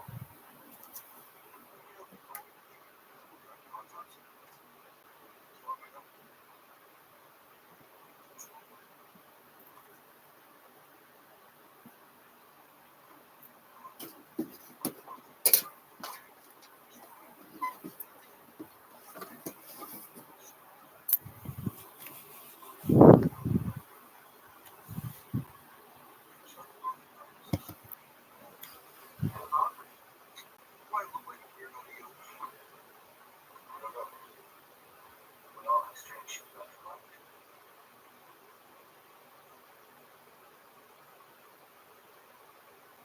For a short guy in his 70s, Sean Giamatti has a surprising amount of presence and style. He wears retro blue glasses and expensive suits. His white hair meticulously arranged into a perfect state of disarray. At first glance, he looks like an Asian movie star. Someone's old granddad. But one gaze in his dark eyes and someone features. Since the downfall of his rival, American Robbins, Giamatti has emerged as the head of the Italian mafia in the Northeast. He lives like a king in Boston's Northeast. He's based for the arts. He appreciates the finer things in life. And once the odds goes, he can always be found in his embellished garden museum. Will and I find him on the third floor, flanked by bodyguards, staring at a Renaissance painting called The Great Bucket Nobody. In it, a woman is dragged into the sea by a white bull while three women cherubs attempt to rescue. Giamatti addresses his frontier. I wonder, like, most of that is good. Something little angel. I was going to say life lesson. You don't know shit about how to talk stuff. The only thing you're talking about is racing fucking pieces. Bill and Giamatti have history. Doesn't help that Bill's half black and Giamatti's old school racist. Once. Without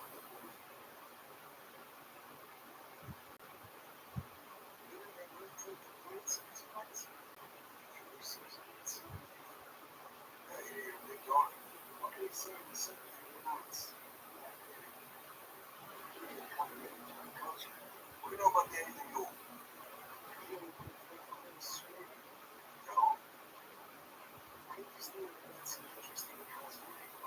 How'd you know that? Not exactly public knowledge. The boys have anything to do with it. You mean nonsense. You and Flaherty and Roger do business understanding behind his back. You study his pockets, just as yours. That's right. Should anything cross some line, break some unwritten rule, do something to disrespect one of you guys? I got a source who says Andy probably with you guys on a recent job. Is that so? The source tells me you haven't been called that. Just listen here. What's going on? Got it, man. Big coincidence. It's seven of my best friends were dying. Have a word on that? And I as a little witness.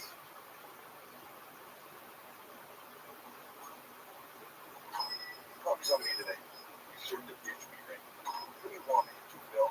The man holds a grudge. For what? Doing my job? You arrested him outside a church on charges that were shaky at best. I picked him up exactly where I was instructed. You think he doesn't know that? What's your point? He's a goddamn racist. He's just trying to get a piece of it. They don't see it, do you? Some fucking detective you are. What do you want me to say? Don't say anything. Just open your goddamn eyes. That shit's everywhere in this town. I can't go to a gas station without people thinking I'm gonna rob that fucking place. Alright, point taken. But the last thing we need is you starting into Jack Flaherty's headquarters all amped up. The mayor wants us to defuse the situation between Giovanni and Flaherty before it blows up in our faces. Fucking man. If he's got nothing to do with his dirtbag brother like he claims, why is he always mixing in where Jack Flaherty's concerned? It's a story everyone in the city knew well. Flaherty boys grew up in the South projects. Tom Flaherty became a war hero, city council, and now mayor. His brother Jack gravitated toward a life of crime. Peace. Who's the cutest kitty? Who's the cutest? Little I love Boston politics. Flaherty's headquarters room across the street from the coffee shop. It's getting closer to your arraignments. Da.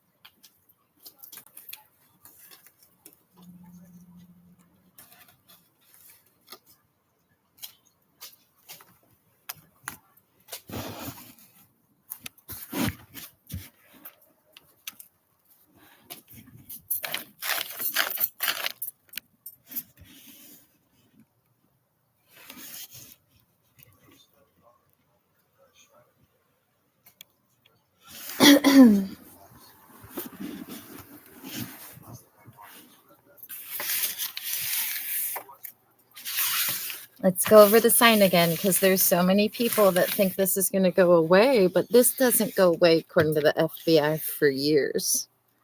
Not for years.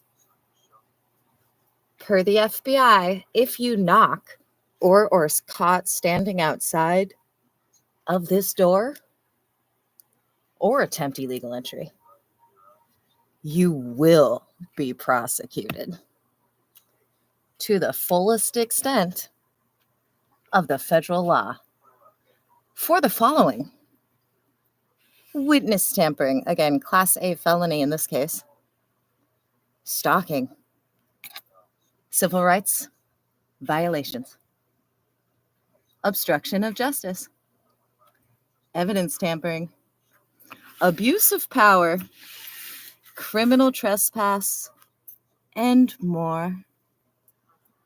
Legally binding until January 20th, 2025 per federal statutes. See 1020 post/notice. Facebook.com. Mystic Gwen loves only you.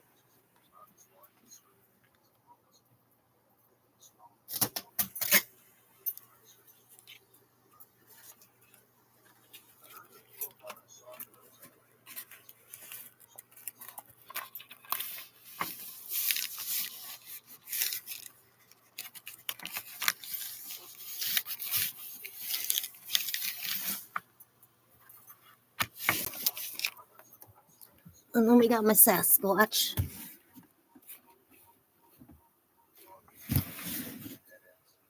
So cute.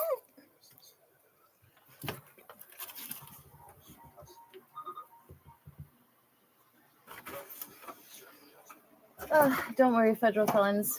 You're going to be provided a lot of opportunities to come and perpetrate your final Class A felony. A lot of them. And it won't take long.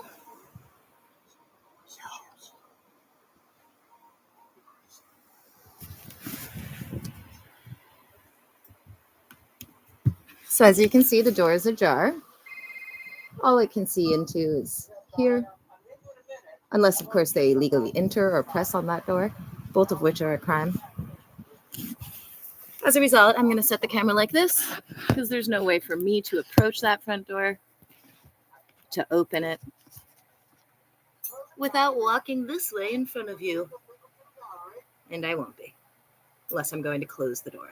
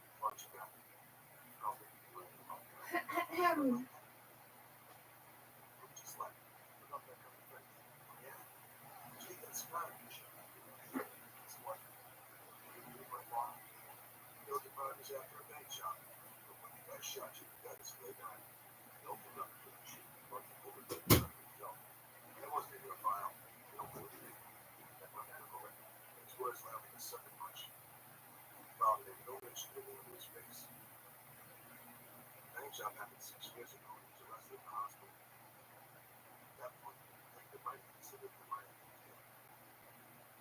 God knows if she's sloppy thinking. I'll be in touch.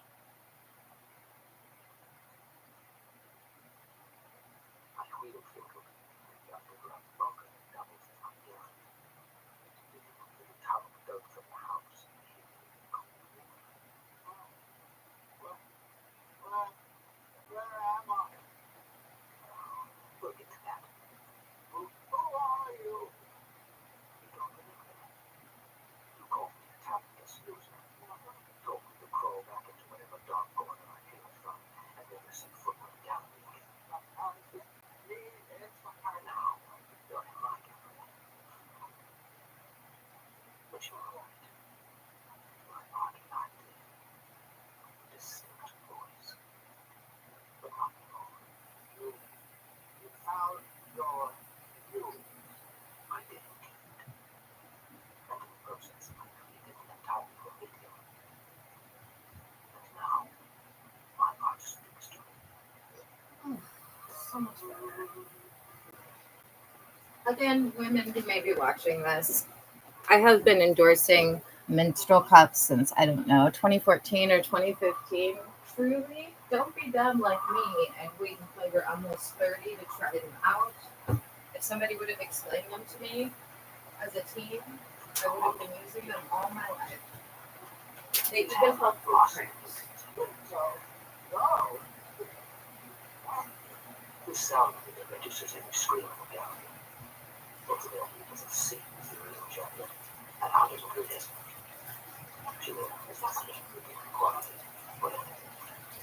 But my goodness, that wonderful scream.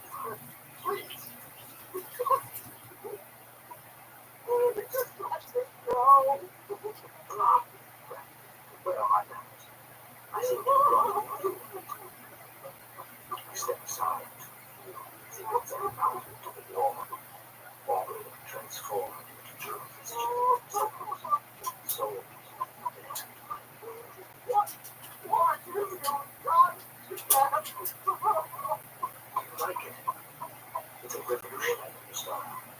I call it the bottom dive. I'll take that as a compliment.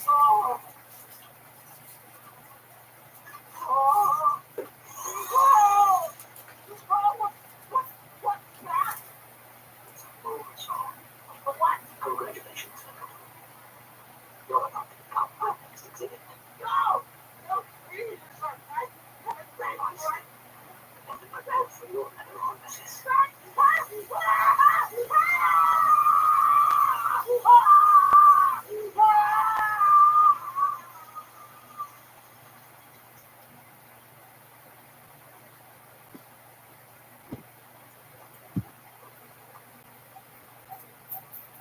Calls the parking lot. Hang up. I'm shaking my head. Story checks out. I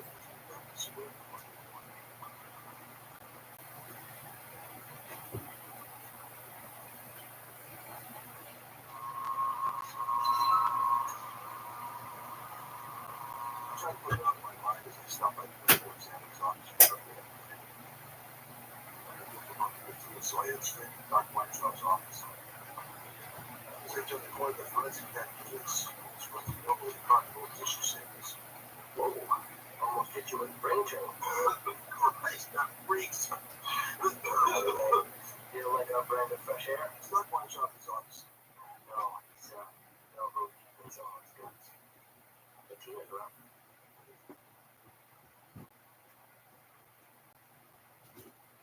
My team is sitting in your office. You have a report. No one's here. She looks good. Our relationship is fine, as we always do.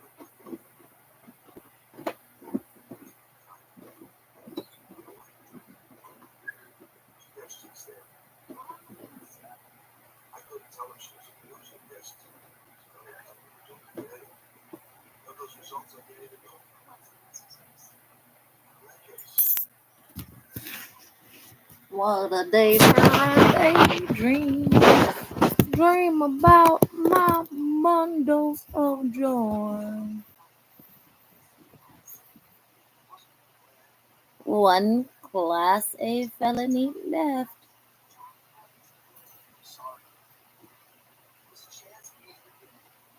The tricky thing about riding a horse is you don't have to just focus on the reins.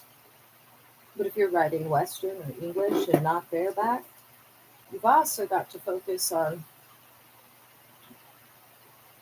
actually bareback too, Western English or bareback. You also have to focus on your posture, which needs to change as your horse is moving along and about the place. You need to focus on your inner thighs and just how tight they are clamped onto the back of that horse. You got to focus on your feet and ankle. And if you're wearing spurs, you've got to focus on when you may or may not be injuring your horse and telling it to go faster.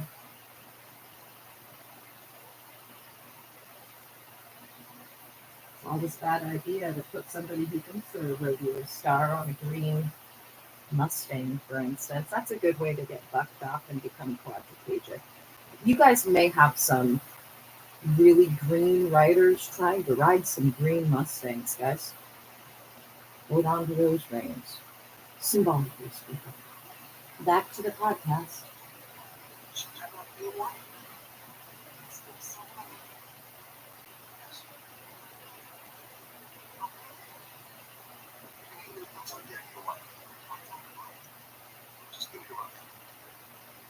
Status, Dan Dougal had no water in his lungs, which means he didn't come out of the quarry. Oh, and also symbolically speaking, props to those of you that were like, no, I'm not prepared to ride a horse. I'm going to ride this Shetland pony. Some of you are on the Shetland ponies and you are fine. Look at you. You don't even have to clamp the reins. Your ponies are so nice. The other side of his neck covered in slight bruising pieces of furniture marks. I told you guys, I'm the best at analogies, aren't I? It's a good.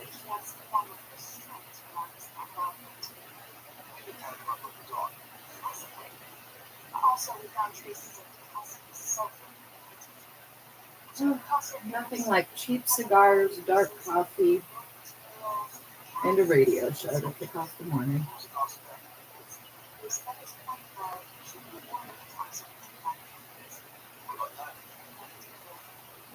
Cold temperature of the quarry would have slowed down the rate of decay, but variables to consider, such as temperature and humidity would get more control, how much time elapsed before the body was disposed in the quarry, not to mention the types of microorganisms in the water. It'll take more lab work to make a precise range. I think the precinct was the murder of both between 4 days before he was found.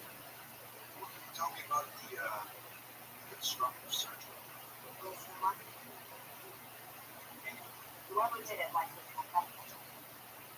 So, I'm talking doctor, nurse, all I can say is whoever did this, nurses need to go back to health after the surgery. We found markings on his body pieces and IV lines. And I am aware that over 50% of the people that are currently not going to prison because they've blown the whistle are indeed, guys, they are indeed either riding Shetland ponies or riding their totally docile and domesticated Mustangs. No risk there.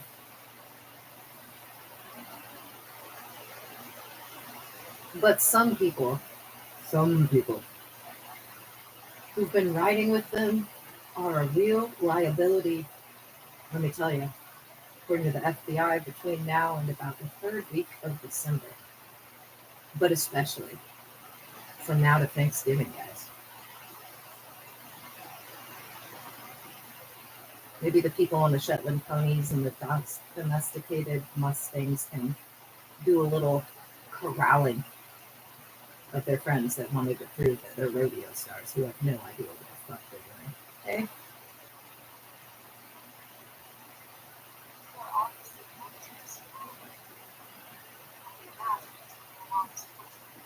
What about the stitching he's getting? Some of the Shetland pony riders are like, we've already been doing that. You just haven't seen because the door has been closed. It's like, shut the fuck up. The FBI has 360-degree surveillance on this place, and they have for 14 months. Minimum for some of you and 20 months for others.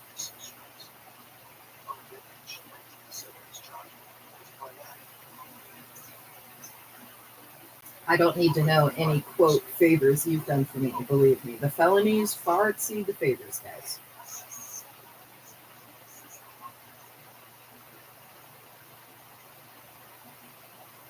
So, big money on that. That means we can start looking for his Johnson. About this case. The accusations, those replacement for 20 pounds. Got him special. And also let it be known, in the event that somebody were to walk into my house right now while the door was ajar with a gun pointed in my direction, I'm not going to look and see what they're wearing, okay? I'm going to be looking at that gun and I'm going to be throwing something, because as everybody who knows me has known, for over a decade, there's a weapon within my reach anywhere I am in this house. A weapon that I can throw. Because I'm very good at throwing sharp objects. In a variety of shapes, from ninja stars to throwing knives to daggers to hatchets.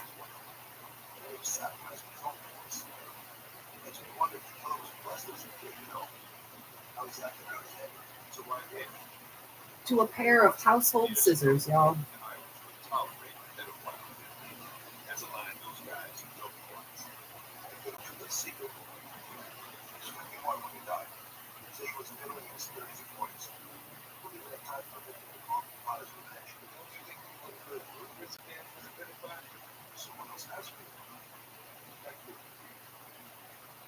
Now I'm not expecting that will be happening. But I do think it's best for everybody who's listening to this to remember that I may have a vagina and amazing, beautiful tits. But, like a Boy Scout, I am very much always prepared.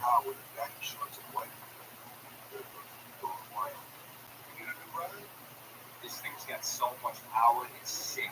The best part is, you guys are making the payments. Put it up the drag racing again. You got one more time, I don't think we can fix it. What's the year after this time? Any rules about the file? You're gonna go back in the yard, they don't need you with your bald butt. Look at your ridiculous bald butt. Since 2022, when I let my brother stay here for a month with his little teeny dog that is super cute, but also super scary to my cat pulls all of the hair off above his tail, particularly when his winter coat is coming in. And according to Google, it's supposed to grow back in 6 months. It took like over a year for it to grow back the first time. And when I looked online for solutions, it's basically like, put a cone on your cat or put this shit on your cat that will taste awful. And I refuse to put a cone on my cat because I feel like, man, if I was an alien's pet and I just kept itching one part of my body and then they put a cone on my head, I'd be embarrassed and I'd be pissed. I guess a cone on my head wouldn't really do anything in the event that I was scratching. But you get the point. The point is, a cone is disrespectful to all animals. If it's a day or two, they had surgery, they've got stitches healing on their body, okay. No more than 2 days, though. More than 2 days is you being an asshole.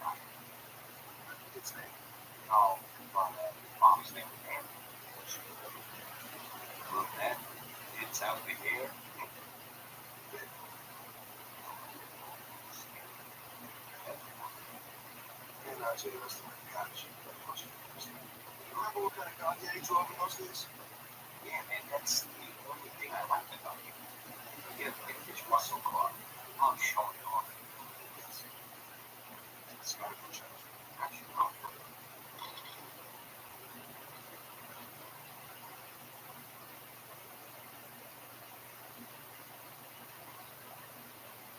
All we gotta do now is find that shit. I finally have a reason to get out of bed in the morning. Don't get too excited.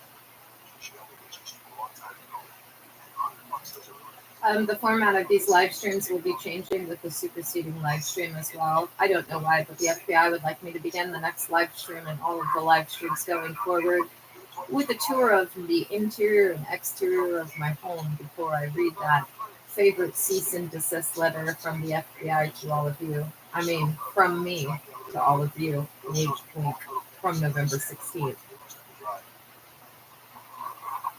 So in about a little less than 2 hours, we're going to do a house tour, exterior and interior, go over that November 16th letter. And that'll be the new format for all of the live streams between now and people's arraignments.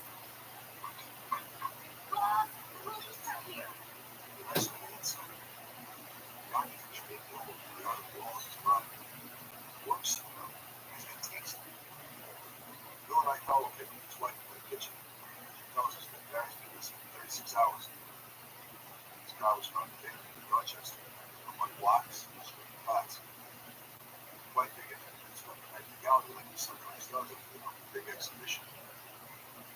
Bill and I take turns writing the standard checklist. Understanding the state of mind, finances. Another reason I don't want to put a cone on my cat is because I adopted him with a collar and he hated the collar. He hated the fucking collar. And the collar would get ripped off, then the collar would get put back on. Then the collar would get ripped off and hidden. He had the forethought to hide it and ripping it off. Then I would put it back on. And finally, after like 3 to 6 months of fighting over the collar, literally every day,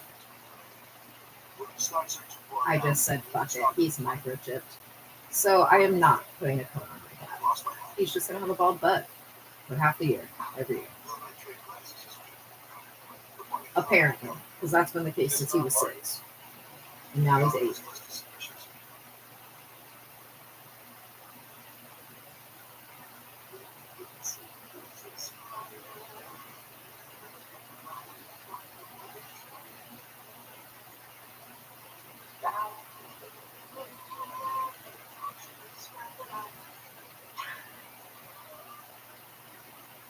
And on that note, my cat might be incredibly stupid, but it's also incredibly unique.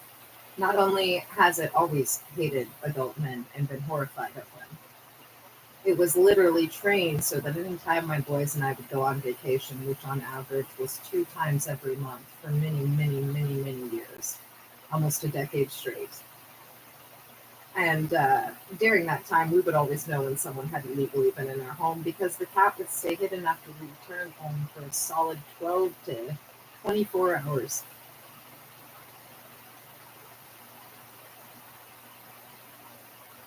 In the event no one would break in, then upon entry, the cat would appear within less than 30 minutes. And also, the first time I ever gave my cat a bath, it was an awful experience. I trapped him. I knew I was going to do something that he wasn't going to like. I locked him in the bathroom with me. I filled up the tub because I had never given a cat a bath before, and I just thought submerging him once is going to be the best way to do this because then it will be over. Lickety split. And this is how smart my cat is, dude. I'm in the bathroom. I shit you not. I feel awful. I feel so awful because he's meowing at me. He's in the corner of the bathroom, huddled up into a little ball, looking right at me, just meowing like, what are you trying to do? Don't betray me. That's what I felt like he was saying. I felt so awful. I literally sat on the toilet for like 10 minutes with my head on my hands, just thinking, what am I going to do? I got to give him a bath because I was wrong and thought you were supposed to give your cat a bath every year. And then I talked to some people that actually know a lot about cats, and they're like, no. No, if you give your cat a bath, apparently, if it gets some sort of chemical on it, that's dangerous. And other than that, you should not be giving your cat a bath at all. Anyway, long story short, I'm in the bathroom. I'm feeling awful about it. It's literally been between 15 and 25 minutes. He's in the corner on the complete opposite direction of me, meowing at me. He stands up, looks right at me, stops meowing, walks over to the completely full tub, sticks one paw into it, looks at me, and just lets out this meow that is like, oh no. And it was in that moment that I was like, this cat is a fucking genius, dude. He knows exactly what we're here. And then I submerged him and felt like an asshole, and he ignored me for like 3 days. True story.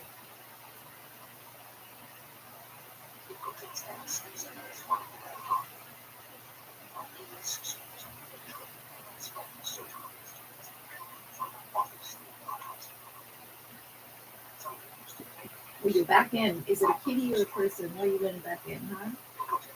Mr. Bald Butt?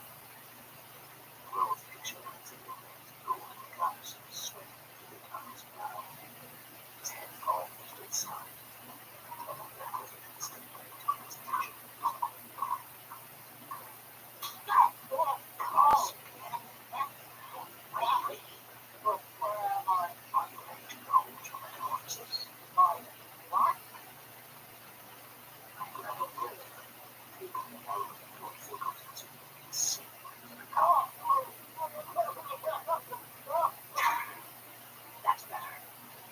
I honestly wasn't sure I was headed with this project, but once I saw that black hair on the belly, together with your vile personality, you were shouting, "My God, he's a talent child!" And voila! Oh, awful. Let's all be thankful for that today. Dear Godzilla, we're all so glad that none of us have experienced the awful horror that is laid out very well in Franz Kafka's famous short story, The Metamorphosis. We give thanks none of us have woken up and been turned into a giant beetle, or, as is the case in this podcast, a gigantic tarantula. That would be hard on our egos. So thanks for that, Godzilla. Amen.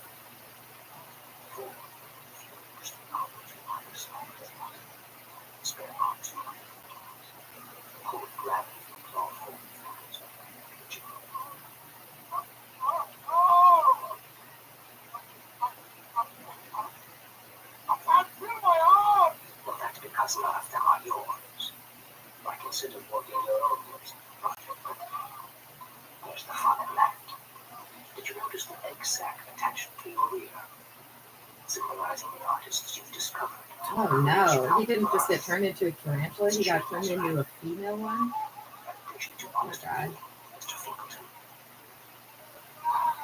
Do you recognize my talent now?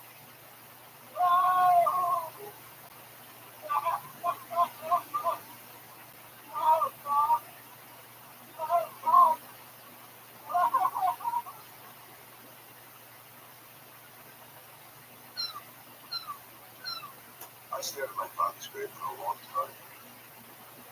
The name big answer to the red hot. What happened to us in the past? There's nothing I can do to change that. I know now that I might never find this kid, no matter how hard I try. They will keep me proud of the man I become. As long as I continue to fight with him and someone else. And there was one. Take the smoke from my pocket. Listen before sending me down a public gravestone next to the others. Who's my little bald butt house author? I love you, Dad. Who's my little bald butt house author? These faces only saw themselves. I think that's an honest question.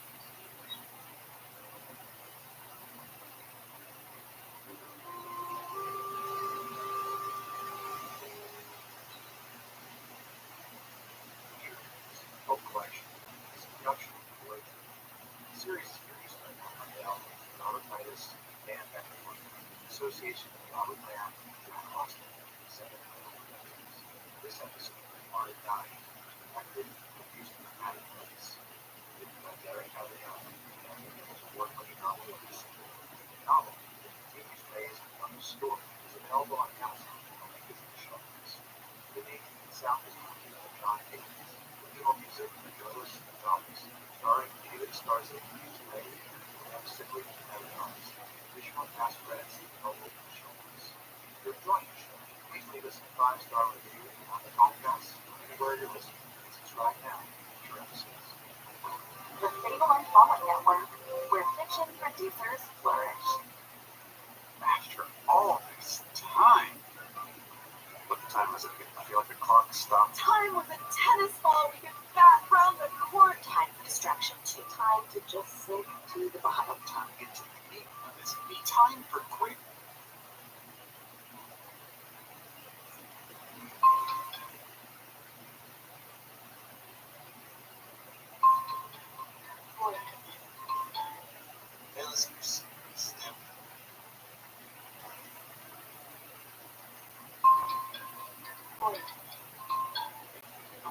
Make your next move with American Express.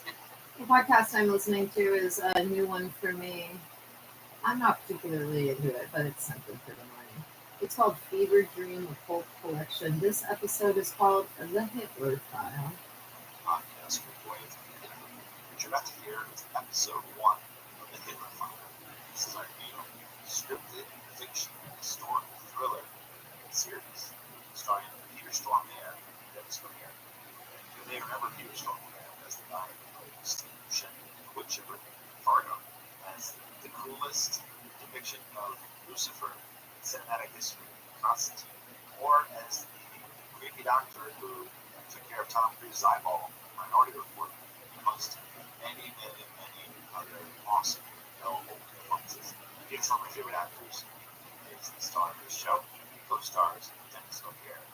Dennis O'Hare, you might know, is one of the core prosecutors from Horror Story, also in the series True Blood, and he had one of my favorite scenes in the film, Money Queen. So these are two world-class character actors we have in this show, which is inspired by some real history, and it takes it and sort of does a fictional plot that runs alongside real history. So we have Dr. Junior, who's played by Peter, and he gets his first client as a psychotherapist. He's a young corporal. He's post-World War I. He did all of it. And they develop this relationship that goes all the way to the waning days of World War II. And over the course of the relationship, Dr. Junior recognizes what a monstrous force Adolf Hitler is, and becomes determined to destroy him using the tools that he has at his disposal, which is his understanding of the mind. So I'm not going to give anything more away than that. Also, federal felons, come on in. The water is fine. Wink, wink. That's how it's going to be every day, I might add.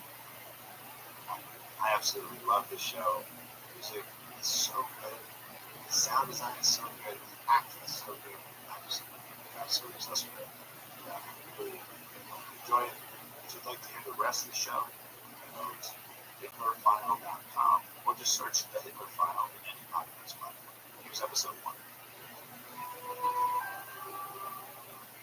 Oh, and just as a little explanatory note there, in case you're new to these, I've been referring to the Seattle FBI field office and the agents involved in this case as the FBI orcapod of the Puget Sound. I've been referring to the imbeciles who've been unaware that this highly controlled investigation has included pretty much everything that they've decided to perpetrate and made actionable since the first week of August. Ergo, some of the federal felons who have blown the whistle are SEALs that have hopped onto land, hopped onto a tugboat, hopped onto a cliff. They're fine. And some of the federal felons facing 35-plus page, soon-to-be unsealed indictments have been telling everybody they've been winning while they've been winning lengthier prison sentences and perpetrating, apparently, decades onto their sentences just in the last 3 months, on average every few weeks. And those SEALs have been getting thrown around in the air like little beach balls by the FBI orcapod of the Puget Sound. And some of those SEALs have badges from the North Everett Police Precinct. Mm-hmm. And at least one has a bar degree.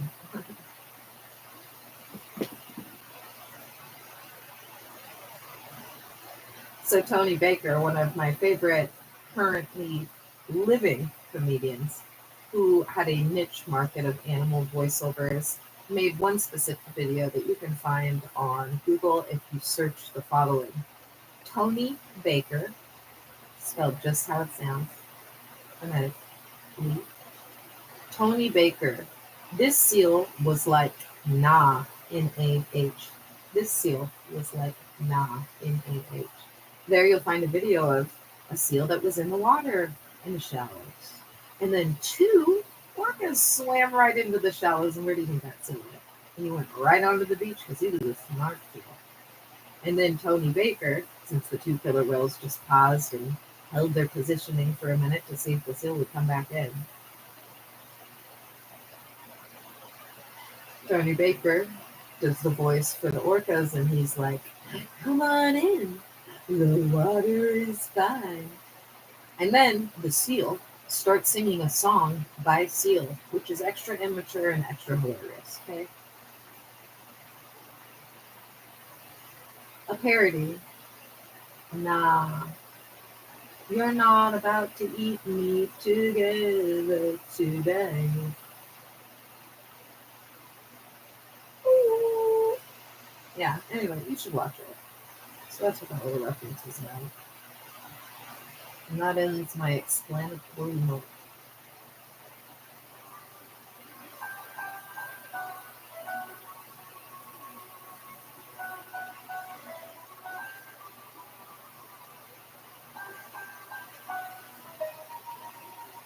Any thoughts that medicine had advanced considerably in the last 100 years of warfare quickly vanished as I walked into Village Military Hospital outside Berlin. I'm here to work under Professor Bernheim, one of Germany's preeminent psychiatrists, and he's happy to tell you so. Bernheim struggles to pronounce my name. To be fair, I'm Swedish, full of drummer. I studied under Professor Sigmund Freud in Vienna. Bernheim Don't forget a kitty butt, your little bald butt. So, as one might say, as a curse. Not everyone's a fan of Freud and his emerging psychoanalytical methods, but I specialize in them. Most of the patients in the general ward here have terrible physical wounds. Those in the psychiatric unit are suffering from a newly designated ailment, shell shock. And according to Freud, all these men have severe bruises leading to organic symptoms. Sound organs refusing function, limbs, tongue, eyes, ears, all unresponsive to incoming stimuli. The shocked brain, where weakness or experience incidents so horrific as to be unbearable, would diverge by converting these blocked out memories into physical pain or fall in order to render them in more acceptable form. I sit in my clinical room. There is a knock on the door, and my first patient comes in and hands over his file. Pale, brooding, with a thick brush mustache, he stands at attention while he looks at me. I can feel his eyes boring into me. I read the medical file. Adolf Hitler, Corporal Signal Runner 16th Bavarian Reserve Regiment, shrapnel wound to the left thigh. A Somme, 1916, awarded the Iron Cross, the second class. Reposted to a front line after discharge. Mustard gas victim at Ukraine in 1918. Temporary blindness. I'm fit to return. That's not yet decided, Corporal. I'm fit to return. How so? 2 years ago, the hound shell kicked all around me. I survived. Why?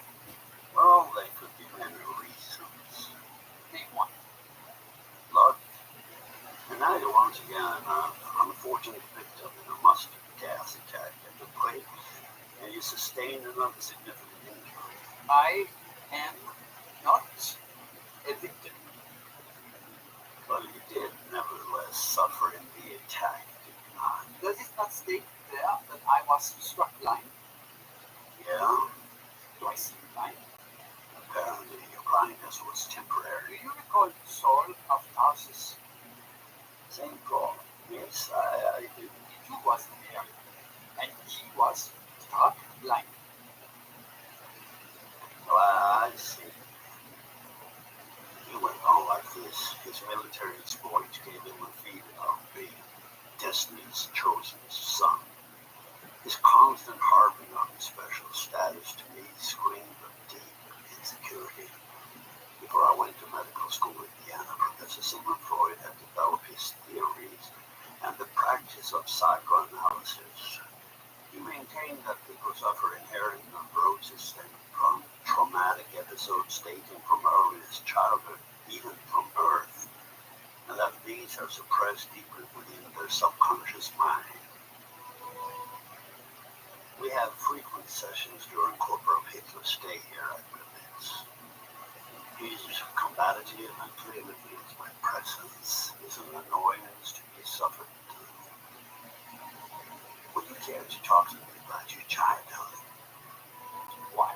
Well, were you happy as a child? My childhood has no permanence. It could. I wish to be discharged and return to active duty, where I and sodomized as a child or lovingly handled with support and care.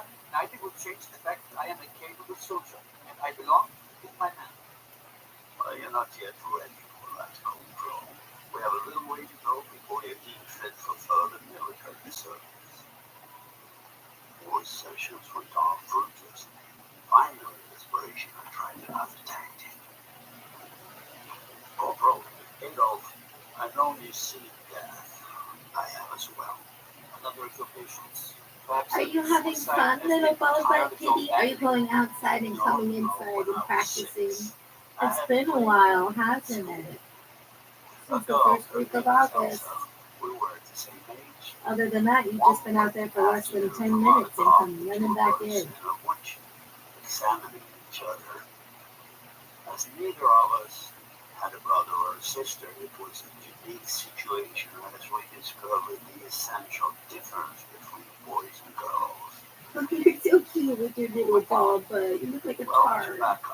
You look like a tard, Hunter. But he drowned late when she was just a baby, and the father had died in a shipwreck before she was born. So it was just Elsa, who used to study her, and a mother who is very, very strange. You having fun? Oh, you come over here to stand on your back feet and show me you're just like a little man. And now you're cut off my penis with his biggest knife. He and my father are both surgeons. After that, I started to stutter, just like Elsa. Well, when under stress, my grandmother said Elsa's family had madness. I asked my father what caused it, and he said men caught sickness from women that led to madness. My mother said none of that was wrong. She said Elsa's mother was that way because of her family's misfortune. But that's not the worst part. Are you going to go back out there? What is? 6 years later, I was away at boarding school and came home for the summer vacation to some terrible news. At that time, Elsa had started to menstruate, and her mother could not cope. So she stabbed Elsa to death, and then hanged herself. And some of you may be wondering, isn't it cold? You've got all these fans and air purifiers in every room, and isn't it cold? I'm wearing a robe that is literally like a blanket. You can find it on Amazon. They were $40 a pop. I got two a few years ago, and I'm certain they cost much more than that now. But the best robe of all time, dude. I'm talking, this robe should be like $300. It is soft. It is warm. It's as warm as a big, thick goose down blanket, and much thinner than that. So I'm not cold at all. And I love open air. Until these idiots that decided going to prison for the rest of their lives was something they deeply desired. The 12 years that I lived in my home, I had my door open every day, even on snow days. And the FBI wants me to go back to that because they've said that the temptation is just too great for the fishies not to bite.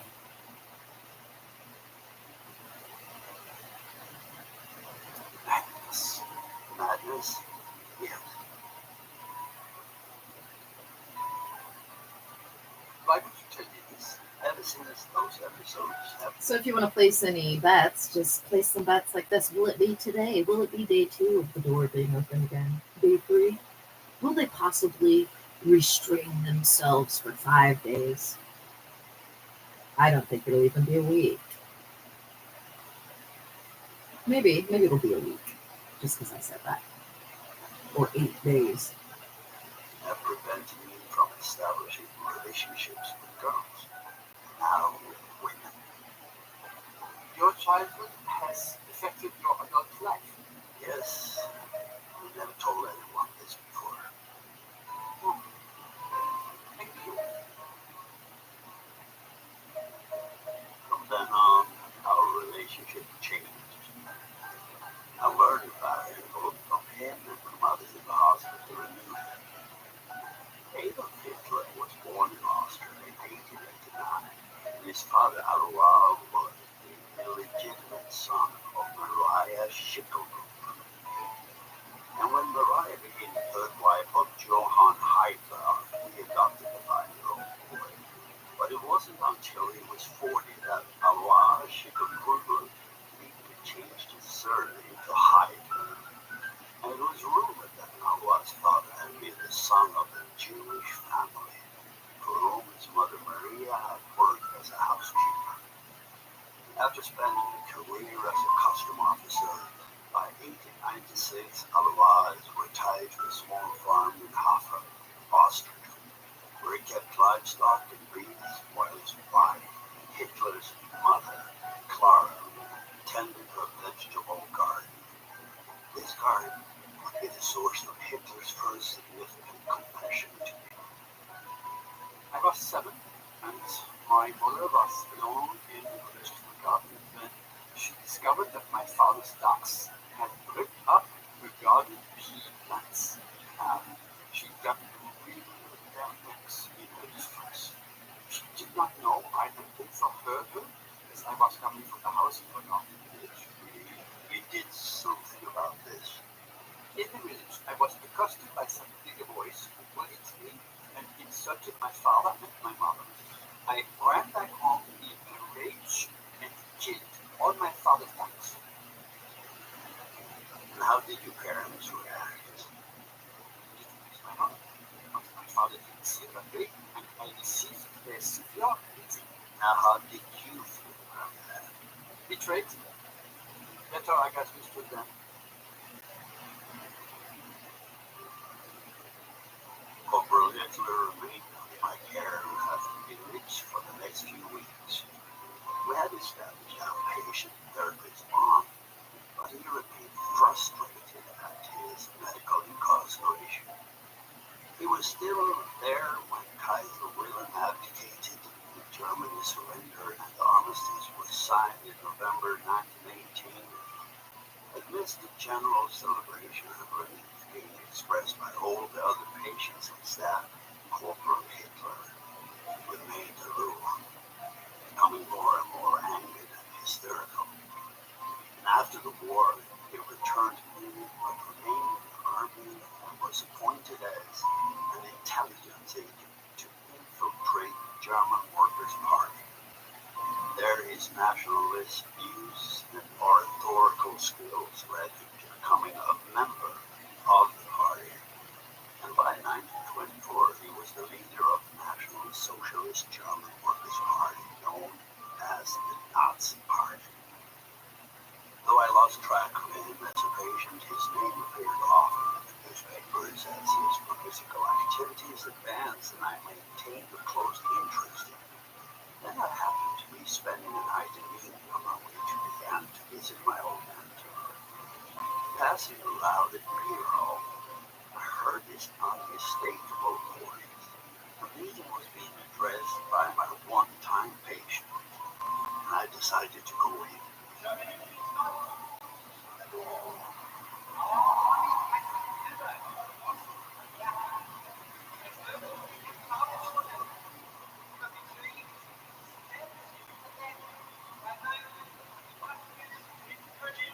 I do not recall seeing you here before.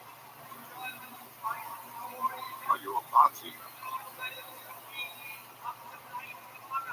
Well, no, I'm just passing.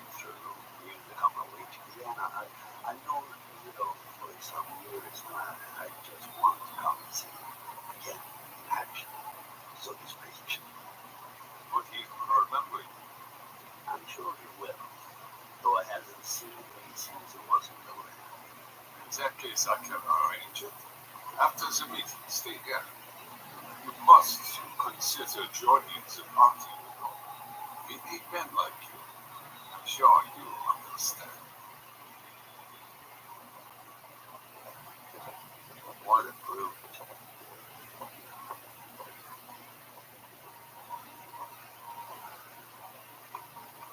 Just the basic security. You understand.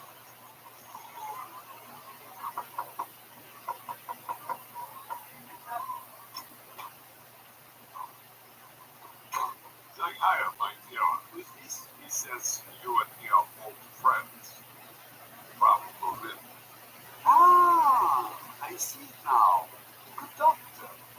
My mind is too preoccupied. Calm down. How are you? Sit down. I'm well, thank you. I'm sure you are very busy these days. I am. Here. I want you to take that and study it. My book.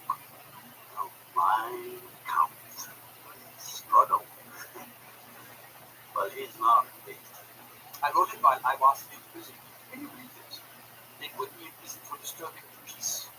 They called it treason. I told them I was standing up for German workers' rights. They let me out. I harvested. We heard about it. It really has. So, what brings you to Munich? Optimism, of course. I'm on my way to Vienna to visit my old mentor, Professor Freud. The glow went out in his eyes. Sigmund Freud? A charlatan. Some people think so. I'm not one of them. You shouldn't associate with someone like him. There are better German experts on the mind. You're German. Why not learn from him? I'm Swedish and I came to this country by way of Professor Bernheim's invitation to work under. No, Dr. Young, you are mistaken. You came to this country because it was your destiny to recognize Germany as the greatest, strongest of all nations. You came from Sweden, but your father was German. I know this. Only a German father could have endowed you with distinct features, blue eyes, blonde hair, strong physique that our destinies handle. I'm sorry to disappoint you, but my father is also Swedish. He grinned, but it was a grin that left a cold pit of dread in my stomach. Thank you for the visit.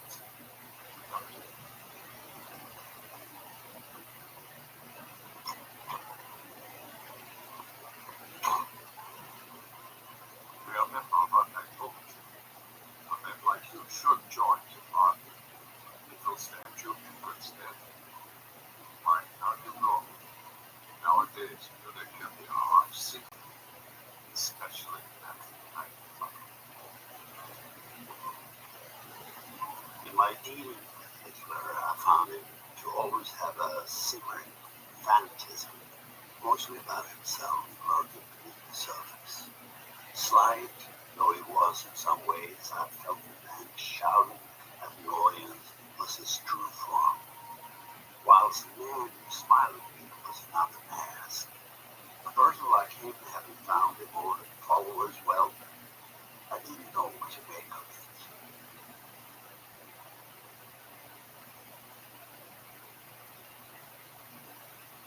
The following day, I traveled to Vienna to visit my old professor.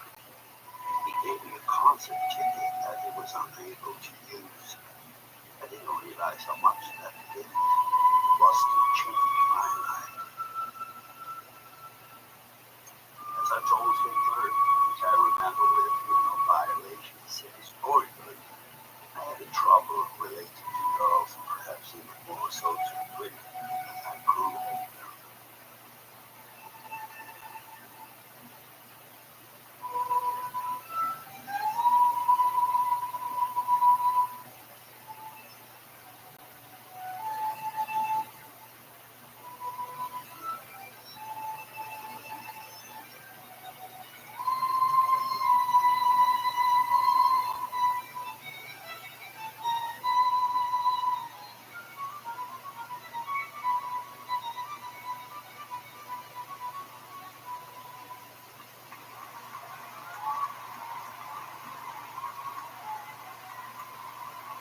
Aboard a Chris Flowers outside the concert hall, and I took it to the violinist wept for me as she departed with her violin keys.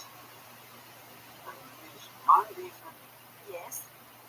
Would you please accept this small token for the joy you have given me this evening? How kind. Thank you. Won't you get for me? Just here. I'm not sure I can do that. Oh, please do. It's very easy, but I need it. Yeah, this. All right. Like this? Perfect. Thank you. You're welcome. Oh, what a place to go back to the hotel now and just take it off. Would you like to go for a cup of coffee? I prefer chocolate at night. I know just the place. Cafe Floricobo, I know Vienna well from a student's viewpoint. I was here as a medical student. You're a doctor? Yes. Well, I'm sorry, I should have introduced myself. I'm all of the drug. You can call me Lily. The children of ours have both played at this cafe, so you'll be among good spirits.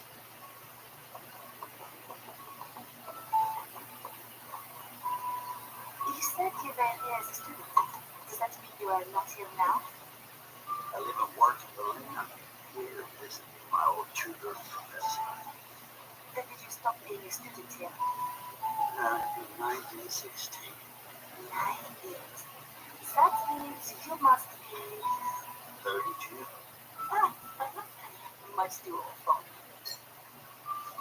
I can't tell if you're joking or not. Are you married? No, I seem to be too busy to get into relationships other than analyzing my patients. You always go to concerts alone? I suppose so, yes. Music should be enjoyed in company. Well, I'm usually surrounded by appreciative warriors of strangers. Come, see me again. I'm not a stranger anymore.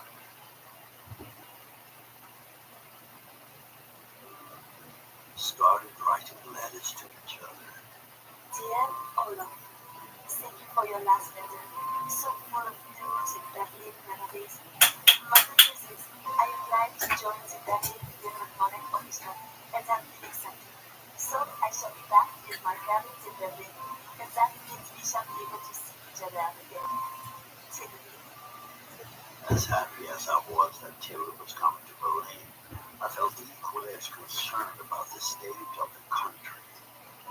Having read my account, the book he had given me, I realized what Hitler was espousing.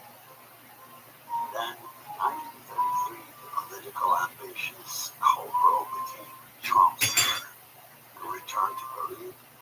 The following year, 1934, the stormtroopers purged the Nazi Party during the night of the Long Night, murdering all opposing elements in the party.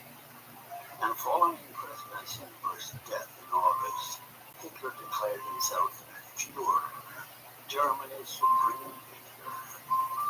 And one day later the same year, I was summoned to Bernheim's office.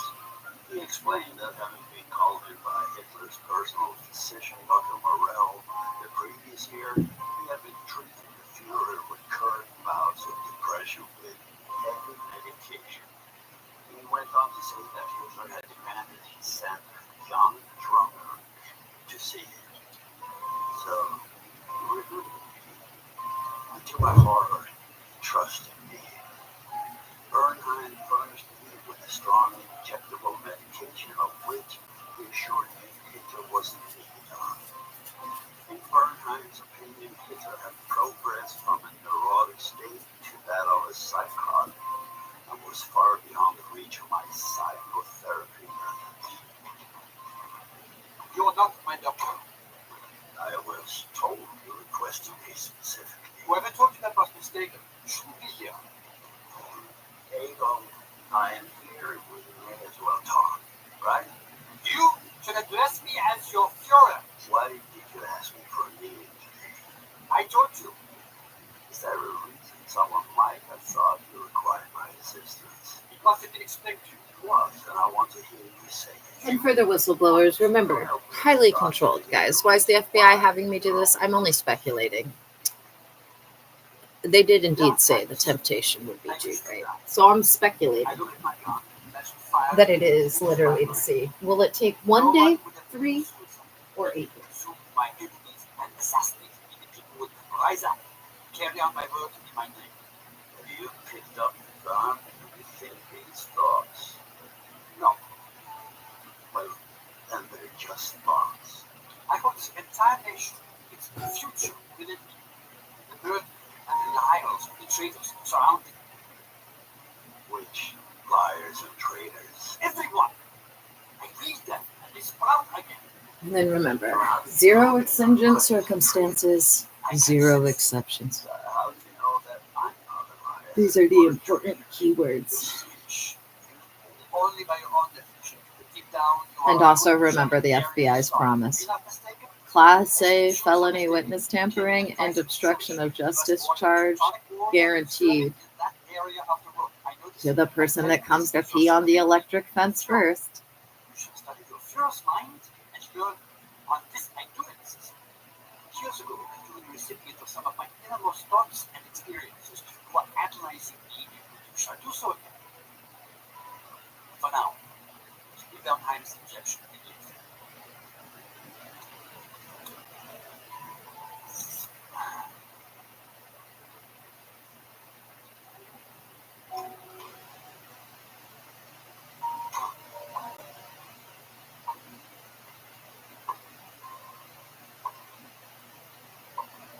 Hail Hitler.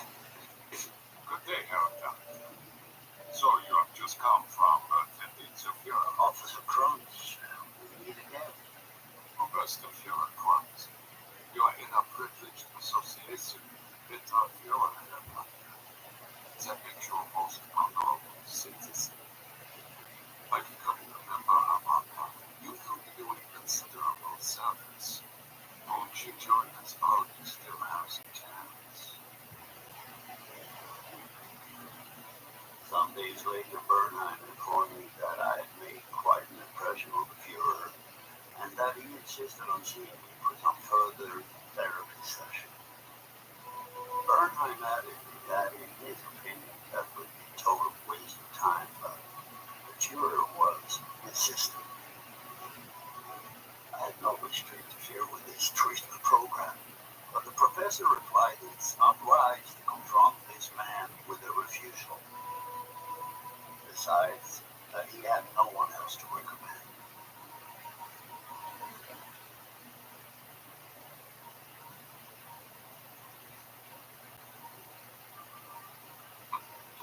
Your bishop's there, Olaf, my dear.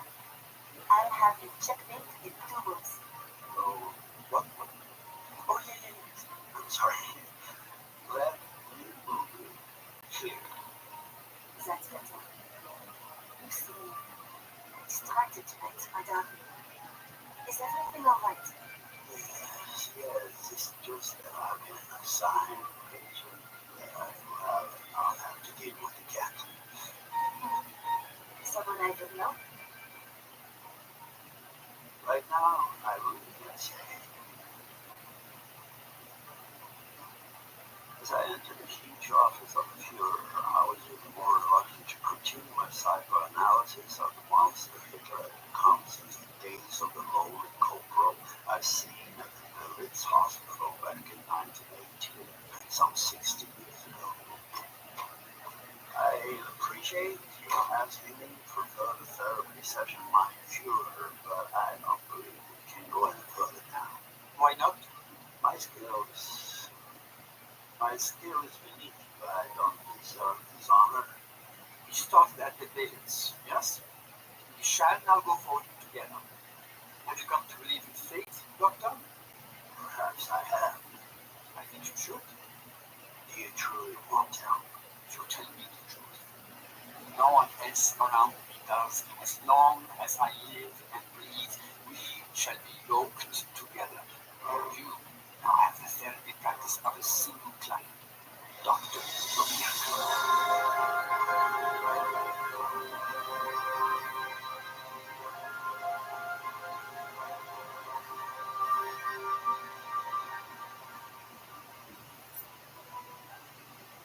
Another File is a production of Voyage. The series is produced by Matt Bell, Robert Midas, and directed and produced by Dembo. Written by Desmond Fosbury. Based on the novel Another File by Brandon Holt. Starring Peter Stormare as Dr. Drummer and Dennis O'Hare as Adolphin. Additional cast credits available in the show notes. Edited sound design and mixed by Nathan City. Original music by Carlos Gonzalez. If you're enjoying the show, please leave us a 5-star review on Apple Podcasts while you're listening. Subscribe now for future episodes.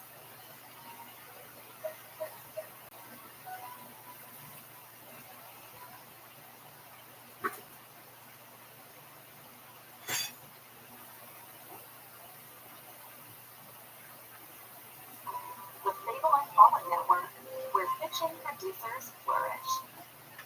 After all this time, what time is it? The open clock stopped. Time with a tennis ball, background, and quarantine construction. Talking up my robe and then 3 a.m. was around. Time for Greater Boston Season 4. That's right, on September 13th, Greater Boston returns with new full-length episodes released every other Tuesday. And we're so excited for you to hear it, but also, it's been 3 years since our last season wrap, so we're My little ball butt cat.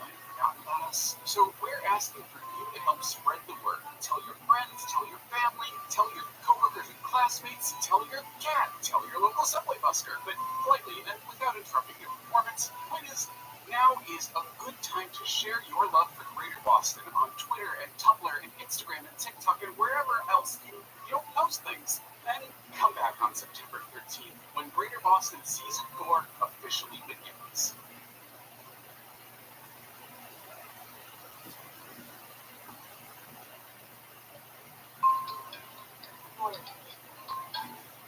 This is the energy of electrification. Available type-S high-performance battery, nearly 500 horsepower and 278 miles in A-range ratings. Choose from a complimentary charging package to take and charge how you want. The all-electric Everett CDX. This is the energy of innovation, accurate, precision-crafted performance. See your local Acura dealer to lease the all-electric CDX for $389 a month. This episode is brought to you by Vital Farms. Vital Farms is keeping it gluten-free. Pasture-raised eggs means their hens enjoy outdoor access year-round while foraging on a buffet of local grasses. You can even find the farm name of where the eggs were laid on the side of each carton. Vital Farms knows you'll taste the difference of eggs made with fresh air and sunshine. Look for the black carton at the grocery store and learn more at vitalfarms.com. Hey guys, what's going on? Jack Austin here from 7 Lamb Productions to talk to you about Fever Dreams in our newest episode. A thrilling story about a young woman who is sheltered her entire life. And in her rush to go out and see the world and experience everything, and it actually ends up meeting Sasquatch. It's really cool because it not only has this genuine thrill and terror about the heart, as the young woman's life is forever altered and changed by her experiences. So please enjoy Abducted by Sasquatch. Oh, this one's gotta be a banger, dude. What a title. What a title. The ancient forests of the northwestern United States are still a vast, unexplored mystery. But if you go searching for the many secrets they hold, you'll never discover them. You see, you don't find Sasquatch. Sasquatch finds you.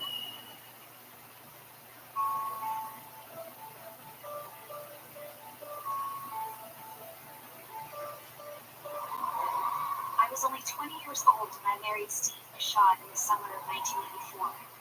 My mom was supportive as always, but my dad, well, I was his baby, his little girl, and he really didn't think much of Steve. I felt so trapped back then, stuck in the small town in Maine where I grew up, and even more stuck by the way my parents still saw me as a child. I wanted to get out, to explore the country, the world, and Steve was my ticket out. I fell for him hard. As soon as we met, we couldn't keep our hands off each other. Even during that long cross-country trip that was my dumb idea of a honeymoon, In hindsight, traveling from Maine to the Pacific Northwest in a talent green 1979 sports coupe packed to overflowing with camping supplies with only my little radio as entertainment should be listed under war crimes by the Geneva Convention. By the time we got to San Francisco, both of us were ready to snap. You sure this is the right way? Where are we now? You're the one navigating. Just tell me what the next street is. Steve! Jesus, Sarah. Are you trying to get us killed? Me? You were the one driving. You didn't see the truck I was stop? looking for the next street. Well, keep your eyes on the road. I'll find it. That was it. You missed the turn.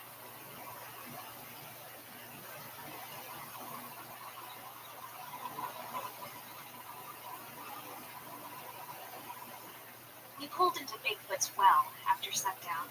It was a log cabin type restaurant with a big neon sign announcing its name. The S was possessive, not plural, which made me giggle a little when I saw it. Steve didn't really get it when I explained it to him, but smiled at the fact that I seemed to be in a better mood. A crude wooden statue of a Bigfoot holding a chalkboard with the day's specials greeted us as we entered. I love it. It's so kitsch. You don't believe in Bigfoot or that kind of thing, do you? Maybe you should have checked before asking me to marry you. Of course not. But it's still fun. Hi, I'm Dolly. I'll be your waitress. Aren't you two the cutest? Where y'all from? Maine. We've been driving across country for our honeymoon. Must be true love if you can stand each other after a trip like that. My husband and I wouldn't have made it past Utah. It's been touch and go. Just be careful camping around here. There's a mountain lion, right? Oh, you ain't gotta worry about that much. They steer clear of people. These Bigfoot you gotta watch out for.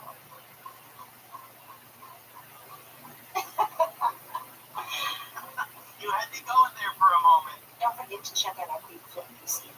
It's a hot ticket. I'll give you two just a few minutes to come back for your order.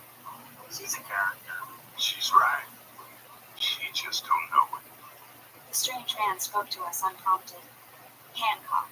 One good eye, the other covered by an eye patch. A massive scar around the patch. Probably on the north side of 60. Grizzled, chewing on the end of a cigar that stunk to high heaven and made me lose my appetite. He blew thick, pungent smoke over us. Rory Hancock. Most folks just call me Hancock. What do you mean, she's right? Nothing. Didn't need to stir too fine, young folk. You heading into Woolly River? That's the plan. What? Nothing. I'd just be careful if I was you. She said the bears and mountain lions avoided people. They do. I said it was nothing. Don't pay Hancock no never mind. He's harmless. Been all there since he lost that eye. I can't hear you now. I meant you too.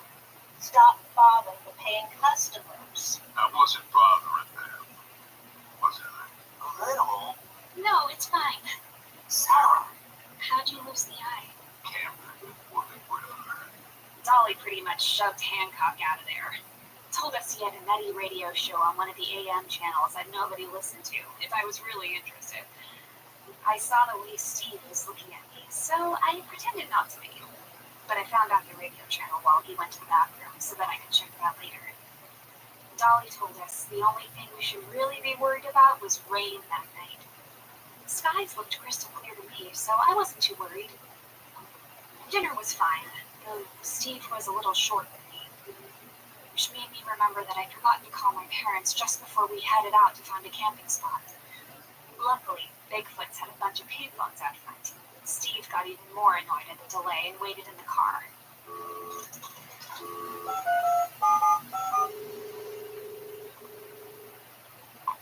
Hello?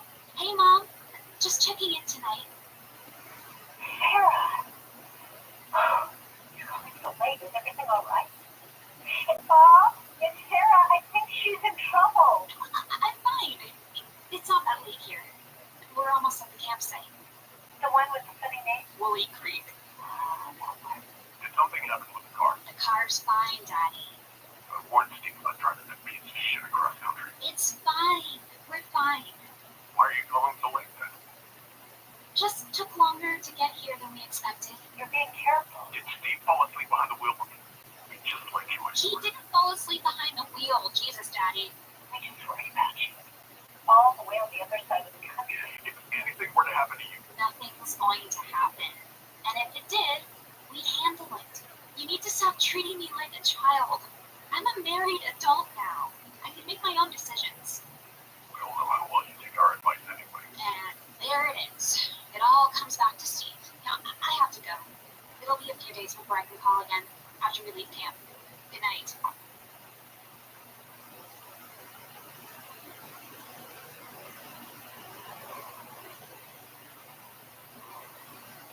You don't think it's going to rain, do you? Of course not.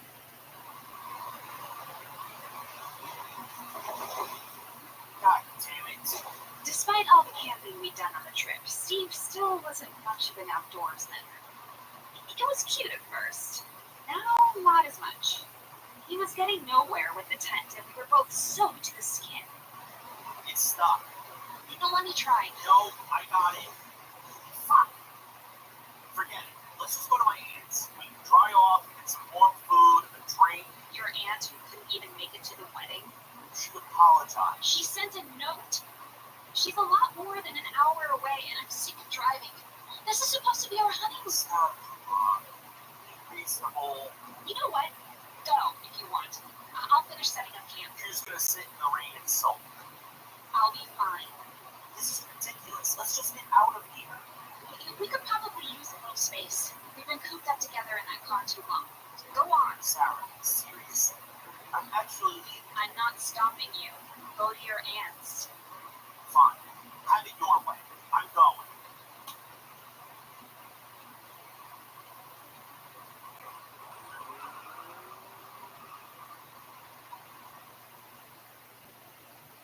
The rain stopped as soon as he left. I tried not to take that as a sign. I was able to get the tent up, the camp set, and my wet clothes drying by the fire pretty quickly once Steve was gone. I changed into some dry clothes and warmed myself up with some hot tea. Feeling pretty proud of myself, I listened to Hancock's radio show by the fire before bed.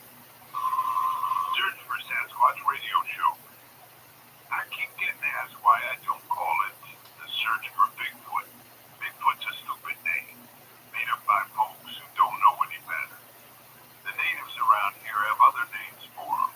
Some call them Semiquawabs. The Iroquois call them Genasqua. But most of them call them Sasquatch. Bigfoot was only named that in 1958, but the natives have tales of these creatures going back thousands of years. These things have been living in the forests of America long before Europeans came. They'll probably be here long after we're gone. Most people dismiss Sasquatch as stories, fairy tales to scare the kiddie. But that's because most people have their eyes closed to the truth. They don't see because they don't want to see. They blinded themselves to the truth behind the stories. But I know the truth. I've seen them. I've fought with them. And I'm the truth, friend.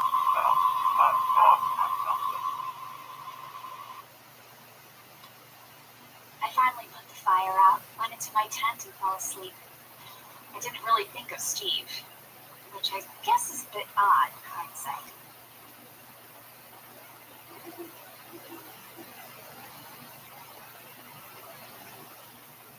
I slept until the crash from outside the tent snapped me awake. The sounds came from just outside the tent. My heart was pounding. Frozen in terror by the tent flap, I was definitely thinking about Steve now, wishing he was here, or even better, my dad. I may have been angry at him for treating me like a child, but he was like a rock, always there for me when I needed him.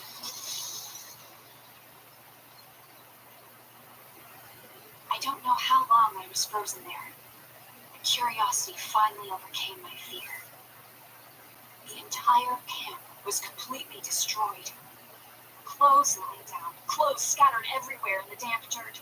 The chair was crushed, cooler overturned and clawed open. It looked like a bear had gone to town. I almost laughed in relief to be alive and unharmed. I shined my flashlight to check on the extent of the damage as I stepped out and explored. And almost tripped over an enormous footprint. When I heard that sound, I froze again. Apparently, I'm in that particular fear reaction group. Why couldn't I make fight? Or even flight? Freezing seemed like a lame instinct that should have been left behind in an earlier branch of the evolutionary tree. I finally brought my flashlight towards the sound, and not 6 feet away was a creature straight out of my nightmares. Hairy, vaguely humanoid and over 8 feet tall, slightly conical head with a milky left eye and a scar running down that side of its face. The scar led to a gap in its upper lip that revealed a large, sharp tooth. I got to see the other equally sharp teeth as the light hit its eyes, and it...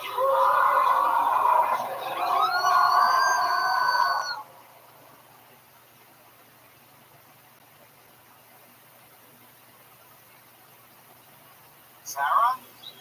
I'm back. Sorry, babe, I shouldn't have left. My aunt made some cookies? Sarah? What happened? Oh, shit. Oh, fuck. Sarah, where are you, babe? Oh, my God. Sarah! As soon as I saw the completely trashed can and Sarah gone, I grinned. I didn't see any sign of her there, so I drove like a bat out of hell. Barely made it to the ranger's cabin without running into a tree. Though I hit the parked Jeep out front when I slammed on the brakes too hard. It wasn't too bad. The chief ranger came out to see what happened, still holding a mug of steaming coffee. What the hell? Jesus. Please. Whoa, steady there. You alright? You have to help me. What's going on? Sarah, my wife. Please help. It was some kind of animal attack. It had to be. I don't know what else it could have been. There's a couple of bears been spotted in the area over the last few months, but there was no life. No, nothing. She's just gone. Should we get the cops? I'm the chief ranger. I think we better go have lunch.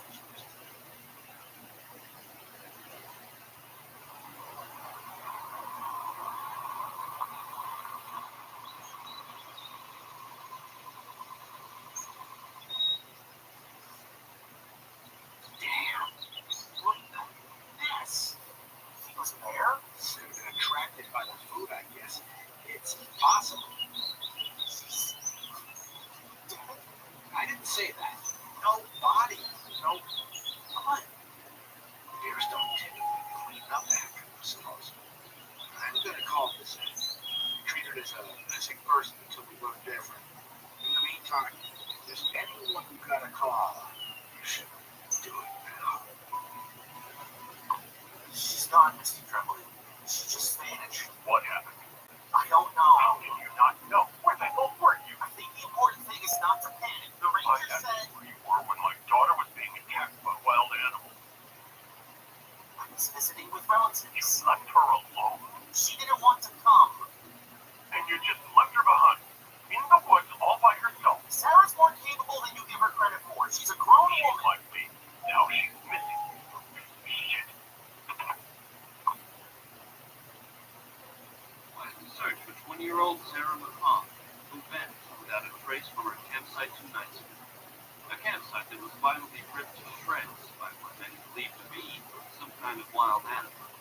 Volunteers have come from all across Northern California, and even as far away as Oregon and Washington State for the search. Authorities feel confident that Sarah will be found, but whether alive or dead, the question remains heavy. Got 3 teams heading east along the bluff. They'll hook up with your boys when they hit the river. Over. How's the search going, Chief? I thought I'd see you here, Hancock. You're gonna need my help, Birch. Doubt it. Because you don't believe. Bigfoot? No, I don't believe in aliens either. If she was attacked, where is she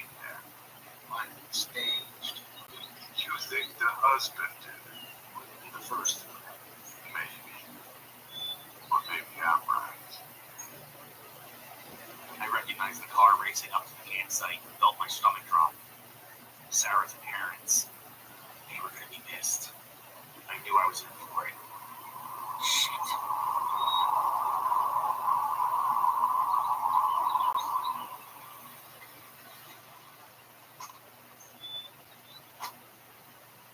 Mr. and Mrs. Trumbulley, I'm so glad you made it. They have about a dozen teams. Who's in charge here? Chief Ranger Merge over there. You in charge? I am. Can I help you, Mr.? Bob Tremblay. Seriously. Missing girls. Chief for the parents. Yes. Is there any, Not yet. Steve tells me you're from Maine. That's right. I understand you're wanting to come out, but to be honest, there's not much you can do here. What happened? Steve said it was an animal attack. We think maybe Bear. Keep it to yourself, Doc. I ain't saying anything. Y'all won't believe me anymore. But it was the Thunder Moon the other night. What's he talking about? Hancock, if you're not going to contribute anything useful, why don't you go home and finish getting shit faced? Sure, Marge. You're the chief. But you better start listening to what I gotta say if you want to find that girl alive. What is it, Brooke? Damn this thing, Chief. They keep picking up some kind of trail, but every time they do, they want to hightail it back to camp. They can't get more than 100 yards out there. We tracked some bears that summer. No problem. Ain't seen nothing like it. You change your mind. Know where to find.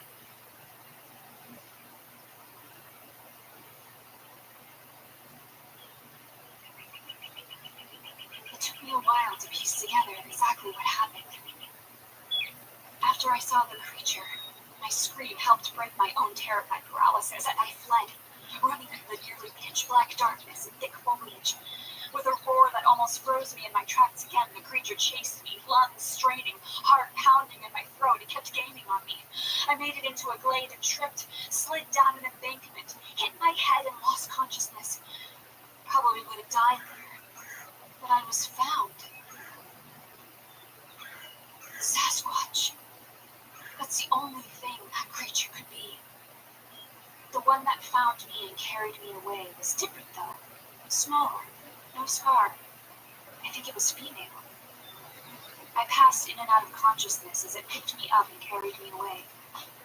It was almost gentle, though my head throbbed as if it were bouncing me across the ground. I finally fully woke in a shallow cave. A crude poultice of mud had been placed on my head wound. It actually felt a bit better. I slowly remembered what happened. Got up to sneak away when she appeared from the woods.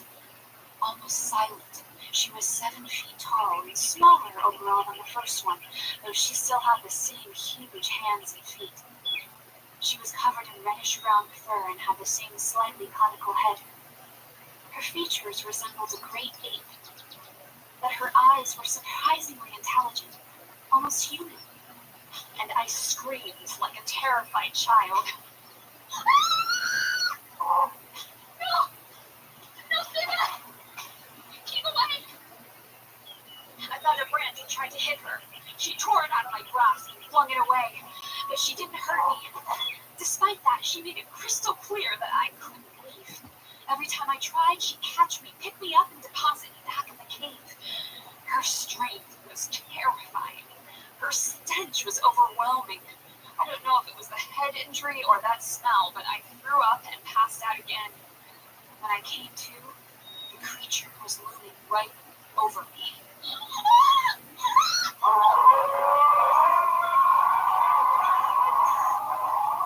I'm sorry, please don't hurt me. It took a while for me to really understand that I was the creature's prisoner. It was firm and surprisingly gentle. Maybe she thought of me as a pet or a child. Maybe she was protecting me from the other one. She probably have torn me limb from limb at this point. I don't know why, but after a number of attempts, it was clear that I wasn't free to leave. So I waited until she fell deeply asleep. And found myself wandering lost through the thick wilderness, until I accidentally stumbled into a black bear's territory. It wasn't happy to see me. The black bear charged me, and I knew that this was it. Until she saved my life. Sasquatch smashed into the bear like a freight train with enough force that the black bear was deflected from his charge. I twisted my ankle trying to escape the two enormous creatures tearing at each other. The bear bit terribly into her shoulder, but she was able to smash it aside and threw rocks at the bear. I don't know what I thought it would do. The bear ignored my feeble efforts. They fought while I tried to scramble away to safety until Sasquatch broke the bear's neck with its massive hands, striking the bear's spine with tremendous force. The Sasquatch picked me up and eventually deposited me back in the cave. She was a bit annoyed with me after that, which I guess was understandable. The bite from the bear looked painful. She took a liking to a locket I wore with a picture of Steve in it. I let her have it. It didn't seem worth the effort. Besides, she just saved my life and got hurt in the process. I tried to take a look at her injury, but she growled and snapped her sharp teeth at me. She put a mixture of mud on the injury, like the one I found on my head when I won. She also put it on my ankle, which was starting to swell and throb in pain. I was starving, exhausted, and ached everywhere. But I was lucky to be alive. This creature had saved my life. As I watched it study the locket and whistle with delight, I had a realization. It looks like I'm stuck with you. And since we don't speak the same language, I'm going to call you Lucy, like the oldest human fossil. Lucy didn't seem upset by that. Not that she knew what I was saying. She left for a little while, and I was too hurt and scared to try to run off again. She returned with a full-grown deer carcass. It looked like she broke its neck with her bare hands. She ripped a hunk of flesh off and offered it to me to eat. I couldn't do it. As starving as I was, raw Bambi was not on the menu. Lucy didn't seem to understand at first, but she left again, and a little while later she returned. This time with a small pile of berries, mushrooms, and acorns. Honestly, they could have all been poison and it wouldn't have stopped me. I devoured what she brought me so fast I almost made myself sick. I had to consciously slow myself down. It was possibly the most delicious meal I'd ever had in my life. Lucy seemed pleased with this and tore into the deer carcass, eating with me.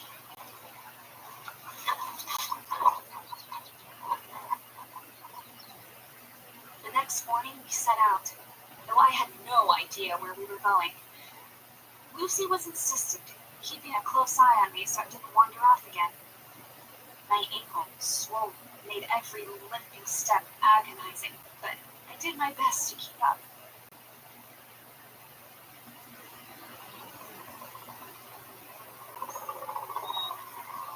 The aerial search turned up nothing. Here's the ground search. I'm sorry, Mr. Tremblay.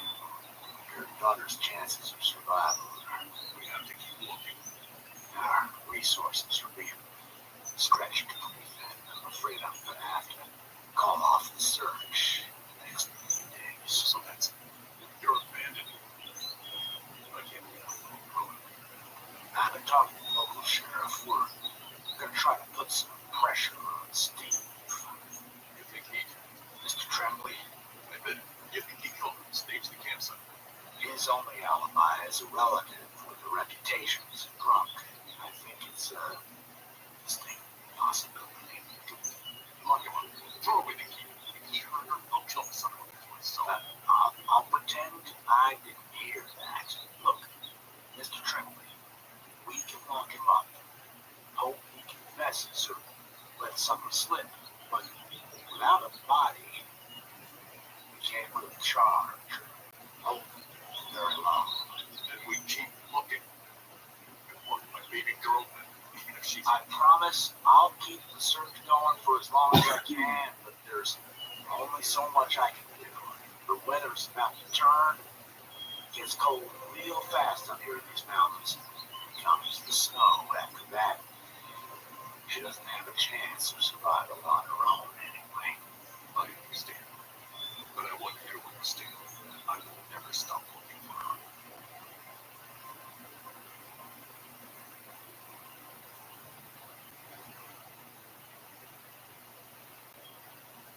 Lucy led us to a small clearing. Her whistles were expressive. Maybe it was some kind of language? It certainly seemed to be some method of communication. When I heard the responding whistles were coming from the clearing, another Sasquatch emerged from hiding. Before that, it was practically invisible. I had no idea it was there, aside from the whistling. This one seemed male, over 8 feet in height, and covered in deep brown fur. Lucy seemed excited to see him. She entered the clearing. They clasped forearms and touched their heads to each other. They whispered some kind of greeting. I stayed hidden. He was obviously her mate. But what if he wasn't as friendly? I called him Charlie in my head. The name association with Lucy was too easy. I was surprised to hear another Sasquatch sound from behind the trees. Lucy looked up expectantly, but my surprise was nothing compared to the shock I felt when a small Sasquatch child with the same reddish-brown fur as Lucy's, a button nose and huge dark eyes, ran out from the trees into Lucy's arms. This had to be her family. I called the child Linus because, why not? Linus spotted me right away, looked curious, started to approach. Looked back at Lucy, who gave him an encouraging sound.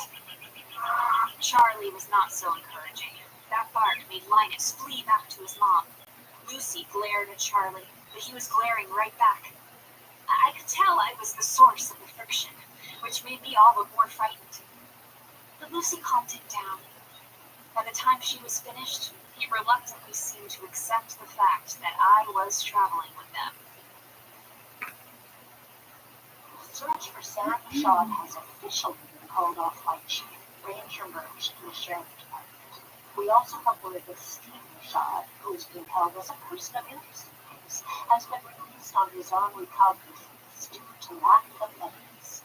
It looks very much like the story of young Sarah has come to a tragic, if not foreseeable, end. Is it true? They're calling off the search. I know. Steve told me you were planning on staying. That you're listening to that Hancock person. Steve, you talked to him? He said he didn't do it. He's responsible, whether he did it or not. Bobby, I have to let this go. We can't keep hoping. I can't.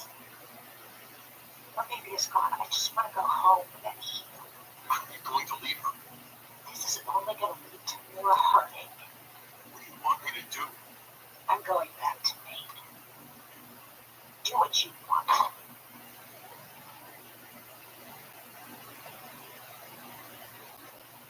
I watched the Sasquatch family hunt using intelligent teamwork, pounding sticks to frighten and corner deer. Watching them eat was not pretty, but I was a bit envious. I kept losing weight. The nuts, berries, and mushrooms weren't enough to sustain me. I even broke down and tried some of the raw deer meat, but it wouldn't stay down. I felt weak, lethargic. Lucy looked at me. I think it was with concern. The days blurred together. The nights were freezing. I shivered and my teeth chattered. I grew closer to them all. Even Charlie warmed to me. He tried to get more food for me, but I was not doing well. By a river, I tried to copy their language. I was convinced at that point that it was some sort of language. I guess I haven't picked up the lingo yet. Charlie caught fish by scooping them out of the river like a bear. He even caught me a small one. I was able to eat a little raw, but I didn't want to push it and throw it all up again. Linus and I had grown much closer at this point. We played games as we traveled, at least as much as I could summon the energy to do. He was a master at hide and seek. I never could find him. I wasn't getting their language, so I tried to teach Linus a little of mine. Sarah. Close, but not quite. My name is Sarah. He pointed at me when I said that. Encouraged, I pointed up. Sky. Where is the sky? He pointed up. Now I was getting excited. I touched a tree. This is a tree. Tree. He went over to another tree and touched it. Did you just... Yes, that's a tree. We both got pretty excited as I began pointing to the ground and the rocks and anything I could think of, naming them. Linus got it. I'd go back over them and he'd get it right every time. It was amazing. Lucy and Charlie just looked bemused by the whole thing. Linus and I were really making progress.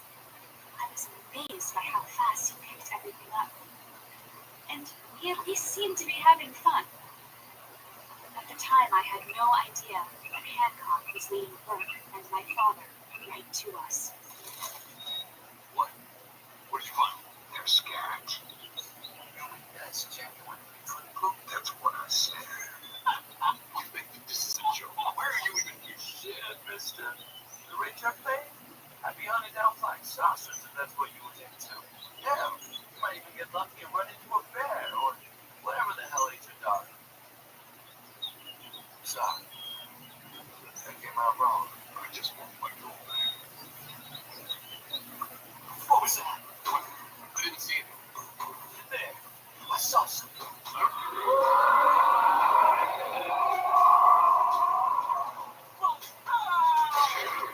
I heard the gunshots and it shocked me almost as much as it did Lucy and her family. They froze when they heard it, and I paused. I was getting used to copying their behavior. It didn't come from very far away. Get away from it!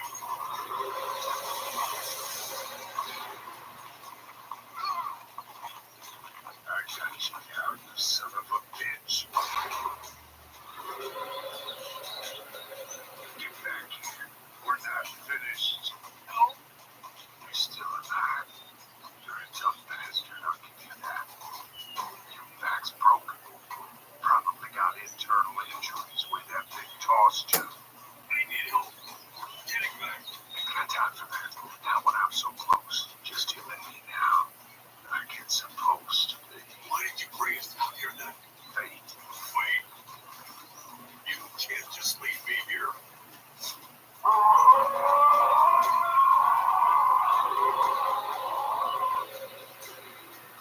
The scarred, snaggle-toothed Sasquatch that almost killed me ran into the glade, and Charlie moved forward to confront him. I recognized him immediately. Fortunately, he recognized me too and charged as soon as he spotted me. Charlie intercepted him, and two of them fought, smashing each other with their enormous hands. I was so distracted by the battle I didn't notice Hancock stalk into the clearing, but he noticed me. You're the girl. Thank God. We have to get out of here. Not yet. I got unfinished business. He fired at Snaggletooth and Charlie, not caring which he hit.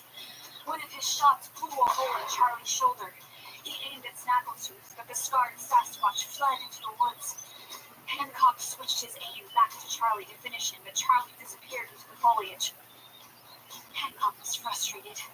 Then he spotted Linus. Little one, be easier to drag you through these woods. Hold still.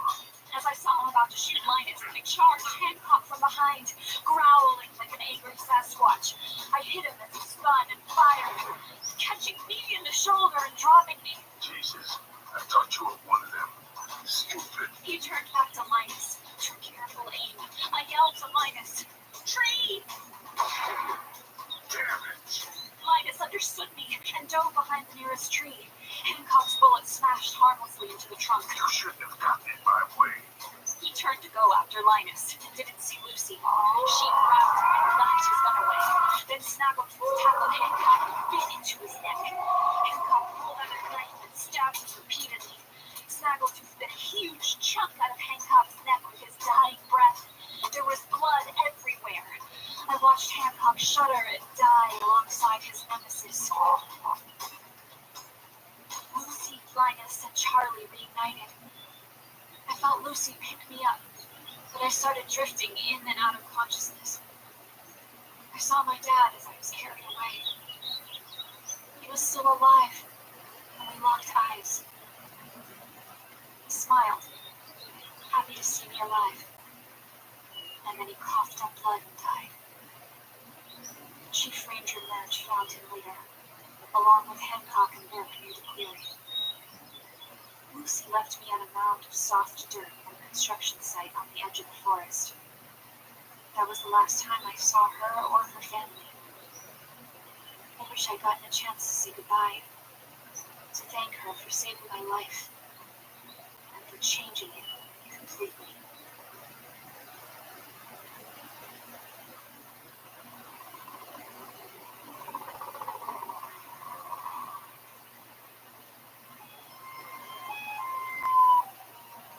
Aside from the gunshot wound, malnutrition, and exposure, I was in much better shape than the doctors expected. My mom was there when I woke up. She told me what my dad had done, how he never gave up on me. I met with Steve at a bar a few weeks after my dad's funeral. Sarah, God, I've missed you. He tried to hug me. I was stiff in his arms, still fragile from my experience. I was so worried about you. So worried you had me declared dead? I didn't know what else to do. I thought you were... I'm sorry. But look, you're back now. We can start over. Maybe we shouldn't have started in the first place. Goodbye, Steve. I missed my dad. I couldn't really sleep for a long time after my experience. And even when I did, I had nightmares.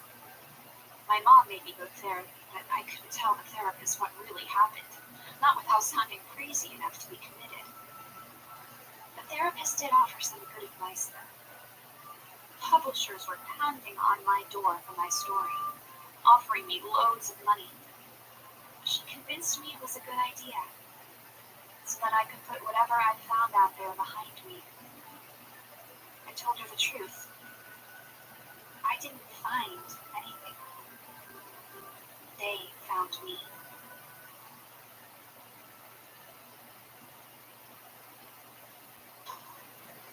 Fever Dream is a pulp collection. It's a production of Voyage Media. The series is produced by Nat Lindell, Robert Hynes, and Dan Metamore, in association with Robert Land and Jack Austin of Second Land Productions. This episode, Abducted by Sasquatch, was written, directed, and produced by Matt Alden, based on a screenplay by Jeffrey Knight from an original story by Elizabeth Burleigh. Editing and sound design by Jackson McClellan. Original music by Derlos Gonzalez. Starring Amy Abrams as Sarah. Additional cast credits available in the show notes. If you're enjoying the show, please leave us a 5-star review on Apple Podcasts or anywhere you're listening, and subscribe now for future episodes. The Fable and Folly Network, where fiction producers flourish. What's this all about? What about nightmares? They can tear out your soul. Ominous Thrill, a full-cast anthology of horror, thrillers, and suspense.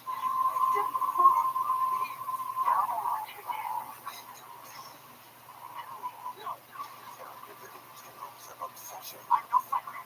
We know what Jordan's doing on the internet. Revenge. Suspects go out. The unexplained.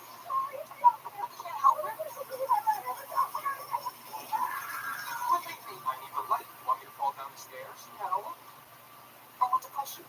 I like the silver. Thrill. Available now on Spotify, Apple Podcasts, Amazon Music, and everywhere.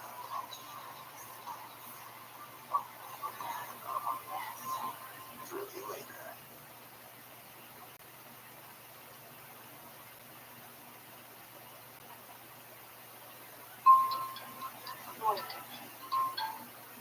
I've got a lot of grandbabies.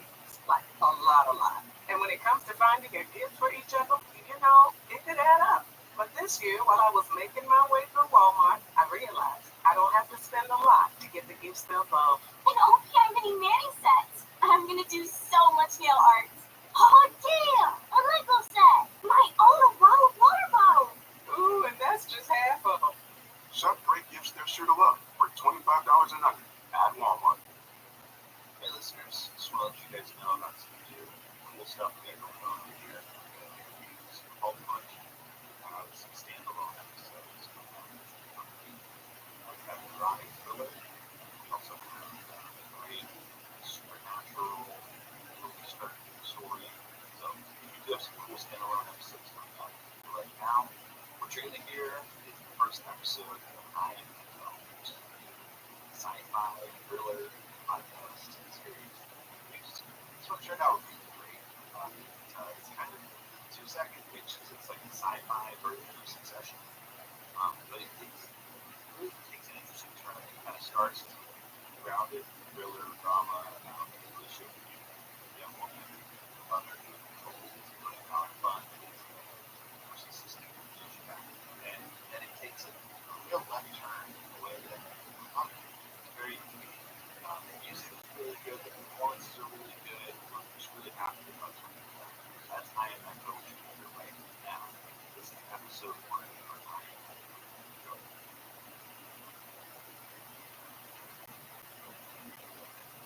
My mom may have had something to do with my dad's death. It happened so long ago. I was 8 months and shrouded in mystery. And it is a mystery I can no longer ignore. Let me back up. My whole life, I never had that main character. Never wanted it. Not when I come from a family full of secrets and what I assumed to be a crapload of lies. I was content on being in the background. Hard, getting good grades. I excelled in staying out of trouble. Moving away from home for the first time at the ripe age of 23, getting my PhD, it was all part of that plan. A plan I thought was going to get me farther away I got from mom. When you're a kid, you take your parents at face value. They know everything. Best interest in life. Then you become an adult. You see your parents as they really are. Messy humans. If you're lucky, you get to forgive them. Now they make it the best they could. Go climb all down, have a chance in a normal life. Nice, boring, most important. But when you reach on your dad going for life, you have to finally step up as the lead in my own story. I thought this was going to be one of those cliche coming-of-age dramas. You know the one where I started writing about years ago. Okay. Instead, what I'm finding myself in is one that comes with way more mommy issues than I thought. This is not what I imagined signing up for when I moved to Florida. But here we freaking are.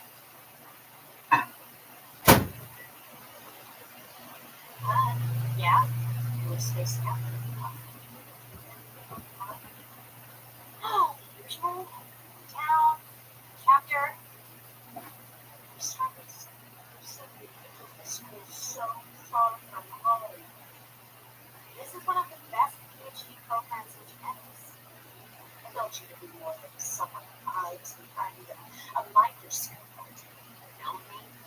You know what? You're so hard. New York City is your place. The same as the world is yours. So that includes me to Florida. And happy is the way. And my connections are no more connections. But instead, you moved to Swampville, USA. You don't need my help with charity organizations. Listen, all the good work you're doing, and you want to be on that act? Exactly. Remember? Same program. Is that why you took this? Really? This is your terminal. We're not going to change our colors for this is the only Why are you trying to have this conversation now?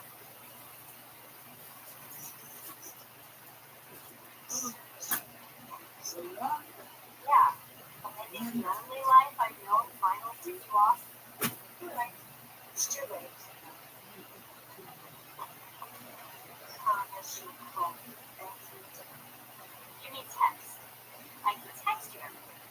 And I think a call once every few weeks will be helpful. Boundary-wise. I love you. Okay. Free at last.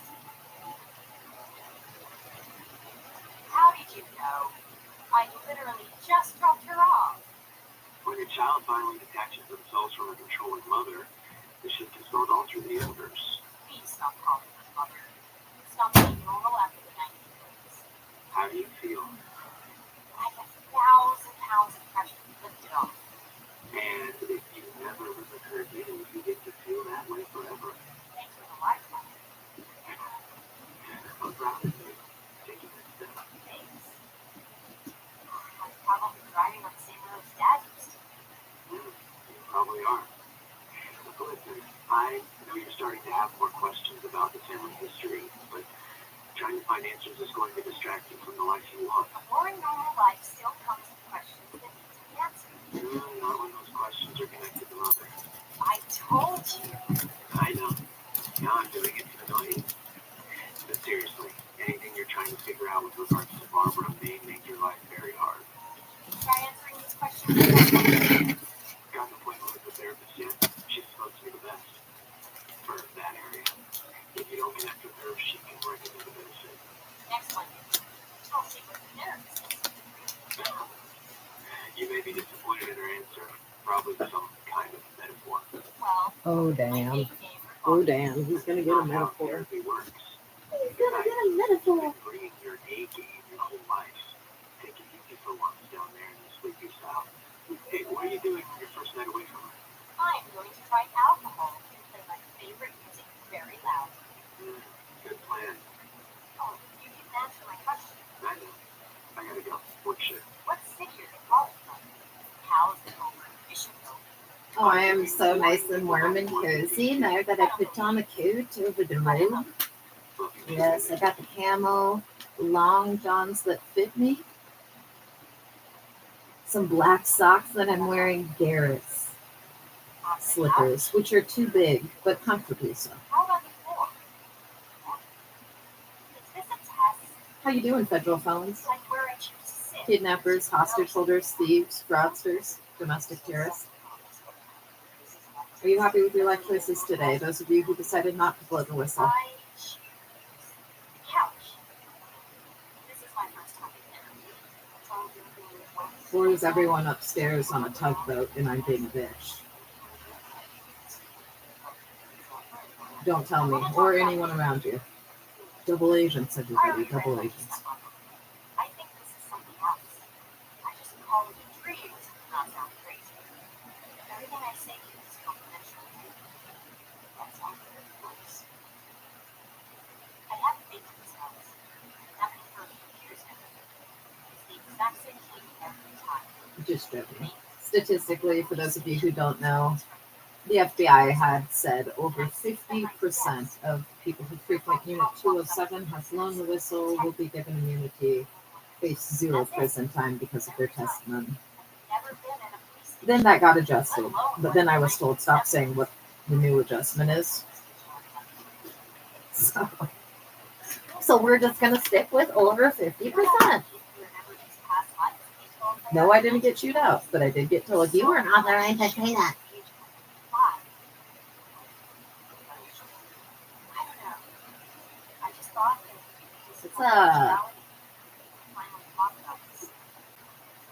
Sometimes I say things I'm not authorized to say, but also that I didn't sign a contract saying I wouldn't say, just saying.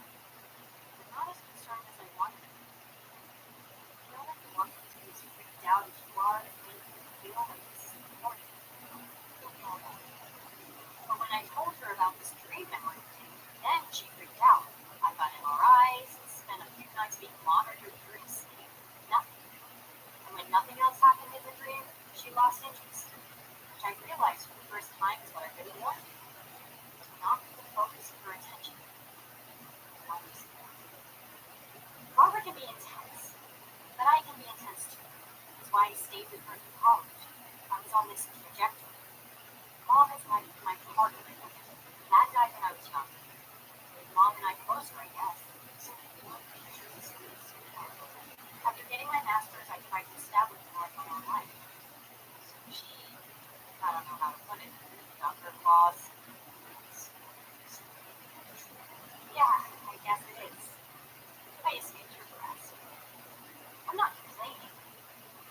provided a great life. The trust from my grandfather, we were provided for, well off.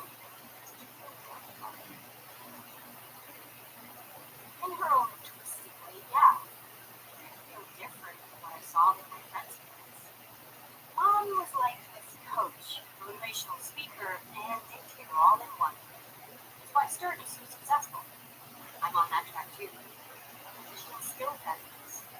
She showed us the hard side of life didn't work. So we worked hard at everything. She loves to brag about me, but also sometimes gets credit for everything I do. Maybe she's not so supportive. Or is it just human nature? Not sure.